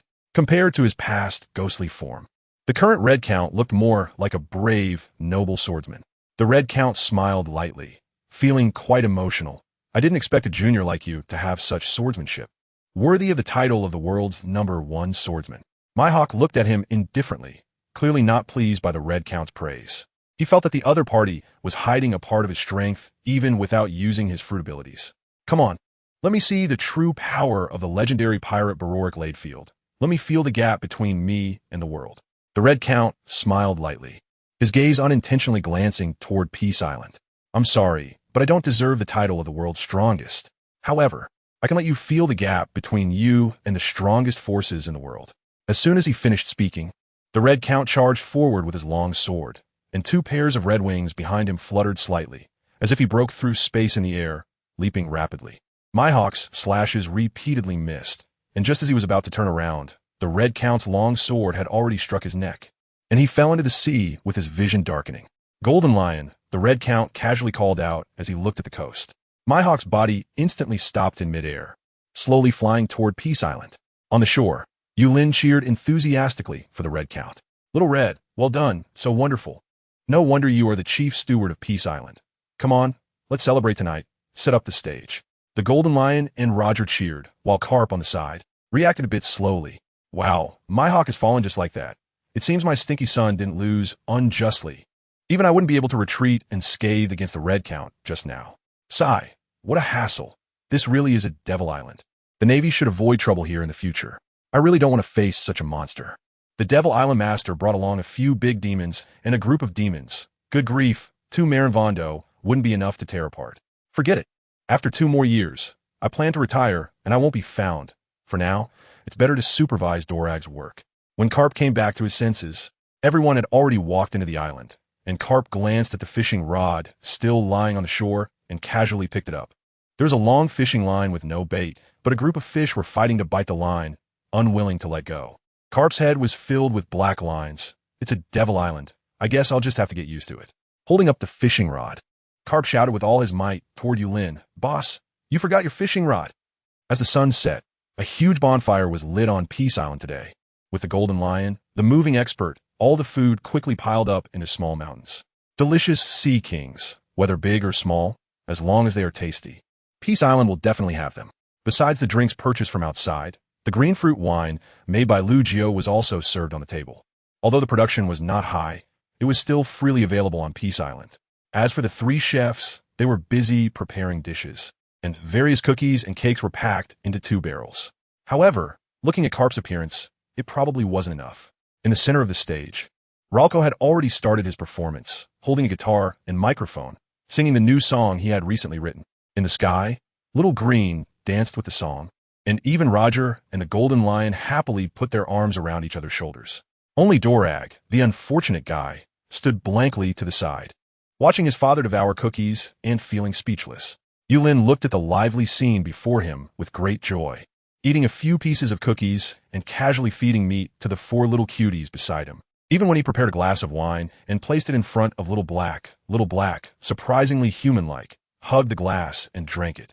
Even more surprisingly, after Little Black finished drinking, the other 3, Little Color, Little Gray, and Little Gold, who had transformed into a little dragon, chirped, wanting a drink as well. Yulin had genuine affection for these 4 pets that had initially followed him, and he felt no resistance to their human-like behavior. He waved to summon the Golden Lion and happily said, "Little Lion, quickly prepare a set of exclusive tableware for my 4 little cuties. Let us have a drink together." Haha. Upon hearing this, the Golden Lion instantly perked up. Preparing things for the 4 big shots was definitely not something to be taken lightly. With a flash of his figure, the Golden Lion dashed towards the tool shed at the fastest speed. In just a moment, he returned with 4 sets of equipment, placing them steadily in front of Yulin. As the Golden Lion turned to leave, he caught the appreciative looks from the 4 big shots. It was worth it immensely. The Golden Lion felt great and began to toast each one, even pulling the dazed Dorag to have a drink. The excitement on stage continued, and Myhawk, beside the Red Count, gradually awakened to the enchanting music. "You're awake? Let us drink." The Red Count directly handed him a glass of green fruit wine. Myhawk's injuries were not severe, just a bit fatigued, and after 1 glass of green fruit wine, he quickly regained his spirits. Myhawk looked in astonishment at the glass in his hand. "What is this?" "Green fruit wine, a specialty of Peace Island, made by Roger's lady." "How is that for detail?" "Detail?" Myhawk clearly understood every word the Red Count said, but when these words were put together, they felt like a foreign language. Green fruit wine? He had never heard of any wine that could restore stamina like this. Peace Island? He had never heard of it either. Roger? Didn't he die 10 years ago? The Red Count noticed Myhawk's confusion and pointed ahead, saying, "You see that?" Following the direction of the Red Count's finger, Myhawk rubbed his eyes again. Pirate King Roger? Golden Lion? One was dead, and the other was half dead, yet they looked quite well now. Moreover, when did these 2 archenemies get so close? And there was Carp, the naval hero, mingling in a pirate den, the biggest pirate den at that. Just as Myhawk was puzzled, Yulin walked over with a glass of wine. The Red Count quickly stood up and respectfully greeted, "Boss." "Little Hong, don't be so formal. Today is a celebration of your victory." "Oh, I'm sorry, Myhawk, haha." Yulin smiled awkwardly. After all, it was somewhat discouraging to say, "Let's celebrate victory" in front of the defeated Myhawk. Seeing the formidable Red Count show such respect to this man, Myhawk instinctively bowed and said, "Sorry to interrupt, sir, boss." Yulin waved his hand and said nonchalantly, "Come, let us drink. After this cup, your body will recover." Facing the confident gaze of the Red Count, Myhawk took the green fruit wine that Yulin handed him and drank it in 1 gulp. Initially thinking it would have the same effect as the previous drink, Myhawk suddenly felt as if his body was enveloped by a gentle yet immense power. The hidden injuries he had sustained while practicing swordsmanship began to heal in an orderly manner. Watching Mihawk's body flush slightly, Yulin quietly asked the Red Count beside him, "Little Red, do you think this guy is allergic to alcohol?" "Well, it's possible," the Red Count replied. He always found it hard to respond to Yulin's occasional teasing remarks. Fortunately, Mihawk, who had regained his composure, immediately moved to face Yulin and bowed deeply. "Thank you for your grace, boss," Mihawk said gratefully. "Grateful? Not really. It's just a cup of wine," Yulin replied. Although to Yulin it was merely an ordinary green fruit wine, for Mihawk, it meant healing his hidden injuries, giving him the opportunity to expand his horizons in swordsmanship. For someone like Mihawk, who lived for the sword, it was akin to being reborn. Yulin felt a bit uncomfortable with Mihawk's gratitude, especially since he was a handsome man. Perhaps if it were a beautiful girl, Yulin would chat a bit more. As the moon hung high, although Yulin had told them to enjoy themselves before leaving, everyone still dispersed in an orderly manner so as not to disturb the lightly sleeping boss. As for the remaining items, they would naturally be cleaned up by the slaves of Peace Island. The next day, possibly having played too late the previous night, Yulin didn't wake up until nearly noon. Walking into the dining room, he found 4 dishes and a soup already laid out on the table. He took a bite and blinked in surprise. Delicious. Moreover, this dish wasn't made by Xiao Jia or Xiao Yi. This dish isn't either? Could be made by Xiao Na. With this doubt, Yulin finished the food in no time, wiped his mouth in satisfaction, and called out Xiao Na's name towards the kitchen. "Xiao Na, come here for a moment." "Okay, boss." Dika Luli Na hurried into the dining room with quick steps, not having time to wipe the flour off her face because Yulin called her. "Boss, what can I do for you?" "Nothing much. I was just wondering if these dishes were made by you." In response to the boss, "No. These dishes were made just now by Lord Mihawk." "Mihawk?" Yulin gasped in surprise. The world's #1 swordsman, who was known for his sword skills, could also be a good cook.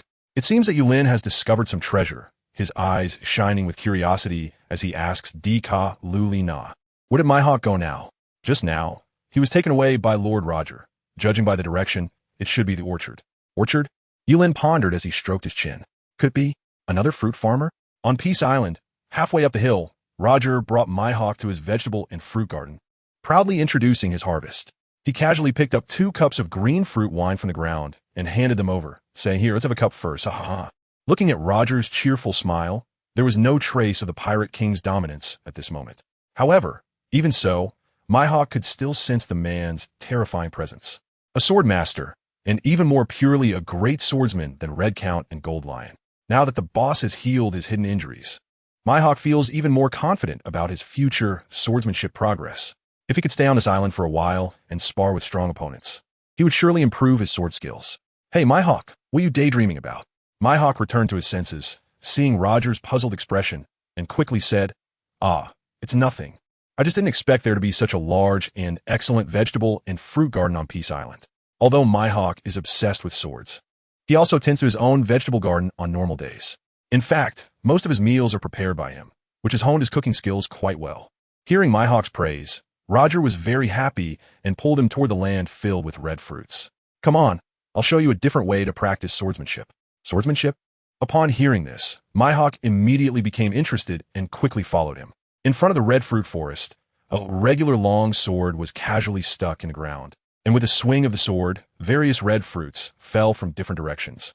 Mihawk looked at Roger in confusion, wondering how such a level could be considered practicing swordsmanship. Roger smiled lightly. "Come on, Mihawk, in a moment, you'll need to cut down the nearly ripe green fruits in time." "Green fruits?" Looking over, the branches that had just lost their red fruits were sprouting again, blooming in an instant, and the fruits were visibly growing. "Goodness, aren't you maturing a bit too fast?" Mihawk instantly lost interest in everything else, with the black sword in hand. He turned his wrist and decisively swung towards the trees ahead, delivering several precise cuts that perfectly separated the green fruits from the fruit trees. With a rustling sound, a bunch of green fruits fell to the ground. Roger stepped forward to pick up 2 or 3 to inspect, shaking his head slightly, and threw one toward Mihawk, saying, "Look, this fruit has a bit of red on the back." Mihawk frowned slightly, not expecting to not do such a simple thing well. Again, as soon as he finished speaking, Roger swung his sword to the left, causing red fruits to fall, paused for half a second, then swung again to the right. The red fruits on the trees in front were thus cut down by Roger's seemingly random strikes. Mihawk again. "Okay." Mihawk focused his eyes, watching the tree trunks, branches budding, and blooming like a hawk. After a moment, black light burst forth, and the green fruits fell to the ground again. However, this time, even without Roger pointing out the issues, Myhawk's brow furrowed even more. Due to Roger's irregular strikes earlier, the ripening speed and timing of all the green fruits were different. Thus, the fruits on the ground had varying degrees of ripeness. All right, today's work was done quite well. No, the practice was good, Myhawk. You need to think carefully about this. What is more important in swordsmanship besides strength and speed? What else? Myhawk seemed to grasp something elusive, but couldn't see it clearly. Of course, the strength and speed of swordsmanship are very important. But as a good swordsman, one must also consider timing, angles, the changes in time and environment. These, apart from practice, are more about one's own enlightenment. After Roger finished speaking calmly, he suddenly felt a bit melancholy looking at the ground full of fruits. Wow, today's quantity is a bit large. No, I should have gold line, send someone to clean it up later. Myhawk stood in place, staring at the half-red, half-green fruit in his hand, lost in thought. Just as the two were deep in thought, Yulin's figure appeared ahead. You guys are really here. Hearing Yulin's voice, both turned and respectfully bowed to him. Boss, did you come here for something? Oh, it's nothing. I just had a meal made by Myhawk this morning, and it tasted good, so I came to thank him. In Yulin's view, although Myhawk lost the battle against the Red Count, the opponent was not an employee and certainly not a slave, so it was polite to come and thank him for making a meal. Of course, whether there were other motives, only Yulin knew. Myhawk respectfully stood aside and said, Boss, you're too kind. You heal my hidden injuries. It's my honor to cook for you. Oh, is that so? Then I won't be polite, haha. Yulin laughed and asked Myhawk again, do you have any purpose for going out to sea this time? Although Myhawk didn't understand why Yulin asked this, he answered truthfully, not really. I just came out to see if there's an opportunity to improve my swordsmanship. Yulin let out an O and took a couple of steps closer to Myhawk, saying, how about this? If you're not in a hurry, why don't you stay on the island for a few more days? If you have time, could you teach my chef some cooking skills? What do you think? Roger, standing nearby, couldn't help but twitch his mouth. This guy, the world's greatest swordsman, is coming over to change careers and become a chef? But thinking about it, it's understandable given it's the boss's request. After all, Peace Island has no shortage of swordsmen, but it really lacks chefs. Of course, I will be happy to serve you. Myhawk had been thinking about how to stay on the island longer, and he didn't expect the boss to invite him a cook. Serving his benefactor was only natural. Plus, he could spar with strong fighters here to improve his swordsmanship, which made him even happier, knowing that the strong on this island are almost all at the peak of the world. Myhawk's enthusiasm made Yulin overjoyed. What a good person, indeed a good person. Just like Little Red, a grateful and kind-hearted person. All right then, I won't interfere with what you usually do. For your food, clothing, housing, and transportation, just talk to Roger. He can help you arrange it. Just make sure to take some time to help train the chef. Don't worry, boss, I will definitely do my best. Yulin nodded in satisfaction and left, feeling very happy at the thought of changing flavors in the future. Roger watched Yulin go down the mountain and said to the excited Myhawk, I didn't expect someone like you to agree so readily. Facing Roger's penetrating gaze, Myhawk replied calmly, I have to repay the boss's kindness, and also, being here allows me to spar with strong opponents, which is beneficial for my swordsmanship. You're quite straightforward, huh? Myhawk smirked, not hiding his intentions at all. Remember to come and pick fruit for me every day. Of course, Myhawk nodded in agreement. Roger nodded and turned to leave. I'll go prepare your living quarters. You'll gradually come like life on Peace Island, haha. I feel great right now. Life on Peace Island was vibrant day after day. In just over a month, 2 new models of hard work had emerged on Peace Island. He was the world's #1 swordsman, who in the morning would tend to the garden and fetch water, teach cooking at noon, and help gather green fruits in the orchard at night. Yet he grew happier and worked even harder. He was once a shining star in the Navy, but had become a thorn in the side of the world government. He mined in the morning, moved materials at noon, doing the work of 10 people alone, eating very little but doing a lot. All he wanted was his father's approval. Dragon, are you slacking off? Hurry up. Give me a move on. Clap, clap, clap. Carp, holding a long whip, was very pleased as he randomly whipped the ground. The golden lion stood in midair, his mouth twitching. This old man was really working his son to death, sigh. Such a filial father and son, ha. Thus, Peace Island spent another half-month in this warm and equal environment. Today, Yulin was in exceptionally good mood. Early in the morning, he arrived at the lookout tower, enjoying the breeze and sipping wine while watching the increasingly prosperous Peace Island, feeling delighted. Occasionally, small birds flew across the sky, chirping softly, which was quite pleasant to listen to. In the blink of an eye, a huge shadow enveloped Yulin from above.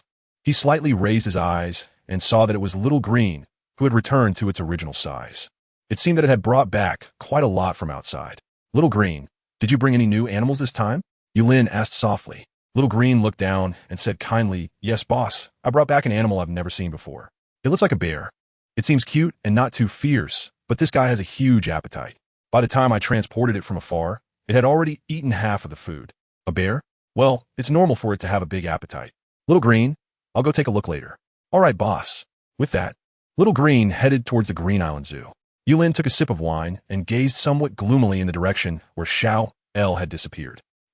The zoo has been open for so long, yet there are so few visitors. The world is so vast. Why are there so few people willing to come out and see it? It was better back in Donghai. Even if business was slow, at least I could go out and wander around. Slowly rising to his feet, Yulin leaped effortlessly down from the watchtower and began walking toward the direction of El Dao Zoo, munching on snacks as he went. Crossing the entrance of El Dao Zoo, everything before his eyes made him feel as though he had stepped into a real jungle. Rolling mountain ranges stretched endlessly, covered in lush, verdant forests. The vast lake seemed boundless, its surface smooth as a mirror and clear as jade. Pairs of vividly colored waterfowl flew inseparably above the water, using their colorful beaks to meticulously groom each other's splendid, brocade-like feathers. Suddenly, a fierce roar shattered the tranquility of the waterfowl. Turning his gaze toward the sound, what emerged from the grass was nothing more than a blue rabbit, now baring its teeth and glaring at Yulin. Yulin smiled gently, but for some reason, the rabbit seemed to be frightened and instantly fled. Oh my, such a timid creature, but with a loud voice.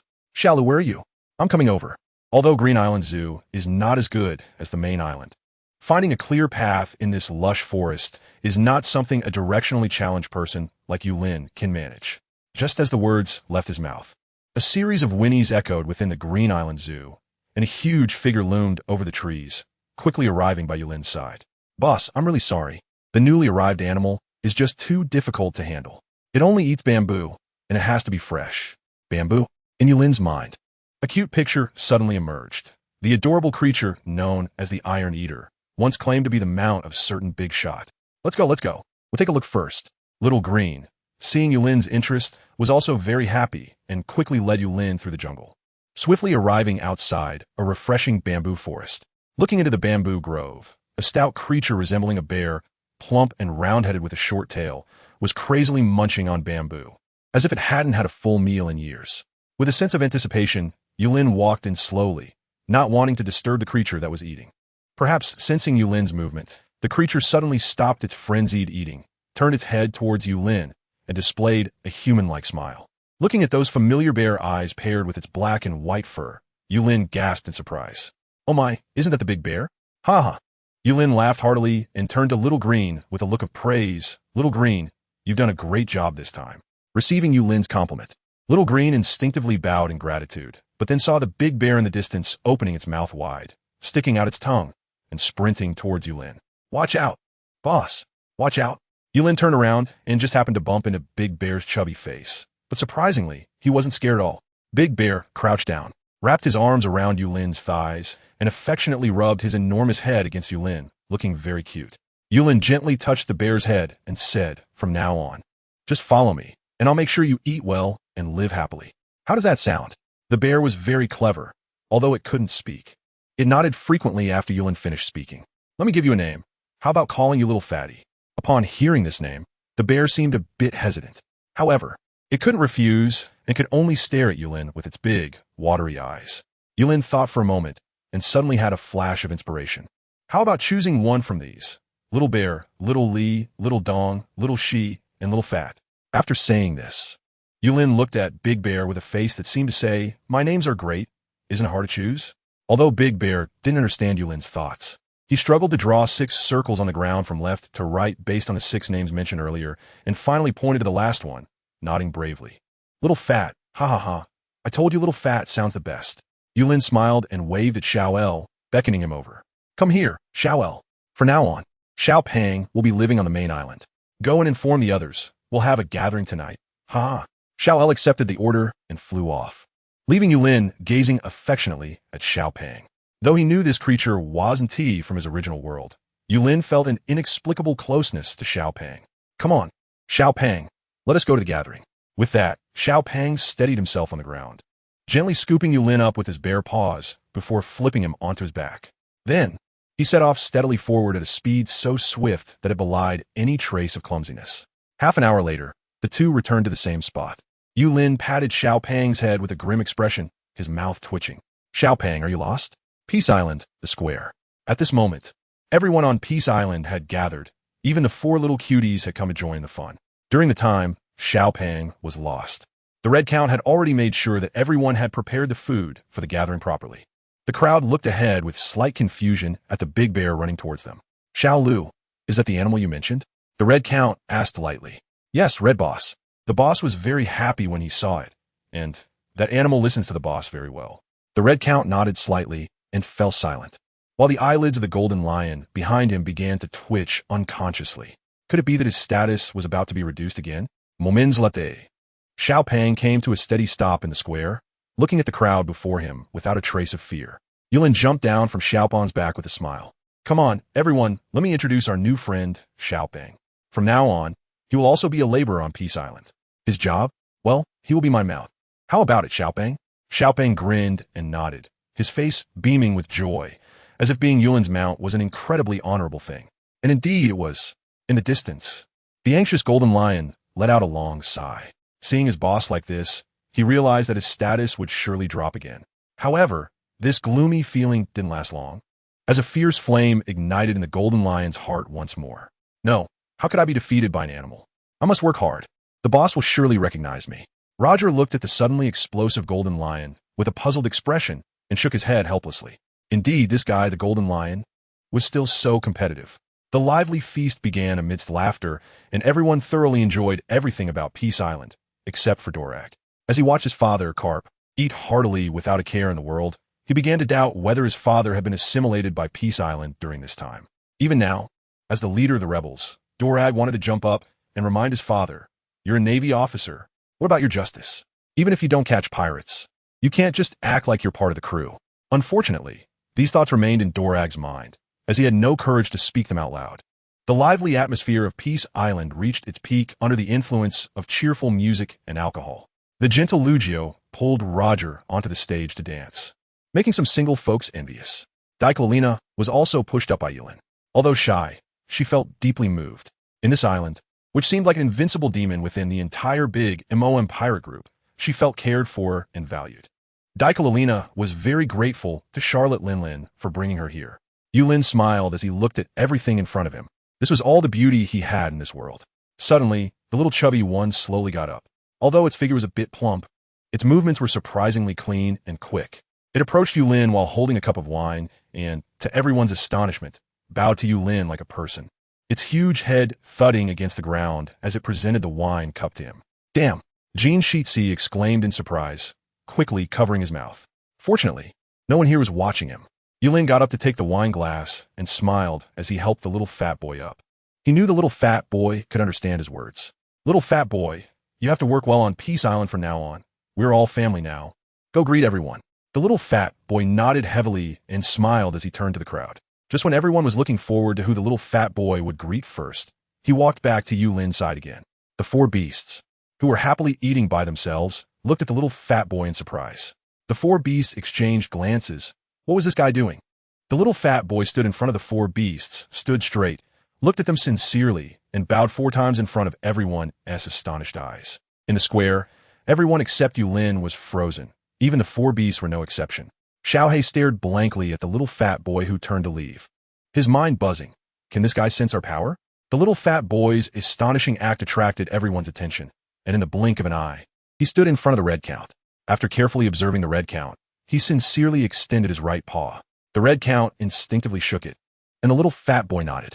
Turning around, when the golden lion was excited and ready to interact with the little fat boy, he saw the little fat boy only nodding at him. Then the little fat boy looked intently at Roger and Ralco, spending more time on them than on the golden lion. Finally, after a grateful glance at Xiao, he scanned Eagle Eye, Lugio, and Dika Lulina before finally walking towards Carp. The golden lion's face instantly darkened. He felt it was only natural not to compare with the four divine beasts. He accepted that he couldn't compete with Red Boss, the big steward of Peace Island. He could even accept being slightly inferior to Roger and Ralco. However, why was it Carp? Why did the little fat boy walk towards Carp? 1 step, 2 steps, 3 steps. Thump, thump, thump.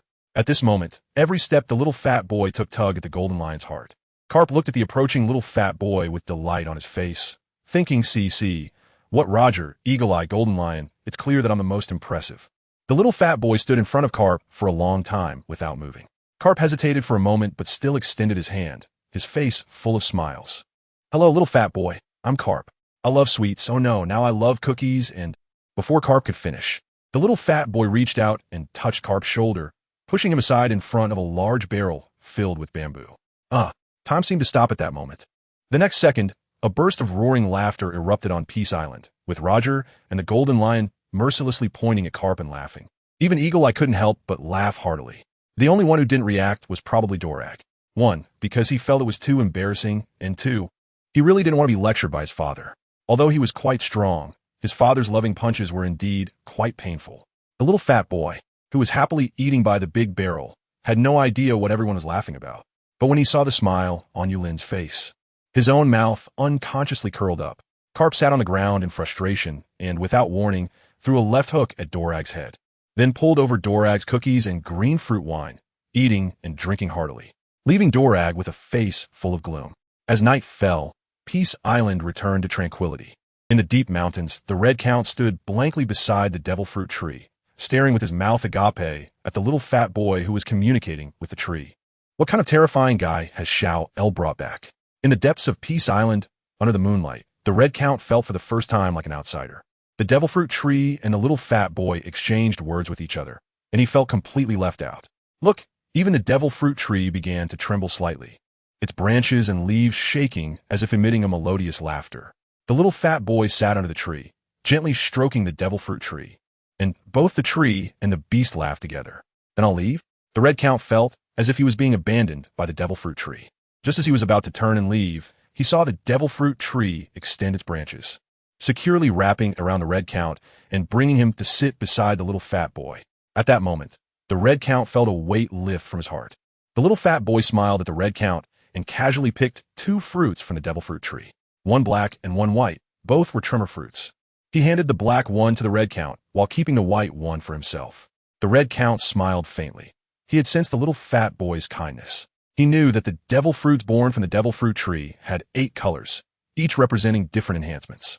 Black was the best, allowing for a second power awakening without fearing the limitations of seawater and high stone. As long as one's physique was strong enough, it would not affect the consumption of other devil fruits.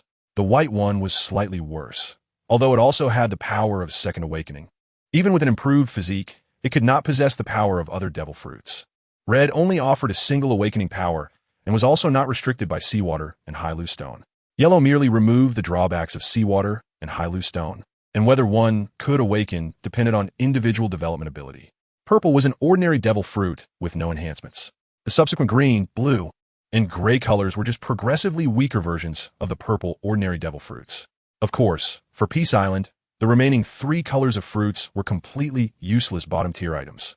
The Red Count smiled and waved his hand, indicating to the little fat boy to eat by himself.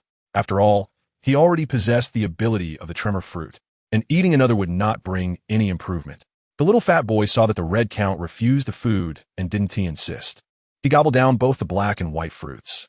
After eating, he burped contentedly, leaning against the devil fruit tree and falling asleep. The next morning, the Red Count stood early in front of Yulin's door. As Yulin stepped out, he stretched towards the rising sun. Xiaohong, is there something? Boss, Whitebeard and Charlotte Lingling are already on their way. Yulin was slightly taken aback. These 2 guys were actually coming over at the same time. Do you know what it's about? Boss, Charlotte Lingling has already sold out most of the vegetables she purchased last time, and this time she wants to continue buying a batch. As for Whitebeard, he said he was coming over for a meal. The Red Count paused for a moment and continued, but I think his visit is probably also related to the vegetables. Yulin smiled. If Whitebeard was also here to make a purchase, it was within expectations. After all, it was business, and Yulin had no intention of hiding anything. Although Whitebeard didn't have an intelligence network and channels as powerful as Charlotte Lingling's, Yulin certainly wouldn't refuse an additional business opportunity. How much longer do they have to come? If they delay too long, Peace Island might drift away again. The Red Count thought for a moment and replied, based on their current speed, they should arrive in the next 2 to 3 days, and there shouldn't be any significant changes. Yulin nodded and instructed, then let Roger get ready. The Red Count nodded and turned to leave. Outside the door, a somewhat dazed little chubby creature was swaying its way over. The person and the beast exchanged glances, nodding at each other as a form of greeting. Yulin looked at the confused little and suddenly had a flash of inspiration. He turned to the Red Count, who had not walked far, and said, Xiao Hong, go find Lu Jiao, Luo Erk, and Dika Lu Li Na. Okay, boss. With that, the Red Count's figure flashed and disappeared. Outside the palace, the 4 of them held paintbrushes, looking at the little sitting in the chair ahead, starting to gesture on the paper. After a moment, Lu Jiao handed the drawing to Yulin with a gentle smile. Boss, what do you think of this? Yulin eagerly took the drawing paper from Lu Jiao and looked down. It seemed as if time paused for half a second at that moment. In the center of the paper, a large circle clearly represented the little chubby belly, so the other ovals must be the head and limbs, right? Yulin's mouth twitched slightly as he struggled to force out a smile of acknowledgement. Goodness, he had thought that gentle Lu Jiao, even if not skilled at drawing, could at least provide some inspiration. However, what on earth were those 6 circles on the blank paper? Were they the Olympic rings? No matter how he looked at it, they didn't resemble Xiao Pang at all. To avoid discouraging Lu Jiao, Yulin still smiled as he took the drawing paper back. At that moment, Rorko and Dika Lu Li Na also handed their papers over. Looking down, Yulin couldn't help but admire. After all, Rorko was a singing artist, and even his drawing was filled with musical notes. Looking up at the round and chubby Xiao Pang, no matter how Yulin tried to stretch his imagination, he couldn't connect the twisted musical notes on Rorko's paper to Xiao Pang's appearance. As for Dika Lu Li Na's drawing, Yulin guessed that Xiao Pang wouldn't want to see it. After all, no animal wants to see itself laid out on a table as food. Looking at the 3 pieces of paper in his hands, although Yulin felt a deep sense of frustration, he knew that when he looked back at his own blank sheet, he wasn't any better than them. Yulin rested his chin on one hand, looking gloomily at the sky. At that moment, the golden lion, which was transporting supplies, happened to fly by overhead and instinctively glanced down at Yulin. Sighing deeply, Yulin expressed his frustration. Meeting Yulin's gaze, the golden lion mistakenly thought Yulin was calling out to him and quickly flew down. The supplies were placed steadily aside, and the golden lion respectfully bowed to Yulin, saying, Boss, did you call me? Huh? Oh, it's you, golden lion. Yulin paused for a moment, following the principle of treating a dead horse as if it were a living one, and pointed to the somewhat stiff Little. I want to design a flag for our Peace Island, using Little as a prototype, but Yulin felt a bit awkward and didn't continue. As soon as Jean Sheetsy heard this, he instantly became interested. Could this be the opportunity to make a contribution? Boss, how about we use the photo phone bug to take a picture of Little, and then I can go out and make the flag? Yulin shook his head. He had also thought about the matter of the photo phone bug. I was thinking of using Xiaopang as a prototype, and then making some modifications. For example, having Xiaopang hold a ball in his hands, with green vegetation, yellow land, and ocean painted on it. We can't just go find a ball like that to hold, right? The golden lion hesitated for a moment and said weakly, Boss, how about I give it a try? You? Yulin looked at the golden lion in surprise. When it came to designing the flag for Peace Island, the first person Yulin eliminated was this guy who loved architecture and supervision. Could it be that this guy was also an artist? Seeing the surprised expression on Yulin's face, the golden lion felt a bit awkward. He couldn't exactly say that in the past, in order to conquer the world, he often sketched out the blueprint for the future he envisioned for himself, and over time, he actually developed some skills. Gradually, drawing became a habit for the golden lion. He never expected that it would come in handy now. Taking the brush and the blank paper from Yulin, the golden lion focused intently on creating, inspired by the little chubby figure. Yulin was staring in disbelief at the focused expression of the golden lion, his mouth slightly agape. Next to him, Ralco and the 2 girls also looked at the golden lion with admiration. Now, compared to the unfinished sketches of the golden lion, the 3 of them felt a bit awkward and flushed, although Ralco's flush was just his skull. After more than half an hour, the golden lion let out a long sigh, picked up the drawing paper, and compared it with the little fat guy again, revealing a satisfied smile on his face. Boss, sorry to keep you waiting. The golden lion bowed and handed the drawing paper to Yulin, eagerly awaiting his evaluation. Yulin lowered his head to look at the drawing paper, excitedly waving for Xiao Pang to come over. Xiao Pang leaned forward to approach, but found that his legs felt a bit numb, and he almost stumbled. However, strangely, he didn't fall. Instead, he floated close to the ground. The golden lion beckoned, and Xiao Pang steadily arrived at Yulin's side. Xiao Pang gratefully glanced at the golden lion, then lowered his head to look at the drawing paper with Yulin. On the paper, Xiao Pang's big head appeared even more exquisite, with his hands hugging a round ball and a cute smile on his face.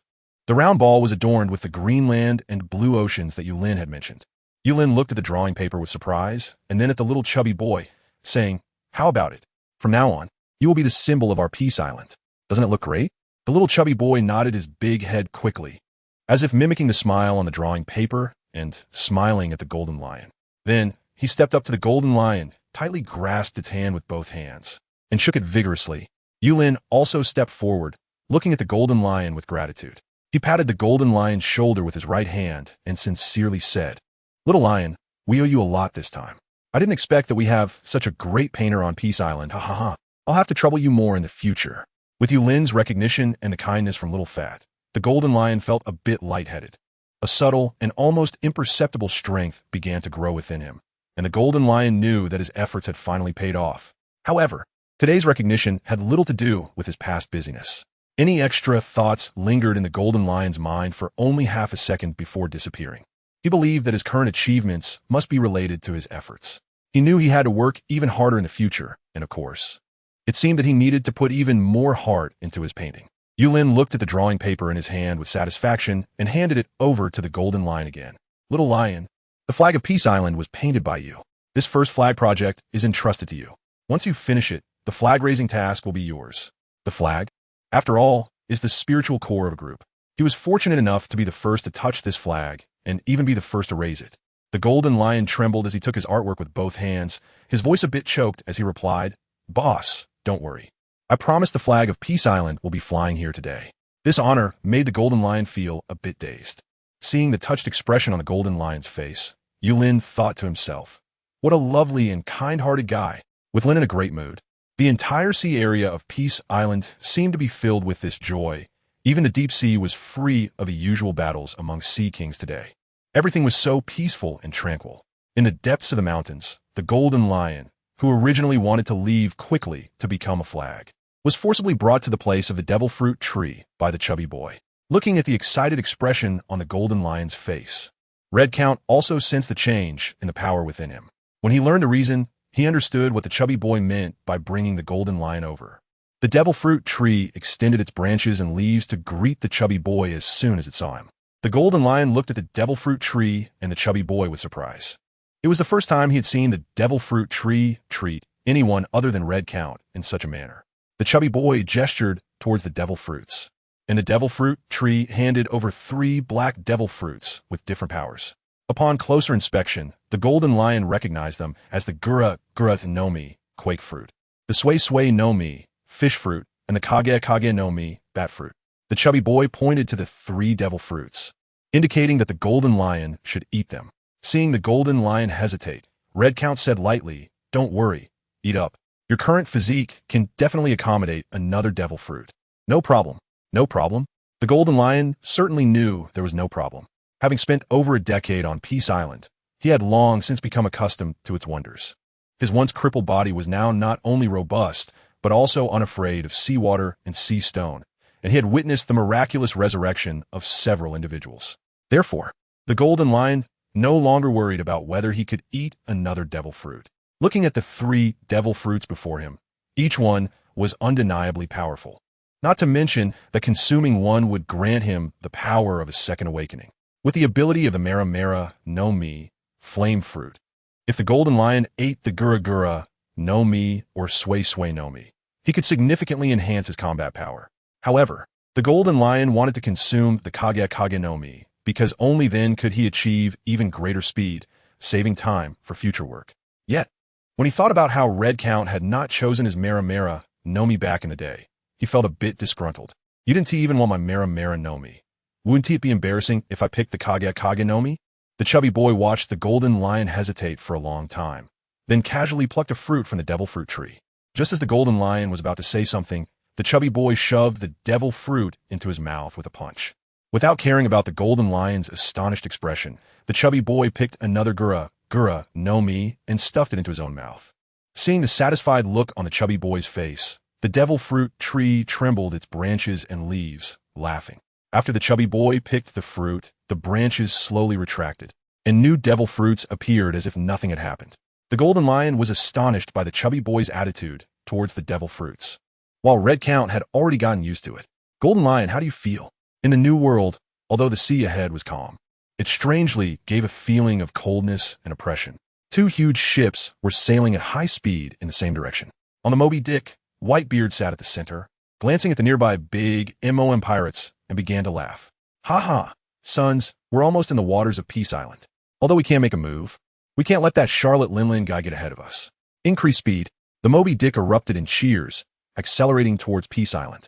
Charlotte Linlin frowned coldly and said, "Charge. We can't let that guy take the lead." The big MOM pirates responded with great effort. Unfortunately, compared to the Whitebeard pirates, the members of the big MOM pirates were more fearful of Peace Island. Although Charlotte Linlin gave the order, their bodies instinctively resisted approaching Peace Island. As a result, the big MOM pirates fell behind the Whitebeard pirates and arrived late at the port of Peace Island. The failure to gain speed left Charlotte Linlin in a very bad mood, causing the members of the big MOM pirates to tremble. If they hadn't known that they couldn't fight on Peace Island, Charlotte Linlin would have surely taken out her frustration on a couple of unlucky souls. Whitebeard stepped off the ship slowly, accompanied only by Marco. This was also the first time Whitebeard brought his crew to this terrifying land of Peace Island. Marco excitedly followed behind Whitebeard. In the past, he had only heard his old man speak of the wonders of Peace Island, and today he finally set foot on this island. The port gates slowly opened, and the Golden Lion looked at Whitebeard and Charlotte Linlin with a calm expression. "Welcome back to Peace Island. Please come in." "Ha ha, Golden Lion, it's been a while, you've gotten stronger," Whitebeard casually remarked. Clearly, Whitebeard couldn't sense whether the Golden Lion's power had increased, but he knew that as long as one was a formal worker on Peace Island, even if you were an idiot, you would definitely experience terrifying growth over the years. Moreover, the Golden Lion was already a strong figure on the sea. What was just a casual pleasantry in Whitebeard's ears became a motivation for the Golden Lion. This guy Whitebeard can actually sense the changes within me, just like Red Boss. Looks like I need to work harder. With a hint of doubt, the Golden Lion led Charlotte Linlin and Whitebeard inside, and when his gaze swept over Marco, he secretly laughed. This guy will definitely attract Red Boss's attention. In the square of Peace Island, tables and chairs had been set up, and the variety of food was abundant. With Mihawk as the chef and the green fruit harvester, the overall dining standards of Peace Island were rising sharply. Yulin casually sat in his chair and had already started eating. As for the others, they didn't wait for Whitebeard or Charlotte Linlin at all. A short while later, Golden Lion brought 3 people to the square. Whitebeard, familiar with the routine, walked up to Yulin, casually took a seat, glanced at the strange bear, then turned his gaze to Yulin. "Boss, today I brought Marco along to broaden his horizons. Here to eat?" Yulin said with a smile. Whitebeard naturally knew the rules and quickly replied, "Don't worry, boss, I understand the rules. I just have a small matter to discuss with you. I'll pay for everything from my ship according to the price, all right?" Yulin nodded and casually tossed a large bucket of green fruit wine to Whitebeard. "Here, try it." Brewed by Roger's wife. Roger's wife? Whitebeard looked surprised and glanced at Roger, who was flirting with someone in the distance, his mouth twitching. Without hesitation, he started drinking the wine in his hand. "Good wine, great wine." "Huh." Whitebeard laughed while looking at Yulin, but suddenly paused. A gentle and pure energy began to circulate within him, instantly healing the injuries he had sustained from battles during this time. "Does this boss sell it?" Yulin looked at the eager expression on Whitebeard's face and suddenly felt a shiver. Not selling, at least not now. Whitebeard felt a bit dejected. If they had enough of that wine, their battles would definitely be more reckless. But unfortunately, the boss wasn't selling, and there was nothing he could do about it. "So boss, can I buy some vegetables or something? After all, you see that Charlotte Linling has some, right?" "Sure, that's not a problem.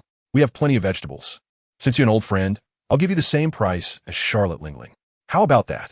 Yulin decisively agreed to Whitebeard. Since it was all about selling, it didn't matter to whom. Seeing Yulin so readily agree, Whitebeard gratefully lifted a barrel of wine to toast Yulin. "Thank you, boss, cheers." "Ha ha, Whitebeard, you're just craving wine."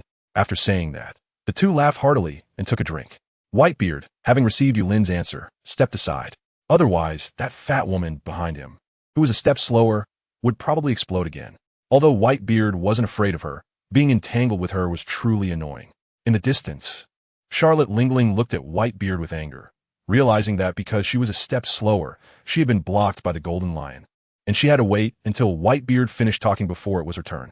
When had a four-emperor like her ever encountered such unequal treatment? Thinking back to the last time she was ignored, it seemed to have been on Peace Island as well. Charlotte Lingling could only helplessly accept her fate. After all, here, not to mention people, even the big black bull on the other side of the mountain was someone she couldn't afford to offend. Collecting her emotions, when she saw Whitebeard leaving, she quickly put on a stiff fake smile and walked towards Yulin. Even if it was fake, she had to smile. She could give Whitebeard a hard time, but she didn't dare to show any displeasure to Yulin. Seeing Charlotte Lingling striding towards him, Yulin didn't underestimate her. After all, she was a partner and would still have to help him in the future. Come on, have a seat. Charlotte Lingling looked at the space around her. Although she was only slightly taller than Whitebeard, her size made it truly difficult to sit in the space where Whitebeard had just been. As for driving away the Red Count and the four beasts beside Yulin, that was something she didn't even dare to think about. Even that big fat bear. Charlotte Lingling didn't dare to make any moves. Why? Didn't she see that bear happily passing the ball with the four little cuties? Who knew if that was another big terror? If she offended it, she might end up being the one getting passed around. After thinking it over, Charlotte Lingling chose to stand still. It's okay, boss, I'll just stand. That's fine. I heard you're here to stock up. Seeing Yulin get straight to the point, Charlotte Lingling didn't hesitate and stated, Yes, boss, this time I want 50,000 vegetables. Bailey is already prepared and can be delivered to you at any time. 50,000? It seems your territory has a huge demand. Business was coming, and Yulin was very happy, and this news was very important to him. It seemed he needed to find time to let Carp out for a stroll. As night fell, the bonfire on Peace Island was still as lively as ever. As guests and partners of Peace Island, Yulin made sure that Whitebeard, Charlotte Lingling, and others ate and drank well. They paid for it and ran errands. If they didn't get enough to eat, Yulin wouldn't be able to live with his conscience. After everyone was satisfied with food and drink, Whitebeard went to make connections with Roger to see if he could get some green fruit wine to take back for a few sips. Not to mention its special effects. Just the taste of green fruit wine had Whitebeard utterly captivated. But unfortunately, after entangling with Roger for half a day, he got nothing except a meal of dog food. In the distance, Charlotte Lingling sat by herself, eating the cookies made by Lu, feeling somewhat angry. Who sent this girl over with such good skills? Just wait until I go back. I'll swallow you whole. Although she really liked the cookies made by Lu, she could only eat a bit more here since it was impossible to steal someone else's. In the shadow of the port, Carp was staring at the slaves continuously transporting vegetables, not knowing what he was thinking, but the cloud of worry on his brow lingered. However, no matter how troubled he was, his hands maintained an orderly motion. Piece after piece of cookie accurately went into his mouth. The crunching sound was very noticeable in this quiet place. Charlotte Lingling is here to stock up again. It seems the boss's vegetables are indeed very popular. Moreover, this time even Whitebeard had joined in. Although the Whitebeard pirates were relatively stable, this would definitely become a major threat to the Navy. Sai, this is tough. If I tell Sengoku about what is happening here, it might lead to a bloody storm. And Carp knew that when the time came. All the blood spilled would definitely be that of the Navy. Peace Island? Forget it. Carp had long stopped considering Peace Island as a hypothetical enemy. Nowadays, whether in terms of combat power or influence, Peace Island was a top-tier existence. Even with the combined strength of the Navy and the world government, trying to shake Peace Island now was simply a fantasy. Thinking back to what Roger had said to him before, Carp was starting to be moved. But Carp also knew that even if Sengoku compromised and chose not to oppose Peace Island, the world government would not allow such an invisible overlord to exist. When that time came, war would be imminent, kingdoms would fall, the Navy would be defeated, and even the world government would disintegrate. At that time, the whole world would fall into endless panic. The more Carp thought, the heavier his heart became, and he began to sweat slightly, feeling a dryness in his throat. Sigh. Carp let out a breath, unsure what to do. Dad is also worried about Peace Island? Ah, Dragon, you're here too. Carp scratched his head, having long forgotten about Dragon's presence. Dragon had a dark expression and hesitated before saying again, the strength of Peace Island is indeed terrifying, whether it's the Red Count, the Golden Lion, or the resurrected Roger. They're all tricky existences. Carp nodded thoughtfully, acknowledging Dragon's thoughts. Seeing this, Dragon continued with his idea. Peace Island is currently closely related to the four emperors and Mihawk, and to clean up Peace Island, we can only divide and conquer. Dad, You can create some obstacles to isolate Peace Island. When that time comes, if the Navy joins forces with the top experts among the world conquerors and celestial dragons, there might still be a fighting chance. Yes, that's right. Carp verbally agreed, but Dragon always felt that his father's gaze towards him was rather unfriendly. With a bang, the affectionate fist confirmed Dragon's thoughts. A fighting chance? I'll give you another dad instead. You want to kill your dad? You want the world government and Navy to be destroyed so you can have a field day? Dream on. Bang, bang, bang. Dragon's vision went dark. Sure enough, Dad was not falling for it at all. But what Dragon didn't know was that Carp had never thought about opposing Peace Island. And Dragon also didn't know what the true terror within Peace Island was. After all, this guy had been knocked out by the Red Count twice and was currently focused on mining, having no opportunity to understand the horror of Peace Island.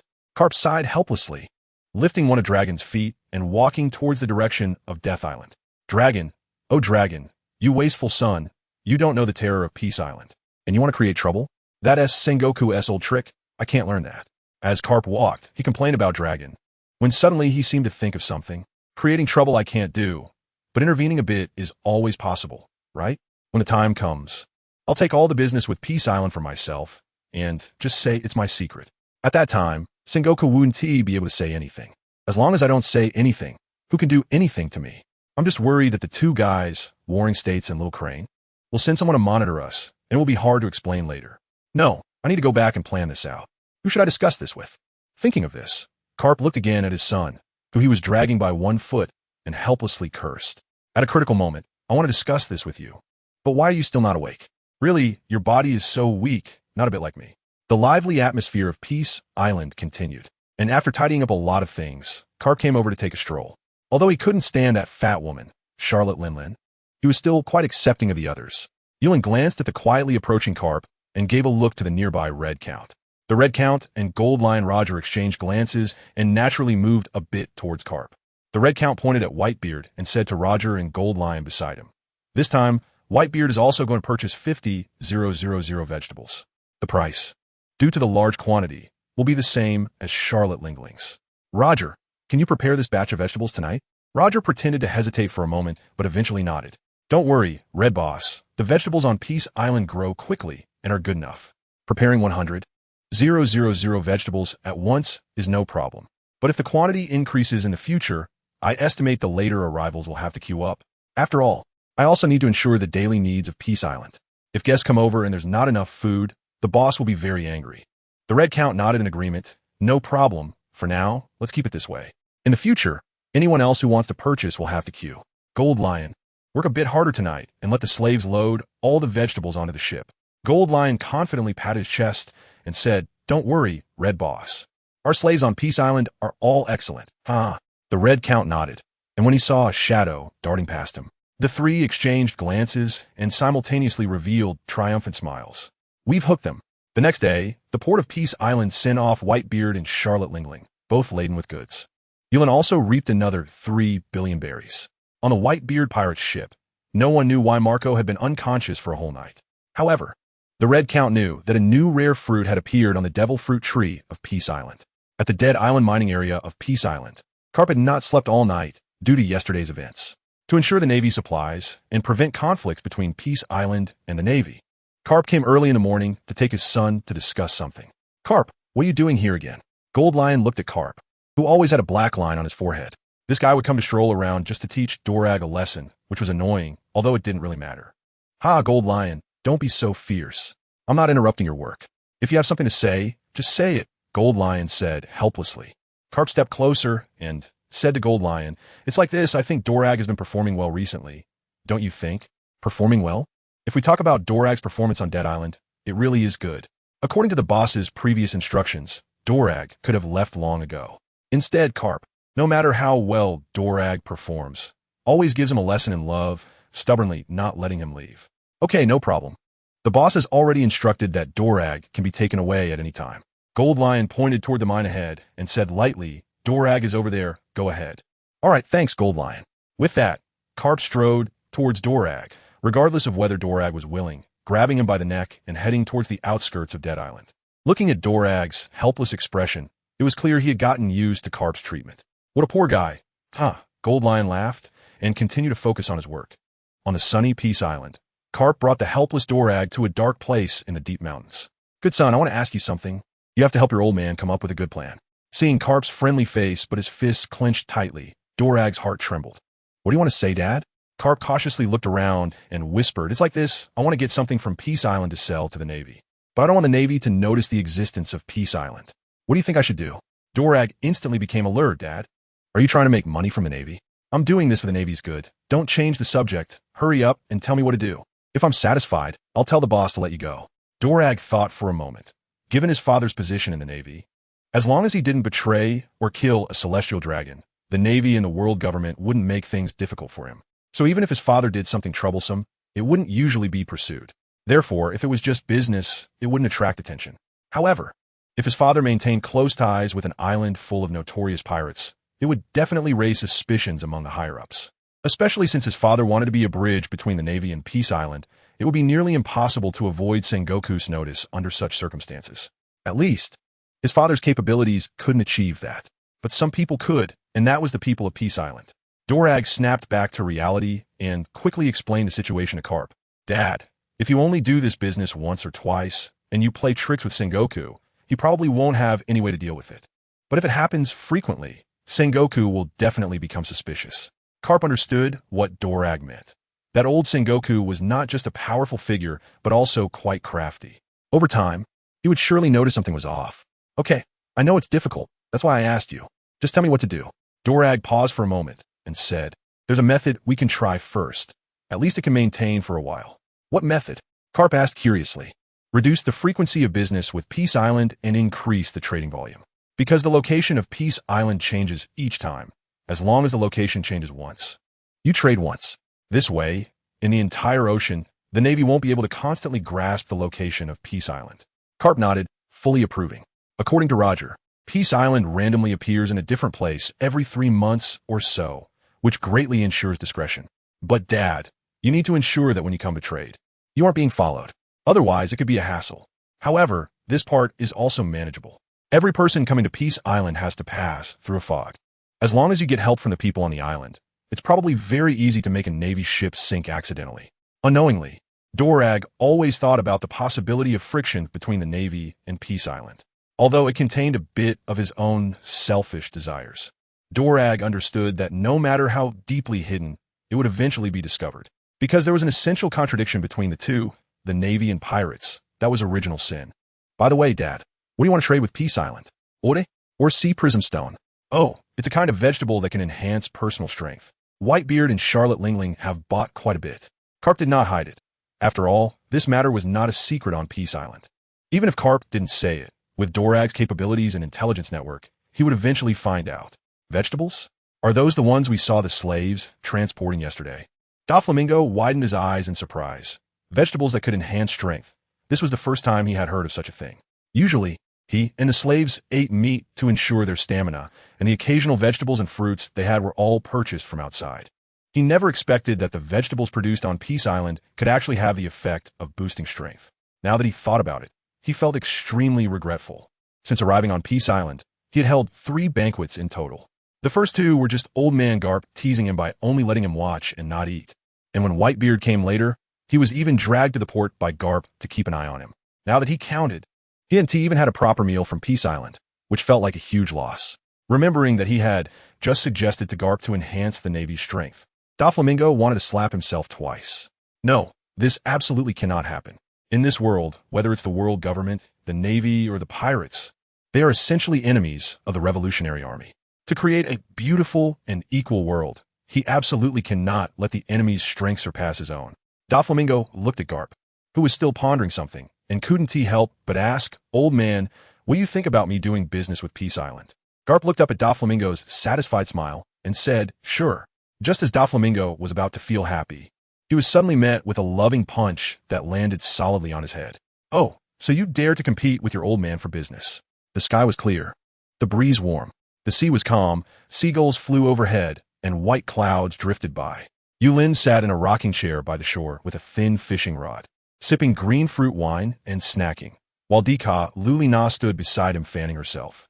Being an island owner with business, the key is having loyal and smart employees and diligent and hardworking slaves. This is life, being well-fed and carefree. Is there anything better than this? No, absolutely not, haha. Yulin looked into the distance with a cheerful mood. The calm sea was so much more reassuring compared to the new world. What a beautiful world. Yulin stood up, slightly raised his head, and shouted towards the sea. Remembering how cautious he was when he first arrived here, he now felt completely relaxed. The smiled knowingly. Her boss was truly kind, showing no sign of looking down on her because of her status. Even the mining slaves treated her kindly. In this sea, she knew that several notorious big shots were within Peace Island. However, everyone on Peace Island was dedicated to their work. The head butler, Red Count, would periodically inquire about the needs of various positions. Golden Lion was busy with transportation and supervision every day. Roger had patiently talked with her for a whole day about improving a fruit into a cookie. If it weren't for being taken away by Sister Lugio at night, Roger probably wouldn't have left. Then there was Ralco, Xiao Lu, and Eagle Eye. Each person was working diligently. As long as you put in the effort, you would receive the rewards you deserved. This was Peace Island. Dika Lulina looked at Yulin with gratitude, as she lowered her head to refill Yulin's drink. Her gaze caught sight of what seemed to be a small boat approaching in the distance. Boss, look over there. It seems there's a boat. A boat? Yulin followed the direction Dika Lulina pointed and saw a battered small boat heading towards Peace Island. There were 2 or 3 figures faintly visible on the boat, looking as if they had encountered some difficulties. Soon, the small boat crashed into the shore where Yulin was. The boat was stained with blood. A tall man leaned against it with his head slightly lowered, his right arm cruelly severed just below the elbow. As the boat steadied on the shore, he slowly closed his eyes. Meanwhile, another pair of man and woman inside the boat had already fallen into a coma. Xiaona, go find someone. Today, Xiao Hong and Xiao Shizi seem to have gone out shopping, and I don't know who else is here. Okay, boss. Dika Lulina responded and quickly ran towards Peace Island. Yulin stepped onto the small boat, completely unconcerned about the blood and unknown stains on it. Justice? Yulin looked at the half of the blood-stained cloak remaining on the ship, which bore the same markings as Kapu's cloak. After a moment, Kapu, who was originally entangled with Roger, was called over by D. Calulina. When he saw the man with a severed arm on that ship, the usually cheerful Kapu instantly flew into a rage and rushed over. Gently lifting the man, Kapu cautiously examined him. Zifa, how could this happen? Who did this to you? Zifa seemed to be awakened by Kapu's voice, his eyes slightly opened, and after glancing at Kapu's seemingly relieved expression, he fell unconscious again. Let's take him back to the island first, Yulin said calmly. Kapu nodded, carefully placed Zifa on the ship, and steadied himself with one hand on the side of the boat as he made his way back to the island. In a clean room, although Zifa had already consumed the healing liquor, he had not yet regained consciousness. The severed arm had begun to stop bleeding, and the wounds on his body were slowly healing. Only after seeing Zifa's condition stabilize did Kapu finally let out a sigh of relief. However, the frown on his face showed no signs of easing. Who could have injured Zifa? The 4 emperors? Kapu shook his head. Whitebeard and Charlotte Linlin had only recently left Peace Island and should still be in the New World. The red-haired pirates rarely clashed directly with the Navy, especially not to the extent of severely injuring Zifa. Could be Kaido? With layers of confusion, Kapu fell into deep thought. Yulin walked into the room and looked at the still unconscious Zephyr, unable to help but complain in his heart. A severed arm? Why do people and animals here like to target others' arms? It's really a twisted sense of humor. Glancing at the frowning carp beside him, Yulin casually reassured him. Don't worry, your colleague is fine. He's already drunk some green fruit wine and will probably wake up soon. Carp knew that Yulin was trying to comfort him and nodded casually. When he looked at Zephyr again, he noticed that Zephyr's eyes were indeed starting to tremble slowly. Zephyr, how are you feeling? Carp asked with concern. Carp, so it wasn't a dream. You saved me. Zephyr weakly looked at Carp, but suddenly a look of panic crossed his eyes. What about Ein and Bins? What happened to them? Zephyr struggled to get up, but Carp pressed him down. Don't worry. They're fine. They're just a bit exhausted and are resting. Hearing Carp's words, Zephyr finally breathed a sigh of relief, but his face quickly turned to one of deep sorrow. Carp knew something must have happened. Otherwise, Zephyr wouldn't be so badly injured or have taken such a small boat to survive. However, at the moment, even the blunt Carp didn't want Zephyr to recount those painful memories while he was so severely injured. Boss, can Zephyr's hand still be saved? Carp understood that losing an arm would greatly diminish Zephyr's strength, which would be a significant blow for him. He knew that if anyone could save Zephyr, it would be this miraculous boss. Yulin nodded lightly, as this was something he was familiar with. Isn't it just an amputated arm? Just eat a piece of meat and it'll be fine, right? Watching the two of them exchange words, Zephyr looked at Carp in shock. The young man in front of him was someone Zephyr did not know. But it was hard for him to imagine the identity of someone who could earn such respect from Carp. Celestial dragon? Impossible. Absolutely impossible. Not to mention that Yulin's appearance showed no characteristics of a celestial dragon. Even if he were a celestial dragon, Carp would never show him such a demeanor. Upon receiving Yulin's response, Carp looked at Zephyr with surprise. Don't worry, Zephyr. The boss said your arm can be restored, and you'll be fine soon. Zephyr nodded mechanically. Although he didn't doubt that Carp would lie to him, he knew that healing his arm was definitely not something that could be accomplished overnight. Just as Carp was feeling happy, Yulin said lightly from behind, when Xiao Hong returns, let him catch a fish, and then just eat a bite at night. The product from Peace Island are guaranteed to be top-notch. Trust me. Carp nodded vigorously, looking at Yulin with gratitude. Boss, you are truly a great person. A good person?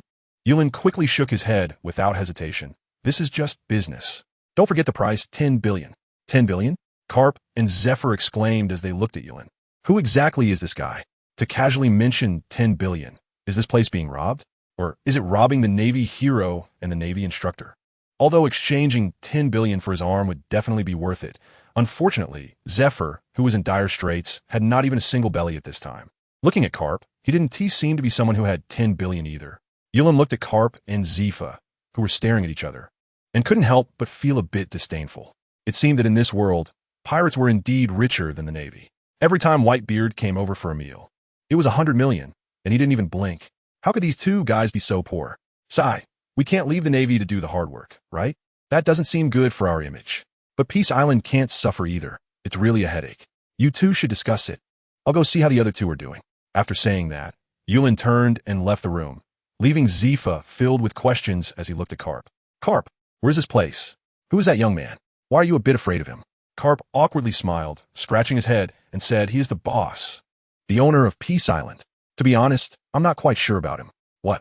Zephyr's mouth dropped in surprise, and his hands instinctively went to the edge of the bed. But forgetting his amputated arm, he tipped over and fell back onto the bed. His big eyes stared at the ceiling, showing an expression of disbelief. The person beside him was Carp, a renowned Navy hero, a strong figure whose reputation was no less than Sengoku's. Although this guy sometimes acted out of line, even Carp, who wouldn't give face to Sengoku, Steelbone, or even the Five Elders, was actually afraid of a young man. And a young man who looked completely powerless? It seemed impossible to think about. Zephyr sat up again, looking deeply at Carp. I say, Carp, he wouldn't be the child you wronged when you were young, would he? Before Zephyr could finish, Carp, ignoring Zephyr's injured body, hurriedly covered the other's mouth, his head darting left and right, afraid of being overheard. Don't say that. Saying it like that about the boss will get you killed. Seeing Carp's serious expression, Zephyr knew he wasn't joking. He wanted to nod in agreement, but found that Carp was gripping too tightly. Zephyr struggled hard, but couldn't match Carp's strength. Carp looked at Zephyr, who was hitting his hand, and then at his somewhat flushed face, quickly released his grip. Oh no, the situation is urgent. I used too much strength. Sorry, Zephyr. Cough, cough, cough. Zephyr took a moment to catch his breath and looked at Carp with a displeased expression. Dying in battle isn't scary, but being suffocated by this brainless guy is really embarrassing. I say, Zephyr, on this island, you absolutely can't speak ill of the island or the boss. And when you see animals, try to lower your stance. As for seeing other people, you'll know when the time comes. Animals? Other people? Carp's words made Zephyr even more confused, but seeing Carp's demeanor, it was clear he didn't want to explain too much. You should rest well. Don't worry. Everything will be fine. I'm going to check on those two kids. I really fear they might not understand, Carp said, patting Zephyr before turning to leave. As he slowly closed the door, Carp leaned against the wall with a worried expression. Zephyr had fought countless pirates in his life, but had never killed an enemy, yet pirates had killed his wife and children. Now, as a full-time trainer for the new Navy, he had suffered another heavy blow. Even if Zephyr didn't say anything, Carp knew it was definitely the pirates' doing. The current Zephyr was no longer the one who wouldn't kill a general, but a warrior determined to eradicate all pirates. Faced with an island composed entirely of pirates, Carp didn't know how to make Zephyr accept everything in front of him, especially since his life was saved by Yulin, the leader of these big pirates. Sigh. Carp sighed and walked towards Ein and Binz's room. Pushing open the door, the first thing that caught his eye was a black and white back. It looked warm and soft, but Carp knew that this guy had strength that matched his own. Hey, little fatty, I'm just going over there, Carp said with a smile. Little Fatty showed no sign of movement. Just as Carp was about to say something else, Yulin's voice came from inside. Let him in. As soon as the words fell, Little Fatty's body swiftly moved aside. Stepping into the room, Ein and Benz had already woken up, both leaning against the wall, seemingly startled and momentarily unable to recover. They were like this when I came. Sigh, poor kids, Carp thought. Yulin looked at the two with concern, but his gaze lingered on Ein for a moment longer. She's a beauty, after all. It's respectful to take a second look. Carp, they're all your Navy people, so I'll leave it to you. If Zephyr is willing to offer 10 billion, let me know in advance. Got it, boss. Yulin nodded and called out to Xiaopeng. Let's go, Xiaopeng. We're going out to play.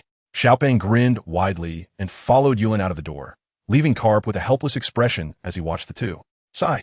I really don't know what Zephyr and the others have encountered to cause such great trauma to these two children. Just as Carp was feeling conflicted, Zephyr walked in, leaning against the doorframe.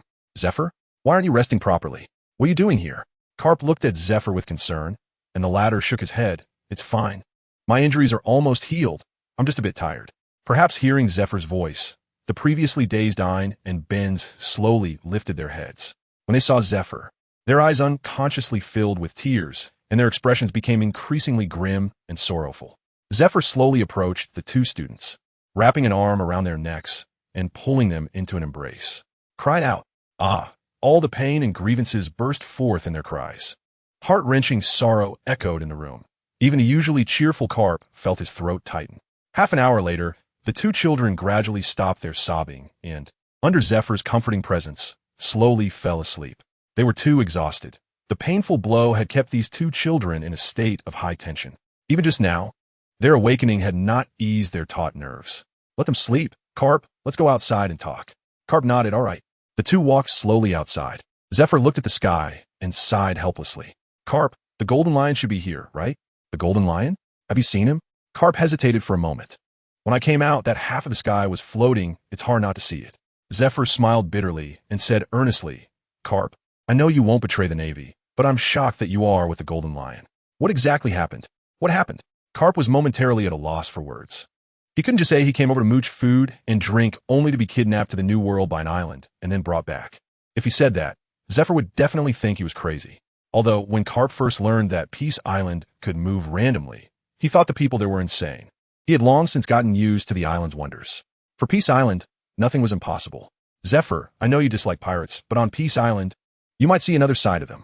Zephyr looked at Carp with some confusion. Although Carp wasn't always proactive about pirate matters, just looking at the East Blue, which was recognized as the weakest, one would know that this seemingly unfocused guy was absolutely ruthless when it came to pirates. He really couldn't understand how Carp could peacefully coexist with his arch-nemesis, the Golden Lion, on the same island. Could it be that young man from earlier? Zephyr thought of Yulin, and if Carp respected Yulin, then the Golden Lion was probably the same. Is it him? Facing Zephyr's certain gaze, Carp slowly nodded. Zephyr, there are many things on Peace Island that are hard for you to believe. But you must know that all impossibilities are not problems in front of Peace Island. Carp's words plunged Zephyr into a brief confusion. These words didn't sound like they came from Carp at all. Just as the two fell silent, a familiar figure gradually approached from a distance. Hey, you're awake, Zephyr. Turning at the sound, Zephyr seemed to be petrified in that moment. Roger? How is that possible? Carp firmly grabbed Zephyr, afraid he would do something reckless. Zephyr, that day when you appeared by the sea, both Roger and I were there. Zephyr came back to his senses, staring wide-eyed at Carp. Is that what I was talking about? This guy should have died a long time ago. Hey, Zephyr. Do you have to be like this? We're old friends. Isn't it good that I'm alive?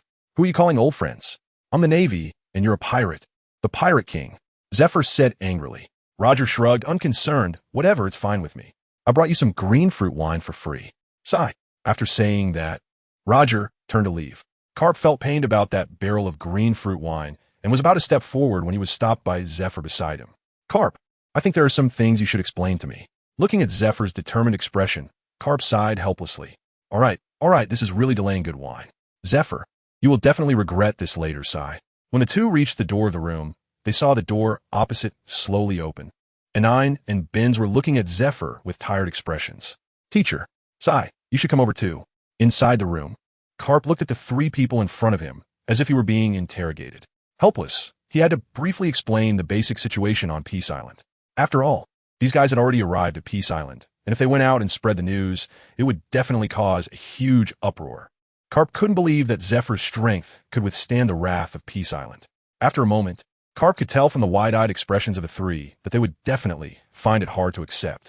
After all, as Navy members, who would want to believe that so many powerful pirates were gathered on an inconspicuous island? The most terrifying thing was that someone had tamed them and turned them into a unified force. And this force had even turned over a new leaf. Carp, how do you think Peace Island is now compared to the full strength of the Navy? Zephyr looked at Carp seriously. Although he had some expectations in his heart, he wanted to know Carp's thoughts even more. Carp shook his head, fully aware of the terror of Peace Island. He had long since dismissed such unrealistic ideas. Zephyr, they're no longer the same as you remember. Whether it's Red Earl, Roger, or Golden Lion, any one of these three, you and I together couldn't take down even one. If the Navy rashly declares war, this sea will probably no longer have a Navy.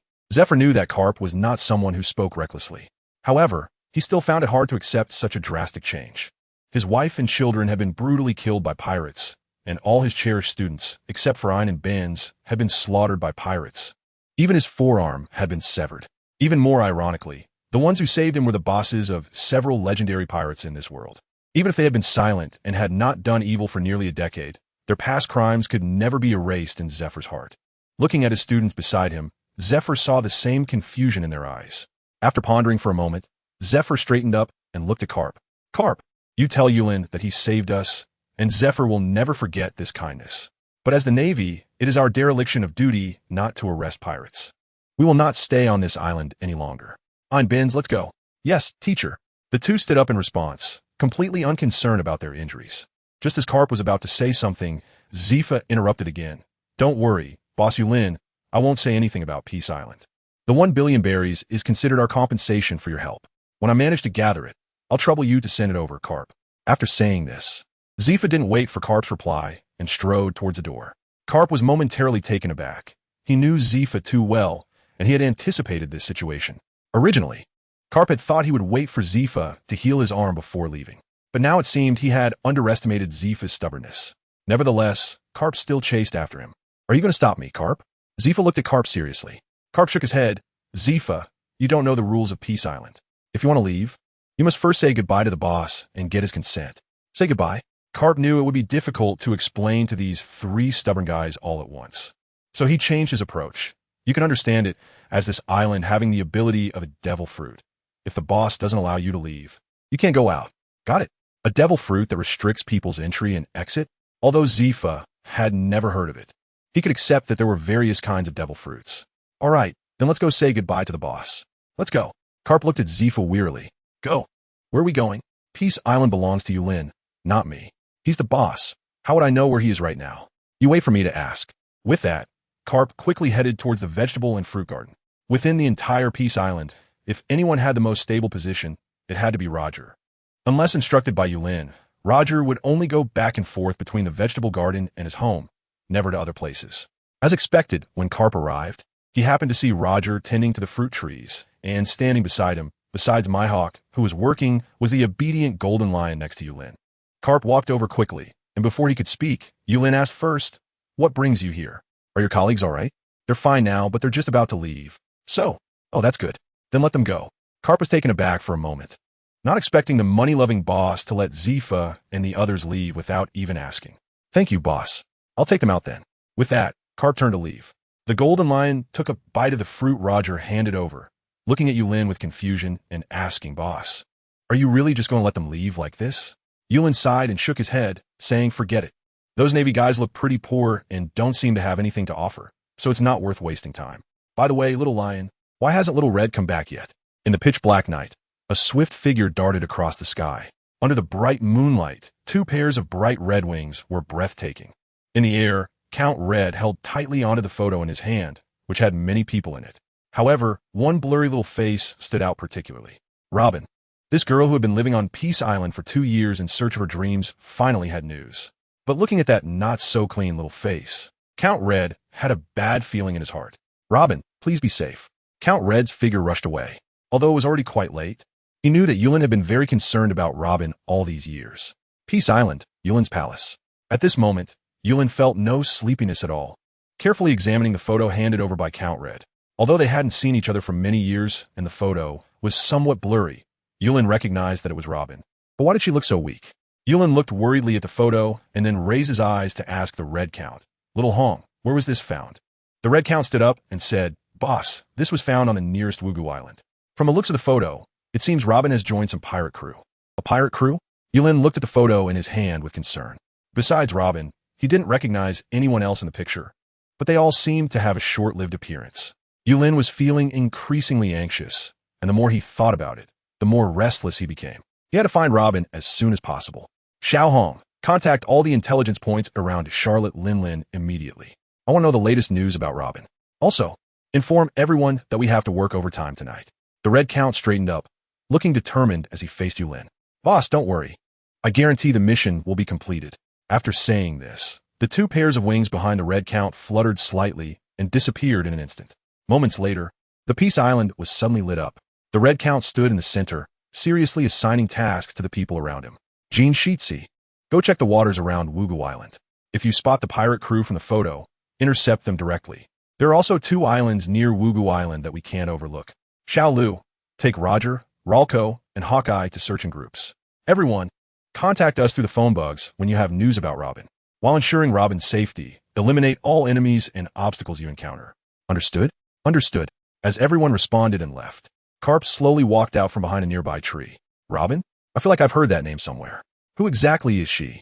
This is quite the trouble they've stirred up, even mobilizing everyone. The scene shifted to a cake shop on Wugu Island, where the Red Count was sitting steadily inside. In front of him, Charlotte Linlin's people were desperately searching for news about Robin's pirate crew. Moments later, a trembling man handed over the information he had. Sir, this is all the information we have about the Ghost Blade pirate crew on Wugu Island. The Red Count looked down at the message in his hand. Ghost Blade pirate crew. Captain Ghostblade, 2 sword style. Bounty, 53 million. Crew members, 3 swords, Ghost Spirit, Donna. The Red Count sneered, picking up the phone bug and saying to Jean Sheetsy, the target is the Ghost Blade pirate crew. They left Wugu Island a day ago. Estimate their distance and search at sea. Okay, Boss Hong. Jean Sheetsy put away the phone bug and flew off into the distance. Ghost Blade pirate crew. Your grandpa Jean Sheetsy is coming, huh? The Red Count hung up the phone bug, thought about the distance to the other 2 islands, and dialed Roger's phone bug. Roger, the target is the Ghost Blade pirate crew. You guys head straight to the closer The Island, and I'll check around El Rasli Island. Got it, Boss Hong, don't worry. Roger hung up the phone bug and said to Xiao Lu, full speed ahead to The Island. With that, a green figure rushed forward rapidly into the night. Under the cold white moonlight, a large ship flying 2 long swords and a skull flag was speeding across the sea. A tall, thin man dressed in black stood at the bow, with 2 shark-toothed long swords at his waist.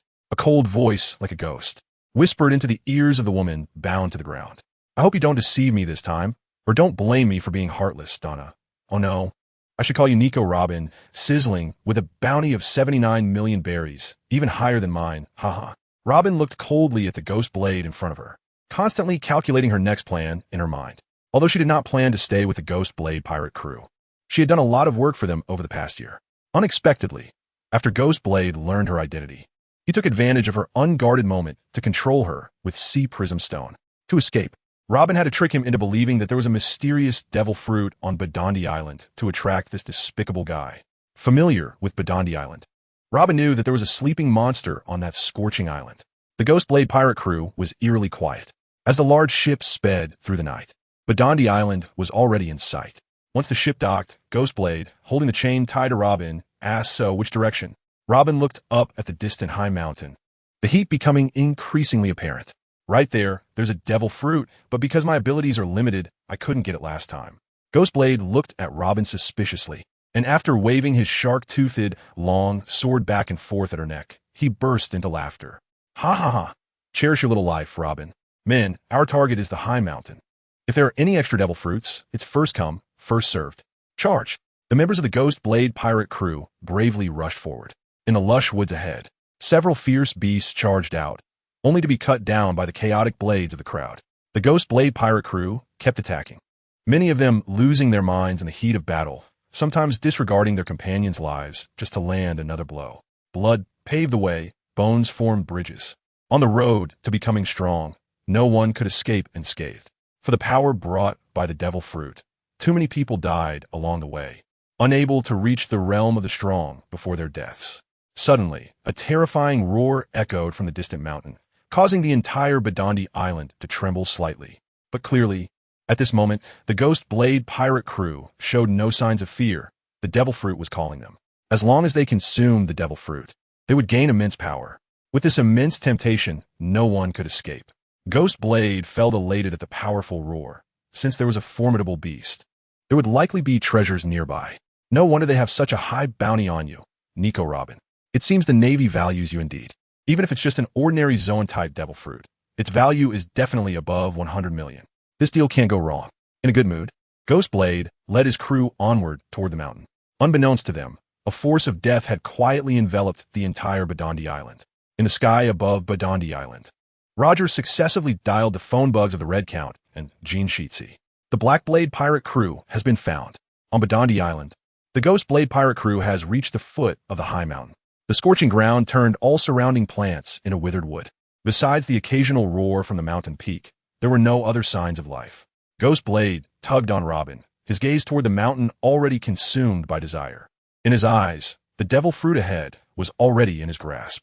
Gripping the chain with his right hand and raising the shark-toothed, long sword with his left, he shouted, "Everyone prepare your weapons. Charge! Charge!" The crew of the Ghost Blade pirate crew rushed forward with their weapons in hand. Fiery red lava erupted from the mountainside. The scalding heat engulfed the bodies of the assailants, and their painful screams were drowned out before they could even begin. Ghost Blade, with Robin in tow, skillfully dodged all obstacles. Just as they were about to reach the mountain peak, a massive red figure soared from the volcanic crater. A giant fire dragon ignited the sky with endless heat. Ghost Blade shouted, "Attack, quickly attack." The sound of gunfire echoed through the sky. Countless bullets fired at the fire dragon, but had no effect at all. The furious fire dragon swooped down, spewing flames like magma towards the humans. The flames rampaged, and the Ghost Blade pirates, unable to resist, quickly suffered heavy casualties among their crew. Seeing the situation was dire, Ghost Blade dragged Robin and continued towards the mountaintop. "The devil fruit, my devil fruit. As long as I have the power of the devil fruit, I can defeat this dragon, huh?" It seemed the fire dragon sensed something, its massive body turning in the air and rapidly flying towards Ghost Blade. With its crimson claws roaring towards him, Ghost Blade did not hesitate for a moment, pulling Robin and throwing her towards the fire dragon. With dual swords in hand, Ghost Blade, consumed by the desire for power, felt no fear at that moment.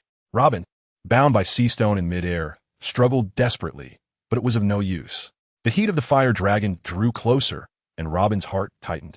She had not yet found the true historical text, had not fulfilled her mother's wish, and had not returned to see her brother Yulin. "I can't die. I absolutely cannot die." Robin screamed with all her might, and in an instant, the originally clear sky seemed to be shrouded by enormous dark clouds. A chilling cold suddenly engulfed the heat. For some reason, the massive fire dragon suddenly froze in midair, fleeing towards the volcano's mouth. Leaving? Robin looked ahead in confusion, but when she regained her senses, she was astonished to find herself strangely floating in midair. In the distance, a golden figure rushed over, a teasing laugh in his voice. "Huh, Roger, your conqueror's hockey technique is off. You couldn't even take down a little dragon? Ha. Come on, give it a try. If you hurt Robin even a little from that close distance, you'll have to apologize to the boss when you go back, right?" Roger raised an eyebrow, pointing towards the direction the fire dragon fled, and continued, "Or do you not care about Robin's life?" "Just kidding. I'm just joking. Roger, you can't set me up like this. Don't say anything weird when we return to Peace Island. I want to live a few more years." The golden lion quickly flew to Roger's side, hooking his shoulder and starting to soften. Remembering the time when Robin left, he had only smiled, and the boss had ordered Kaido to plow the fields with his face. The golden lion couldn't help but tremble inside. If Roger goes back and talks nonsense, he would probably have to go back to being a laborer after finally being promoted. Now he doesn't have to plow the fields, but will he have to mine with his face instead? The more he thought about it, the more he trembled, and the golden lion said again to Roger, "Brother Roger, I'll treat you to a meal when we get back." Roger rolled his eyes at the golden lion and urged him helplessly, "Get on with the serious business. Robin is still tied up down there. Little Green, let us go down." "Okay." Robin looked up at the sky where the green dragon obscured the sun, curiously gazing upwards. Several figures quickly descended from midair, and Little Green turned and rushed towards the volcano's mouth. Is it really Uncle Roger? When Robin saw that familiar face, her heart was filled with immense joy. Although she still didn't know why this pirate king could come back to life, she only needed to know that he was Uncle Roger from Peace Island and her brother Yulin. Roger approached Robin with a hearty smile. Robin, it's been a long time. You've grown a lot over the years. Uncle Roger, it's really you. How did you get here? Roger smiled as he walked to Robin's side, sweeping his hand to cut through all the sea stone binding her. This sea stone, famously hard at sea, was not much harder than the fruits he usually ate in the hands of the monster from Peace Island. Where'd you been all these years? The boss has been looking for you for a long time. If it weren't for Red-Hair discovering your photo, we still wouldn't know you were here. Speaking of Yulin, Robin's eyes turned red. Over the years of drifting, every time she faced difficulties, she would think back to the wonderful time at Peace Island. But she knew she still had unfinished business. Her life carried too many hopes of the deceased. All right, it's all good now.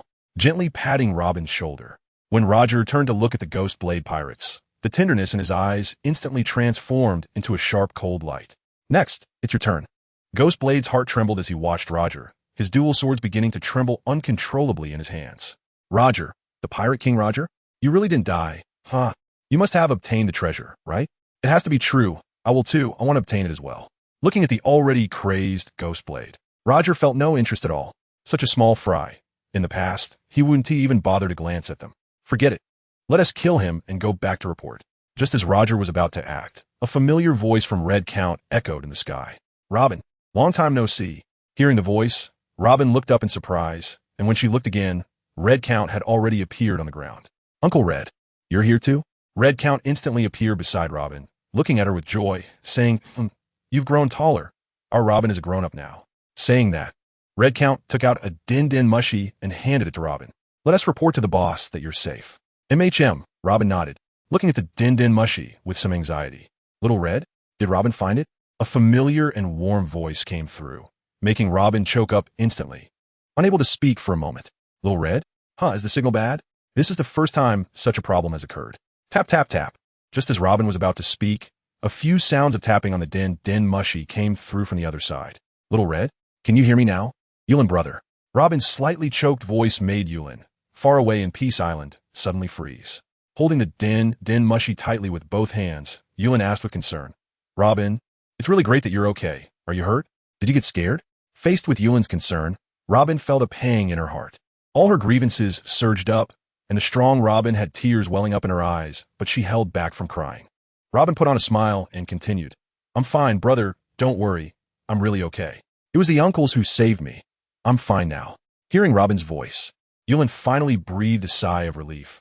Thinking of the group that kidnapped Robin, Yulin became even angrier. Red Count looked at the suddenly accumulating dark clouds in the sky with a frown, and Yulin's voice came through the din-din mushie again. Little Red, where are the people who kidnapped Robin? Red Count glanced at the now somewhat disoriented Roerko, and then looked at the ghostly Ghost Blade pirates. Boss, they've all been hypnotized by Roerko. Should we take them back to Peace Island as slaves? After saying that, Red Count instinctively glanced at the sky. The once scorching land had now turned somewhat cold. In the din-din mushie, Yulin paused for a moment, his indifferent voice deepening the chill in the air. They are not worthy. As soon as the words fell, the members of the Ghost Blade pirate crew instantly woke up. In the crowd, a pirate suddenly exploded for no reason, blood splattering wildly onto the pirates next to him. Then there were 2, 3, 4. No sound, no screams, only endless blood. Fear filled everyone's eyes. No one knew if they would be next. But they were powerless to resist, fully awake yet lacking any strength to fight back. They could only stand there, aware, awaiting their own death. The sudden strangeness nearly made Roerko turn into a skeleton again. Mihawk, although he had heard of the horrors of Peace Island, clearly did not realize it was this terrifying. The boss who gathered all the great pirates had such invincible power. Devil fruit? No, this was far beyond the realm of devil fruit powers. The Golden Lion, trembling and gritting his teeth, knew very well how terrifying Yulin was, having been beaten by him in person. However, he never expected it to be this frightening. To think that the boss could kill people like this on different islands? Goodness, if something went wrong, there would be nowhere to run. With that thought, the Golden Lion looked at Roger again, praying that the earlier incident would not be reported back by Roger. Otherwise, he would definitely be dragged to mine with his face, without a doubt. Robin looked at the tragic situation of the Ghost Blade pirate crew without any fear. She knew it was Yulin's affection for her. The dark clouds in the sky dispersed, and the land regained its heat. Yulin spoke gently to Robin as if he didn't know what had happened. It's okay. Come back now, Robin. Peace Island has a chef now. Yes, the one carrying a sword is our chef on Peace Island. I heard he's the world's #1 swordsman, and his knife skills are excellent, plus he's great at cooking. Robin looked at Mihawk with a slight smile. She was well aware of the name of the world's #1 swordsman, Mihawk. However, thinking that this big shot had become a chef on the island felt somewhat bizarre. But then again, considering that Uncle Roger, the Pirate King, was also growing vegetables on Peace Island, it was not that hard to accept. Robin, it's okay, hurry back. Robin lowered her head, momentarily speechless. Robin, is the signal bad again? Tap, tap, tap. Yulin started tapping the snail phone again. Can you hear me, Robin? Brother, I can't hear you. Yulin let out a sigh. The signal is always bad with this thing. I said, you all come back now. I'll be waiting for you on the island. Brother, I heard Yulin's voice, but the words Robin wanted to say were already stuck in her throat. Before Robin could finish, Yulin's voice came through the phone again. Robin, did you know? Peace Island has gotten bigger, much bigger than before. Brother has built many beautiful houses. By the way, Robin, we have a zoo now with lots of cute little animals. The little green one just now is one of them. Isn't it really cute? Also, do you love eating cookies? Our cookies are really delicious now. And also, we have business on Peace Island now. Although prices outside are quite high, we have a little money. What do you want? Brother will buy it for you. Robin choked up again, knowing that Yulin had already understood her thoughts. Come back. Robin, it's dangerous outside. Isn't it? There is also a big bear at home. Come back, Robin. Hearing Yulin's slightly pleading sob, Robin couldn't hold back her tears and started to cry loudly. I'm sorry, brother. I really can't go back right now. Robin knew that the warm place was the softness in her heart, and she was afraid that if she went back, she would never have the courage to come out again. For so many years, she had tried to disguise herself, to survive, to explore in nameless places, all for her beliefs and dreams. The unfinished mission of the souls of O'Hara needed her to continue. Her mother's wishes had not yet been fulfilled, and the world needed a tangible truth. All of this made it impossible for Robin to allow herself to relax. The 2 years of happiness on Peace Island were her eternal bliss, but her path still needed to be walked by herself. Robin, is it really that good outside? You can come back to see home and then go out again. I'm sorry, brother, I really can't go back, at least not right now. You're still the same as back then. Yulin knew Robin's personality. Once she made a decision, it was hard to change. I'm sorry, brother. Yulin sighed heavily. Aside from the voices of Robin and Yulin, the island was silent. Sigh fine. Robin looked at the phone bug with tears in her eyes. Brother, don't worry. I will definitely come back to see you when I have the chance. You also need to take care of your health and not overwork yourself. Hearing Robin's concern warmed Yulin's heart, and he suddenly thought of something. By the way, Robin, aren't you going out to sea? There are 3 warships at home. Do you want them? They're all good quality. If you need them, I can have Carp send them over right away. Warships? Carp? Robin's mouth twitched as she looked at the slightly nodding red count, her heart racing. Pirates? Navy? What on earth has happened on Peace Island all these years that even a legendary Navy hero is working here? No, brother, forget about the warships. I don't need them, and they would attract too much attention. Attract attention? That's true. Do you need money? We have hundreds of billions of berries at home. You need to eat well while you're still growing. Hundreds of billions? Is that what you call a little money? Seeing the same expression on the red count's face, Robin realized that Peace Island had really become quite wealthy. Do you want some slaves? We have many mining slaves. They can handle heavy work. Slaves? Robin's eyes widened in surprise. Don't worry, they're all pirates who attacked Peace Island, not good people. Robin smiled knowingly. Brother, I really don't need them. It's easier for me to act alone. You say you're not going home, and you don't take anything with you either. By the way, Robin, when you left, didn't Little Red give you a devil fruit? I heard it's very powerful. Did you not eat it? Or are the enemies too strong? Yulin's words immediately caught the attention of the Red Earl. Although the devil fruit tree back then didn't have as many varieties of devil fruits as it does now, he had once given Robin his own bat fruit. How could someone with the power of secondary development be restrained by such a minor character? Robin scratched her head a bit shyly. Sorry, brother, but actually I ate a devil fruit back then. I'm a flower fruit user. After saying that, although Yulin couldn't see, Robin still demonstrated her fruit ability. Flower fruit? Yes, brother. Because I was often treated as a monster when I was little, I was afraid you would dislike me. So I never told you. I'm sorry, brother. It's okay. But can't you eat the bat fruit that Little Red gave you after having the flower fruit? Robin was taken aback. It was a well-known fact that one couldn't eat a second devil fruit. Could it be that her brother didn't know? The Red Earl noticed that Robin misunderstood Yulin's meaning, and after giving her a slight gesture, he shattered the space beside him with a punch. Robin looked at the shattered space in surprise. The tremor fruit? How is that possible?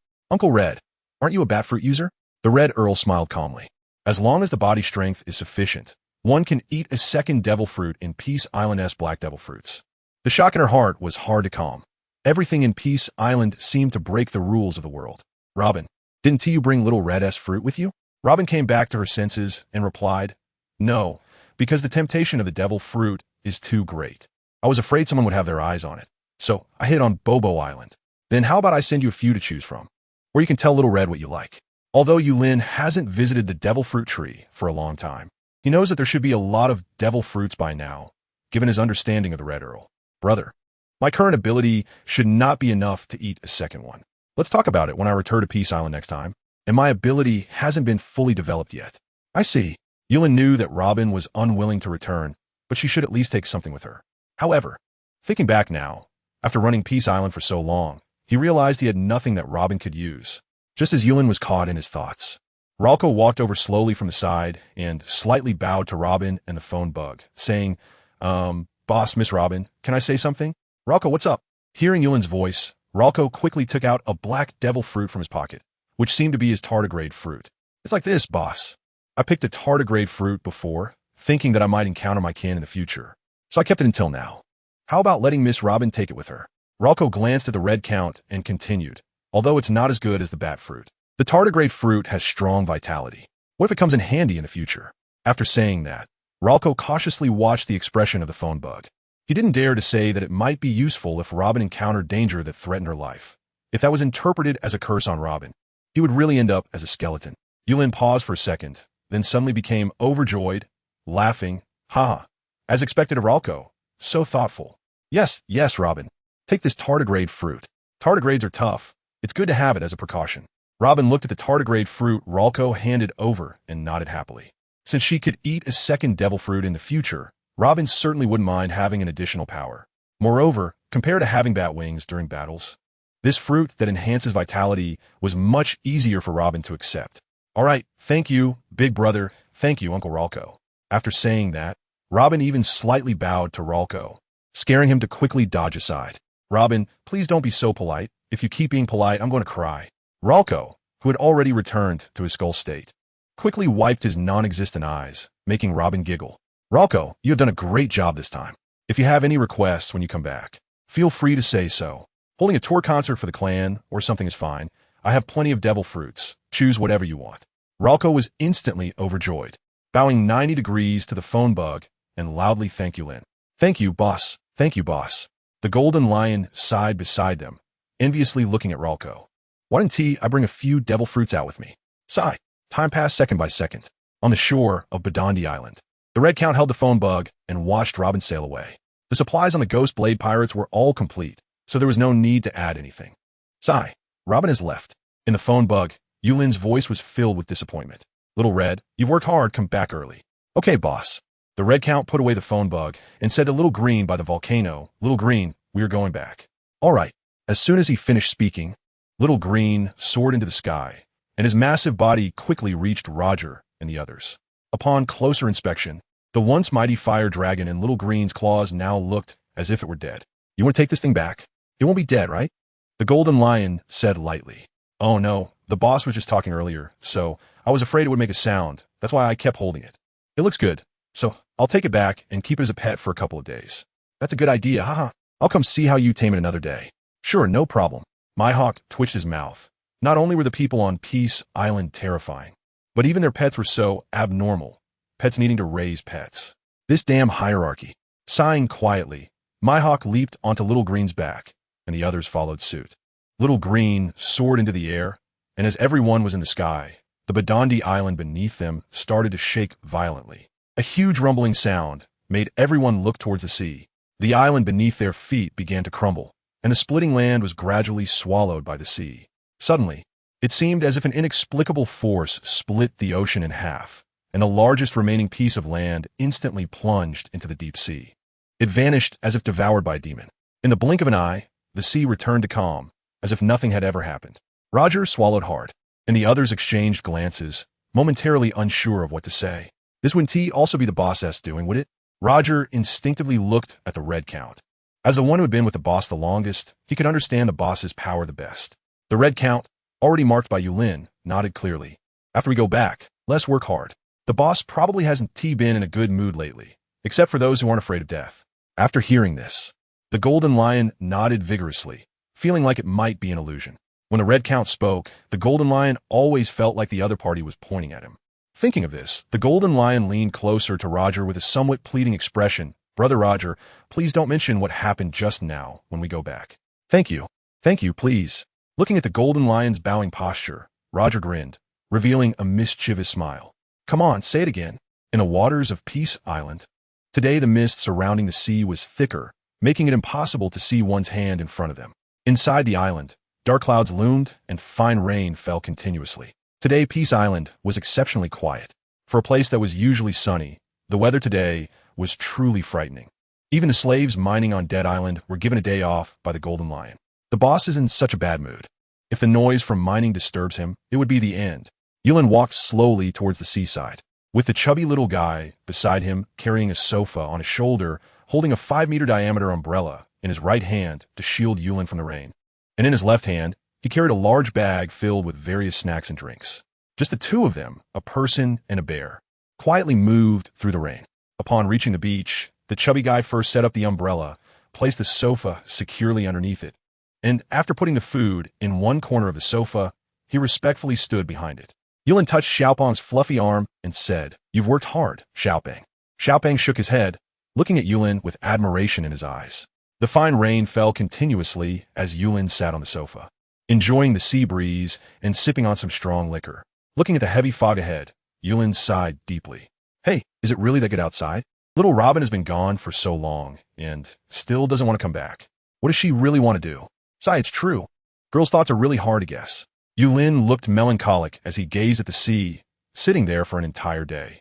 Not only had he not touched the snacks and drinks he brought, but even the little chubby guy behind him stood still like a statue, showing no signs of movement. He had been silently standing behind Yulin. Sai, let us go back, little chubby. Little chubby nodded, skillfully packed up the things, and followed him again with an umbrella. In the square, Carp stood excitedly in the center, looking at the rain falling from the sky, feeling a bit thrilled. So Peace Island can rain too? Ha ha ha. Just as Carp laughed a couple of times, he felt something hit him from behind. Turning around, he found it was Roger and the Golden Lion. Hey Roger, why are you two hitting me for no reason? Roger and the Golden Lion walked closer, saying, We're here to save you. Save me? Carp looked at the two as if they were idiots. Do you think I look like a fool? The Golden Lion shrugged and looked at Roger. See, he doesn't appreciate it. Let me guess who will drag Carp away for a lesson? Red-haired? No, he'll probably resist. Little Chubby? No, he is too destructive when he acts. Then it's probably the other 4 adults. Ziz, very likely. They'll strike effectively, and 1T give Carp a chance to resist. Carp looked at the Golden Lion, calculating the combat power of Peace Island, and his heart trembled. Could it really be a big deal? He quickly walked to Roger's side. He didn't believe the Golden Lion's words, but Roger wouldn't lie to him. I say, Roger, is there really something going on? Roger nodded and said affirmatively, if you keep laughing, you'll probably be in trouble soon. Laugh? Is laughing wrong? Looking at Carp's puzzled expression, Roger explained again, when the boss is in a bad mood, the weather on Peace Island is also bad. Now look around. The surrounding sea areas are lifeless. The happier you laugh now, the worse you'll be beaten later. Roger pointed at the Golden Lion beside him. Last time, the one who laughed got dragged by a cow to plow the field with his face. Look how sensible the Golden Lion is now. Hearing Roger's complaints, the Golden Lion, who was originally mocking Carp, suddenly turned cold. Roger, you can say whatever you want, but don't attack me personally. Oh, you dare to retort? Last time you said something about Miss Robin on Badongdi Island before Roger could finish. The Golden Lion flew over in an instant, covering Roger's mouth and cautiously looking around. The Golden Lion lowered his voice and leaned closer to Roger, saying, Shoo, Roger, keep your voice down. This is Peace Island. Do you want to get me killed? Roger looked at the Golden Lion with a mischievous smile. What did you call me? Seeing Roger's teasing expression, the Golden Lion gritted his teeth and spat out each word. Meanwhile, Carp had a look of amusement on his face. Come on, say it again. That's more like it. Roger nodded in satisfaction, turning away with a smile, but his expression instantly fell. In the distance, Yulin gradually approached. With little Chubby behind him, looking like a bodyguard, his sharp gaze directed at Roger and the others. Yulin walked past a few people with his head down. You're all here. Yeah, the three replied in unison. Busy then. Feeling down, Yulin walked slowly by, greeted them, and didn't pay them any more attention. Watching Yulin from a distance, the three let out a sigh of relief simultaneously. By the way, what made the boss unhappy? Did someone offend the boss? Carp really couldn't understand what in this world could make the boss so upset. Peace Island had money, people, and monsters. With the power of Peace Island, who would dare to upset the boss? Even celestial dragons. The boss fought them if needed, killed them if needed. What could be new about that? The boss's sister went out on an adventure and hasn't returned. The last time we looked for her, she refused to come back, Roger explained lightly. Carp nodded. Adventure? Do you think it might be related to your declaration, going to find the great treasure? Upon hearing this, Roger's heart skipped a beat, but he quickly relaxed. He and Robin weren't strangers, even though he was a bit confused when he first revived. Yesterday he saw her, and if she wanted to know something, she could just ask. Coming back to his senses, Roger noticed Carp's mischievous grin and suddenly became interested. Leaning closer, Roger whispered in Carp's ear, the boss's sister is named Robin. Familiar name, right? Robin? Carp felt the name was familiar, but couldn't recall who it was. Roger lowered his voice again. Her full name is Nico Robin. How about that? Nice name, isn't it? Nico Robin? You're talking about that Nico Robin? Carp looked at Roger in disbelief, almost exclaiming, Roger, don't scare me. The boss and Nico Robin don't look alike at all, and there are no other survivors from O'Hara. How could the boss possibly be Nico Robin's brother? I didn't say he was her biological brother, but they lived together on Peace Island for a while. Their relationship is like that of siblings. Roger said, looking at Carp's astonished face, I don't know what Robin went out to do, but I didn't know if she gets captured and executed by your Navy. Your Marine Ford might just have to relocate. Oh wait, maybe by then, there won't even be a Navy. Carp gasped. He knew Roger wasn't trying to scare him.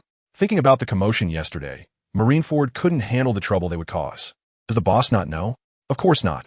Do you think the boss would care if some pirate's bounty increased or decreased? Then why don't you tell the boss to protect Robin? Roger rolled his eyes at Carp. If you go tell him, and because of that, Robin gets brought back. If she blames you, you can handle it. Just don't drag me into it. Besides, does Robin need protection? Who could hurt her? You Navy? Suddenly, Roger's aura surged. Having long regarded Peace Island as home, he would never allow anyone to harm Robin. Carp frowned deeply in response to Roger's aura, even if the Navy didn't harm Robin. Wasn't he worried about encountering other dangers on the way? Just as he finished speaking, a thunderclap suddenly echoed from Peace Island, startling the three of them. Roger looked at Carp meaningfully. Are you cursing the boss's sister? Carp's face darkened. Recalling the earlier thunder, he couldn't help but swallow.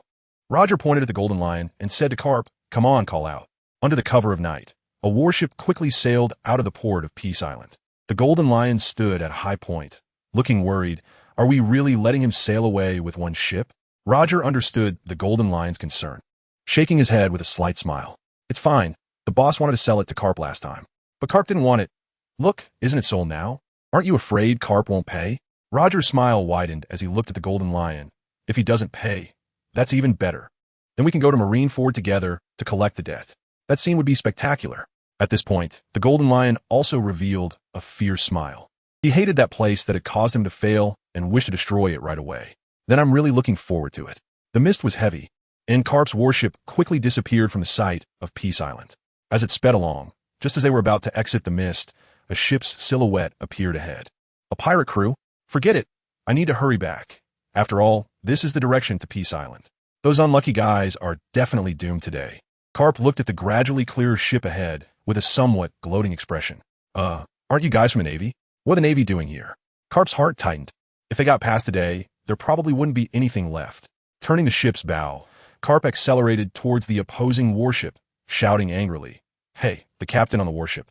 Get out here! To draw their attention, Carp picked up 2 cannonballs and threw them towards the side of the warship. With 2 loud bangs, Carp suddenly felt a bit regretful and unconsciously looked back towards Peace Island. It's far enough away. It shouldn't disturb them, right? Yeah, it definitely won't. Carp kept encouraging himself. And the warship ahead slowly came to a stop. All the Navy men raised their cannons, ready to retaliate at any moment. At this moment, A tall man wearing a justice cloak walked to the bow of the ship. Who dares to attack the ship of a vice admiral of the Navy? Carp looked at the man on the opposite ship and walked up to the bow, cursing angrily. Mildon, turn your men around and get lost. Carp, sir? Hurry, dock the ship and put away your weapons. The Navy men wiped the cold sweat from their brows and quickly put away their guns, raising their weapons towards the Navy hero. This was a serious crime. Mildon bowed slightly and came to Carp's side, looking humble. Vice Admiral Carp, weren't you on leave? Why are you here? And is there a problem ahead? Although Mildon and Carp were both vice admirals of the Navy, everyone in the Navy knew that someone like Carp couldn't be defined by rank. He dared to sleep during meetings and take things from the fleet admiral. If the three admirals were unhappy, they would just throw a couple of punches. Of course, Mildon could do similar things, but the difference was that Carp could get away with it, while Mildon couldn't. Looking at Mildon's fawning expression, Carp grabbed him by the neck and pulled him aside. I'm telling you to turn back for your own good. The fog ahead is heavy, and it's easy to get lost. It's dangerous, Carp said half seriously, not caring whether Mildon believed him or not. Anyway, I've said my piece. If you dare to disobey, I'll just knock you out and send you back to the Navy headquarters. It's not like I haven't done that before. Mildon felt a shiver at Carp's dangerous gaze and instinctively turned his head to quickly instruct the warship. Everyone, turn the ship around. We're going back to the Navy headquarters. Yes. Kapu looked at Miradong and nodded in satisfaction. Since the other party was sensible, he couldn't be stingy. He patted Miradong's shoulder and said, when you have time to go back, I'll give you some pointers. As a vice admiral of the headquarters, you need to become even stronger. Yes, thank you, Vice Admiral Kapu, Miradong replied with a joyful nod. As a warrior focused on physical training, Kapu was a god in their hearts. At the Navy headquarters, Akiji sat bored at the port, fiddling with a small ice figurine in his hand. Ahead, two warships entered the port one after the other. However, the ship at the back did not appear to belong to the Navy. It looked more like one from the world government. Another brain-dead person has come? Akiji thought suspiciously as he looked ahead. To his surprise, the first person to disembark was Mr. Kapu, but the ship behind remained silent. Is the world government acting high and mighty? Akiji shook his head. If they dared to act like that while following Mr. Kapu, they clearly hadn't been taught a lesson. With a flick of his hand, the small ice figurine instantly vanished, and he stood up to walk towards Kapu. Mr. Kapu, aren't you on leave? Oh, Akiji, I had to come back for a bit due to some matters. By the way, I happen to have something to ask you. Akiji looked at Kapu in confusion. Something significant must have made Kapu give up his leave. But what could it have to do with him? Before Akiji could ponder further, Kapu pulled him closer and whispered, Akiji, you participated in the O'Hara incident along with the Kainu, right? Akiji frowned. That incident had happened 10 years ago. Why was Mr. Kapu suddenly bringing it up? Despite his inner confusion, Akiji did not deny it. Kapu pulled Akiji further away and continued. So, the Nicole Robin who survived back then was released by you? Emed, Kopu knows. Kapu sighed helplessly. I can't expect the Kainu to have shown mercy back then, right? Akiji nodded. Thinking back, the situation was indeed a bit reckless. If it weren't for Sarone, he wouldn't have made such a mistake. After all, having 5 vice admirals let a little girl escape sounded bizarre no matter how you looked at it. So, what does Mr. Kapu mean? Akiji did not believe Kapu would blame him for this matter. After all, Kapu had opposed the actions taken in O'Hara back then. And if Kapu knew, then Fleet Admiral Sengoku definitely knew as well. But after so many years, it was clear that both of them had tacitly approved of what he did back then. As Akiji looked on in shock, Kapu's smile grew brighter as he reached out and took Akiji's large hand. Well done, Akiji. Your future is limitless. Facing Akiji's puzzled gaze, Kapu continued to whisper, Akiji, there's something I need to tell you, and you must keep it a secret, even from Sengoku. Don't worry, Mr. Kapu. Seeing the serious expression on Kapu's face, Akiji nodded firmly. Akiji, from now on, whenever you encounter Robin, no matter what she does, just pretend you didn't see her. If you can, give her some help. You must remember. After saying that, Kapu patted Akiji's shoulder and turned to walk towards Sengoku's office, leaving Akiji standing there full of confusion. Mr. Kapu and Robin? Do these two have a connection? At the Navy headquarters, in Fleet Admiral Sengoku's office, a sailor was reporting work-related information while holding a document. Sengoku sat in the center, sometimes frowning, sometimes relaxing.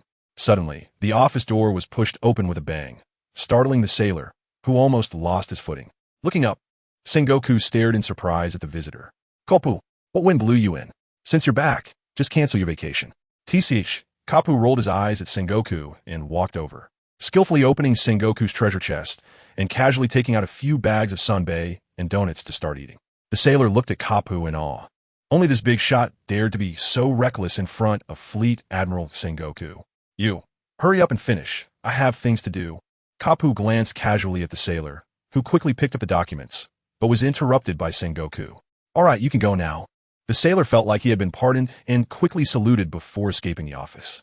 Sengoku stood up and walked slowly to Kapu's side, snatching a bag of sunbae from him, tilting his head back and pouring it into his mouth. While eating, he said, "Bastard, you come back and steal my sunbae? Tell me, what is the reason for your return this time?" Kapu chewed on the donut, pondering how to come up with a good excuse to deceive Sengoku. After thinking for a while, Kapu put down the food and smiled. "I found a warship outside. Can you reimburse me?" Sengoku stared at Kapu as if he were an idiot. "A warship? You could just find a Navy warship?" "Ah, to be precise, it seems to be a warship used by the world government. I brought it back. Doesn't that save us money?" When it came to money, Sengoku suddenly thought of something and leaned closer to Kapu, questioning him fiercely. "Kapu, did you raise the price on the vegetable reimbursement last time?" Kapu grinned. "Ha ha, Sengoku, don't be so stingy. I only raised it by 50 million, and I didn't even count my labor costs." 50 million? Sengoku didn't believe for a second that Kapu would be so honest. This guy must have pocketed at least 100 million. "Forget it. I won't hold it against you for the past. But there's no way I'm going to reimburse you for that warship. It's impossible, Kapu." Kapu rolled his eyes at Sengoku, thinking he was greedy. "It's fine if you don't reimburse me. But can you help me with a small favor?" "A small favor?"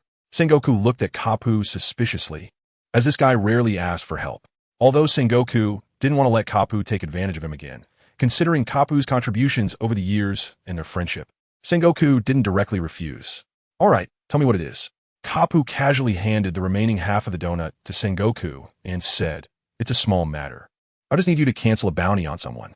"Cancel a bounty?" "Kapu, you haven't been bribed by some pirate, have you?" Kapu thought for a moment and said seriously, "You know this person, but you know even better that she hasn't done anything wrong." "Who?" Sengoku looked at Kapu with a serious expression. "Nicole Robin, from O'Hara." Hearing Robin's name, Sengoku fell silent for a moment. Just as Kapu said, Nicole Robin had done nothing wrong. Her only fault was being from O'Hara. So after all these years, even though Akiji had violated regulations to let Nicole Robin go, Sengoku had never pursued the matter. Even when the world government pressured him, Sengoku had never given the order to relentlessly pursue Nicole Robin. But even so, Sengoku could not exempt Nicole Robin from her bounty. After all, it was the world government that had demanded the destruction of O'Hara back then. Sengoku could pretend to ignore it and not pursue her, but if he directly revoked the bounty, it would mean tearing his relationship with the world government, which Sengoku clearly did not want to see happen. "Kapu, you know that's impossible." Kapu nodded decisively, saying, "Yeah, I know it's impossible. Then why are you even saying it?" Sengoku shouted, raising his voice. "I'm just saying, what if it happens, right?" Kapu shrugged casually, looking indifferent. "But Sengoku, I think if Nico Robin doesn't make any major mistakes in the future, we should try not to have conflicts with her." Sengoku looked at Kapu with a puzzled expression. "Kapu, do you know something? It's known that Kapu had long stopped caring about naval affairs. If it weren't for the headquarters being attacked, it would have been hard to get him to take action. But today, he actually gave up his vacation just to plead for a girl who had nothing to do with him." Sengoku absolutely didn't believe nothing had happened. Kapu understood Sengoku's thoughts, but didn't know how to explain. After all, he couldn't just say that she had a devilish brother with a bunch of monsters under his command. If the Navy harmed her sister, and then the monsters came to destroy the Navy, "I came here to get you to admit defeat early." If he said that, Sengoku would definitely dismiss him as a madman. After thinking for a while, Kapu decided to try a different approach. "Sengoku, what if I told you that the kind of vegetables we talked about last time are still available, and Nico Robin has already told me that secret?" As soon as he finished speaking, the atmosphere in the office suddenly became heavy. Sengoku stared at Kapu for a long time and cautiously said, "Kapu, you can't joke about this." "I know, that's why I'm thinking about the Navy. As long as you promise not to harm Nico Robin, she could trade with us. We just need to pay to get it." Kapu paused and continued, "Otherwise, you know there are many people in this world who want that kind of power, like those guys from the New World, or some troublesome son of a bitch who doesn't listen."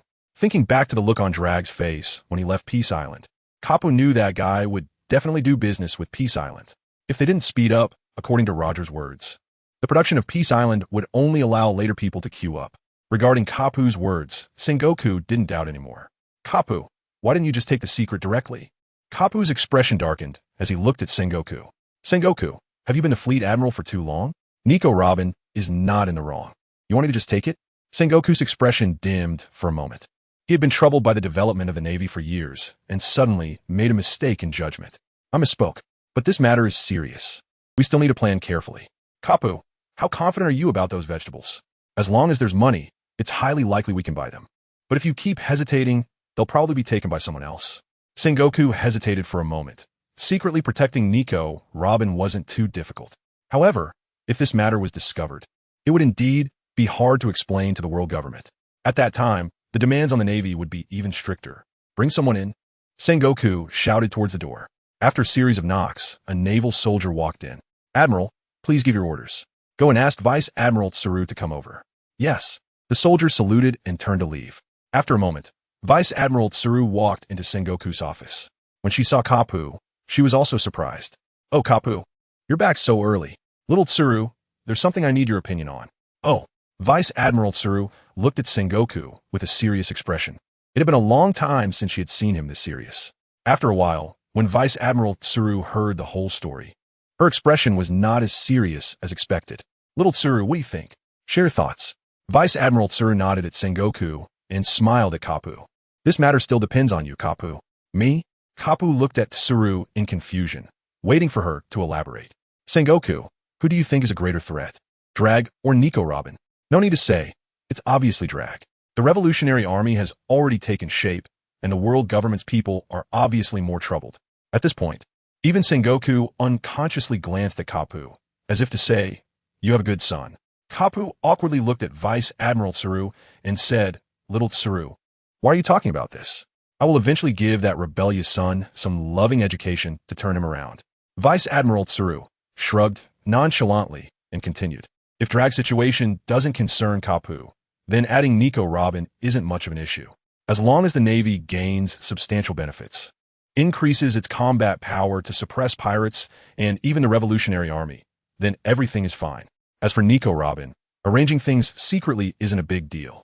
Hearing this, Sengoku's eyes lit up, and he nodded in agreement. That's right, what's one Nico Robin?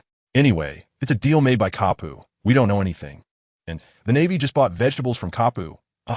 After speaking, Sengoku looked at Kapu with a smug expression, completely ignoring Kapu's look of distress. Goodness, it's a lot of trouble, and I'm the only one taking the blame. Although Kapu complained, he thought about the consequences if there were issues between the Navy and Nico Robin, and he silently accepted the situation. In the end, it still falls on me to bear all the burdens for the Navy. With this thought in mind, Kapu straightened his posture and looked at Sengoku seriously. Come on, Sengoku, let's talk about the price. In the East Sea, the skies were clear, and the warm breeze felt nice. Peace Island had finally welcomed new brightness after shaking off the gloom of the past few months. The people who had been repressed for months finally breathed a sigh of relief. The Green Island Zoo was lively again, with the fire dragon brought back by Little Green now acting like a little follower, helping Little Green manage the zoo. Meanwhile, the slaves on Dead Island said goodbye to their holiday and began a new round of mining work. In the palace, Yulin sat in the center, listening to the report from the Red Count about the happenings during this time. Boss, we have already contacted Kapu. Due to the last time he rushed over just as Peace Island was moving, it will take some time for him to come over. Well, there's nothing we could do about that. After all, he is a bit slow. Isn't the East Sea his hometown?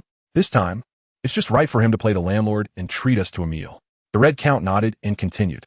Drag and Red-Haired have also started contacting to procure a batch. What do you think, boss? Yulin pondered the current business dealings with Peace Island and the forces involved. Guests are guests, after all, and business still needs to be done, but it shouldn't be too frequent. Before the new product launch, they should supply it in limited quantities to stabilize the price. After the Red Count took note of this seriously, he began to report new content again. Time passed slowly, and by the time they finished handling the related affairs, it was already close to noon. Let's go, Xiao Hong. Let's have lunch together. Okay, boss. The two walked to the restaurant one after the other, where Xiao Jia and Xiao Yi had already begun preparing a lavish lunch. During this time, they had been learning alongside Eagle Eye. Their skills with knives and their culinary abilities had improved significantly. Meanwhile, Eagle Eye and Roger had been researching ways to increase the yield of green fruit wine. Therefore, generally speaking, lunch was prepared by them while Eagle Eye was in charge of dinner. Xiao Jia, Xiao Yi, you've worked hard, Yulin said with a smile. Upon hearing this, the two quickly bowed in greeting It's our honor to serve you. By now, Xiao Jia and Xiao Yi had long adapted to life on Peace Island. Compared to their past lives where they lived with their heads down, life now was simply too good. They were part of the rocket launcher pirate crew. And aside from the two of them, everyone else was mining on Dead Island. They not only had enough to eat and drink, but their lives were peaceful. And they even had their own houses.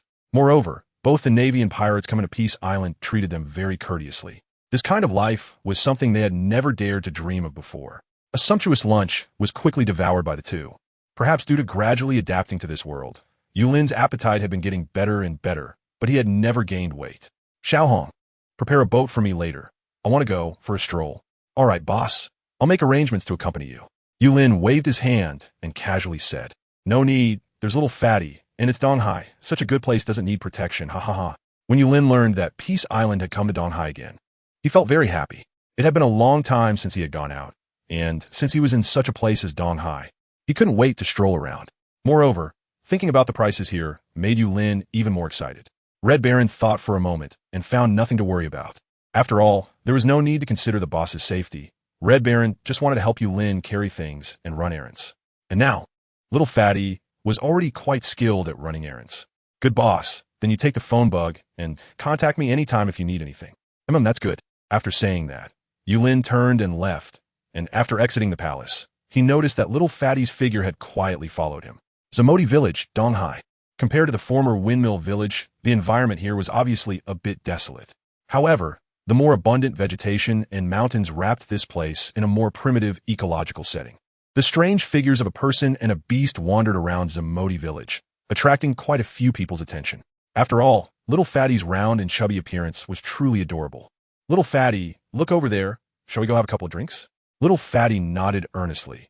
He would never refuse Yulin's words. Upon entering the tavern, a familiar, lively atmosphere instantly excited Yulin. It reminded him of the time he met Shanks, also in a place like this. Boss, bring us 2 barrels of good wine. Sure thing. As soon as he finished speaking, the boss came over with the wine, placing 1 barrel in front of Yulin and pushing the other barrel to little Fatty's side. Yulin looked at the boss in surprise, truly impressed by his business acumen. Xiao Pang, come have a drink. Xiao Pang reached out his big hand to grab the barrel of wine, first raising it in a toast towards Yulin, and then began drinking heartily. Seeing Xiao Pang's jovial demeanor, Yulin happily joined in, sitting in this lively tavern. Despite the presence of many inebriated patrons, there was no one causing a ruckus. Of course, their voices were a bit loud, and Yulin had already heard many stories and gossip from the island, which were quite entertaining. Have you heard? Colonel Murphy's daughter is coming to our village to study swordsmanship at the Isin Dojo, a man said, shaking his head enthusiastically. That's not surprising. Yagyu Shiro from the Isin Dojo is a famous swordsman. My son is studying there too. Just think if he could. At this point, the man's face turned even redder, as if he was already preparing to be related to the naval colonel. Wow, that's really something to celebrate. Ha ha, this round of drinks is on me. Boss, bring out 2 more barrels of good wine. Yulin listened to the fun stories of the crowd and suddenly became interested when he heard about the Isin Dojo. A sword master? I wonder how their swordsmanship compares to Mihawk's. Little Fatty, let's go. Little Fatty quickly got up, casually grabbed a handful of berries from the big bag and placed them on the table, then turned to follow Yulin's footsteps. The Isin Dojo is a well-known establishment in the village of Seymour. Yulin casually asked a few questions and soon found the target location. Arriving at the entrance, he saw over 30 Navy officers standing at the door of the Isin Dojo. Although they looked weak, the display was impressive. Just as he was hesitating whether to go in, 2 Navy officers, a man and a woman, walked out alongside a spirited man. Mr. Gung Shiro, Miss Wenling, I entrust you to take care of them. I represent Colonel Murphy to greet you. Colonel Donda, you are too polite. Since Wenling has come to the Isin Dojo, she is naturally my student, so please rest assured. Colonel Donda nodded and waved his hand to the sailors, who lined up and were ready to set off. As he was about to say something to Wenling, he saw her suddenly run to the side. Miss Wenling? Looking over, he saw Wenling quickly walk up to Yulin and point to the adorable little Fatty, saying, Is this your pet? Can you sell it to me? Sorry, that's not possible. Little Fatty is my family. Seeing Yulin's immediate and unwavering refusal, Wenling's previously smiling face instantly turned cold. If you want to sell it, then just give it to me. You would agree, right? You know my father is Colonel Murphy. If you disagree, someone might get hurt. Yulin paid no attention to Wenling's threat. Colonel, if you weren't a girl, I would have hit you already. Is the standard for Navy children so low? Seeing that Yulin ignored her, Wenling thought he was afraid of her father's status and turned to Colonel Donda to instruct. Come on, take the pet away from me. I don't have any acquaintances here. Having a pet would make me a bit happier. Colonel Donda awkwardly smiled at Gongshiro. Sorry, Mr. Gongshiro. Wenling. Before he could finish, Wenling impatiently urged, everyone move. What are you standing there for? Are you waiting to die? Quickly kill him. The sailors could not withstand Wenling's fury, and with Colonel Donda not refusing, they rushed forward. Gongshiro's face froze in surprise, just as he was about to act. He saw the chubby creature slap Wenling away with an uncanny speed. The crisp sound startled Donda, and he frowned, drawing the long knife at his waist and rushing forward. He knew that such speed was not something ordinary sailors could handle. But what he didn't know was that in Little Fatty's eyes, there was no difference between him and those sailors. Bang, bang, bang. Each of Little Fatty's attacks carried tremendous force. With a crunching sound, Donda's long knife was crushed in Little Fatty's hands. All the Navy officers were smashed into the ground by Little Fatty. Don't come over. My father is Colonel Murphy. He is affiliated with Admiral Muir. You can't kill me. You can't kill me. Shivering in fear, Wenling saw that Little Fatty and Yulin were completely unconcerned and, suppressing her terror, crawled behind Gongshiro. Master, help me, master. Gongshiro ignored Wenling, his gaze fixed on Yulin. For some reason, even though Yulin looked like an ordinary person, Gongshiro felt that something was off. Little Fatty didn't care who she was the daughter of and wasn't bothered that she was hiding behind Gongshiro. Just as Little Fatty was about to make a move, Yulin's voice came from behind. Wait a moment, Little Fatty. Little Fatty turned his head, smiling at Yulin, and nodded, standing quietly in place. Yulin took out the phone bug and found Carp. Burble, burble. The sound of the phone bug kept ringing in Carp's ear, interrupting his thoughts. Who is it disturbing my rest? Hearing Carp's impatient voice, Yulin was taken aback and replied calmly. Is this Carp? It's Yulin. Carp swallowed hard, quickly putting on a respectful smile. Oh, it's the boss. I was just dozing off. Do you need something? Yulin glanced at Wenling, who was trembling behind Gung Sailang, and coldly said, I killed some Navy personnel. I heard they're subordinates of a guy named Muir Gao. Can you handle this? Boss, can I ask what happened? Cap, who had lived on Peace Island for a while, understood Yulin's temperament well. Although he was powerful, he was easy to get along with. Oh, it's nothing. She just wants to kill me.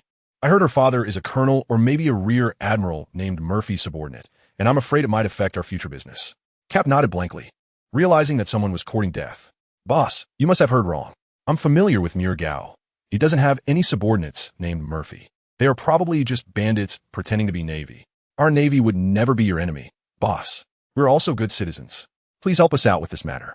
Thank you. Yulin let out a sound of realization. So it was a disguise. I said the Navy shouldn't behave like this. Not only robbing my little fat one, but also wanting to kill me. Really, it's nothing then. Just wait for you to come to Peace Island for a meal.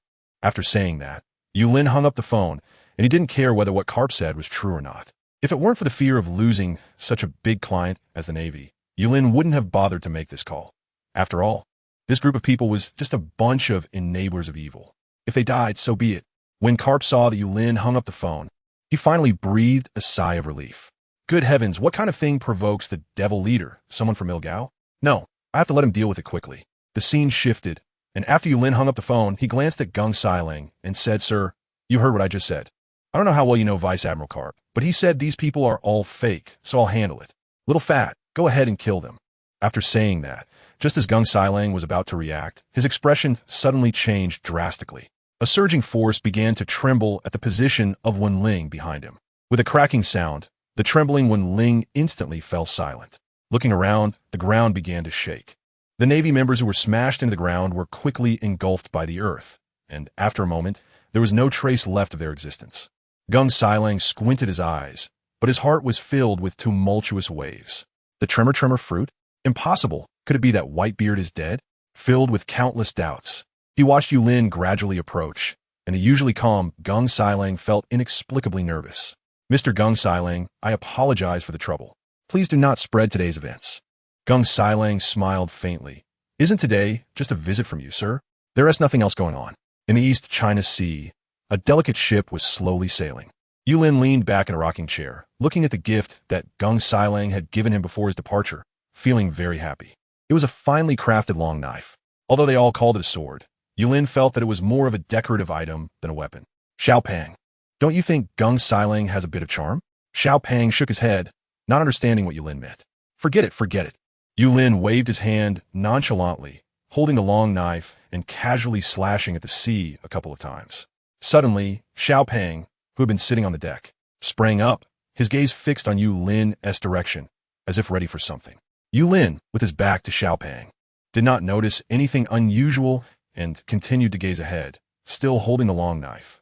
The wind stopped, and the sea gradually became as smooth as a mirror. Suddenly, with a loud bang, a strange creature leaped out of the deep sea. An ugly fish head opened its large mouth, revealing teeth like saw blades. And its 100-meter-long body rushed towards Yulin at high speed. In Yulin's eyes, a glimmer of light shone, completely unconcerned with the ferocity of the strange fish. He recalled the movements of the eagle eye he had seen before and casually waved from below to above, commanding Xiaopeng, "Xiaopeng, take him down." Before the words fell, Xiaopeng, who had already stepped forward, was still a moment too late. A beam of sword light shot out from in front of Yulin, slicing through the strange fish's head and instantly turning it to ashes, leaving no trace behind. Yulin and Xiaopeng stood frozen in place, staring at each other. One person and one beast. Staring at the long knife in his hand, Yulin's face suddenly lit up with joy. Goodness, did Gung Sailang send a treasure? However, the sea is really too weak. Next time, I'll try my skills in the new world. Yulin carefully put away the long knife and handed it to Xiaopeng, saying, "Xiaopeng, let's take this with us when we go out in the future. Who knows, we might even look like sword masters." At the Peace Island port, Yulin's ship docked steadily by the shore, and Roger had been waiting at the door since early morning. "Boss, welcome back," Roger said respectfully. "Oh, Xiaoro, you're here too. Is there something you need?" Yulin knew that Roger was usually either in the fruit and vegetable garden or at home with his wife, and rarely came to the port. Roger smiled faintly and said, "Boss, Carp contacted me earlier and mentioned that the fake navy has been causing you some trouble in Seymour-Ziji village." Yulin let out an "oh," realizing that this was Roger coming to test the waters. "Ha, it's fine. With little Fatty around, what trouble could there be? As for whether it's a fake navy, if Carp said so, then it must be true." The two exchanged smiles, not taking such small matters to heart. As they strolled towards the interior of the island, Yulin suddenly thought of something and asked, "By the way, little Roger, I remember even my hawk, the world's greatest swordsman, is learning from you. Shouldn't you be the greatest swordsman then?" Roger was momentarily stunned. If it were on the sea, he could indeed compete for that title. However, within Peace Island, it's hard to say. After all, the Red Count's swordsmanship is not weak, and with his progress on Peace Island, his physical strength and speed are top-notch. Even if his understanding of swordsmanship is more profound, he still can't compete against absolute power. Yulin smiled as he watched Roger hesitate and comforted him. "You don't need to be modest. I just got a sword while I was out, so I suddenly wanted to learn some swordsmanship." "Learn swordsmanship?" Roger looked at Yulin in confusion. The boss, a godlike presence, still needed to learn swordsmanship? It seemed that Yulin sensed Roger's thoughts and casually said, "It's just to exercise my body. I don't intend to master it or anything." "Ha, don't feel pressured." Yulin comfortingly patted Roger on the shoulder and happily walked ahead. Hearing Yulin's words, Roger also breathed a sigh of relief. It turned out the boss just wanted to have some fun, which was fine. Otherwise, teaching a deity swordsmanship would have been too much pressure. Back at the palace, Yulin had already contacted the Red Count to come over, adhering to the principle that to do a good job, one must first sharpen their tools. Yulin thought about getting a good sword to use. After all, the sword that Gung Sailang gave him looked quite nice, and with just a swing, it could deliver a slash, so Yulin was reluctant to practice with it. After a while, the figure of the Red Count appeared in front of Yulin as if he had flashed in. "Boss, do you need something from me?" Yulin nodded and said, "That's right. I plan to learn some swordsmanship. Are there any good swords for me to practice with?" "Oh, I'm just bored and want to exercise a bit, so it doesn't have to be too expensive." The Red Count showed an expression of understanding, realizing that the boss just wanted to have some fun. However, even if it's just for fun, the weapons used by his own boss must be of the highest quality. After thinking for a moment, the Red Count said, "Speaking of good swords, we have them right here on Peace Island.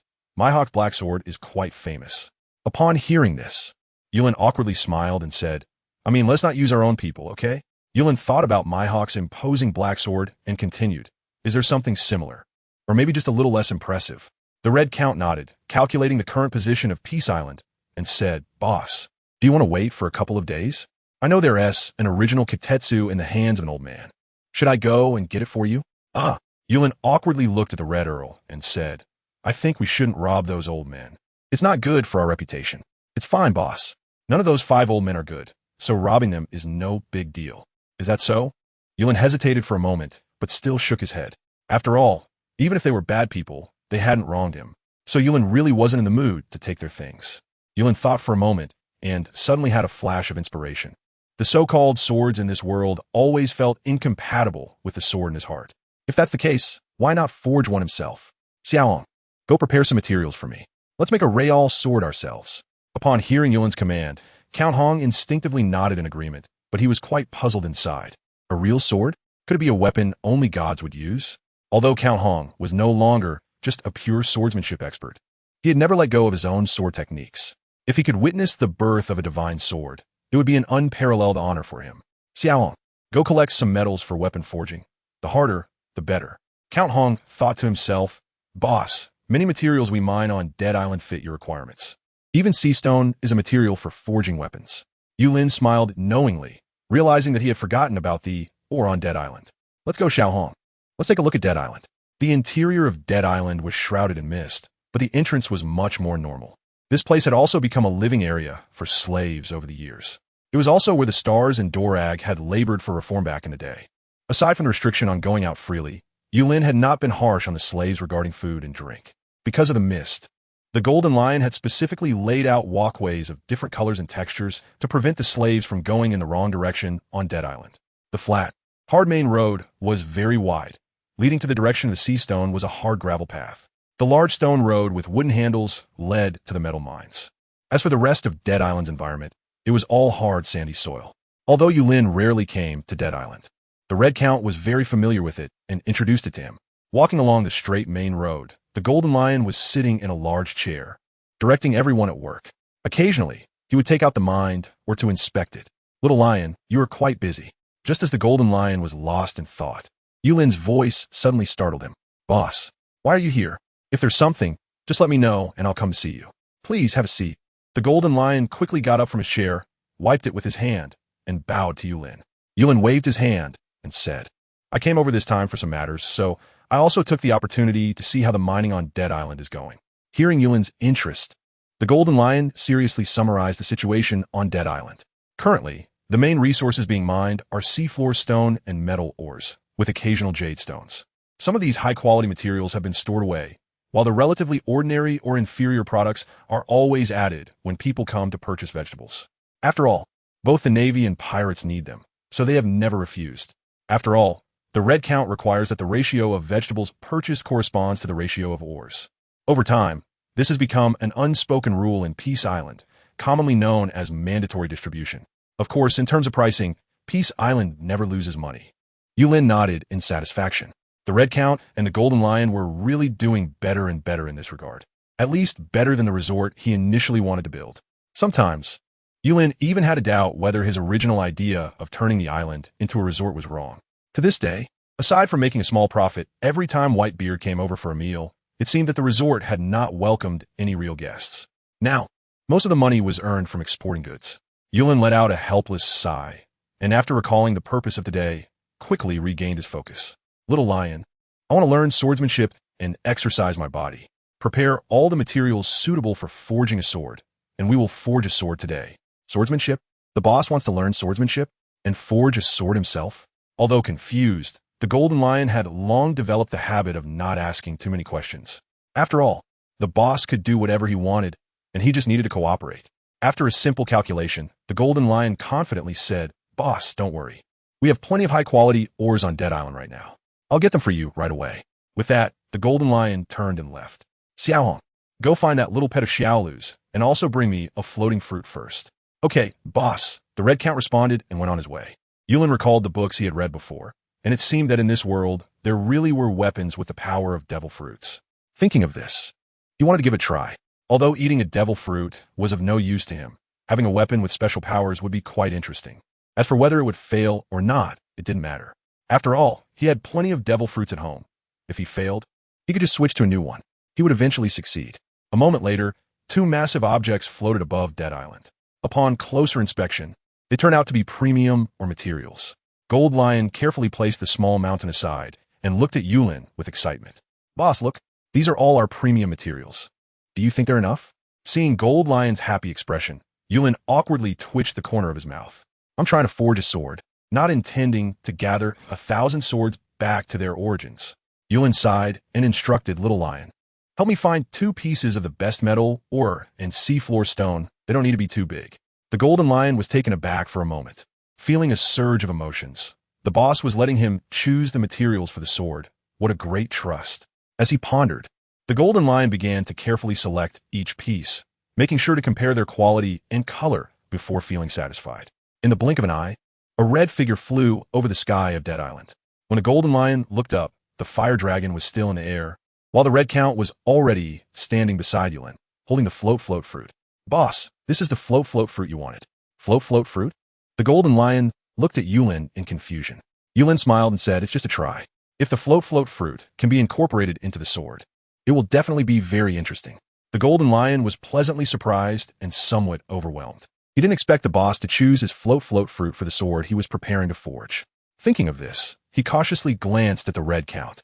After all, the Red Count had not chosen his float fruit back then, and the Golden Lion had always remembered it.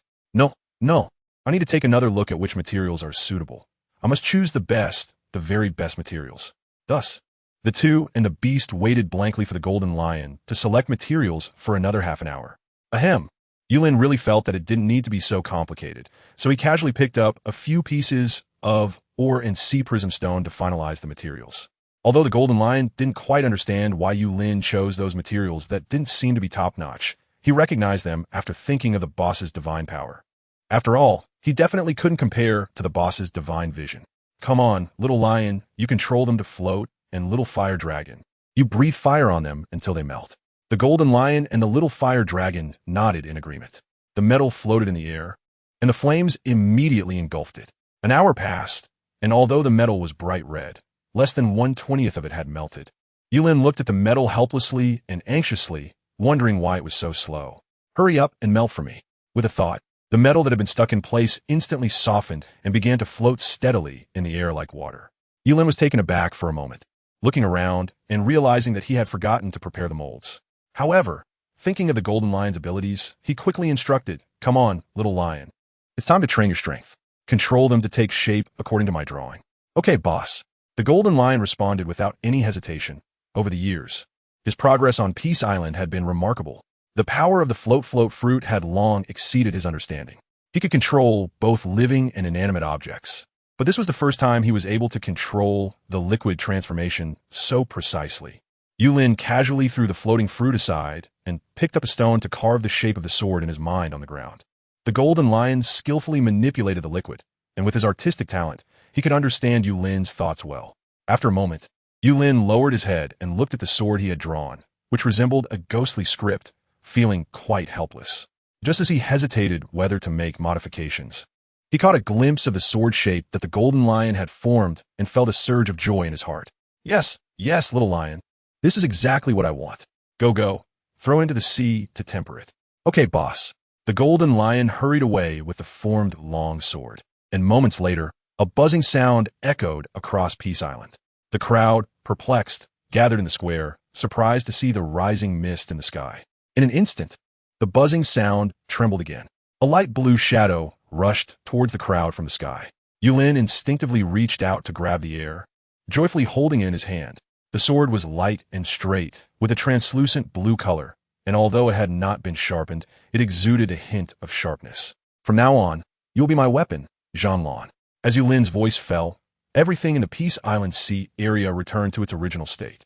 Mihawk's black sword, which he could barely hold on to, finally quieted down. Looking at his still, trembling hand, Mihawk stared in disbelief at the blue sword in Yulin's hand. Is this a sword?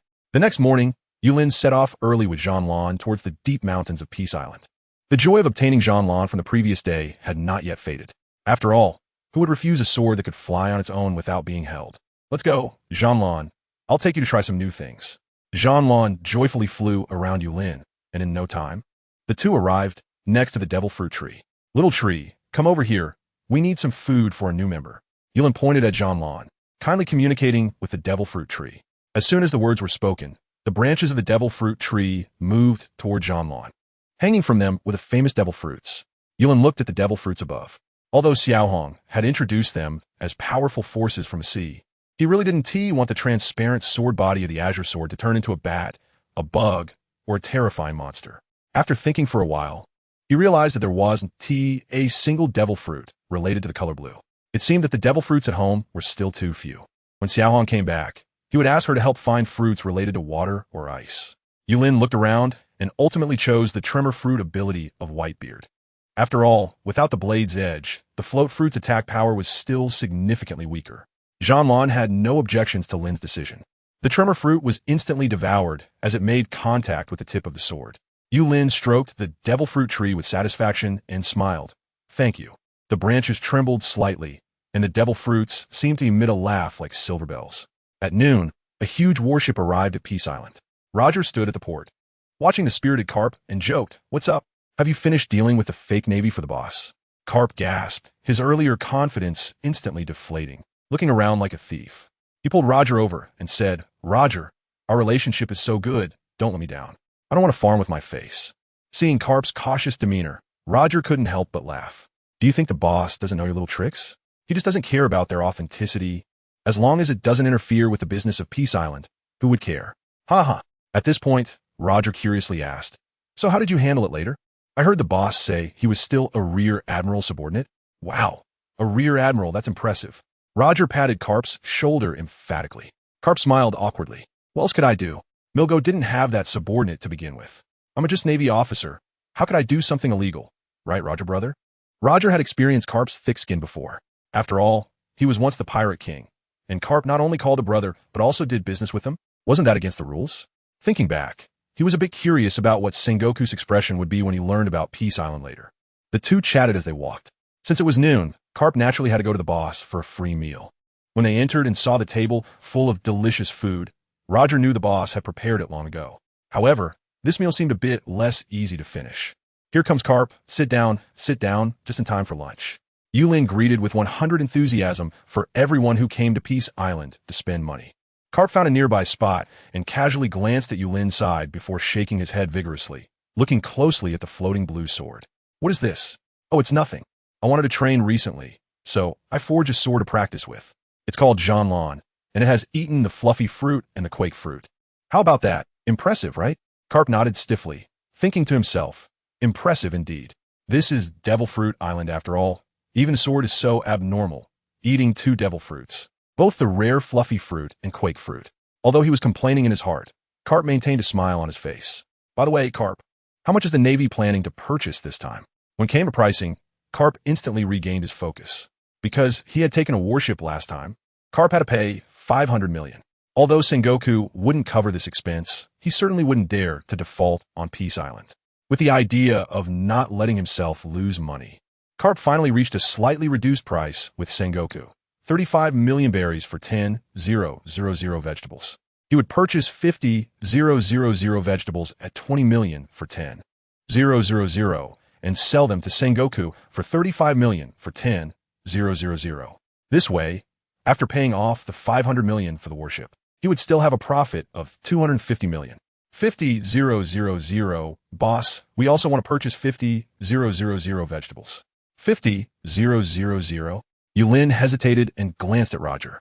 Roger immediately understood and frowned, quickly saying, "Boss, it's like this. Although the vegetables of Peace Island mature quickly, 50,000 is indeed a bit high for Carp." Carp frowned slightly. If what Roger said was true, then the quantity of his transaction would decrease, which would naturally mean he couldn't pay for the warship. Just thinking about defaulting on Peace Island made Carp feel a chill. "Well, boss, I can wait. I'm not in a hurry. How about you let me buy first when you have 50,000? Seeing Carp's anxious expression, Yulin seemed a bit troubled. "Well, that's not impossible, but you see, we're also a small business, and you eat a lot. Besides, really, I will definitely pay, boss. How about 1,000,000 berries a day?" "1 million berries? Carp, you have to know that Whitebeard's exclusive meals start at 10 billion. Roger said disdainfully. Carp was anxious upon hearing this. How could he possibly eat a meal that cost 10 billion? "Roger, you can't say that. You know our friendship, right? I even help you take care of your son." Roger's momentum immediately weakened upon hearing this. Due to his selfishness in the past, he had caused Luffy to suffer and die. He learned from Carp that Ace never recognized him, and even his surname was Porkass. So for these years, Ace had always been Roger's heartache. Even though he was strong, He never had the courage to meet his son. What kind of man should be trained in a harsh environment since childhood? What goals must be set to succeed? These boring excuses that Roger often spoke of were never believed by Carp. Roger, you're just a coward. However, evidently, Carp didn't dare to directly criticize the situation now. Otherwise, his time on Peace Island wouldn't be so easy. After all, he was a formal worker, while Carp was just an outsider. Yulin watched as Roger's momentum weakened for a moment, feeling a sense of emotion in his heart. This Roger, who always wore a smile, forever harbored a trace of guilt towards someone in his heart. With this thought in mind, Yulin decided not to tease Carp any longer and directly stated his purpose. How about this, Carp? You help me with a favor, and I'll arrange 50,000 vegetables for you first. Sure, boss, just say it. As long as I can do it, I will definitely complete the task. Yulin nodded, extending his left hand, and the azure sword appeared in his grasp. I want to find a blue devil fruit for the azure sword. Do you think the Navy has any water or ice abilities? You could give them to me or sell them. Of course, if someone like that is brought over, that would be fine too. Xiao Hong will arrange everything properly. Water? Ice? In Carp's mind, a figure with an eye patch instantly appeared. But thinking about the situation on Peace Island, he dared not hand over Aokiji to that monster. Red Count. Although Red Count had lost his bloody violence over the years, he knew Aokiji would definitely not be manipulated by Peace Island. If a conflict arose, who would he help? How would he help? He couldn't just dig his own grave here. To be safe, Carp chose to protect Aokiji. After all, if Yulin really wanted something, he wouldn't hesitate to have someone rob not just the Navy headquarters, but probably even Mariehua. The more frightening thing was that they might actually succeed. Well, the Navy really doesn't have anything like that at this stage. Let me go back and ask, and I'll contact you then. Carp, you wouldn't lie to me, would you? Carp shook his head vigorously, feeling guilty. How could I, boss? It's true that we don't have it. If you were asking about the Goro Goro no Mi or Magu Magu no Mi, we do have those in the Navy, but we really haven't discovered anything like water. Yulin looked at the deep blue in his hand and thought for a moment before saying, Magma. A contrast cuteness would work too. The night on Peace Island was dark and serene. The sky was dotted with stars, and the bright moon hung high. Unfortunately, Carp had no intention of sleeping at all. The words of Yulin echoed in Carp's mind today. Although Yulin ultimately did not ask Carp to bring the magma fruit, it left a huge hidden danger. What if Yulin changes his mind and really wants the magma fruit? In that case, Carp might as well bring Aokiji over for a better resolution. After all, if it were just Aokiji, Carp could still persuade him, and at worst, Aokiji wouldn't fight him. Even if something went wrong with Robin's life-saving connection, Carp knew Aokiji would definitely survive. But thinking about Akainu, that mad dog who only knows how to fight, Carp couldn't believe the other party would listen to him. Although he wanted to let Peace Island teach that mad dog Akainu a lesson, he also thought about the demons of Peace Island and their habit of sinking islands at any moment. If a conflict arose and Akainu died, that would be one thing. But what if the anger of Peace Island spread to the Navy? At that point, they might really have to relocate Marineford. Sigh. In a long night, Carp, a big shot who once roamed the sea, fell into confusion again. At this moment, he even envied Roger and the Golden Lion. They worked at sunrise and rested at sunset, eating well and dressing well, carefree. Even more perfect was that they belonged to the most terrifying force in this world. No one was worthy of being an enemy of Peace Island. After a sleepless night, Carp groggily walked towards Roger's vegetable garden. They had finalized a basic living expense of 10 million yesterday, and if he didn't hurry to complete the vegetable procurement, he wouldn't just make no profit from this deal. He might even lose all his savings. Dragging his heavy steps, Carp slowly arrived at the halfway point. At this time, Roger was directing Mihawk to continue slicing green fruits while casually picking a few red fruits to eat. Hey, Roger, how's the vegetable preparation going? Roger glanced at Carp with a smirk in his heart, but pretended to be helpless. I say, Carp, it's only been one night. How could it be done so quickly? Carp sighed, feeling heartache as he said, Roger, that's 10 million berries. Every day, 10 million. Seeing Carp's pained expression, Roger walked over slowly and secretly whispered to Carp, Carp, I know you well. Come on, how much are you selling to Sengoku per piece? What are you talking about? Roger, I'm doing this for the Navy. How could I raise the price? Don't talk nonsense. Roger ignored Carp's denial, looking at him with a smirk. 300 million? 400 million? Oh, you're not asking for 600 million, are you? Roger feigned surprise as he looked at Carp. Carp waved his hands repeatedly. How could that be? What do you take me for? At most, I would only double it. No. How could I raise the price? No. Roger, watching Carp's guilty expression, laughed in his heart and pointed at himself, saying, come on, just say it once. Carp shot Roger a glare and refused to comply, even appearing somewhat resigned. Since you've seen through me, what does it matter? Are you going to run to Sengoku and tell on me? As if I'm afraid of him. At worst, I could resign and go home to spoil my grandson. Training Luffy to become the strongest navy isn't bad either. Not going to say it? Roger looked at Carp suspiciously. TCH, do as you please. I haven't offended the boss, so what am I afraid of? Sengoku? Huh. Carp had an indifferent look. Oh, really? I remember you once told the boss that while Sengoku was satisfied with the vegetables, he was very dissatisfied with the price. If the boss finds out you unilaterally hiked the price by double, disrupting Peace Island's profits, TSK. Roger looked at Carp with a smug expression and continued. Recently, Peace Island is short of blacksmiths. How about you come? All meals and accommodation provided, starting at 10 years. If you're not familiar, you could take some time to ask Kaido in the New World about the relevant benefits. Seeing Roger's smug demeanor, Carp was filled with endless anger. But unfortunately, there was no place for him to vent inside Peace Island. The two were to stand still for a long time, and finally, Carp still conceded. Turning his head stubbornly, he muttered softly, Roger, big brother. What? Roger deliberately raised his voice. Roger, big brother. Carp's teeth were clenched, wishing he could chew Roger to pieces. Ha ha ha, really so polite? Carp, don't worry. I'll take care of the vegetable matter. Roger laughed heartily, patting Carp's shoulder, which only earned him a muffled grunt from Carp. Watching Carp go down the mountain with that repressed atmosphere, Roger's smile gradually faded. Turning back to Mihawk, who was still diligently slicing green fruits, he instructed, You keep busy. If you get tired, let the Golden Lion's people come and clean up. I'll go see the boss first. Okay. Mihawk nodded and continued without further comment. Inside the palace, Yulin casually sat to one side and waved his hand as Roger entered. The Azure Heart understood and controlled a cup of wine to come before Roger. How is it? Did you find out? Yulin said lightly. Boss, you guessed right. Carp indeed hiked the price quite a bit in the middle, but it shouldn't reach 600 million. It's probably around 400 million. After Roger finished speaking, he downed the green fruit wine in one gulp. Yulin shook his head lightly. It's fine. Anyway, the other purchases one tea just be for personal use. I heard from Xiao Hong that there are plenty of places outside with war chaos, and this is quite a substantial war profit. As long as we don't incur losses, that's all that matters. The boss is right. Counting the warship we sold him before, it's clear that this time, Carp's profit will not exceed 300 million at most.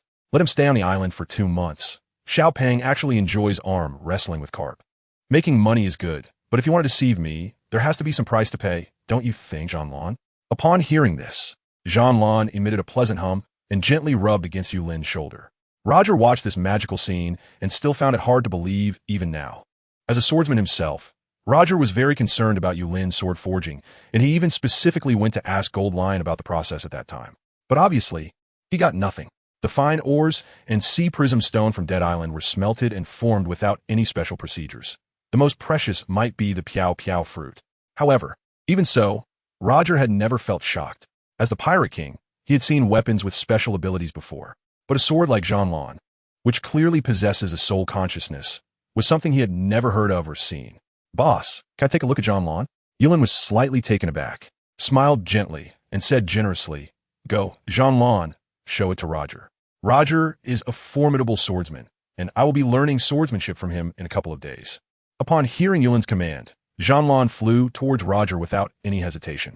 As Jean-Lan approached, Roger initially felt joy, but soon found himself engulfed in endless fear. At that moment, it felt as if he was falling into an infinite abyss, with incredibly smooth, dark cliffs on either side.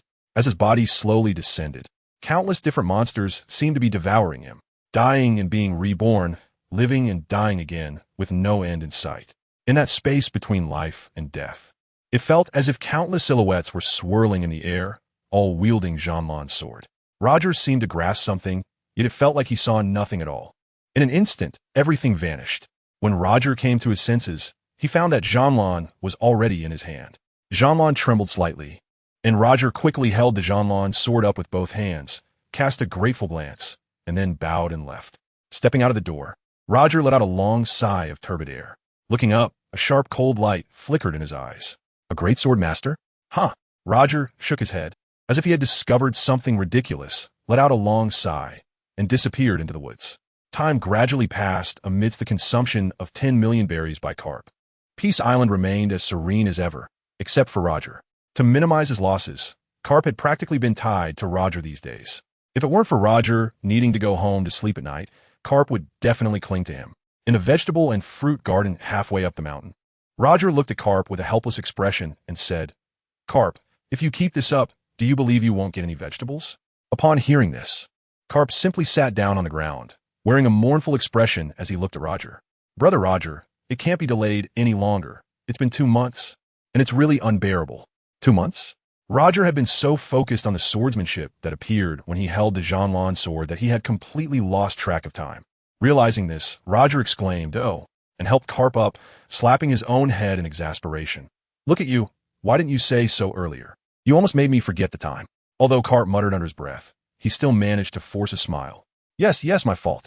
Shall we move it now?" Roger hesitated for a moment, looking at Carp with pity, and said, "Today the people from the Golden Lion are all busy. How about tomorrow?" No. No need for slaves. I could do it myself." "All right then." Seeing Carp so anxious, Roger calculated that the other party probably didn't have much money left. After all, they still needed to do business in the future, so he couldn't be too harsh. After saying that, Roger led Carp towards the vegetable and fruit garden. By noon, the staff on Peace Island had already begun to prepare their meals, while the Golden Lion was still diligently watching the slaves on Dead Island continue mining. With a furrowed brow, the Golden Lion clearly remembered that the ore at this location had already been mined out. But what was this new little hill in front of him? Moreover, the more he looked, the more he felt something was off. "Dig faster, all of you." Yes. With the Golden Lion's command, the slaves on Dead Island began a new round of massive mining. Having adapted to life on Peace Island, they no longer resembled pirates. Time flew by, and after the last loud crack, the Golden Lion hurried away, over the layers of surrounding slaves. He cast his gaze and saw a delicate little girl peacefully lying there. I was wondering why it was so strange. It turns out Dead Island has produced a new one. With a helpless sigh, the Golden Lion never imagined that, in addition to producing sea stone and various metal ores, Dead Island had now added a new business of mining people.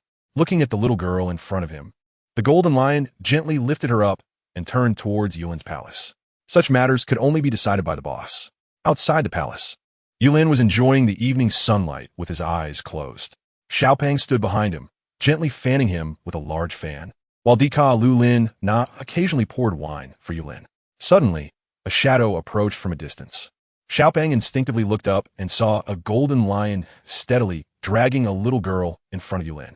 Bowing respectfully, the Golden Lion said, "Boss, Dead Island has dug up new people again." "Oh." Yulin slowly opened his eyes and shook his head as he looked at the little girl lying on the ground. "What a pity, she passed away so young." "Little Lion, the usual procedure, let's bury her in the back mountain. If she could survive, we can see if she has any other family." "All right, boss." With that, the Golden Lion took the little girl and headed towards the back mountain. Yulin looked up at the figure disappearing into the sky with a sense of lament.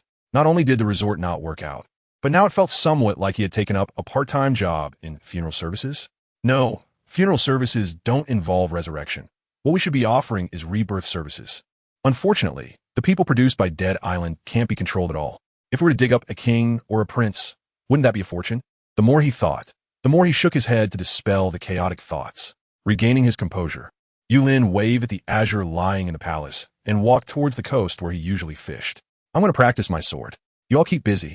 Xiaopeng and Dika Lulina nodded slightly and turned back into the palace. At the coast, Yulin quietly gazed ahead, with the azure sword in hand. He seemed to enter another realm. Over the past 2 months, Roger had shared the impressions left by the azure sword with Yulin. Although Roger's own progress was slow, Yulin became increasingly immersed in it. The sky, the wind moved, the clouds stopped. In the blink of an eye, a flash of lightning like cold light seemed to pass through Yulin's gaze. The tip of the azure sword pierced like lightning condensing frost. Blue light suddenly radiated around it, and the long sword became a beam of light, piercing through the air. Soaring into the sky, Yulin executed a series of slashes in midair. The sword energy seemed to be endowed with life, freely swirling around him. His clothes fluttered, creating an illusion that as he danced with the sword, he was ready to ride the wind and return. Slowly regaining his focus, Yulin gently landed on the ground and looked at the azure sword in his hand. Frowning slightly, why does this power feel so familiar? Indeed, this sword suits me better. Azure, you're quite impressive. Receiving Yulin's praise, the azure sword trembled slightly as if letting out a cheerful chirp. Gently placing the azure sword in the air, Yulin gazed at the boundless sea, lost in thought. Perhaps when I perfect my swordsmanship, I can go out and explore. Robin, you truly have more courage than your brother. Remembering the years spent on Peace Island felt like a lifetime ago. The confusion and days of arriving in another world made him think only of survival, being cautious and not daring to connect with the outside world. But over 10 years have passed, and Peace Island has unknowingly developed into a place that can do business with the Navy and pirates.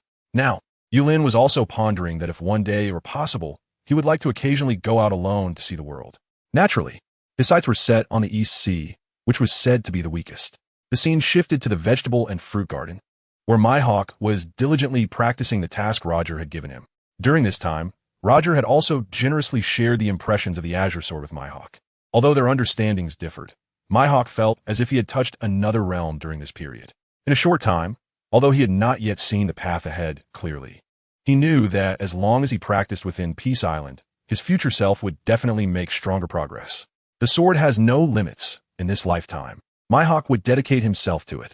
A slash went down, causing a green fruit to fall, while the number of fruits stained with red had become fewer and fewer. Just as Mihawk was about to try again, a tender voice came from behind him. "Are you the great swordsman?" Mihawk looked at the little girl in front of him with confusion. Although he also moved between the vegetable garden, kitchen, and home on Peace Island, he was very familiar with the main personnel there. Clearly, this little girl was not among them. Although she was unfamiliar, Mihawk did not show any seriousness. Instead, he crouched down and looked at her gently. "Little girl, how did you get here? What are you doing here? What am I doing? How did I get here?" The little girl lowered her head, her brows furrowed, as if she was trying hard to remember something. Mihawk gently patted the little girl's hair, which was mixed with quite a bit of wet soil. "Are you hungry?" Mihawk asked with concern. Seeing the little girl still didn't speak, he suddenly recalled her earlier words and continued to ask, "Little girl, do you know the great swordsman?" The little girl suddenly looked up, her eyes sparkling with determination. "Swordsman, I must become a true female swordsman." After saying this, the little girl instantly fainted. Mihawk hurriedly caught her and checked carefully, only to hear her stomach rumbling. With a faint smile, Mihawk cradled the little girl in his arms and headed towards Yulin's palace. It was almost dinner time, and Yulin was alone in the dining room, eating dessert and drinking a little wine, still calculating when he could go out to sea. After considering the timing of Peace Island in the East Sea, Yulin decided to give up this plan for the time being. After all, in a few days, Peace Island would be relocating again, and he didn't know when he would return to the East Sea. However, Yulin knew that when he returned to the East Sea again, he must force himself to go out alone once. After making up his mind, Yulin felt a wave of happiness. He drank a large cup of wine, and when he put down the cup, he saw Mihawk walk in, carrying a little girl. "Sorry, boss, there was a bit of a situation that made you wait. I'm going to cook now." After saying this, Mihawk gently placed the little girl on a chair, her head resting softly against the backrest. Yulin carefully looked at the little girl. Although he couldn't see her face clearly, her outfit was exactly the same as the one that the Golden Lion had buried during the day. Wow, Peace Island has really turned into Resurrection Island. It's truly a one-stop industry chain of digging one up and burying another. Although the resurrection is a miraculous event, Yulin was already used to the peculiarities of Peace Island, especially since he no longer had the system. However, there should still be some care for the traversers. Moreover, this is another world, so it's normal for some unusual things to happen. Without thinking too much about it, after Yulin had a few more drinks, Mihawk brought over several large platters of food all at once. Yulin took a deep breath and exclaimed, "Thank you, Mihawk, your skills are truly remarkable." Mihawk replied, "Thank you for the compliment, boss. Your willingness to take me in on Peace Island is already a great blessing for me. Only those who have personally experienced the magic of Peace Island can understand how luxurious life and training here are." Yulin nodded. Every employee in Peace Island loved Peace Island very much, and this was always Yulin's proudest achievement.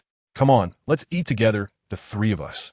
As soon as he finished speaking, the little girl who had fallen asleep gradually woke up, instinctively looking at the food. Her adorable expression made Yulin and Mihawk smile knowingly. "Go ahead and eat. If there's anything to say, we can talk after we're done." Yulin kindly pushed a plate of fish and meat beside the little girl. The little girl shyly glanced at Yulin and Mihawk, thanked them, and started eating heartily. While eating, she exclaimed that it was delicious, so delicious. Looking at the little girl's slightly flushed face, Mihawk casually handed her a cup of water. The little girl, who had choked, quickly drank it, her face completely red, and said to Mihawk, "Thank you." Mihawk looked at Yulin and subtly gestured to the little girl. You should thank the boss. To be precise, it was the boss who saved you. The little girl quickly put down her food, wiped her mouth that was smeared with remnants, jumped off the chair, and deeply bowed to Yulin. Thank you, esteemed boss. I'm immensely grateful for your help. But I seem to remember nothing. After saying that, the little girl lowered her head somewhat dejectedly. Apart from expressing her gratitude, she didn't know how to introduce herself to Yulin, and it felt too rude for her. Yulin gently patted the girl's hair and looked at her kindly. It's okay. You might remember it in the future. Even if you don't, you can always live on Peace Island, but you will have to work for it.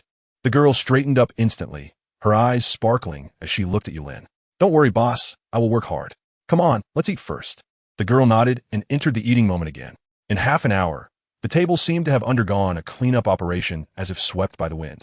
And the girl's slightly embarrassed expression made Yulin and Mihawk laugh in their hearts. Xiao Jia and Xiao Yi quickly came over to clean up. Seeing this, the girl quickly joined the team to clear the table.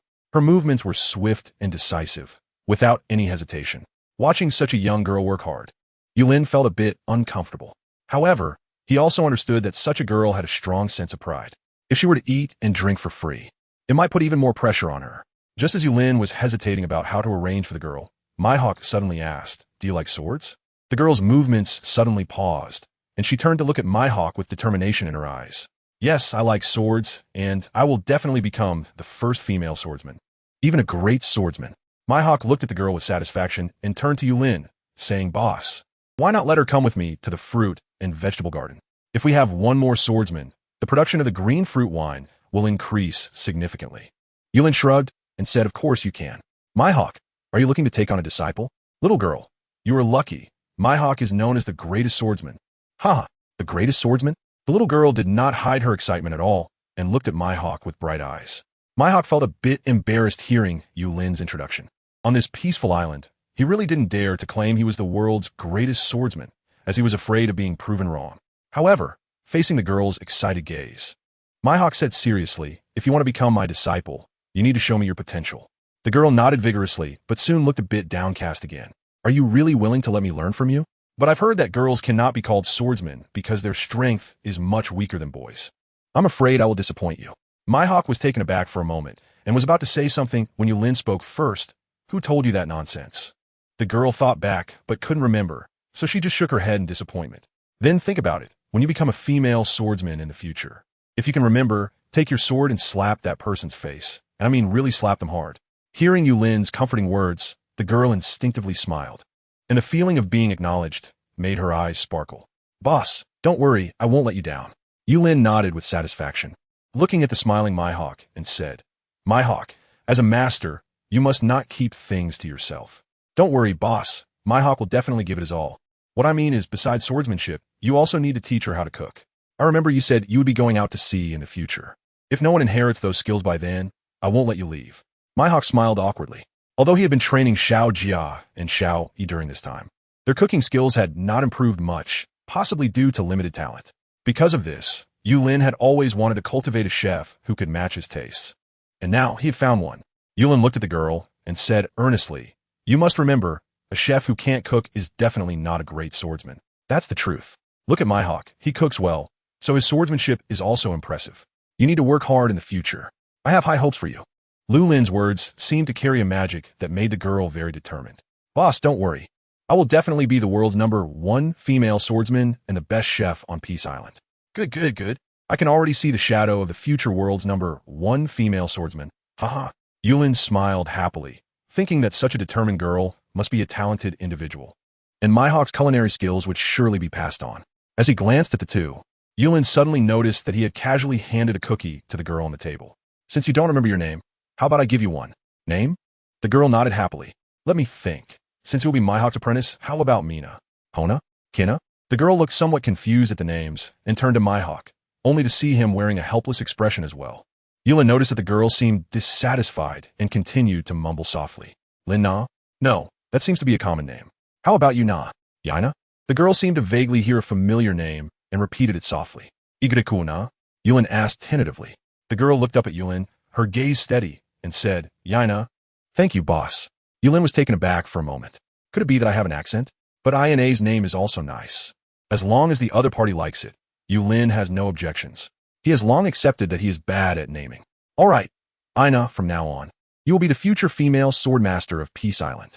On the day you set out, you will definitely be known as the world's #1 female sword master. Ina looked firmly at Yulin and Mihawk and said decisively, Boss Master, I will definitely become the world's #1 female sword master and slap that guy with the crooked theory in the face. The new world had arrived at Peace Island as scheduled.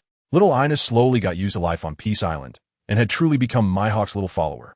In the mornings, she would run around Peace Island, and after that, she would be taken to the vegetable and fruit garden for training. In the evenings, she would follow Mihawk to the kitchen to learn cooking skills.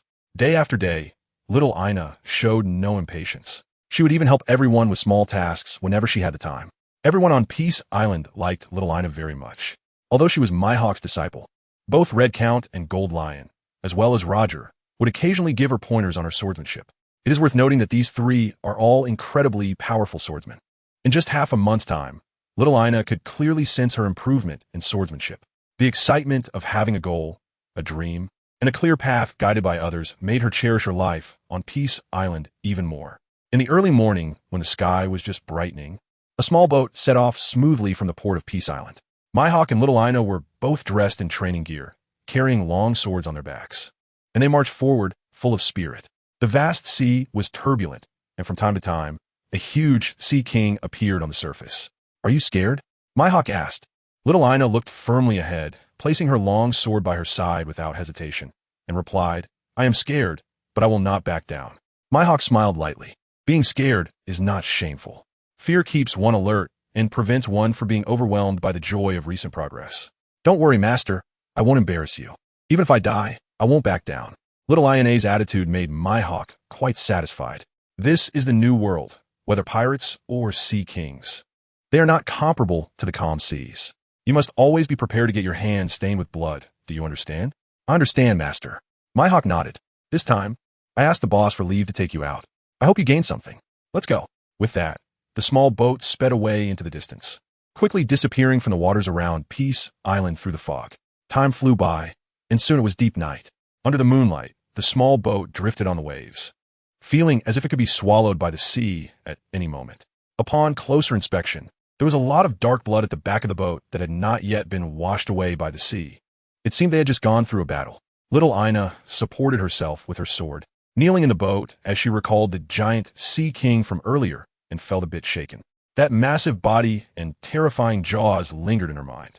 However, what was even more terrifying was Master S slashes. No matter how fierce the Sea King was, Master S strikes could tear it apart every time. Blood splattered all over the boat, yet Master remained spotless. Is this the power of the world's #1 great swordsman? Little Ina's eyes were filled with admiration. Her master was the world's #1 great swordsman, and such pride welled up within her. Master, I will definitely become as powerful as you. The world's #1 female swordsman. Seeing the determined look in little Ina's eyes, Mihawk had no doubt. I believe you will. Hearing Mihawk's response, little Ina was overjoyed. Thank you, Master. I didn't know you trusted me so much. Mihawk shook his head, looking toward the direction of Peace Island, and said calmly, because the boss said you are, in the future, you definitely will be. But first, you must earn the boss's absolute recognition. Boss. Little Ina recalled the warm big brother on Peace Island and couldn't he help but ask, Master, is the boss also a great swordsman? I see he seems to have a sword too. Is he also very powerful? Powerful? Mihawk knew that the word powerful could not describe the boss's strength at all. If there were a word to describe the boss, it would only be God. Little Ina, you must remember, you will become a great swordsman, even the world's #1 great swordsman. But this world does not include the people on Peace Island. Little Ina nodded, half understanding, and looked at her master with admiration. She knew that in that gentle island, the boss was the pillar for everyone, a being that was like faith. As the moonlight faded, little Ina was awakened by a loud noise. Instinctively gripping her long sword, she focused her gaze in the direction of the sound, and in that moment, it felt as if she had the vision of an eagle. Master? Little Ina looked at Mihawk, who was still resting with his eyes closed, in confusion. The roar ahead was impossible for him not to hear. Mihawk sensed little Ina's thoughts, and with a slight smile, opened his eyes. In that moment, little Ina seemed to see the taste of death. Little Ina, are you willing to kill? Facing Mihawk's captivating gaze, little Ina hesitated for a moment, but then firmly grasped her long sword. Master, I can do it.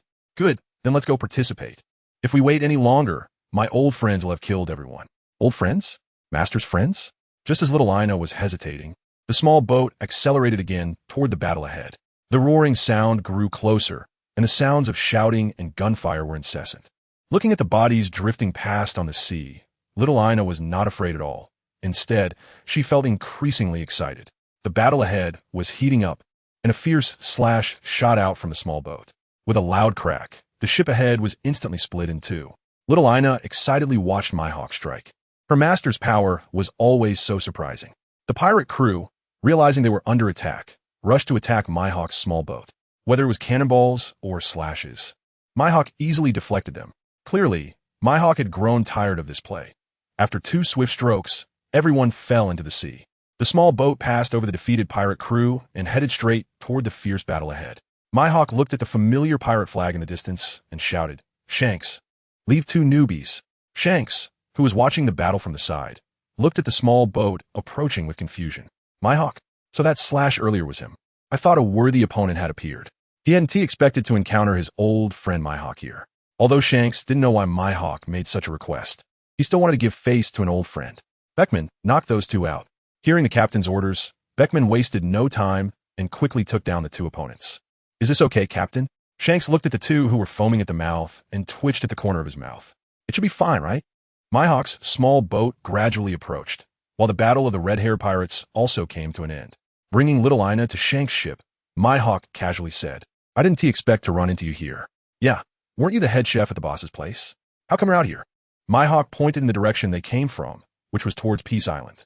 "Do you want to go there for a visit?" "Peace Island? It's so close. But never mind. That's Kaido's territory, and I'm not interested in provoking that madman lately." "Kaido, huh?" "True." Mihawk turned to look at the two fallen individuals and helplessly glanced at Shanks. "You didn't knock them out completely, did you?"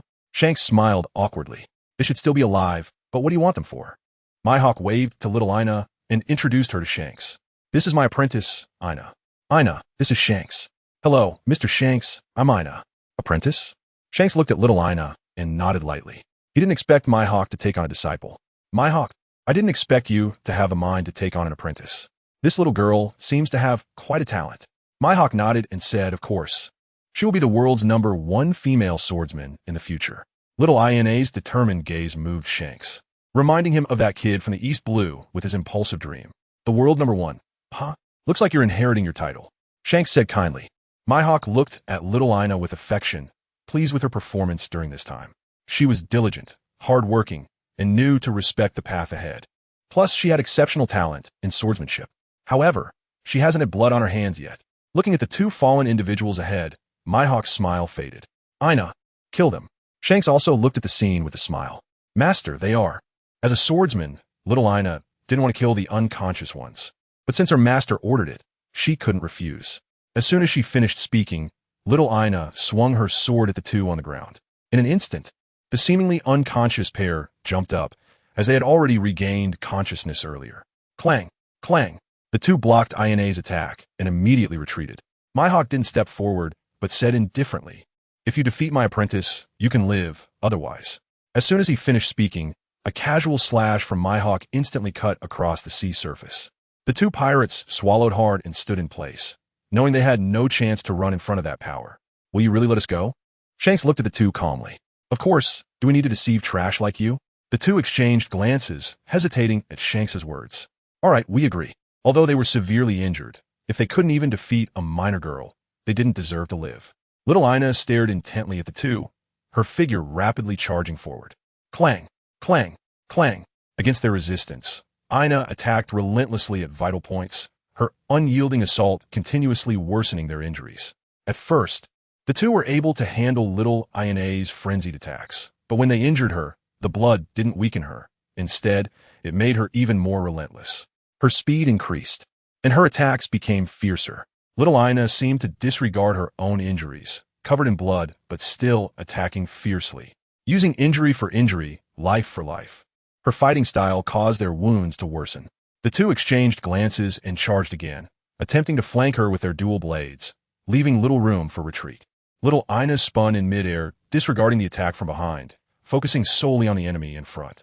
Facing little Ina's eagle-eyed gaze, The pirate in front felt a shiver down his spine, and his long knife deviated slightly in the air. Little Ina suddenly turned in mid-air without warning, swinging her sword to slash at the enemy behind her.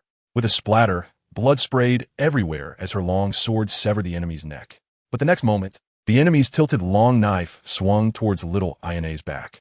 Little Ina let out a muffled grunt as she fell to the ground, struggling to rise again, blood covering her body, dragging her blood-soaked long sword along the ground. The pirate instinctively took a step back before charging again. He had no way to retreat. Even if he died, he wanted to take someone down with him. The long knife whistled through the air, and just as he thought he could succeed, Mihawk's gaze sharpened, causing the pirate to feel dizzy. When he regained his senses, his head had already flown off. Shanks looked at Mihawk in disbelief. Conqueror's Haki? You actually awakened Conqueror's Haki? Mihawk shook his head and replied calmly. Although I have indeed awakened Conqueror's Haki, what you just saw was sword intent. You can think of it as the realm of the sword. The realm of the sword? Shanks fell into contemplation, slowly walking to Little Ina's side. Mihawk gently fed her a cup of green fruit wine. You did well, Ina.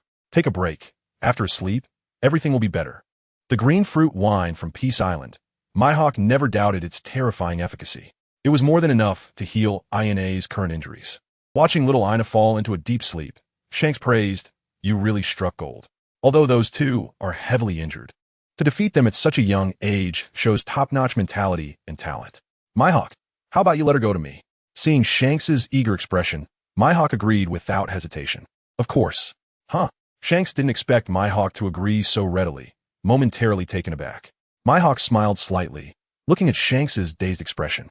Little Ina will not only be the #1 swordswoman, but also the future head chef chosen by the boss of Peace Island. If you want to snatch her from the boss, I admire your ambition. How about I treat you to drinks in the future? Hearing this, Shanks's mouth twitched, and the entire red-haired pirates seemed to be petrified.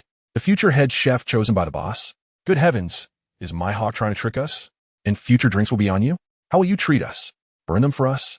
On the red-haired pirate's ship, Little Ina gradually awakened from her slumber. You're awake, Miss Ina? Shanks said with a smile, handing her a glass of water. This is the future favored one of the boss. If they didn't take advantage of Mihawk's connection now, they might not have the chance later. Little Ina took a sip of water and smiled slightly. Thank you, Mr. Shanks. Where's my master? Oh, you mean Mihawk? He's fishing on the deck, Shanks replied with a knowing smile. Upon hearing this, Little Ina propped herself up and slowly got up. Although her injuries were gradually healing, she still needed a couple of days to recover from her exhaustion. She walked slowly to the deck, where Mihawk was sitting at the bow with a fishing rod in hand. Little Ina looked over and noticed that there was no bait or even fishing line on Mihawk's fishing rod. Master, Little Ina respectfully bowed. Mihawk didn't turn but said lightly, How does your body feel? I've recovered. I'm sorry to worry you. Sighing, Mihawk put away the fishing rod and smiled at Little Ina. It's understandable to feel exhausted after such intense battles. You did well. You'll gradually adapt to it. With Mihawk's approval, a happy smile naturally appeared on Little Ina's face. Master, were you fishing just now? Yes, I have seen the boss fish before. The fishing rod is just casually placed without bait or fishing line. Yet despite that, all kinds of fish jump towards the rod, as if afraid of missing something. Little Ina stared in surprise, her mouth slightly open. So amazing? Mihawk nodded, looking longingly towards Peace Island. Perhaps that is the boss's realm. On Peace Island, Yulin sat on a sofa by the coast, gazing into the distance. Behind him was a little chubby figure resembling a bodyguard. The fishing rod was casually stuck in the ground, and suddenly the coast began to boil. Little Fat, it's been 2 days since Mihawk and the others left, right? The food has been a bit bland these past 2 days. The little fat man behind him nodded in agreement. Although this was Yulin's third complaint, the little fat man showed no signs of impatience. Another boring day, let's go. Little Fat, and pack up the silly fish on the rod. Let Xiao Jia and Xiao Yi prepare a meal when we get back. After saying this, Yulin stretched lazily and turned to leave without looking back. Upon hearing Yulin's command, Little Fat quickly picked up a gray fishing net, swung it hard, and wrapped all the fish together. His skill was evident. Just as Little Fat was diligently packing, he suddenly frowned, looked up, and saw dozens of large black shells flying out from beneath the sea surface, heading straight towards Yulin. Humph! Little Fat grunted, his eyes filled with a dead gaze. And with a swipe of his paw, all the shells shattered in an instant without a sound. Staring intently underwater, Little Fat seemed to have discovered something, and he leaped into the sea. His massive body seemed to create a deep pit in the ocean surface. The sudden loud noise caught Yulin's attention, and as he turned around, he just happened to see little Fat's black and white fur slowly disappearing from the surface of the sea. "Oh, you want to swim today?" Yulin smiled and walked towards the island. In the deep sea, little Fat swam effortlessly, watching the ship in the distance, wrapped in large bubbles, shooting out shells again. He clenched his paw and threw a powerful punch. Instantly, the sea shook violently, and those shells turned to dust before they even reached the ocean surface. Swallowed by the sea, the waves flipped the bubble-wrapped ship upside down. At this moment, they also noticed little Fat's presence. "First mate, look, what kind of sea king is that? It seems to be coming towards us." Hearing this, the man with the sword looked in the direction the crew pointed. In the water, little Fat's black and white figure was getting closer. A sea king? Could the earlier tremors have been caused by him? Quick attack! Before he finished speaking, as they attempted to attack, little Fat's claws, like 5 sharp long knives, flashed coldly as 5 slashes flew out.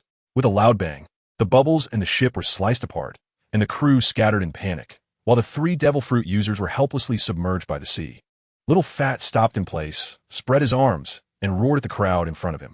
The roaring sea water began to shatter like a mirror, and all enemies in sight were instantly torn apart. Coincidentally, the 3 devil fruit users were unharmed. Little Fat watched the Sea Kings gathering, drawn by the blood. Without a hint of worry, glancing casually at the remaining 3 enemies, he nodded slightly, and the closest Sea King sensibly dragged the 3 towards the shore of Peace Island. The deep sea churned as the ocean continued to digest little Fat's power. Meanwhile, in the distance, a small bubble was quickly fleeing. Although little Fat noticed it, he couldn't be bothered thinking about getting back sooner. Back on the shore, little Fat looked at the 3 devil fruit users delivered by the Sea Kings, casually tossed them into the fishing net, and carried Yulin's sofa and umbrella as he marched towards the island. In the deep mountains of Peace Island, Red Count stood beside the devil fruit tree, saying something when little Fat jumped over. Before Red Count could say anything, little Fat shook the fishing net and took out the 3 individuals, tossing them towards the direction of the devil fruit tree. 1, 2, 3. After the devil fruit tree absorbed the 3, little Fat prepared to pack them up again. At that moment, one of them slowly opened their eyes. Before he could react, little Fat slapped him hard. Then, with 2 more slaps, the other 2 also received large claw marks on their faces, suddenly leaving them with crooked mouths and bloody faces. Red Count watched little Fat, who was carrying the fishing net away, with a twitching mouth. Goodness, little Fat's scope of work has become quite broad. The scene shifted to Dead Island Mine. Gold Lion sat on a chair, leisurely supervising while drinking, his brows slightly furrowed as he instinctively looked up at the sky. 3 strange figures descended through the mist. With a pointed finger, he steadily caught the 3 floating before him, seeing the bloody claw marks on their faces. Gold Lion knew these were definitely slaves sent by that big shot. Go, teach them their future tasks. After giving the instruction, Gold Lion casually threw the 3 out. On the sea, a small bubble slowly floated to the surface. The man looked fearfully towards Peace Island, the brutal scene still vivid in his mind. What kind of sea king was that? Not very big, yet it had an ability similar to the Tremor fruit? No, I must quickly report this to Lord Kaido. Taking a deep breath, the man looked at the small boat that was faintly visible ahead, a cruel smile appearing on his face. Tough luck for you. Let me have a little snack first. Master, it seems there are people in the bubble ahead. Cut him. Yes, master. Mihawk's words were an absolute command in little Ayane's ears, and she wouldn't hesitate at all. After all, this was the New World. Out of 100 pirate crews, 99 were villains, and the remaining ones were either slaves on Peace Island or affiliates of Peace Island. So, when it came to those outside, little Aina had no psychological burden at all. Watching the approaching bubble, little Aina steadied her sword, her eyes sharp as an eagle, ready to deliver the most lethal blow at any moment. The man looked at the girl on the small boat with a cruel smile. With a casual wave, countless bubbles surged from the sea, overwhelming the small boat. As they got closer, the man's smile grew more unrestrained, as if a fear that had been suppressed earlier was about to be released at this moment. Explode for me, bubble bombs. With the man's roar, all the bubbles began to swell uncontrollably. Mihawk knew that the man before him was not someone little Aina could handle at the moment. He raised his head slightly, his eyes glinting coldly, and in an instant, all the swelling bubbles seemed to be pierced by sharp weapons, deflating and disappearing in an instant. How is this possible? The man felt a great shock in his heart and raised his hand again to create even more bubbles than before. However, this time, not only was he not given time to expand, but the bubbles that had already appeared instantly vanished as well. Just as he was about to make a move, a massive slash brushed past him, cutting the sea in half for a moment, and an unfortunate sea king was instantly devoured by the strike. The man swallowed hard, looking at the small boat in fear. Is it tilted? Just as the man hesitated, a cold voice came from ahead. If you move again, you will die. The man opened his mouth wide, staring at the indifferent gaze and the black blade before him, and said with difficulty, Hawkeye my hawk. The world's greatest swordsman actually appeared here with a little girl. Ina, strike him in that direction, and we'll return to Peace Island together. Don't worry, he won't move. Okay, master. With that, little Ina raised her longsword and slashed at the bubbles encasing the man. With a buzzing sound, the longsword in little Ina's hand trembled slightly, and despite her full force strike, she couldn't break the seemingly thin bubble. The man's relief at little Ina's failure was short-lived, as he then realized that Mihawk and the others were heading straight for the place he had just escaped from. Terrified, the man mustered his courage to shout, No, we can't go there. There's a terrifying sea king near that island. Sea king? Terrifying? Mihawk couldn't think of any sea king that could be considered terrifying in front of Peace Island. Die now, or die later. Under Mihawk's terrifying gaze, the man finally lowered his head, hoping that this world's greatest swordsman could handle that black and white monster. Thus, a small boat steadily moved towards Peace Island, pushing ahead with a bubble. Little Ina kept slashing at the bubbles, but never managed to break through the opponent's defense. After the bubbles were slashed away, they quickly returned to meet the subsequent strikes. He had thought about escaping, but after witnessing Mihawk casually slay sea kings, he chose to take a gamble. After all, if Mihawk defeated that monster, he would just be a practice target at most. If he couldn't win, there was nothing he could do. If death was inevitable, he would rather die at the back. This was also why, during every battle, even as the captain, he always hid at a distance. Because of this, he had survived in the new world until now. As the day grew late, a small boat steadily stopped between two warships at the harbor after passing through layers of mist. The man looked at Mihawk in confusion. Could it be that Hawkeye has joined the Navy and is bringing people into the Navy's base like this? Stepping onto the island, the man lowered his head with a face full of resignation, having accepted his fate. Originally, he had only discovered that there were warships here and wanted to cause a big disturbance, which would also earn him some reputation after just joining Kaido's ranks. With such a distance and being in the deep sea, he thought that even if there were strong enemies, he should have time to escape. But who could have imagined that he would be obliterated in an instant by such a terrifying monster while at the bottom of the sea? Now it was all over. His reputation was gone, and his life was probably not safe either. Oh, you're back? Just as the man sighed, a surprised voice came from ahead. With vacant eyes, he looked in the direction of the voice, and what came into view was a handsome young man, followed by a large umbrella. A large umbrella? The man glanced over, and his eyes nearly popped out of their sockets. A monster, Lord Mihawk, it's a monster. Yulin looked at the man behind Mihawk with an unkind expression and turned to ask, Mihawk, your friend? No, boss. This is a slave I encountered on the way, meant for Ina to practice on. Oh, a slave? Xiaopang, slap him. Before the man could react, Xiaopang slapped him. With a loud bang, the man flew like a flash into the deep mountains of Peace Island. With a thunderous crash, Red Count looked at the figure falling from the sky and casually said to the nearby Golden Lion, It's probably another one sent by Xiaopang. Golden Lion twitched the corner of his mouth. Does it need to be said? He's the only one making such a racket on the whole island. After the man landed, he was immediately caught by the devil fruit tree, struggling in vain to break free. In his fear, the man saw the familiar figure of Golden Lion and was greatly shocked. Golden Lion? Oh, you actually know me? It seems my reputation is still quite loud. Huh? Golden Lion's smile grew even wider. Lord Golden Lion, I really didn't know you were here. Please let me go. I only attacked because I saw a warship outside, and my pirate crew has already been wiped out by monsters, causing you no harm. Attacked here? How come I didn't know? Golden Lion looked at Red Count with a puzzled expression. How could he not know if someone attacked Peace Island? Red Count's eyes turned. Thinking of the three guys Xiaopang had sent before, he said, maybe Xiaopang dealt with it in secret. Those three should have been sent to you as well. Them? Golden Lion nodded thoughtfully. If it was Xiaopang, that was indeed very possible. Let's go. From now on, just stay here and be a slave. If you misbehave, dying will be quite difficult for you. The man was well aware of Golden Lion's reputation. It was said that he would eat people without spitting out their bones. With no hope of survival, the man's mind began to spiral into madness. Golden Lion, you can't do this to me. I am a subordinate of Kaido. If you kill me on Kaido's territory, he won't let you off. He will definitely level this place." The man struggled desperately in the air, his frantic screams making him forget the pain. Golden Lion, feeling annoyed, simply slapped the man unconscious. "Kaido, his past treatment wasn't even as good as yours now." On a path in Peace Island, Yulin suddenly stopped walking. "Huh? Did I just hear someone calling Kaido's name?" Yulin followed Xiao Pang's finger to look at the sky, only to see the Golden Lion carrying something heading towards the Island of Death, and he smiled knowingly. It seems the cow has wandered off. The little lion is really dedicated, still looking for the cow while carrying things.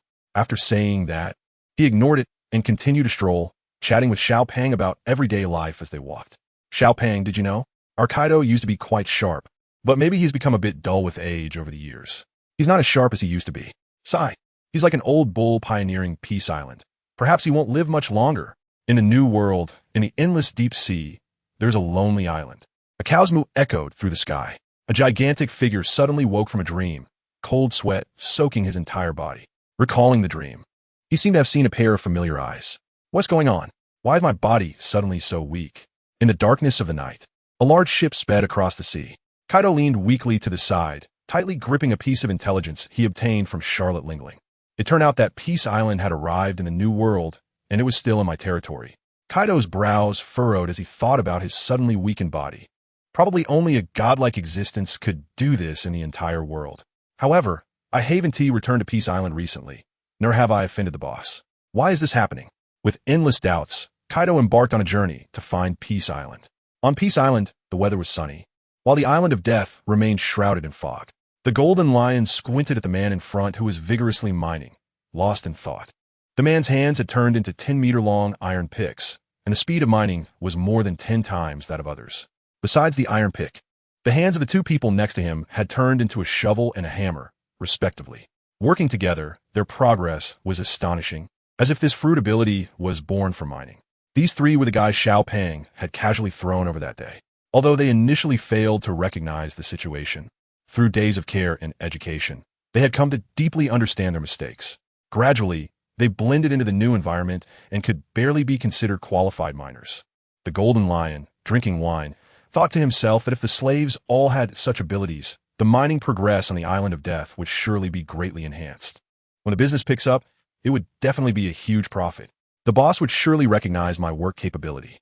The more he thought about it, the more excited the Golden Lion became, and he could no longer contain himself. He turned and flew towards the palace. In the palace dining room, Yulin was enjoying dinner made by Mihawk and Xiao Aina. It must be said that Xiao Aina had deeply inherited Mihawk's true teachings in both swordsmanship and cooking. Although she still had a long way to go in swordsmanship, she had already begun to apply what she learned in cooking. Yulin was very satisfied with this. "Aina, you've been working so hard lately. Isn't it tough to practice swordsmanship?" Yulin knew about Ina's efforts. He practiced for at most an hour each day, while little Aina spent her time either helping in the kitchen or practicing swordplay, aside from her normal rest. Seeing such a young girl work so hard made Yulin feel a bit heartbroken. Feeling Yulin's care, little Aina looked up with a face full of happiness and smiled. "Boss, I'm not tired. I want to work harder to make delicious food for you, and also practice my sword skills so I can find that guy with the twisted logic and slap his face, telling him that a girl can also be the world's #1 swordsman." "All right, our little Aina has such ambition. I have high hopes for you." "Thank you, boss." After saying that, little Aina helped Xiao Jia and Xiao Yi start cleaning up the table. After Yulin was full and satisfied, he turned and walked toward the hall, just in time to bump into the Red Count and the Golden Lion entering. "Hello, boss." "Oh, you two came together for something?" The Golden Lion looked at the Red Count again. To be safe, before seeking Yulin, the Golden Lion first consulted the Red Count's opinion. After understanding the Golden Lion's thoughts, the Red Count briefly communicated with the demon fruit tree and received a positive response. However, since it was a significant matter, the two didn't dare to act rashly. They had to come together to ask Yulin for his opinion. After a moment, when a Red Count explained the Golden Lion's idea to Yulin, Yulin fell into brief contemplation. Looking at Yulin's face, which was hard to read in terms of emotions, the Golden Lion felt anxious in his heart. Yulin had many thoughts. In the past, after he learned about the value of devil fruits, he considered whether to sell some of them. However, this idea was bravely opposed by Count Red. The value of devil fruits on Peace Island was terrifying. If a large number flowed into the sea, it would definitely cause a wave of chaos. Even though Peace Island had restrictions on the fruits from the devil fruit trees, there was no need to worry. However, in times of turmoil, it would not benefit the development of Peace Island. At that time, after listening to Count Red's advice, Yulin completely abandoned this idea. But now it is different. If they're only used internally on Peace Island, it would not affect the outside world. Yulin thought about the busy Daikalilina and the others in the kitchen every day and wondered, if each of them had a floating fruit, it would at least make serving dishes easier. Recalling his thoughts, Yulin smiled as he looked at the two below. Little Lion, your suggestion is good. As for the fruits, let's follow Little Red's suggestion and choose similar yellow fruits, so they won't be restricted while developing Hailu Stone. Whether they can awaken or not will depend on their own fortune. Hearing Yulin's approval, the Golden Lion and the Red Count both smiled. By the way, Little Red, go prepare 3 identical floating fruits for me. Our chefs deserve a reward too. They can't just serve dishes all the time. Okay, boss, I'll arrange it right away. Yulin nodded and smiled at the two who were dedicated to the development of Peace Island. Xiaohong, Little Lion, you are both great contributors to the development of Peace Island. From now on, you can discuss the distribution of devil fruits together. I trust you. The words of Yulin stirred the hearts of the two, a faint warm current echoing within them. At that moment, they could not distinguish whether it was the power bestowed by the boss or genuine emotion. Boss, rest assured, I will not let you down, the Red Count said firmly. Beside him, the Golden Lion was so excited that he momentarily stuttered, his face turning red as he finally managed to blurt out, Boss, me too. In the depths of Peace Island, the Golden Lion stood in front of the demon fruit tree, suddenly feeling a tremor in his heart. Red Boss, you say picking so many fruits won't anger the demon fruit tree, right? He knew that any fruit produced by the demon fruit tree would always be restricted by it. This time, it was the Golden Lion who proposed to pick such a large quantity of demon fruits. What if he angered this big shot and caused an explosion? The Red Count suddenly froze, pointing at the Golden Lion and laughing heartily. Ha ha! I say, Golden Lion, your strength has grown over the years, yet your courage has shrunk. The Golden Lion smiled awkwardly. I'm just being cautious, better safe than sorry. Now, with his greatly enhanced strength, he was confident that he could escape from the Navy headquarters even if he tried again. But unfortunately, he had always lived on Peace Island, surrounded by not just big shots, but even bigger shots. There was no choice but to be cautious. Those who weren't cautious were still plowing the fields, right? He had finally become a formal laborer, and didn't he want to turn from the Golden Lion into a golden cow, farming alongside rocks? Now that he thought about it, although Kaido had also turned into a yellow cow and worked here for 10 years, he had at least been liberated. Although he couldn't enjoy the wonders of Peace Island, it was still better than living like rocks, the Black Cow. In the vast ocean, the giant ship moved like a small boat, swaying with the wind and letting the sea flow around it. In this terrifying new world, besides the ever-changing environment, there were countless terrifying sea kings and vicious pirates. Everything was filled with the unknown. Everything was filled with fear. However, clearly, this fear would never descend upon Kaido, who was as fierce as a beast. Even though his body was deteriorating day by day, he was not an existence that any petty thief could covet. The ship sped forward, its enormous flag fluttering in the air. Some pirate crews looked on in fear, while others gazed with a hint of longing in their fearful eyes. Look, that's Lord Kaido. If we work hard, we too will have a chance to become an officer in the Beast Pirates. They saw it, the aura of the ruler of the New World. Daring to rest with his eyes closed on the ship alone, this kind of courage was something they could never learn. On the ship, Kaido was growing weaker, and at this moment, he had no mind for anything else. After checking the information in his hand again, Kaido finally ignited a spark of hope. Beyond that layer of fog, it would soon be Peace Island. At the lookout of Peace Island, Yulin, for some reason, felt no drowsiness tonight. He lay leisurely on a rocking chair, gazing at the starry sky. The night breeze brushed by as he took a sip of liquor. So free. Suddenly, a slight tremor jolted Yulin back to reality, instinctively looking into the distance. Yulin was surprised to find that Peace Island seemed to be moving across the sea like a ship. He had grown accustomed to the fact that Peace Island could move randomly over the years. However, witnessing the movement of Peace Island with his own eyes was a first. In the past years, whenever Peace Island relocated, it was always completed in an instant. Even when he strained his eyes to watch, he could not perceive its true tracks. After a few times, Yulin had given up the idea of observation. But unexpectedly, this time Peace Island was indeed moving, and its speed was visibly quickening. At this moment, all the beings on the island seemed to have fallen into a deep slumber, unaware. Only faintly, for different sighs echoed from within Yulin's palace. The scene shifted to the mist. Kaido's large ship was speeding forward, but the fog in front had never dissipated. His increasingly weakened body made Kaido's head feel a bit fuzzy. No matter how he shook his head, he could no longer see the road ahead. His skin was visibly withering and drying up, and his hair began to fall out gradually. Now, he couldn't even use his haki and had to rely solely on his body's instincts to maneuver the ship at high speed. Cough, cough. Kaido's voice began to grow old. Covering his mouth, he struggled to cough a couple of times, and several of his teeth fell from his hand. A sudden strong sea breeze blew through, and a crisp sound echoed from above. His dragon horns broke off and fell, and Kaido wanted to reach out to grab them. But his trembling hands no longer had the strength of the past. When he regained his senses, all that was left on the deck in front of him were white fragments. Ah, am I really going to die this time? Is this what death feels like? Ha! Peace Island, boss. After murmuring a few words in a daze, Kaido slowly closed his eyes. His once towering body seemed to have been drained of life, shrinking by half. The sea breeze blew past, as if it could take him away at any moment. As dawn gradually broke, the large ship continued to move with the wind. Yulin couldn't sleep all night until the Peace Island beneath him stopped moving. He had run faster that night than any boat. After joking a bit, Yulin prepared to return to the palace for some rest. Staying up late was really detrimental to his health. He needed to make up for it. He jumped down from the lookout tower and, in midair, seemed to see a large ship approaching from outside the harbor. Could it be a visitor? The drowsiness from staying up all night vanished, and Yulin bounced over to the seaside. No movement. Could it be drifting over like a ghost ship, unwanted by anyone? After waiting for a moment and seeing no activity, Yulin climbed aboard the large ship. Upon seeing the gigantic skeleton that had turned into a skull, he instinctively took a step back.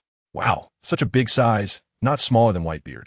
Looking around the spacious ship, Yulin gazed at the skeleton with a hint of regret. It seemed to have starved to death. What a pity. If it were still alive, I would feed it, and it would surely be grateful enough to stay and work. What a good labor. What a shame. Forget it, considering you brought me a ship. I'll find a place to bury you. With that thought, Yulin shouted towards the island, "Little fatty, come over and help out." As soon as he finished speaking, a black and white figure leaped high from Peace Island. After spotting Yulin, it swiftly turned midair and rushed over. In the blink of an eye, it landed steadily in front of Yulin. Yulin smiled at Xiao Pang, feeling grateful that Xiao Lu had brought him back all those years ago. Come on, Xiao Pang, let's take it to the back mountain and bury him. Guests deserve our respect. Xiao Pang glanced at the enormous skeleton, casually lifted it, and with a crack, the arm bone was yanked off. A bit embarrassed, he looked at Yulin and took out a fishing net from behind, skillfully wrapping the bone. After nodding to Yulin, he leaped again towards the back mountain. Watching Xiao Pang disappear, Yulin sighed again. What a good laborer. Sigh. Shaking his head, Yulin dragged his heavy legs mechanically towards the interior of the island. On the forest path, the mountain breeze blew. The air was fresh and sweet, creating a serene and beautiful landscape that was refreshing and enchanting. Unfortunately, he was too tired to enjoy this beauty, as his eyelids were nearly glued together. Boss, a cheerful voice suddenly came from the left. Yulin slowly turned his head and saw Roger holding a bunch of elegantly colored flowers. Oh, Roger, are you picking flowers for Lugio? No. This is for Ka Lulina. Upon hearing this, Yulin seemed to be awakened by something, his eyes sparkling with curiosity as he quickly stepped forward. Roger, what is this? Yulin blinked with a curious expression. Ahem, Roger smiled awkwardly. Boss, what are you thinking? I have the heart, but not the guts. No, what heart? We're using this for an experiment to see if the flowers from Peace Island can produce new products when planted in the vegetable and fruit garden. Sigh, you made me excited for nothing. After saying this, drowsiness hit him again. Roger? Yulin suddenly stopped, turned around, and shouted at Roger, who was still picking flowers. By the way, Roger, it seems like you came back from the dead, right? Yulin walked quickly over to Roger, who was standing there in a daze, and asked again, Roger, I remember you died outside, and then Xiao Hong brought you back, right? Ah, that should be it. I came back from dying outside. Hearing Roger's affirmative answer, Yulin's smile widened even more. It's good that you died outside. Ha ha ha. Roger looked at Yulin, who was striding away, feeling a mix of emotions. I died outside. Is that good? Confused, Roger continued to pick flowers, while Yulin had already arrived at the back mountain. Looking at the soft soil he had just turned over, Yulin kept praying in his heart. Since Roger came back from dying outside in perfect condition and revived in a day, then you, who turned into a skeleton, should be fine with 2 days, right? After saying this, he stepped on the ground happily and turned to leave. Such hard work must not go to waste. Time flew by, and Peace Island continued to operate steadily. The mines on Dead Island saw a significant boost due to the abilities of the mining brothers' fruit. The Golden Lion's days were getting better day by day. The three culinary heroes on the island each received a float fruit. When the Red Count placed the fruit in front of them, the three felt as if their bodies were already floating before they even ate it. The devil fruit, something they could only dream of in the past, was unexpectedly obtained on Peace Island. Moreover, it was the powerful float fruit. From then on, the chefs on Peace Island no longer needed to manually carry plates, greatly enhancing their meal preparation efficiency. Naturally, Yulin was the biggest beneficiary of this. After lunch, Yulin calculated the time and walked towards the back mountain.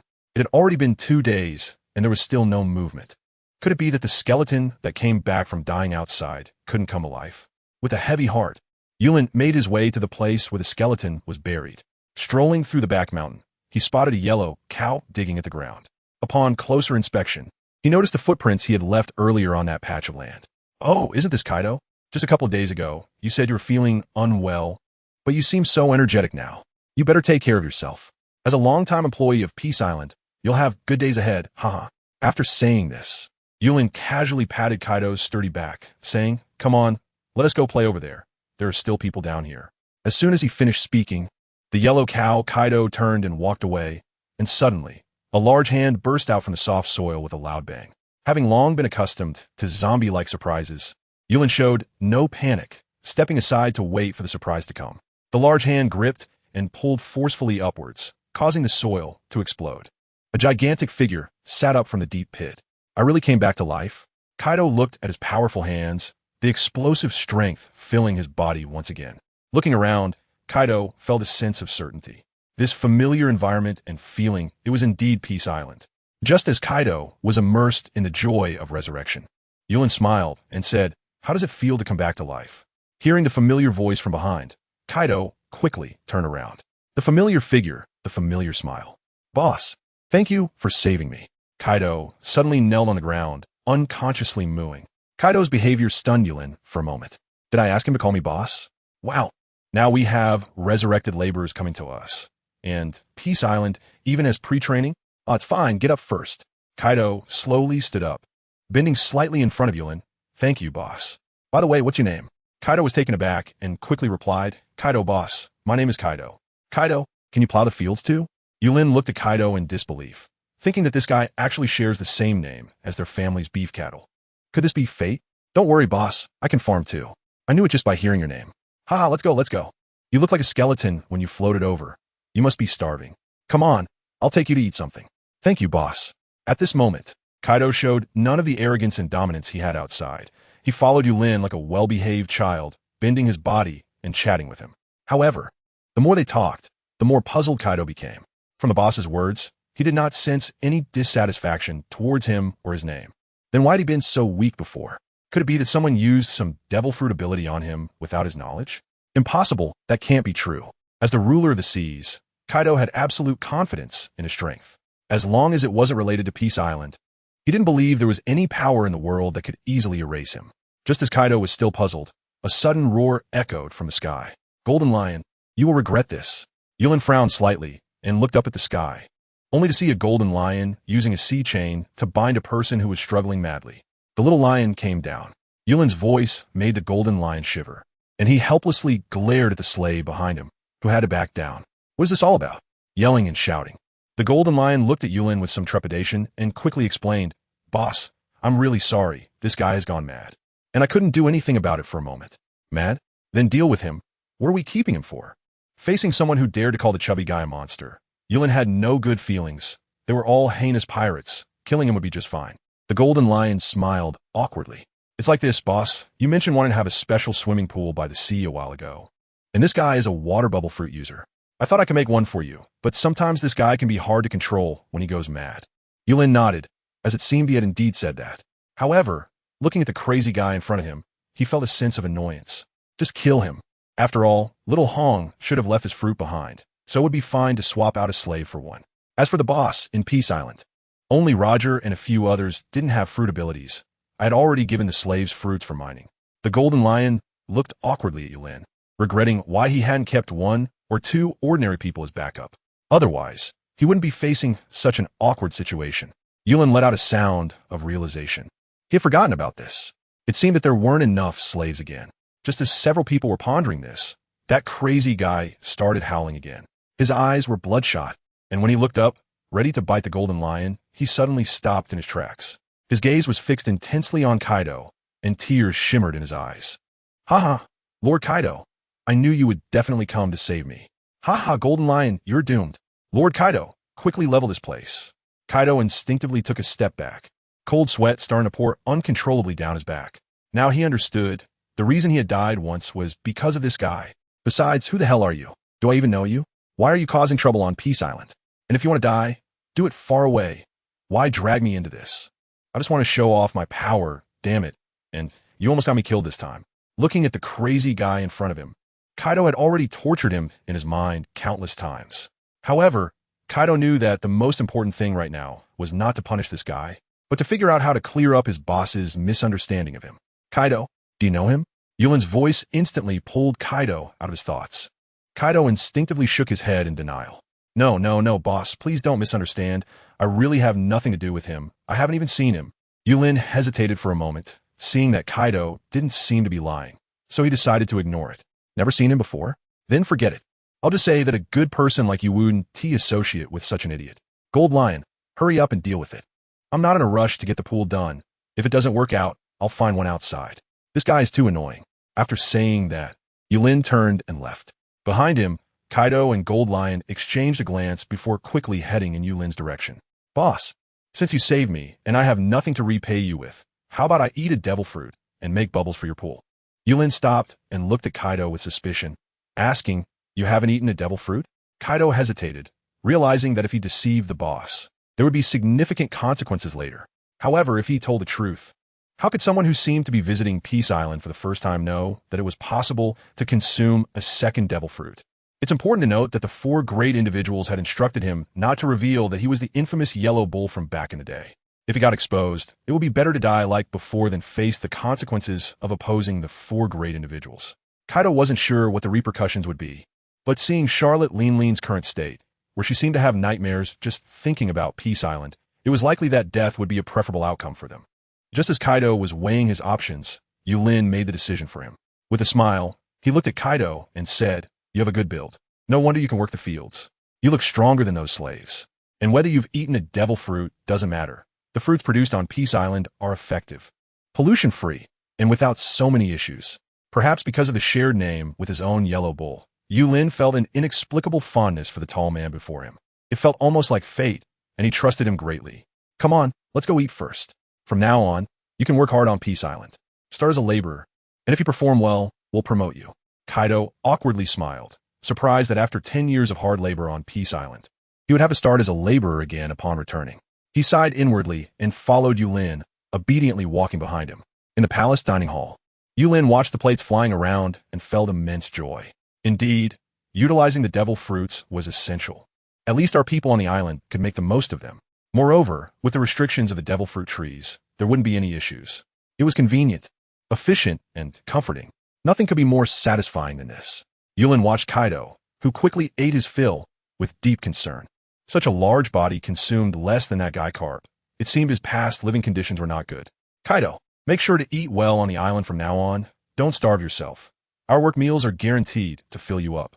"Okay, boss, thank you. Should I go prepare the pool for you now?" "No rush. Wait a moment. Xiaohong, I've sent someone to notify him. We'll go once we get the bubble fruit." Kaido nodded and fell silent. Over the past decade or so, although he had been trapped on Peace Island, having such close interactions with Yulin was still a rare occurrence. That invisible sense of oppression was something even he, as one of the four emperors, could not escape. After all, which four emperor hasn't worked on Peace Island? Momins-Late.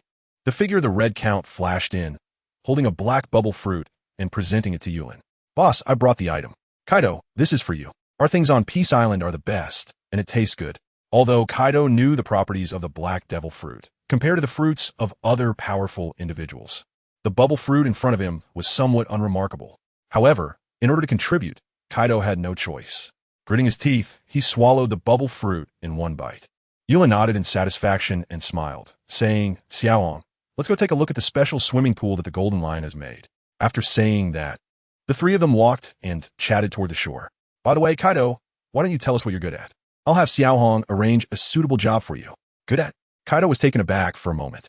If he really thought about what he was good at besides fighting, it might actually be farming. After all, he had 10 years of experience in that area. Boss, it seems like I can't really do anything else besides farming. Kaido replied somewhat awkwardly. I see. Yulin was calculating the current business situation on Peace Island. With the Golden Lion's crew, there was no need for manpower on Dead Island if they were mining. The Green Island Zoo had never been operational, and with little green around, it was definitely sufficient. As for farming, the land halfway up the mountain was also well arranged by Roger. Aside from an occasional black cow nibbling on some weeds, it seemed there was really no need for anyone to farm. Just when Yulin was hesitating, the red count beside him suddenly thought of something and reminded him, Boss, I think we can let Kaido help us continue developing business channels in the new world. Business channels? Kaido? Yulin looked at the red count in confusion, not reacting immediately. The red count glanced at Kaido and continued to explain. Boss, Kaido and Charlotte Linlin are both emperors of the sea in the new world.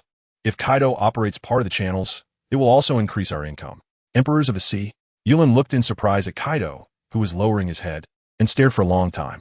Kaido, you're also one of the 4 emperors? Yes, boss, I'm also one of the 4 emperors, Kaido replied submissively. Even as a 4 emperor, he felt insignificant in front of Peace Island. Yulin looked at Kaido with some emotion. Kaido, you're not doing so well as one of the 4 emperors. That white beard guy may be a bit dull, but at least he has no problem eating. Red hair may be a bit weak, but he can still afford a drink.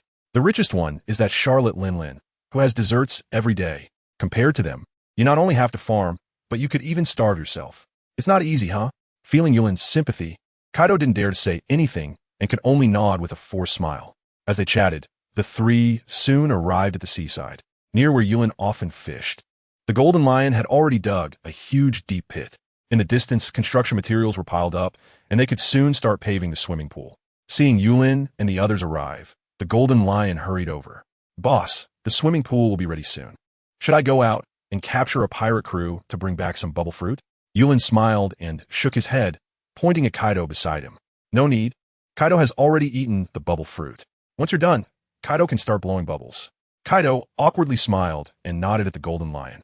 The Golden Lion was clearly taken aback. He never expected Kaido would be willing to eat something like the bubble fruit, but thinking it might be the boss's request, the Golden Lion didn't dwell on it too much. If he ate it, he ate it. After all, if the boss was willing, the fruits from the devil fruit tree could be eaten freely. Turning around, the Golden Lion walked back to the construction site to fit the shape of the coastline.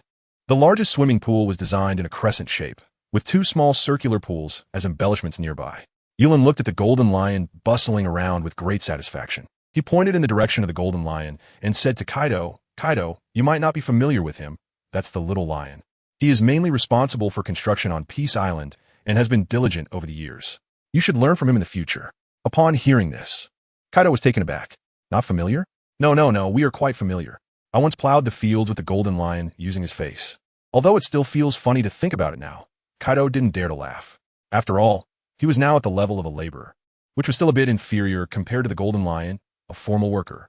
He knew that in Peace Island, the rank of employees represented everything. He couldn't act rashly now. Looking at the serious expression on Kaido's face, Yulin remembered the words of Count read earlier and continued to ask, Kaido, what do you think about Little Hong's suggestion just now? Boss, are you saying you want me to open new business channels for you in the new world? Yulin nodded and looked at Kaido with a focused expression. Yes, the mining at Peace Island has been quite abundant recently, and there are also some special vegetables available. If you can do it well, that would be great. This way, you can earn more money and won't have to starve in the future. Yulin kept a close eye on Kaido's eating and drinking issues. After all, among the 4 emperors of the New World, Yulin had met all of them. But it was the first time he encountered a 4 emperor who had starved to death and turned into a skeleton. Examining Kaido, this seemingly robust guy was actually doing worse than Shanks, who had lost an arm in the EC. This was something Yulin found hard to understand. Upon hearing Yulin's instructions, Kaido nodded without much thought. This recent death incident made Kaido realize once again the terror of Peace Island and Yulin. To prevent a tragedy from happening, maintaining contact with Peace Island was essential. As for helping Peace Island sell things, Kaido felt it was only natural. Although he had left Peace Island for some time, he never considered himself an outsider. After all, there were many places on this land that he had personally cultivated. Yulin felt a sense of relief at Kaido's agreement. but he was still somewhat worried. How much could you expect from someone who could starve to death? With this thought, Yulin couldn't help but feel a bit sorry for Kaido. Kaido, how about this? I see it's not easy for you. As the first labor-level employee from Peace Island to work outside, I allow you to take some things to sell first, and then you can send the money back home. Is that okay? Of course, you can keep some for yourself along the way. After all, you still need to eat. Yulin's words startled Kaido a bit. Having been on Peace Island for over 10 years, he knew that his boss loved money very much. Now, he was actually so trusting as to let him take the things and leave first. It was truly a tremendous show of trust. Kaido felt a surge of gratitude in his heart, and for a moment didn't know how to respond. As the sky grew darker, the golden lion in the distance had already finished the work with his men. Turning towards Yulin, he asked, "Boss, what do you think of the current situation?" Following the direction pointed by the golden lion, he saw a huge swimming pool shaped like a crescent moon, surrounded by a faint blue light. Yulin nodded, admiringly looking at the golden lion. Not bad, not bad. As expected from the head of construction on Peace Island. Very good, excellent. Hearing Yulin's approval, the golden lion couldn't help but puff out his chest, as if to say, "See, the boss is very satisfied with my work." However, it was unfortunate that the two people in front of him clearly did not care. The Red Count was the chief steward of Peace Island, and, apart from the four beasts, he was an absolute big shot on the island. As for the little chubby one, he was merely the boss's chief lackey, so he didn't count. Kaido, on the other hand, remained calm. Although he didn't have the same status as the Golden Lion on Peace Island, he had previously experienced dragging the Golden Lion to plow the fields with his face, which always made Kaido feel like he could dominate the Golden Lion. "Come on, Kaido. It's your turn to blow bubbles." "All right, boss." Putting aside his indifference towards the Golden Lion, Kaido immediately switched to a lackey-like expression upon hearing Yulin's call and ran over with big strides. Looking around, he spread his strong arms wide. The sea ahead began to surge. A gigantic bubble started to form in the air, looking colorful and splendid. The bubble steadily rose above the crescent-shaped pool and then burst with a bang. The huge bubble transformed into countless small bubbles that rained down, quickly filling the pool. From a distance, the swimming pool seems to be made up of colorful water. As I get closer and reach in, I find that it is actually delicate, granular-colored bubbles. When I put my hand into the water, there's a sensation of being enveloped in an exquisite embrace. Not bad, Kaido. Let's do something with those two round ones outside as well. As soon as the words left my mouth, Kaido filled the other two round swimming pools again. Yulin looked at the crescent-shaped swimming pool in front of him, feeling very satisfied. Although the business on Peace Island is currently focused on buying and selling, Yulin has always believed that in the near future, Peace Island will definitely profit from the resort. During this time, he needs to continuously improve the facilities of the resort. Now, the food, drink, and accommodation on Peace Island are quite abundant, but the entertainment options still need some work. Thinking about the current swimming pool, Yulin plans to build an ice skating rink, a ski resort, and a hot spring. Yes, a unique volcanic hot spring. After all, although the central area of Peace Island has been well developed, there is still a lot of land in the outskirts that has not been planned. In the past, he was hesitant to make big investments because he was concerned about money, but now the business on Peace Island has gradually gone on the right track. The mineral resources of Dead Island are also becoming increasingly abundant. As long as various channels are opened up, the money for Peace Island will surely flow in continuously. With money, Yulin can continue his resort plans, and he is determined to become the owner of the largest resort in the world. With money, people, and power, Yulin has already started fantasizing about the wonderful times in the future. The three people in the distance see Yulin deep in thought and do not dare to approach, standing still like sculptures. After a moment, the sculptures are awakened by Yulin's laughter. Yulin looked at the distant sea with a smile on his face. Meals must be eaten bite by bite, and tasks must be done step by step. Since there are no ice-type fruits available now, I'll take the opportunity to have Carp bring the magma fruit over to use for now. I'll start by making a specialty hot spring. At the Navy headquarters, Marineford, Carp was eating a donut when he suddenly felt like something was missing. In an instant, a refreshing chill spread through his body. Achoo! Carp wiped his nose and mechanically continued chewing on the donut, looking out the window with a puzzled expression. Am I sick? At the Navy headquarters, Marineford, Carp listlessly gazed out the window. Even the table piled high with donuts didn't interest him. Sigh. Hearing Carp's continuous sighs, Sengoku was filled with questions. What is wrong with this guy these past few days? Even when his son went off to become a rebel, he didn't tease Sai like this. Not even eating donuts. Could it be that his time is running out? Suddenly, it seemed Carp heard Sengoku's thoughts, staring intently at him. The two exchanged glances, locked in a stare. After a while, Feeling a little guilty, Sengoku was the first to yield, sighing and asking, "What's going on?" "You've been sighing for several days now." Carp was momentarily taken aback, his gaze blank, and the refreshing chill spread through his body again. "Achoo. It's nothing, Sengoku. I just feel a bit unwell lately. Maybe I'm sick." "Sick?" Sengoku looked at Carp in disbelief. This monstrous guy actually said he was sick? After so many battles, even when severely injured, Carp would bounce back in no time. Now he says he is sick. Could it be that he is really getting old? Sengoku shook his head. Carp was a monster that couldn't be judged by normal standards. He would rather believe that his body was aging than to think Carp was aging. But seeing Carp's listless state, Sengoku, as an old friend, still felt a little worried. "How about I give you a half-month vacation?" Sengoku suggested tentatively. Carp didn't respond. "A month?" Carp sighed again, glancing at Sengoku, and said, "It's fine. No need." When Sengoku heard that Carp wasn't even interested in taking time off, his expression suddenly changed. Something's wrong. Something must have happened. Otherwise, the Carp in front of him must be a fake. Just as Sengoku was hesitating, a series of knocks came from the office door. "Come in." As soon as he finished speaking, a tall, thin man in a yellow and white striped suit walked in. "Admiral Sengoku, you called for me?" Sengoku nodded, handing over a document and a note from his desk. "A task from the world government. Kizaru, go take a look and handle it." Upon receiving the document, Kizaru already knew what it was about. "Oh dear, looks like someone has caused trouble again. I'm off." "Admiral Sengoku, Mr. Carp." Carp raised his eyes to look at Kizaru, then once again lowered his head, mumbling softly, "Those disgusting celestial dragons. I wonder how long they'll keep causing trouble." Sengoku frowned. Although he also had no good feelings for the celestial dragons, they were, after all, the founders of the world government. The Navy, as the violent arm of the world government, could only help deal with their problems. But Sengoku knew Kizaru's personality.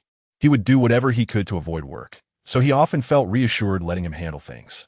Half an hour later, Carp was still the same, with a vacant expression. Sengoku, after multiple failed negotiations, had no choice but to give up. While processing documents, he occasionally glanced at Carp, worried that his old teammate might die in his office. Tap, tap, tap, clear footsteps came from outside the door, and Akiji casually walked in, holding 2 drinks. "Oh, Admiral Sengoku, Mr. Carp, I saw the door was open, so I came in to hang out for a bit." Sengoku glanced at Akiji, nodded, and gestured toward Carp, prompting Akiji to walk over. "Mr. Carp, how about we go out fishing together?" Sengoku's mouth twitched. "I asked you to come over to check on Carp, not to plan a fishing trip in front of me as the Admiral." However, it was clear that neither Carp nor Akiji cared about Sengoku's presence at that moment. "Oh, Akiji." Carp instinctively raised his eyes to look at Akiji. His previously empty mind seemed to sense something.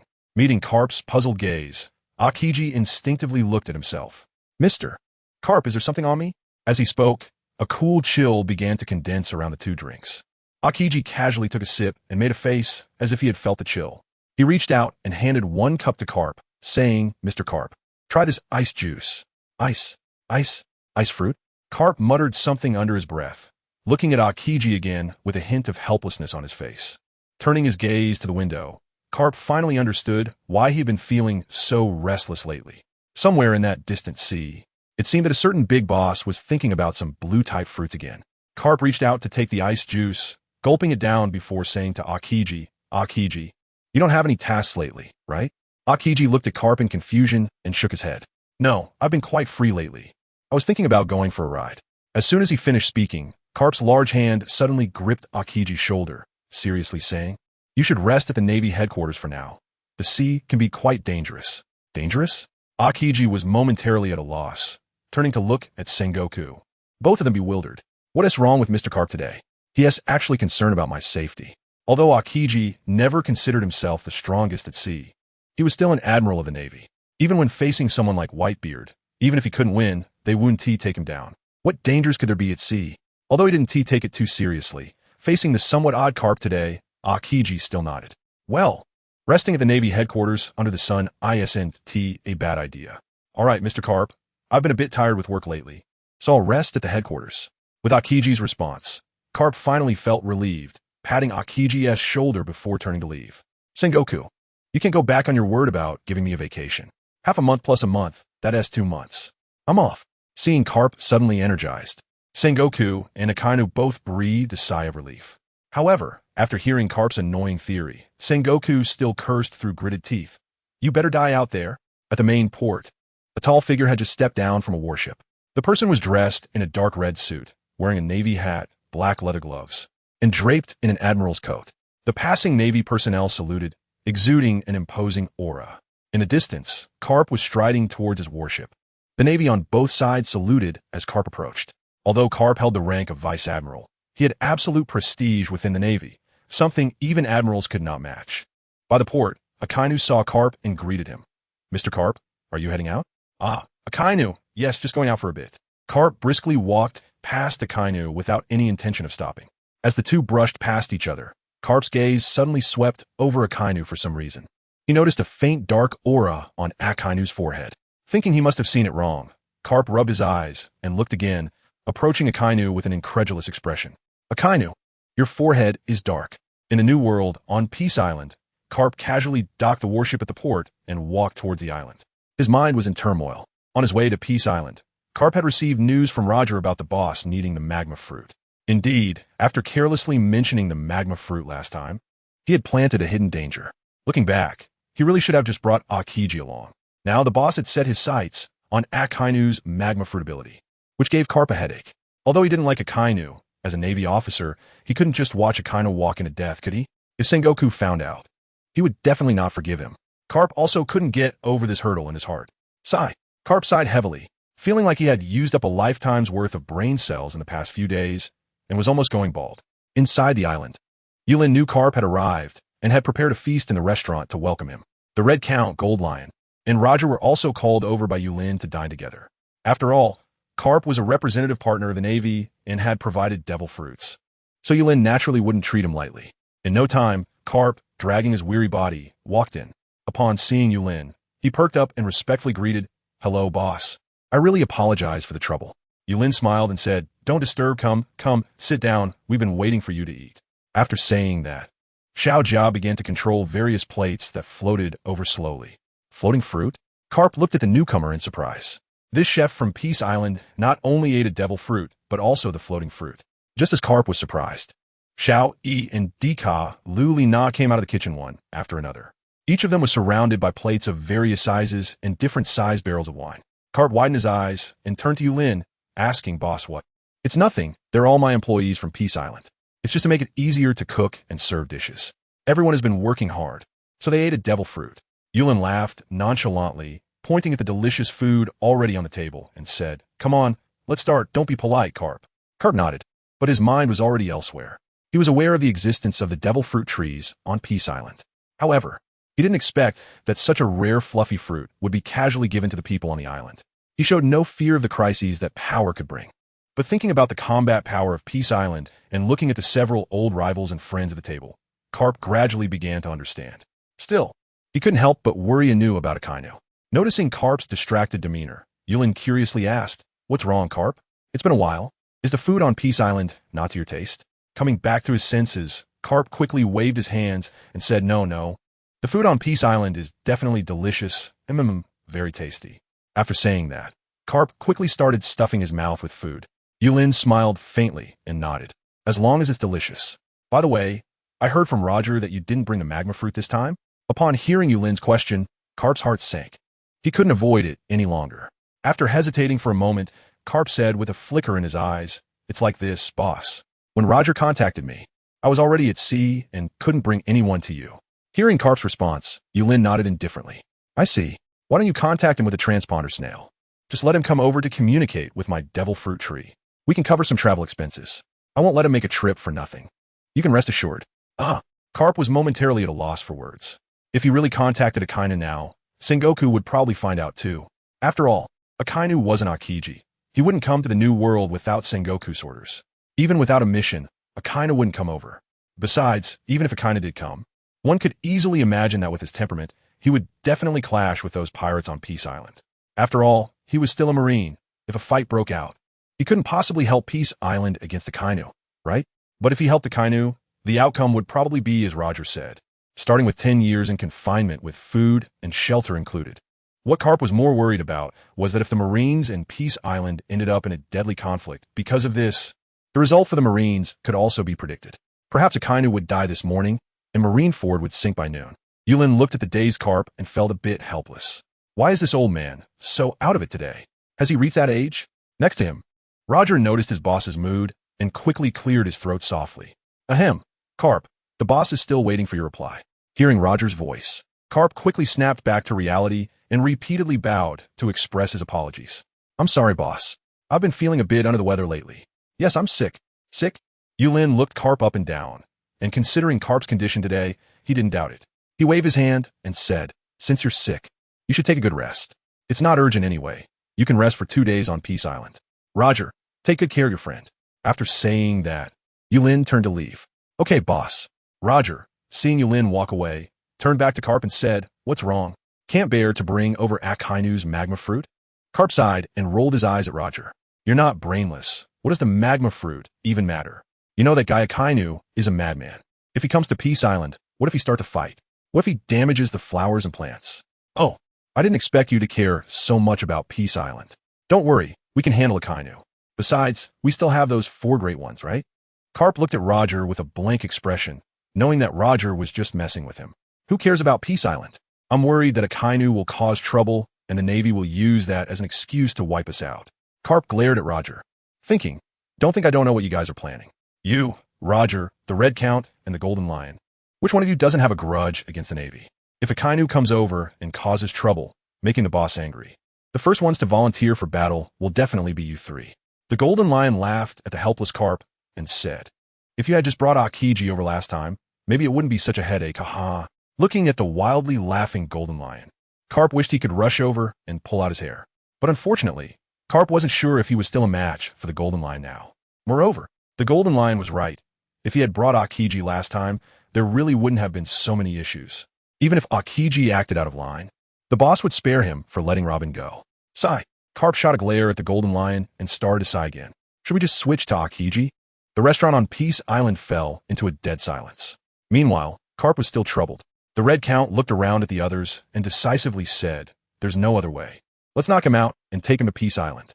Once we're done with him, we can just throw him out, right? Roger and the Golden Lion exchanged glances, recalling how the Red Count treated Dracul Mihawk in the past. It seemed like a feasible plan. After all, the Red Count had impressive professional experience in this area.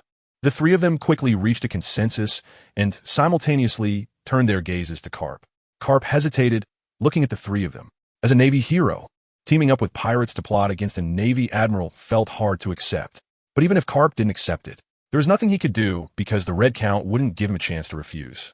Carp, if you can't provide information on Akainu, then we can only attack the Navy headquarters. By then, we'll bring back the 3 admirals along with him. And maybe the boss will be even happier. Hearing that they were going to attack the Navy headquarters, the Golden Lion became even more interested. Exactly. And the boss's ice rink, or whatever will be there. And the blue sword will have new abilities, plus that big golden Buddha from Sengoku. The boss will definitely like it. How about we just attack Marineford, huh, Roger? Roger glanced at the Golden Lion, not intending to entertain this crazy idea. Although Peace Island had the strength to wipe out the Navy headquarters at any time, it would definitely cause chaos on the sea. As it stood, this would not be beneficial for Peace Island at all. Of course, if the Navy provoked the boss, then wiping them out wouldn't be a problem, even if it was a bit troublesome. Roger's gaze shifted to the Red Count as the head butler of Peace Island. His words carried the most weight at this moment. Carp, you've thought about it enough. You don't think I'm joking about attacking the Navy headquarters, do you? Looking at the nonchalant Red Count, Carp knew that this person had absolute authority compared to Roger and the Golden Lion. After pondering for a moment, Carp let out a heavy sigh and nodded in agreement. All right, I'll keep an eye on Akainu's movements. How to deal with him later won't be my concern. But it's a deal that we can't kill Akainu. That goes without saying. The Red Count smiled at Carp and continued, if he cooperates well, I guarantee his life will be spared. But if he dies, we can just bury him in the back mountain for a couple of days. Carp shook his head helplessly and walked out. He knew that he could only follow the Red Count's orders. After all, the boss's task had to be completed. Otherwise, it wouldn't just be Akainu who would end up dead. The Red Count watched Carp walk away with a calm smile, then turned to the Golden Lion and Roger and asked, which of you is interested in Akainu?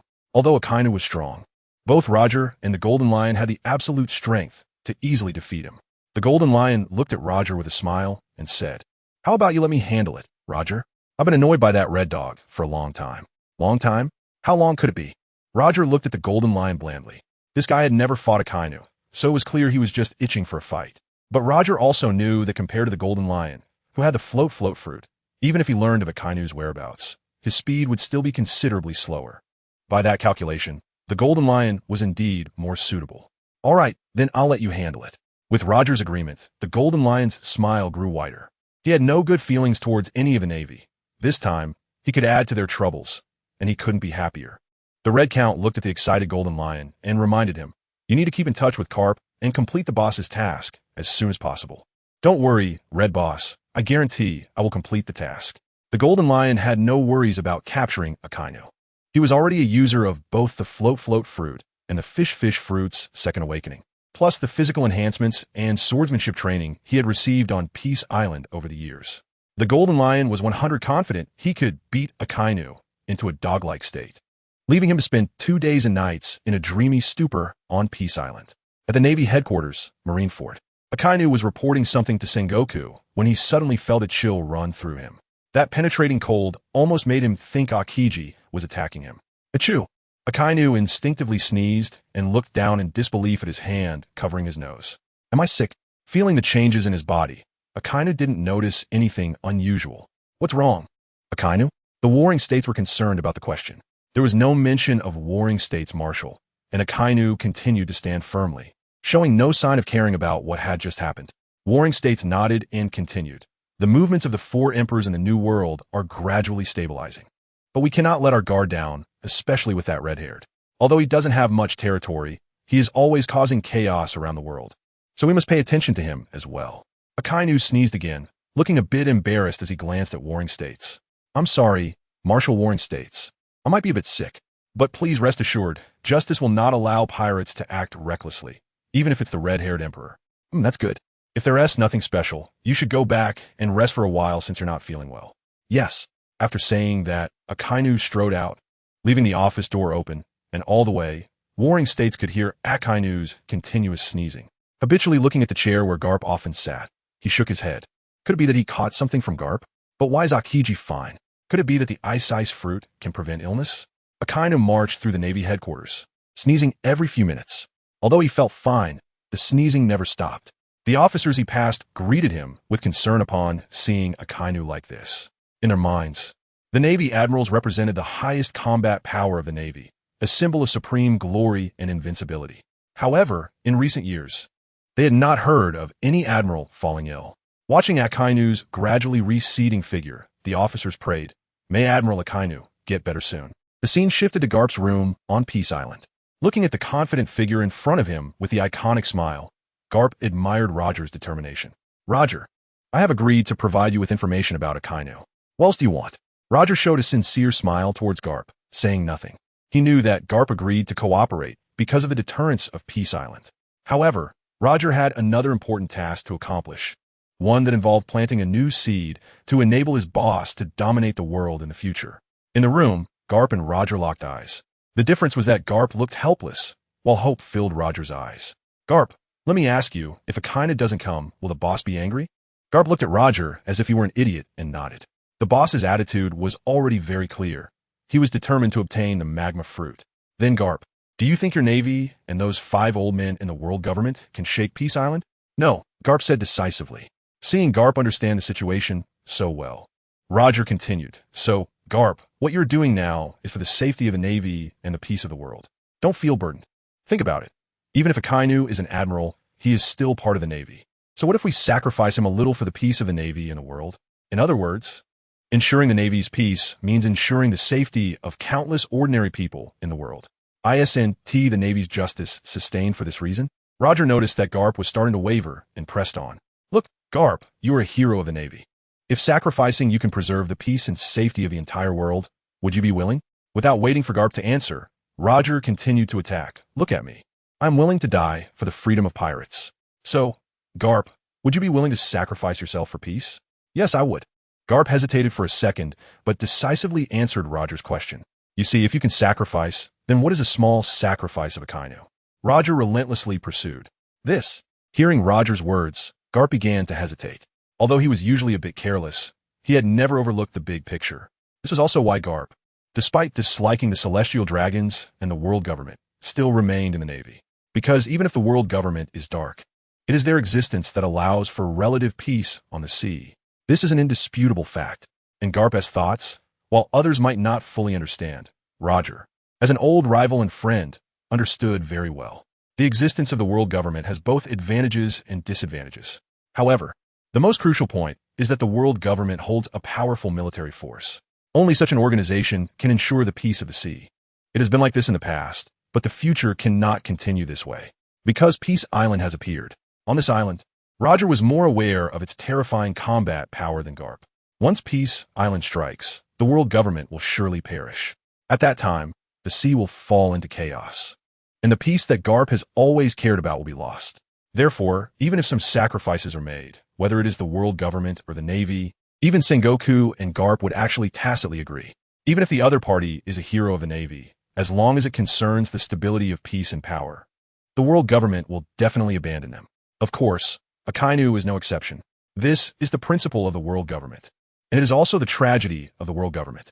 What Roger is exploiting is this tragedy because, compared to the world government, the boss will never abandon any member of Peace Island, because the strength of Peace Island can completely dominate this world. For an hour, Garp sat there in a daze, while Roger maintained absolute confidence, watching Garp. Although Garp had already agreed, Roger did not give up on instilling the concepts of Peace Island into Garp to fully win him over. If in the future Peace Island becomes enemies with the world, Roger did not want his old friend, who had saved his child, to stand on the opposing side of Peace Island and die. Sigh. With a loud sigh from Garp, Roger knew that his negotiation had been largely successful. Roger, rest assured, since I've promised to cooperate, I won't make things difficult for Peace Island. You are right. Even if Akainu is sacrificed, what would it matter? After all, that guy is a madman. Garp's eyes moved slightly. He didn't care much about Akainu, only hesitating to betray due to his position. After all, compared to the world government, Akainu, who would sacrifice even his subordinates in the Navy to achieve his goals. Why should he care about his life or death? Once everything was clear, Garp returned to his usual carefree demeanor and looked sincerely at Roger, saying, Roger, I'm hungry. Let me go to your vegetable garden and grab some food. Roger rolled his eyes at Garp and turned to leave. Just as he reached the door, he suddenly turned his head to look at Garp. With a classic smile on his face, filled with hope for the future, he asked, Garp, if one day we welcome a better peace, would you be willing? Garp frowned slightly, not answering, while Roger had already disappeared from sight. Moments-Let-The. Garp emerged from his thoughts, looking sadly ahead. Damn, I'm so hungry. Isn't lunchtime yet? On the coast of Pingdao, Yulin sat on the sofa, gazing at the azure sea.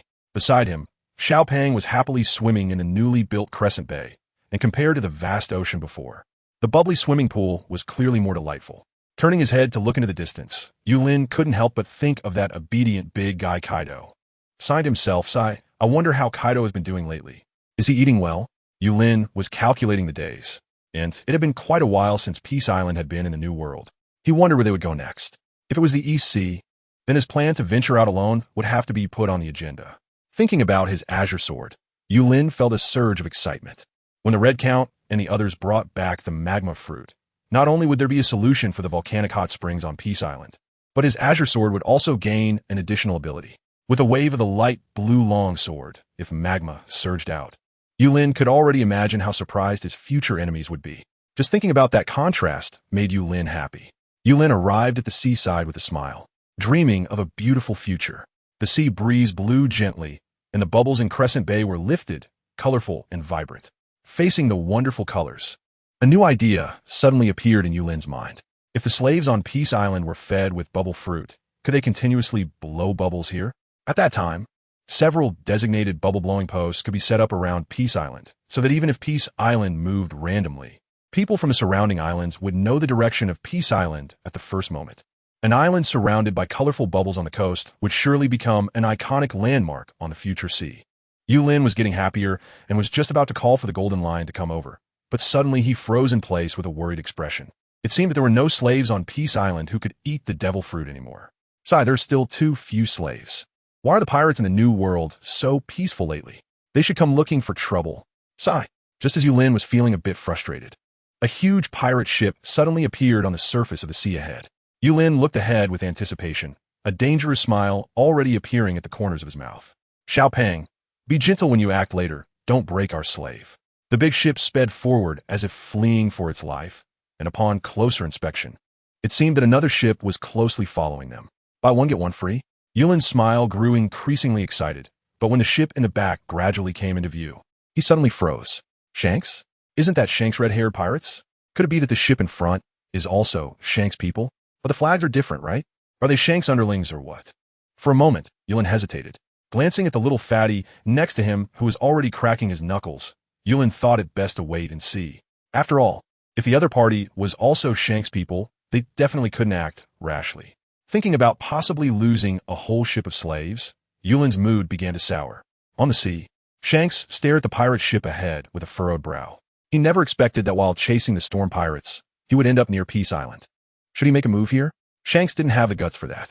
But if he let this group of scum go, he felt a bit suffocated. In a vast ocean, who knows how long it would take to find them again. Damn, this is really troublesome. If he had known, he wouldn't have played around. A single strike to send them off would have been great. Sigh. Shanks sighed helplessly, clenching his fists but feeling powerless to vent his frustration. Captain, how about we first go to Peace Island to seek permission? Lucky Roo dragged his massive body over to Shanks and said. Shanks shook his head, pointing to the somewhat dilapidated ship ahead. That bastard Storm specifically modified his ship, and with his jet fruit, his speed is faster than ours. If it weren't for having knocked out one of their sails earlier, we wouldn't even be able to catch up. If we go to Peace Island to ask, they'll probably have run away by then. Nearby, Jesus Burgess picked up a spear and aimed at the other side, saying, Captain, how about I quietly take out another sail? Oh, sure. Captain Roger said that making a move here starts at 10 years. Go ahead, Jesus Burgess, I'm counting on you. Shanks said faintly. Jesus Burgess paused, awkwardly smiled, and slung the spear behind him. I was just joking, Captain, huh? Just as the few of them were frowning.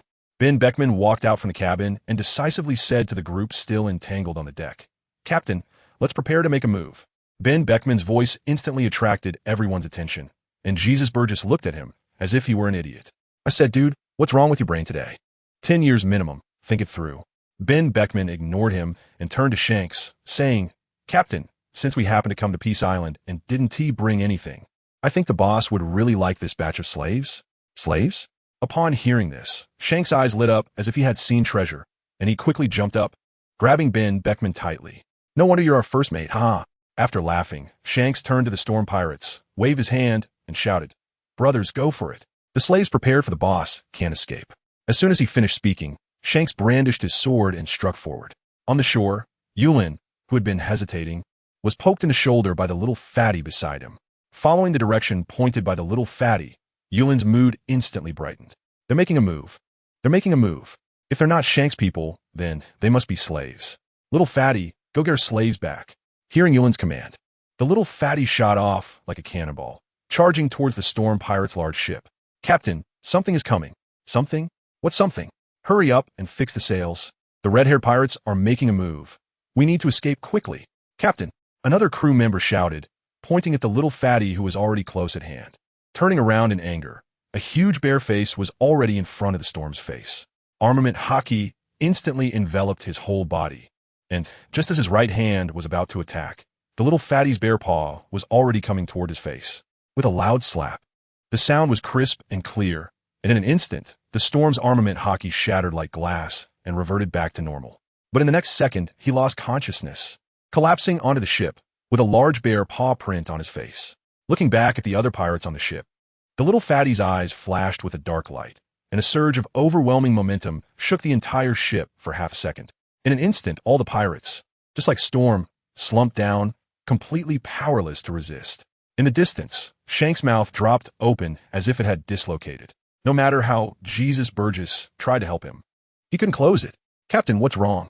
Wow, is our captain offline again? Ben Beckman also stared ahead with a serious expression, his surprise no less than Shanks. Conqueror's hockey. That furry-looking, cute animal actually possesses such powerful Conqueror's hockey.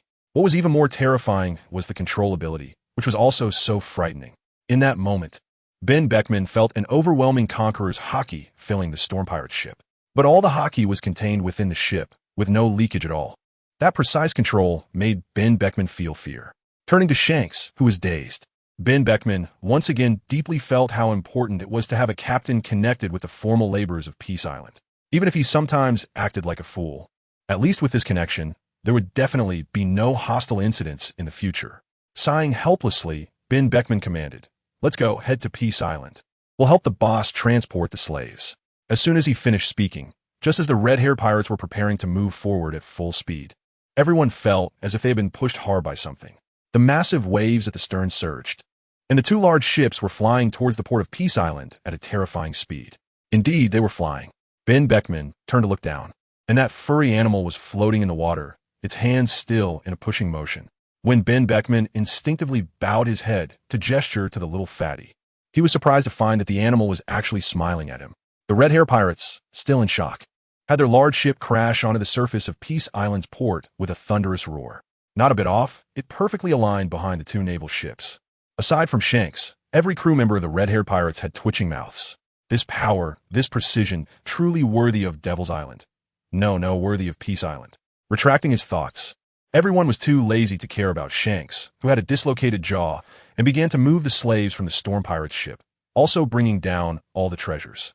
Their skilled movements made it seem as if they were not pirates, but rather experienced porters.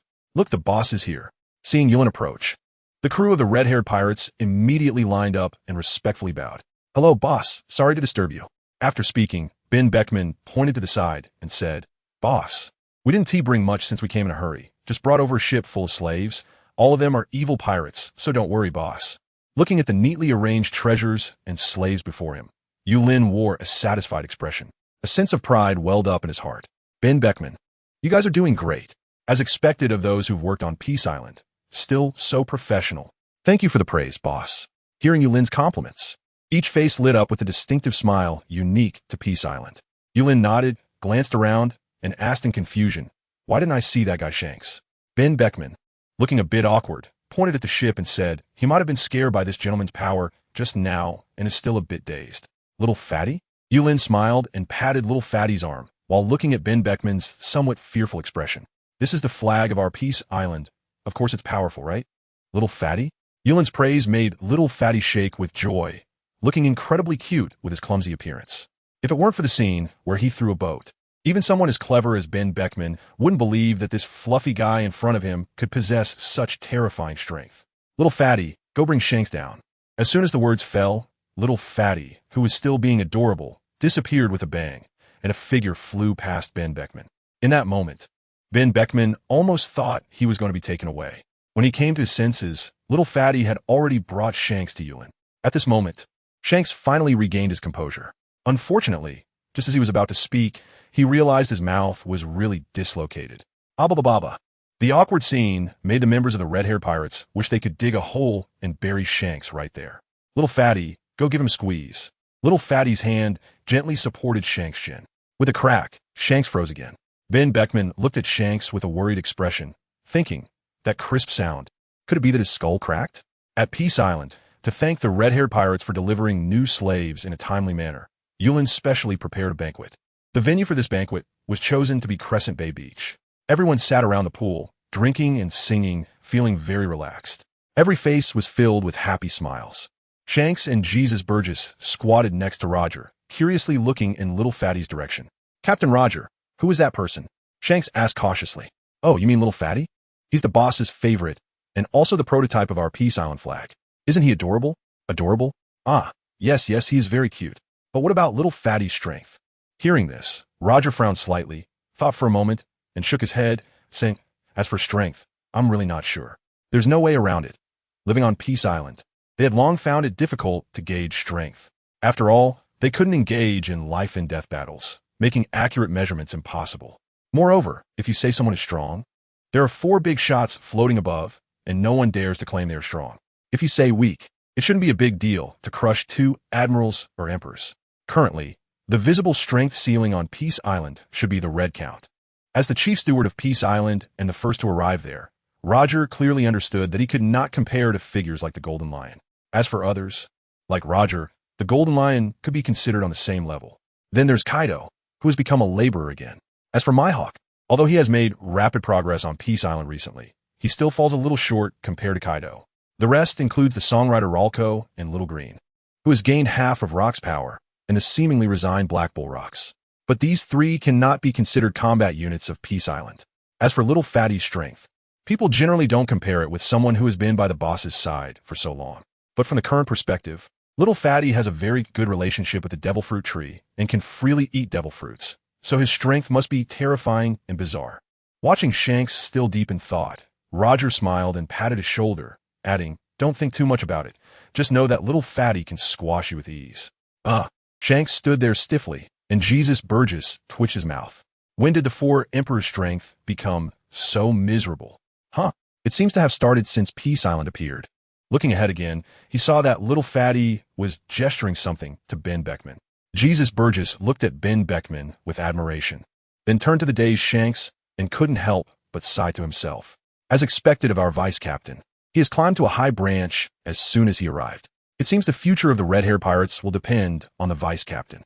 Just as Jesus Burgess was secretly admiring, Shanks suddenly got up from the ground, grabbed a bucket of wine, and walked towards the Crescent Bay pool.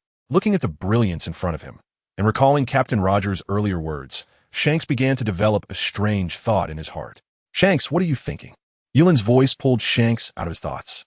Looking at the swimming pool in front of him, Shanks smiled and said, "Boss has great taste. The bubbles in this pool are really nice. It must be the ability of some devil fruit, right?" Hearing Shanks' praise, Yulin was quite pleased and replied with a beaming smile, "These are all bubbles spit out by Kaido. What do you think? Not bad, right?"